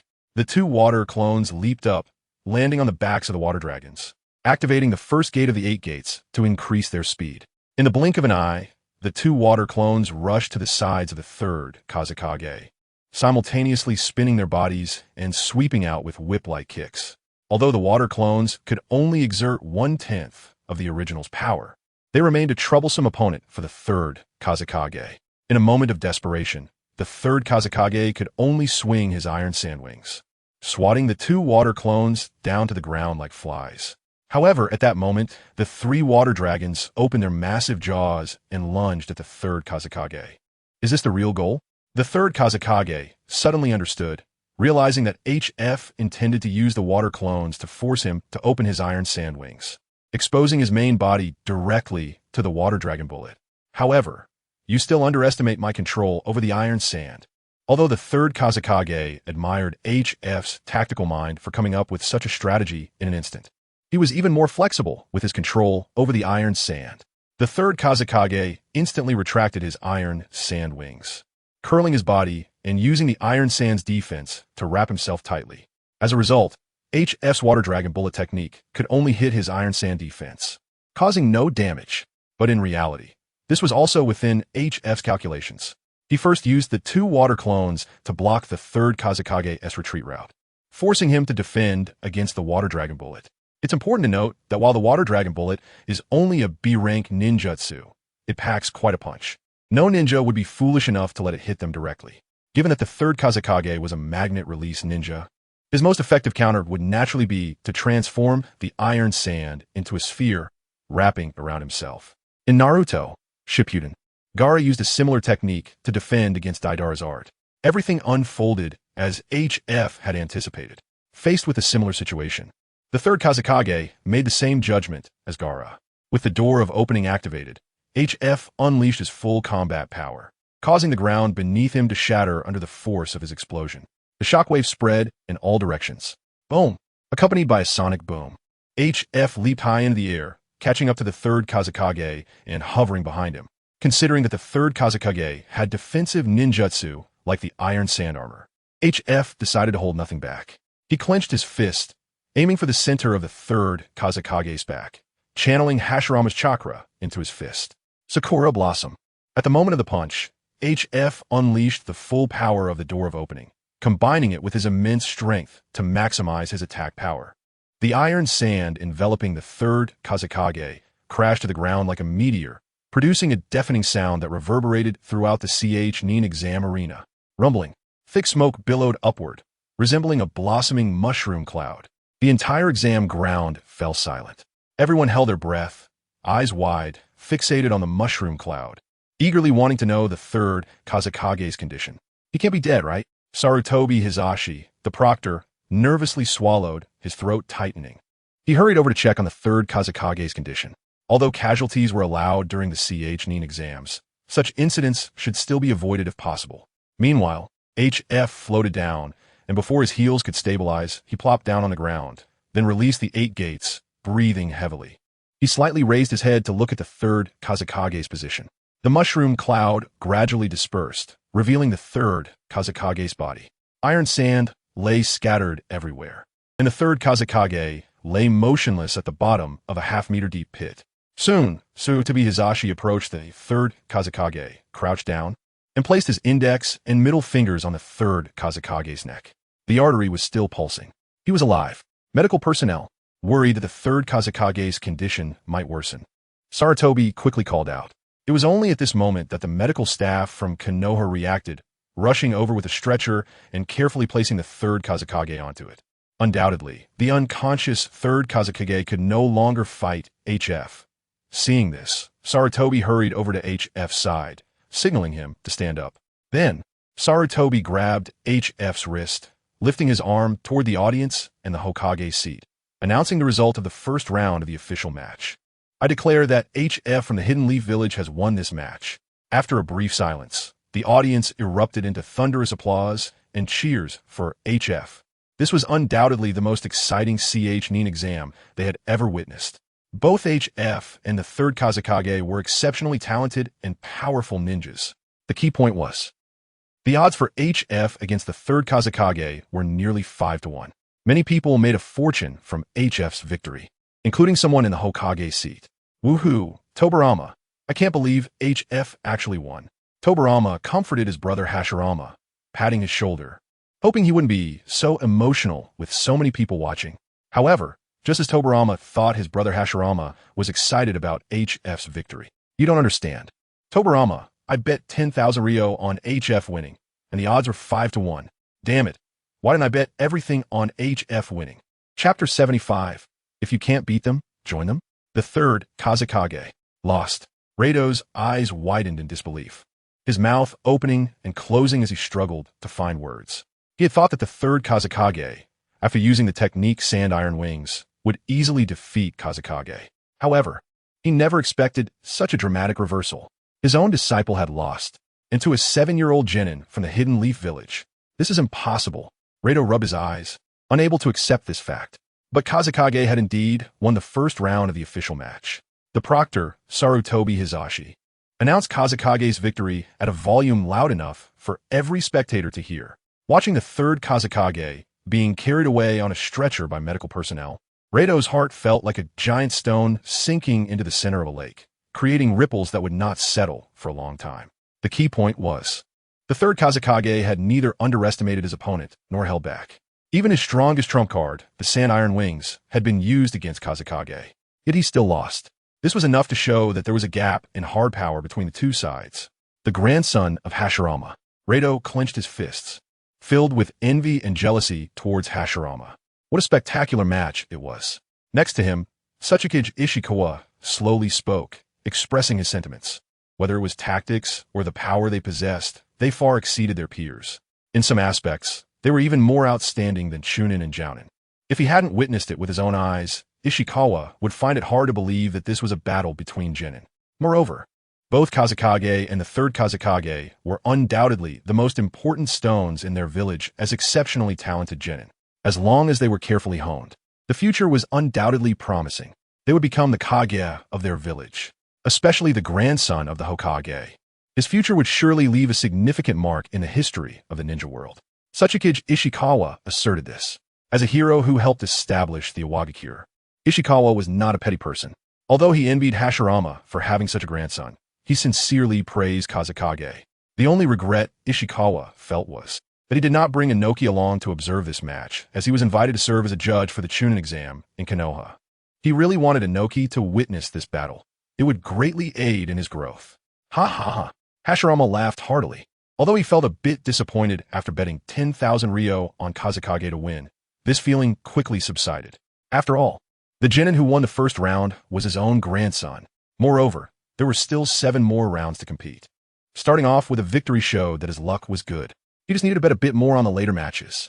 Ōtsutsuki is overpraising. Kazekage is only 7 years old this year. He still has a long way to go, Hashirama said with a big laugh.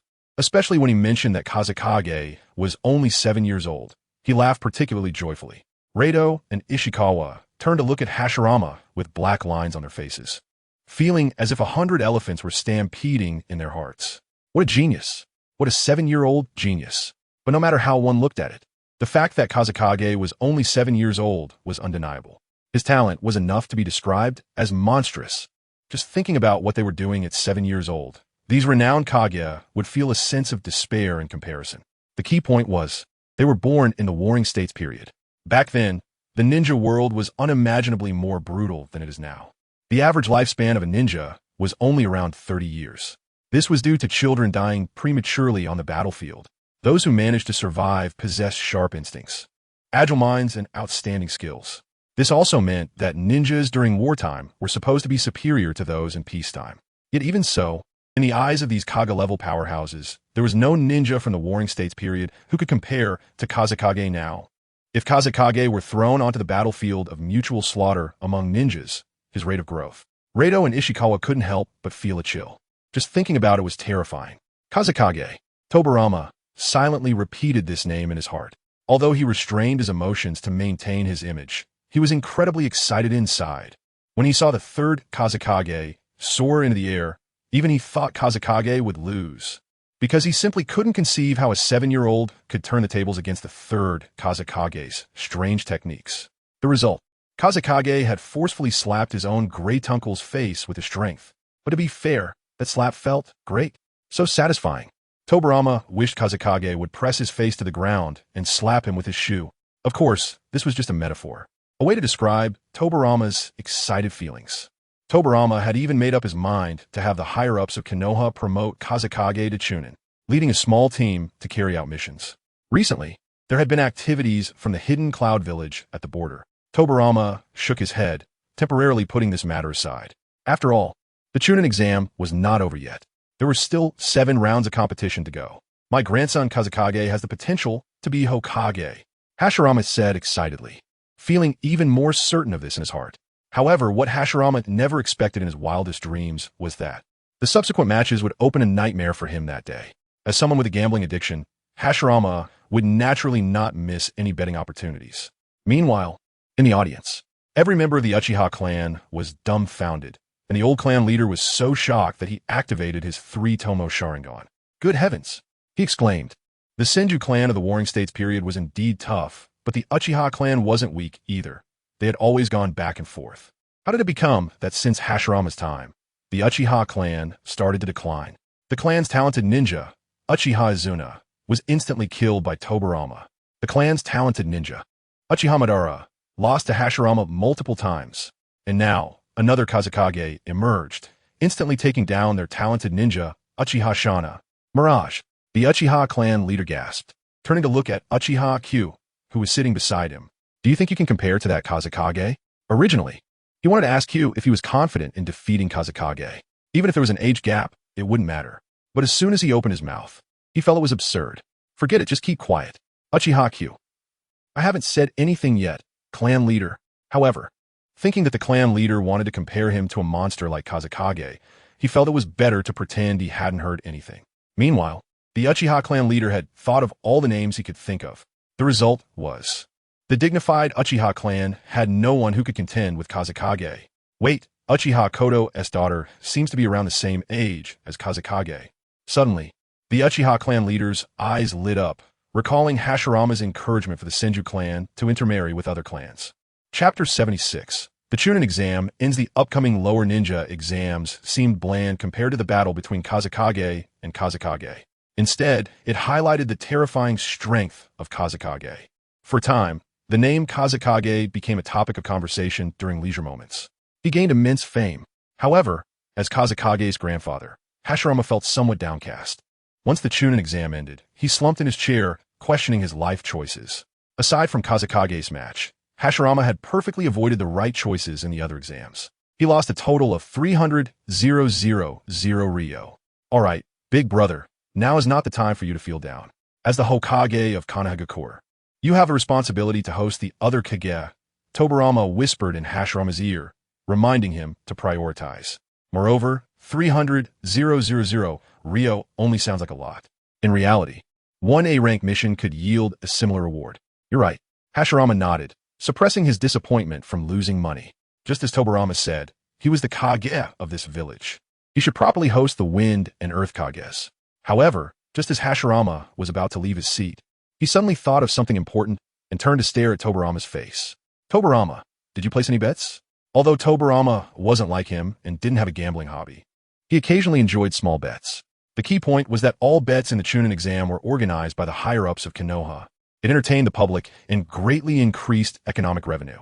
For the recovering Konoha, there was no reason to miss such an opportunity. The 300,000 Ryo he lost also contributed to Konoha's income. Thus, Hashirama felt that Tobirama should have participated.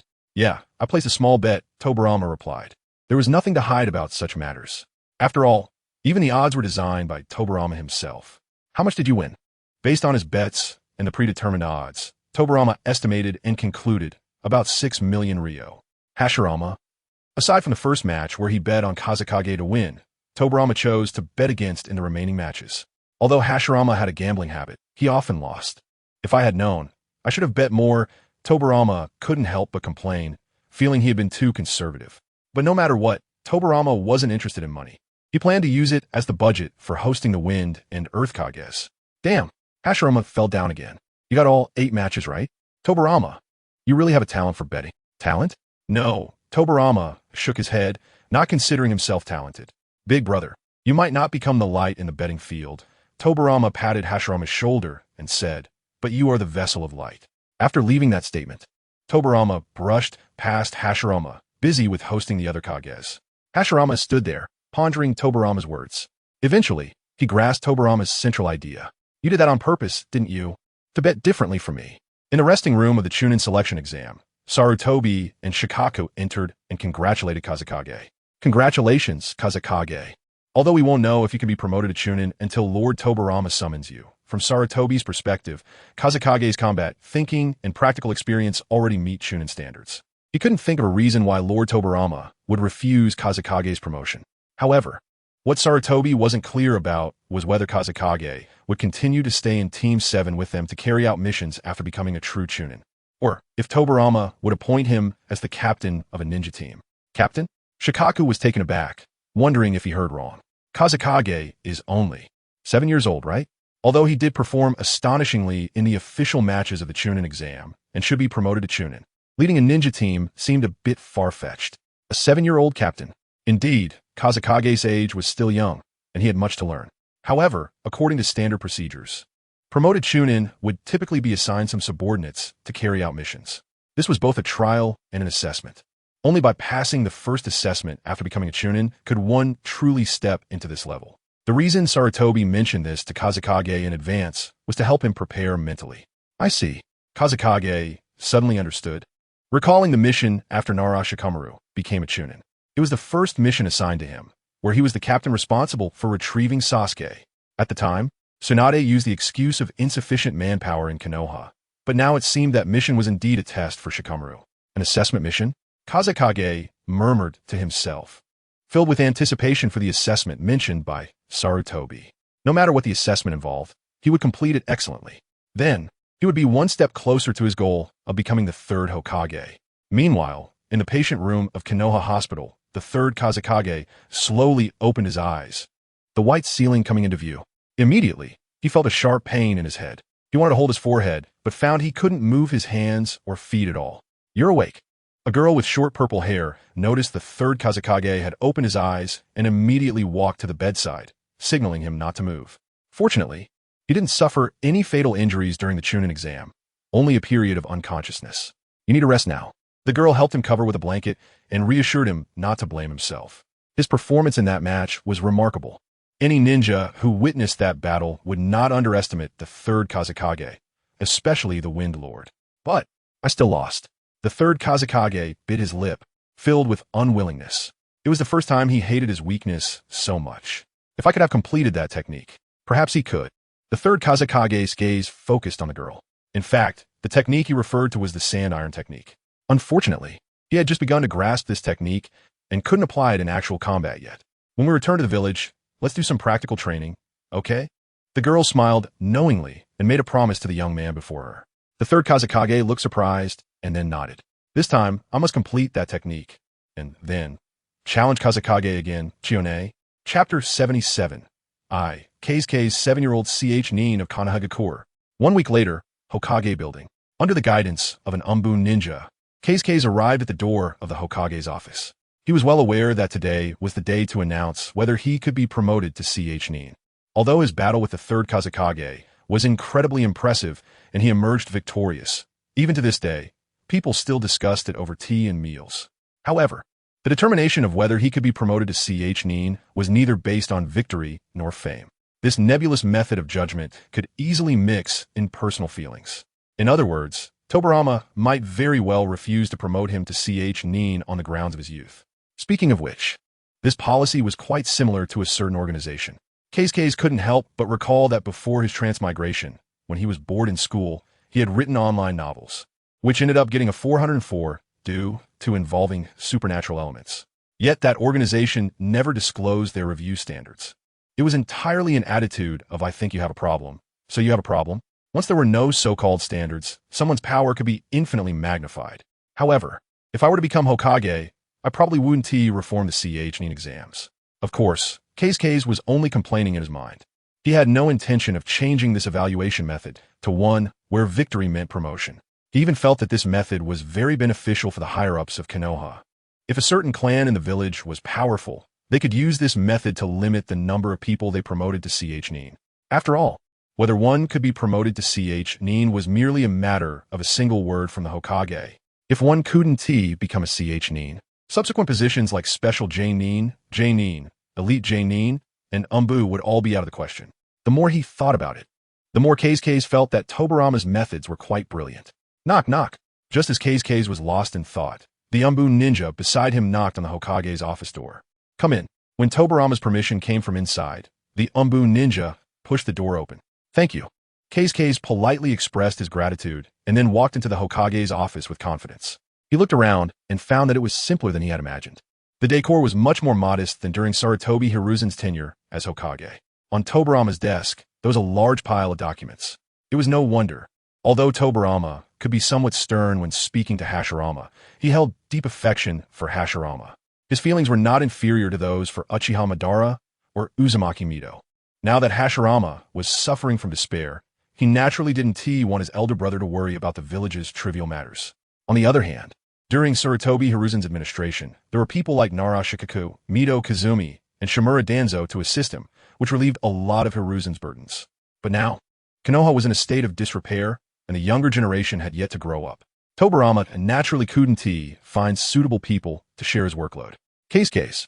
Tobirama spoke in a deep voice, sitting in the Hokage position, fingers interlaced, elbows resting on the edge of the desk, leaning forward intentionally to gaze into K's youthful features. You should know why I called you here, right? K's nodded, stepping forward, chest out, and head held high, standing tall. It's about promoting me to CH Nin, right? That's right. Tobirama confirmed, then pulled out K's personal information from the pile of documents, glancing at it symbolically. You are indeed an excellent genin, and I personally lean towards promoting you to CH Nin. However, Tobirama deliberately paused. However, K's frowned slightly.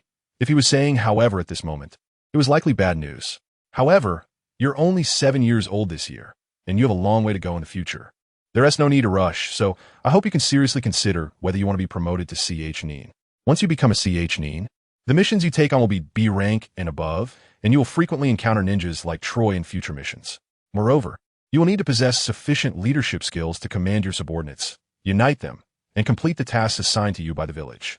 Although Tobirama believed K's had the qualifications to serve as a CH Nin in all aspects, he was after all Hashirama's grandson. If he wasn't ready, it would be better to postpone the matter. However, Tobirama hoped K's could be a bit rebellious. Those obedient children might receive praise from adults, but usually, adults wouldn't hold high expectations for such children. Not to mention, Tobirama's expectations for K's were that he would be the future Hokage of the village. There was really nothing more to consider. If I believed I wasn't ready to become a CH Nin, I would have participated in this exam from the very beginning. K's declared firmly, pledging his determination. Having passed both exams, to back down here would only reflect poorly on his mental fortitude. On the other hand, K's also gained important information from Tobirama's words. His second grandfather seemed to plan for him to execute upcoming missions as the captain of a ninja team. With that thought, K's added, I always follow through on my words. That is my ninja way. In fact, this ninja way belonged to Naruto. At this moment, K's really thought about what his own ninja way was.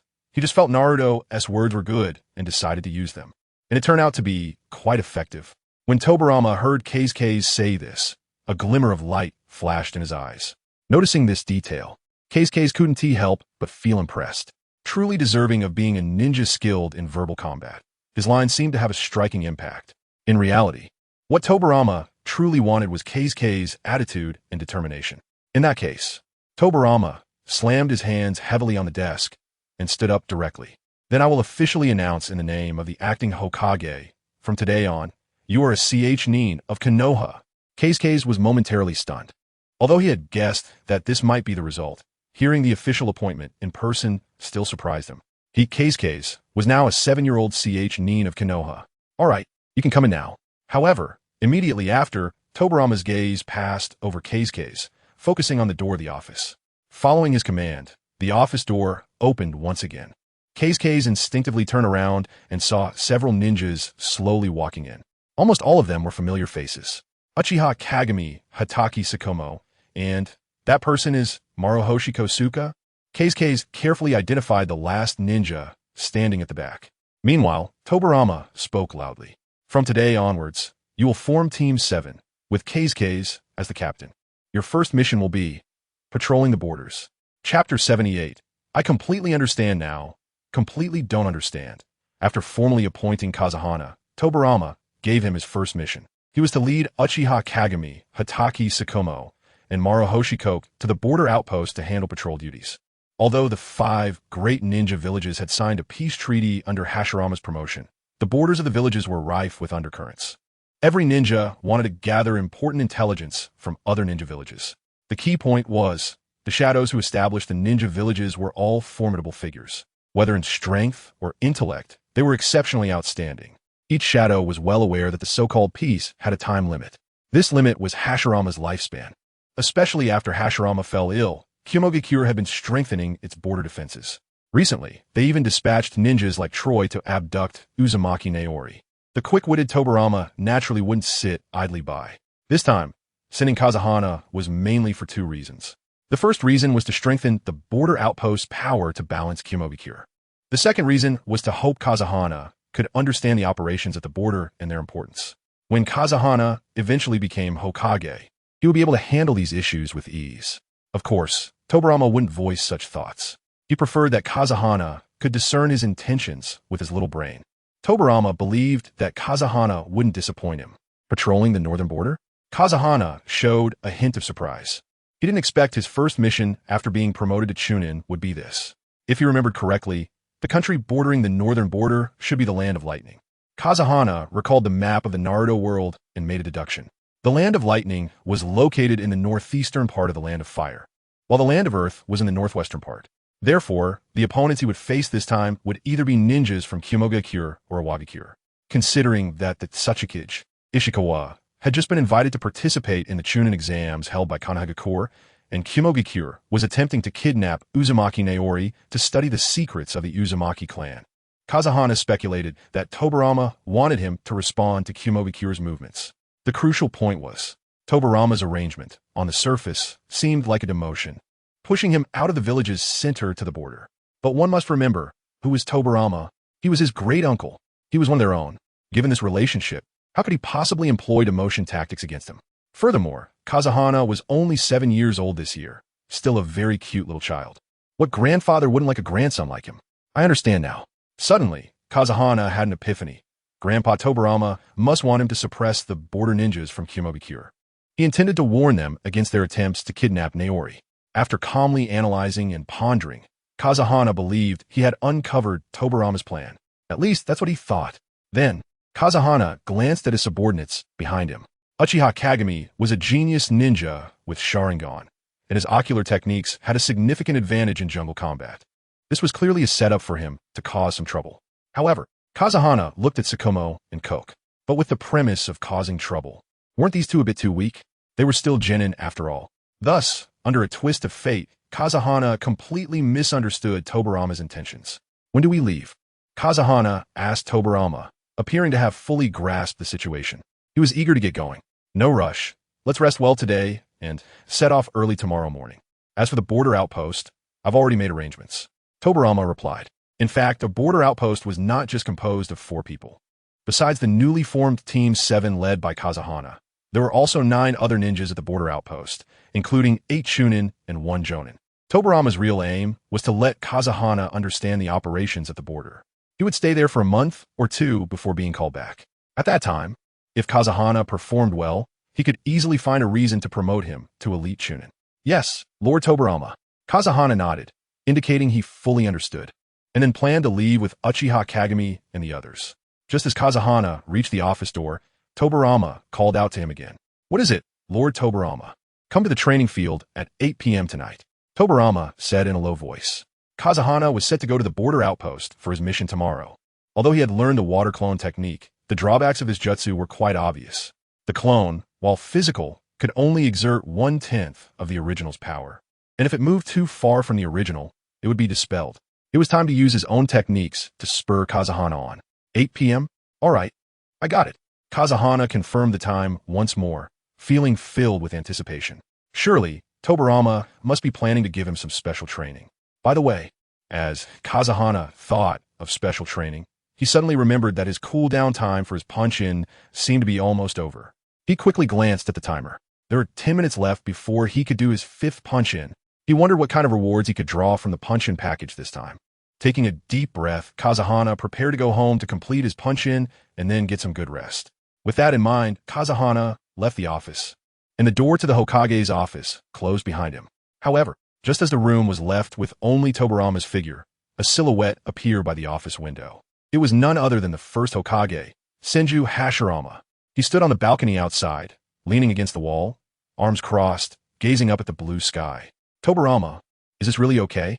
Although he could understand Tobirama's concerns, Hashirama couldn't help but worry about Kazahana being promoted so quickly at just 7 years old.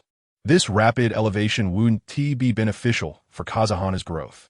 Some things he would have to face sooner or later. Tobirama, with his back to Hashirama, said without thinking, actually, what Tobirama felt he lacked most right now was time. Although his older brother Hashirama appeared to be in good spirits, his terminal illness could worsen at any moment. Once he passed away, the fertile land of Konoha would likely be attacked by other ninja villages. As the second Hokage, he had to cultivate the next generation who could inherit the will of fire before that happened. They needed not only sufficient strength and flexible minds, but also a certain level of prestige. Otherwise, if he were to die in battle, it was inevitable that the Uchiha clan would target Kazahana. I heard that someone has emerged within the Uchiha clan who has inherited Madara's will, Tobirama said, intending to remind him. Madara, Chapter 79.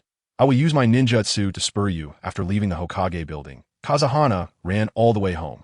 He closed the doors and windows of his bedroom and started his 5th check-in. Check-in system cooldown time has ended. Please confirm.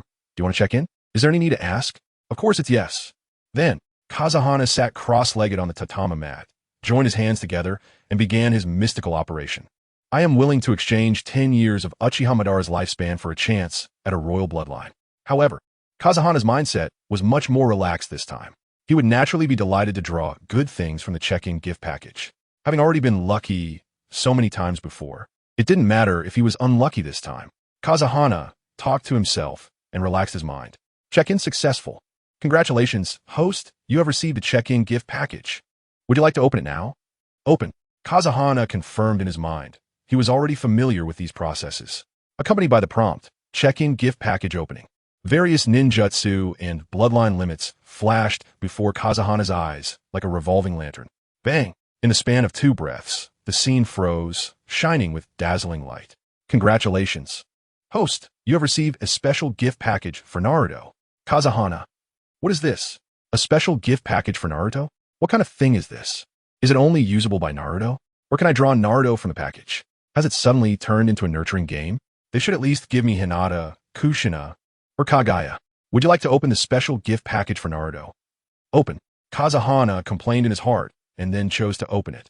Although he was not very clear about the situation, keeping the package would not hurt. However, when the package was completely checked in, Kazahana realized that he had completely misunderstood. Package opened. Congratulations, host, you have received rewards. Shadow Clone Technique LV10, Rasengan LV10. Oh, seeing the rewards obtained from the package, Kazahana immediately realized. The so-called special actually referred to exclusive ninjutsu.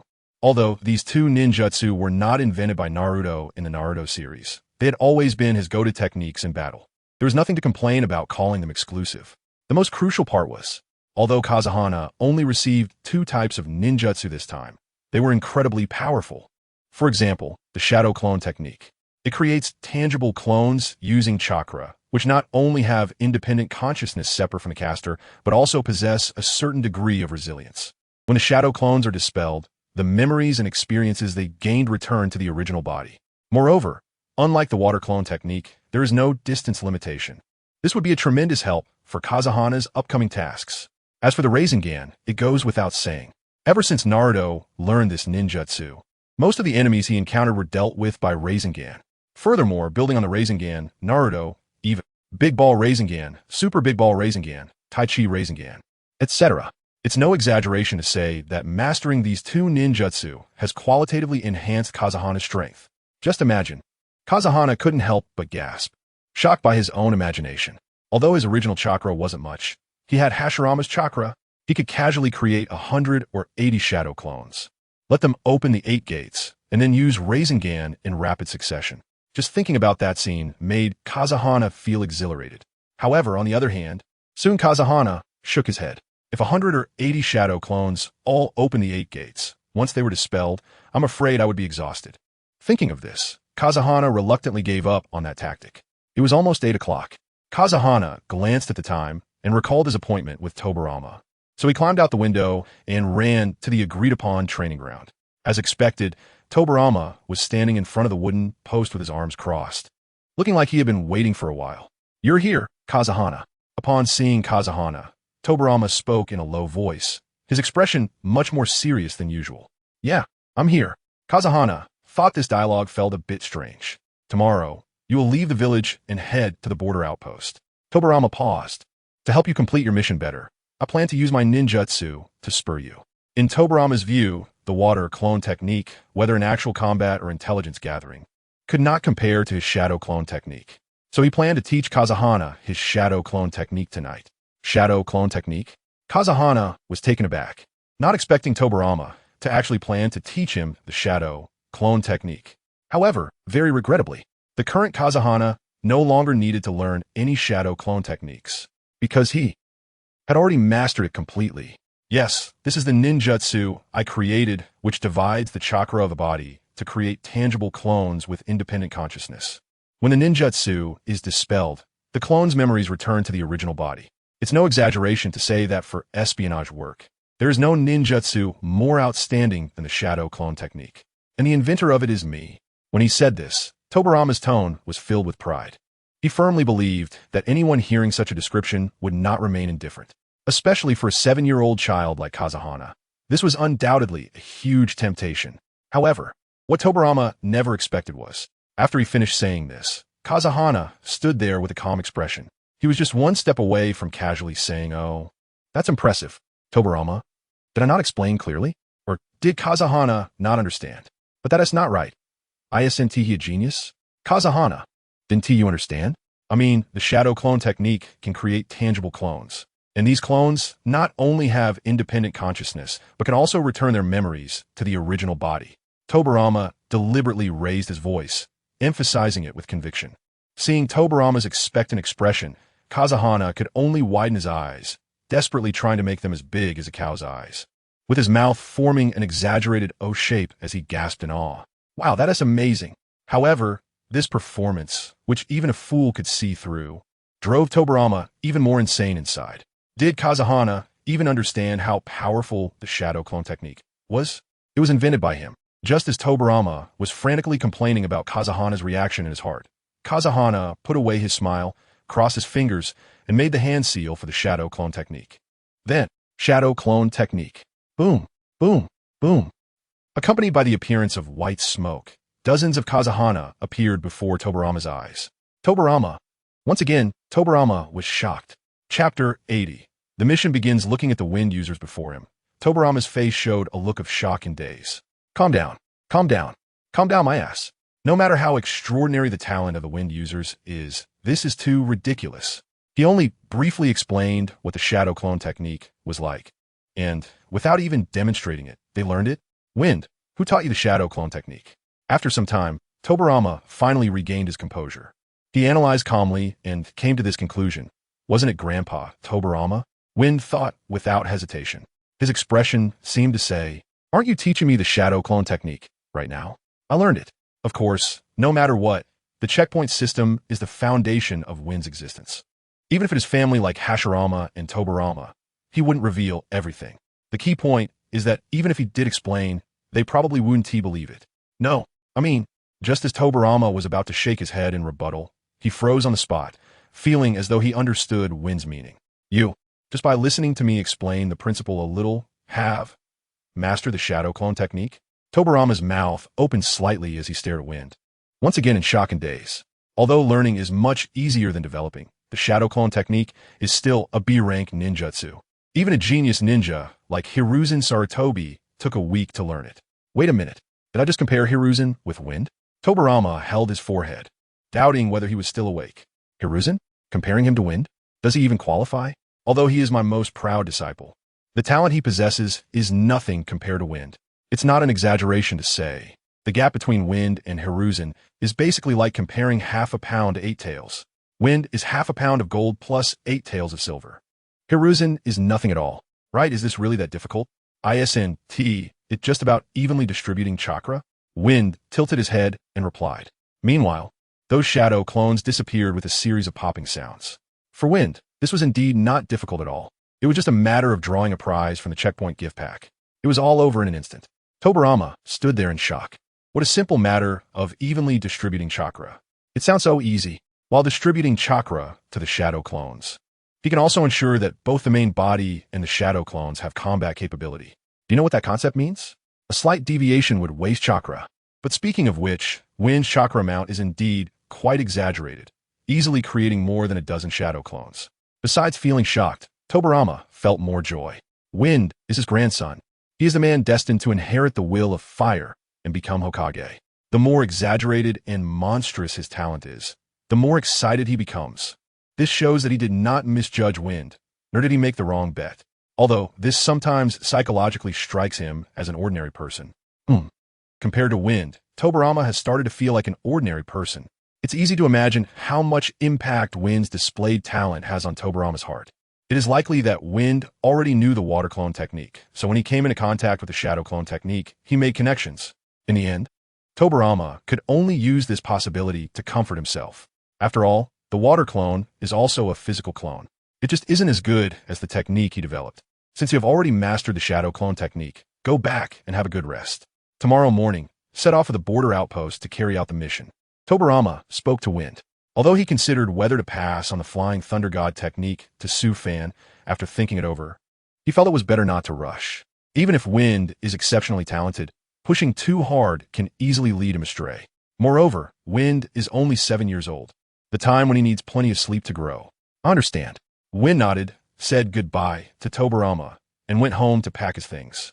However, Tobirama did not leave for a long time. He watched Wind until his small figure disappeared. It must be said that Wind has given him too many surprises. The monstrous strength displayed in the Death Forest, learning the 8 gates from Might Die, creating a powerful physical technique like the morning peacock based on the evening elephant, and the Chunin selection exam. Tobirama's gaze sharpened. He still vividly remembers the Chunin exam. Wind defeated Uchiha Shana with a single ninjutsu. Then he defeated the 3rd Kazekage and gained widespread fame. Currently, there are almost no ninjas in Konoha who do not know Wind. Such prestige can earn him everyone's recognition. I hope that after this mission, Wind can achieve further growth. Tobirama muttered to himself, by the way. By the time Wind returns, Ayako will probably be giving birth. Tobirama recalled his bet with Hashirama. If Ayako gives birth to a girl this time, he would name her Tsunade. I hope Wind can complete the mission smoothly this time. After all, the current mainstream in the ninja world is peace. Even if Kumogakure is strengthening its border defense, they would not dare to tear up the peace agreement. If all goes well, during Wind's mission, there should not be any friction. Of course, besides letting Wind understand the operations of the border defense, Tobirama hopes that through this mission, Wind can establish a deep friendship with Uchiha Kagami. Kagami is one of the few ninjas in the Uchiha clan who is willing to step out of family limitations and work hard for the village. If he can become the clan leader of the Uchiha clan, not only can he guide the Uchiha clan to contribute to the village, but he can also become a political resource for Wind. How to integrate and guide the power of the Uchiha is a crucial aspect for a Hokage. After all, one cannot just kill all the Uchiha clan members, right? Just like that, Wind returned home, packed his things, and had a good sleep. The next morning, Wind said goodbye to his parents and headed for the gates of Konoha village. Although Wind's parents found it hard to accept that he was going to the border outpost to carry out a mission at such a young age, they could only choose to support him after seeing his determination. At the gates of Konoha village, "Good morning, Wind." Uchiha Kagami was the first to arrive and greeted Wind. Although they had interacted before, they hadn't had a chance to be alone. "Good morning, Mr. Kagami." Wind smiled and said, "You arrived really early."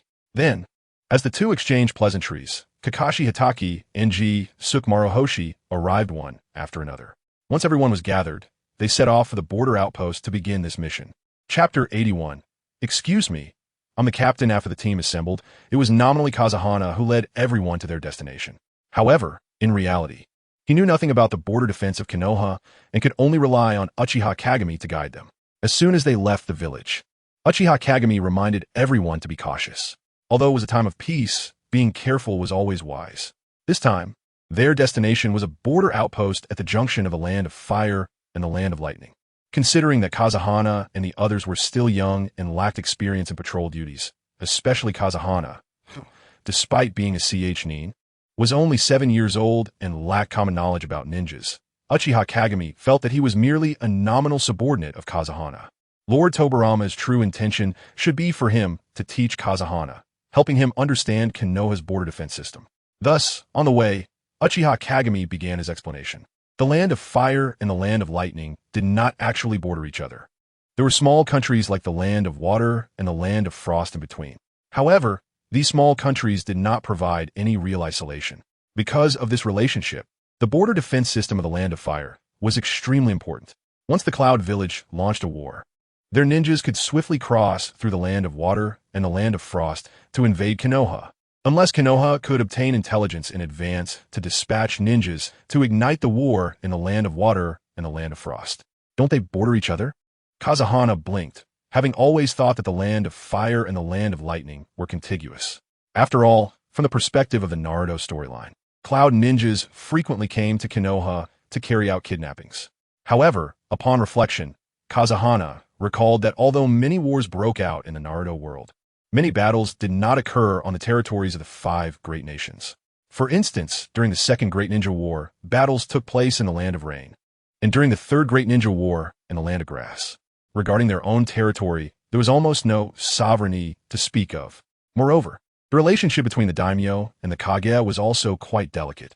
Firstly, they were not in a superior-subordinate relationship, but rather an employer-employee relationship. This meant that the Hokage of Konoha fought for the daimyo of the land of fire because of money. If the daimyo could not provide funds, or if someone else offered more, Konoha could completely join another faction. Such occurrences were not uncommon in the history of the ninja world. For example, during the decisive battle between the second Ōtsutsuki and the second Mizuki, the two nations were separated by distances of tens of thousands of miles, with the strongest ninja village, Konoha, standing in between them. Would they have bothered to travel such a distance to fight if they hadn't accepted someone else's commission? Given these various relationships, the military power held by the Cloud Village was actually quite significant. Their raikage could directly bypass the daimyo of the land of lightning and deploy ninjas to the land water. From this perspective, the relationships between the countries were indeed quite chaotic. Kazahana couldn't help but comment, yes, so patrol work is very important. After Uchiha Kagami finished sharing everything he knew, he smiled. Lord Tobirama must have high expectations of you to assign such an important task. Shikomo nodded in agreement. After all, who was Kazahana? The grandson of the first Hokage. If Lord Tobirama did not have expectations of him, that would be unusual. Although Kogen had never spoken to Kazahana, he had heard of him, so he wasn't particularly surprised now. After all, during the Nin exams, Kazahana's battle with the third Kazekage was truly spectacular. Perhaps, Kazahana replied, neither confirming nor denying. Deep down, he understood that this mission was largely thanks to his connection as the Hokage's grandson. While he didn't have any aversion to taking shortcuts, he knew he couldn't show too much excitement. After approximately half a day's travel, Kazahana and the others arrived at the border outpost. There were 9 ninjas stationed here, 4 of whom made up a small team, all of Nin rank, managed by an extra Nin. Kazahana's team was the 3rd small team. Hello, my name is Misakawa, and I am the Nin in charge of managing the border defense in this area. Misakawa introduced himself. However, upon seeing Kazahana and the others, he felt somewhat speechless. A few days ago, his subordinates discovered ninjas from the Cloud Village during their patrol. After investigation, he confirmed that the Cloud Village was strengthening its border defenses.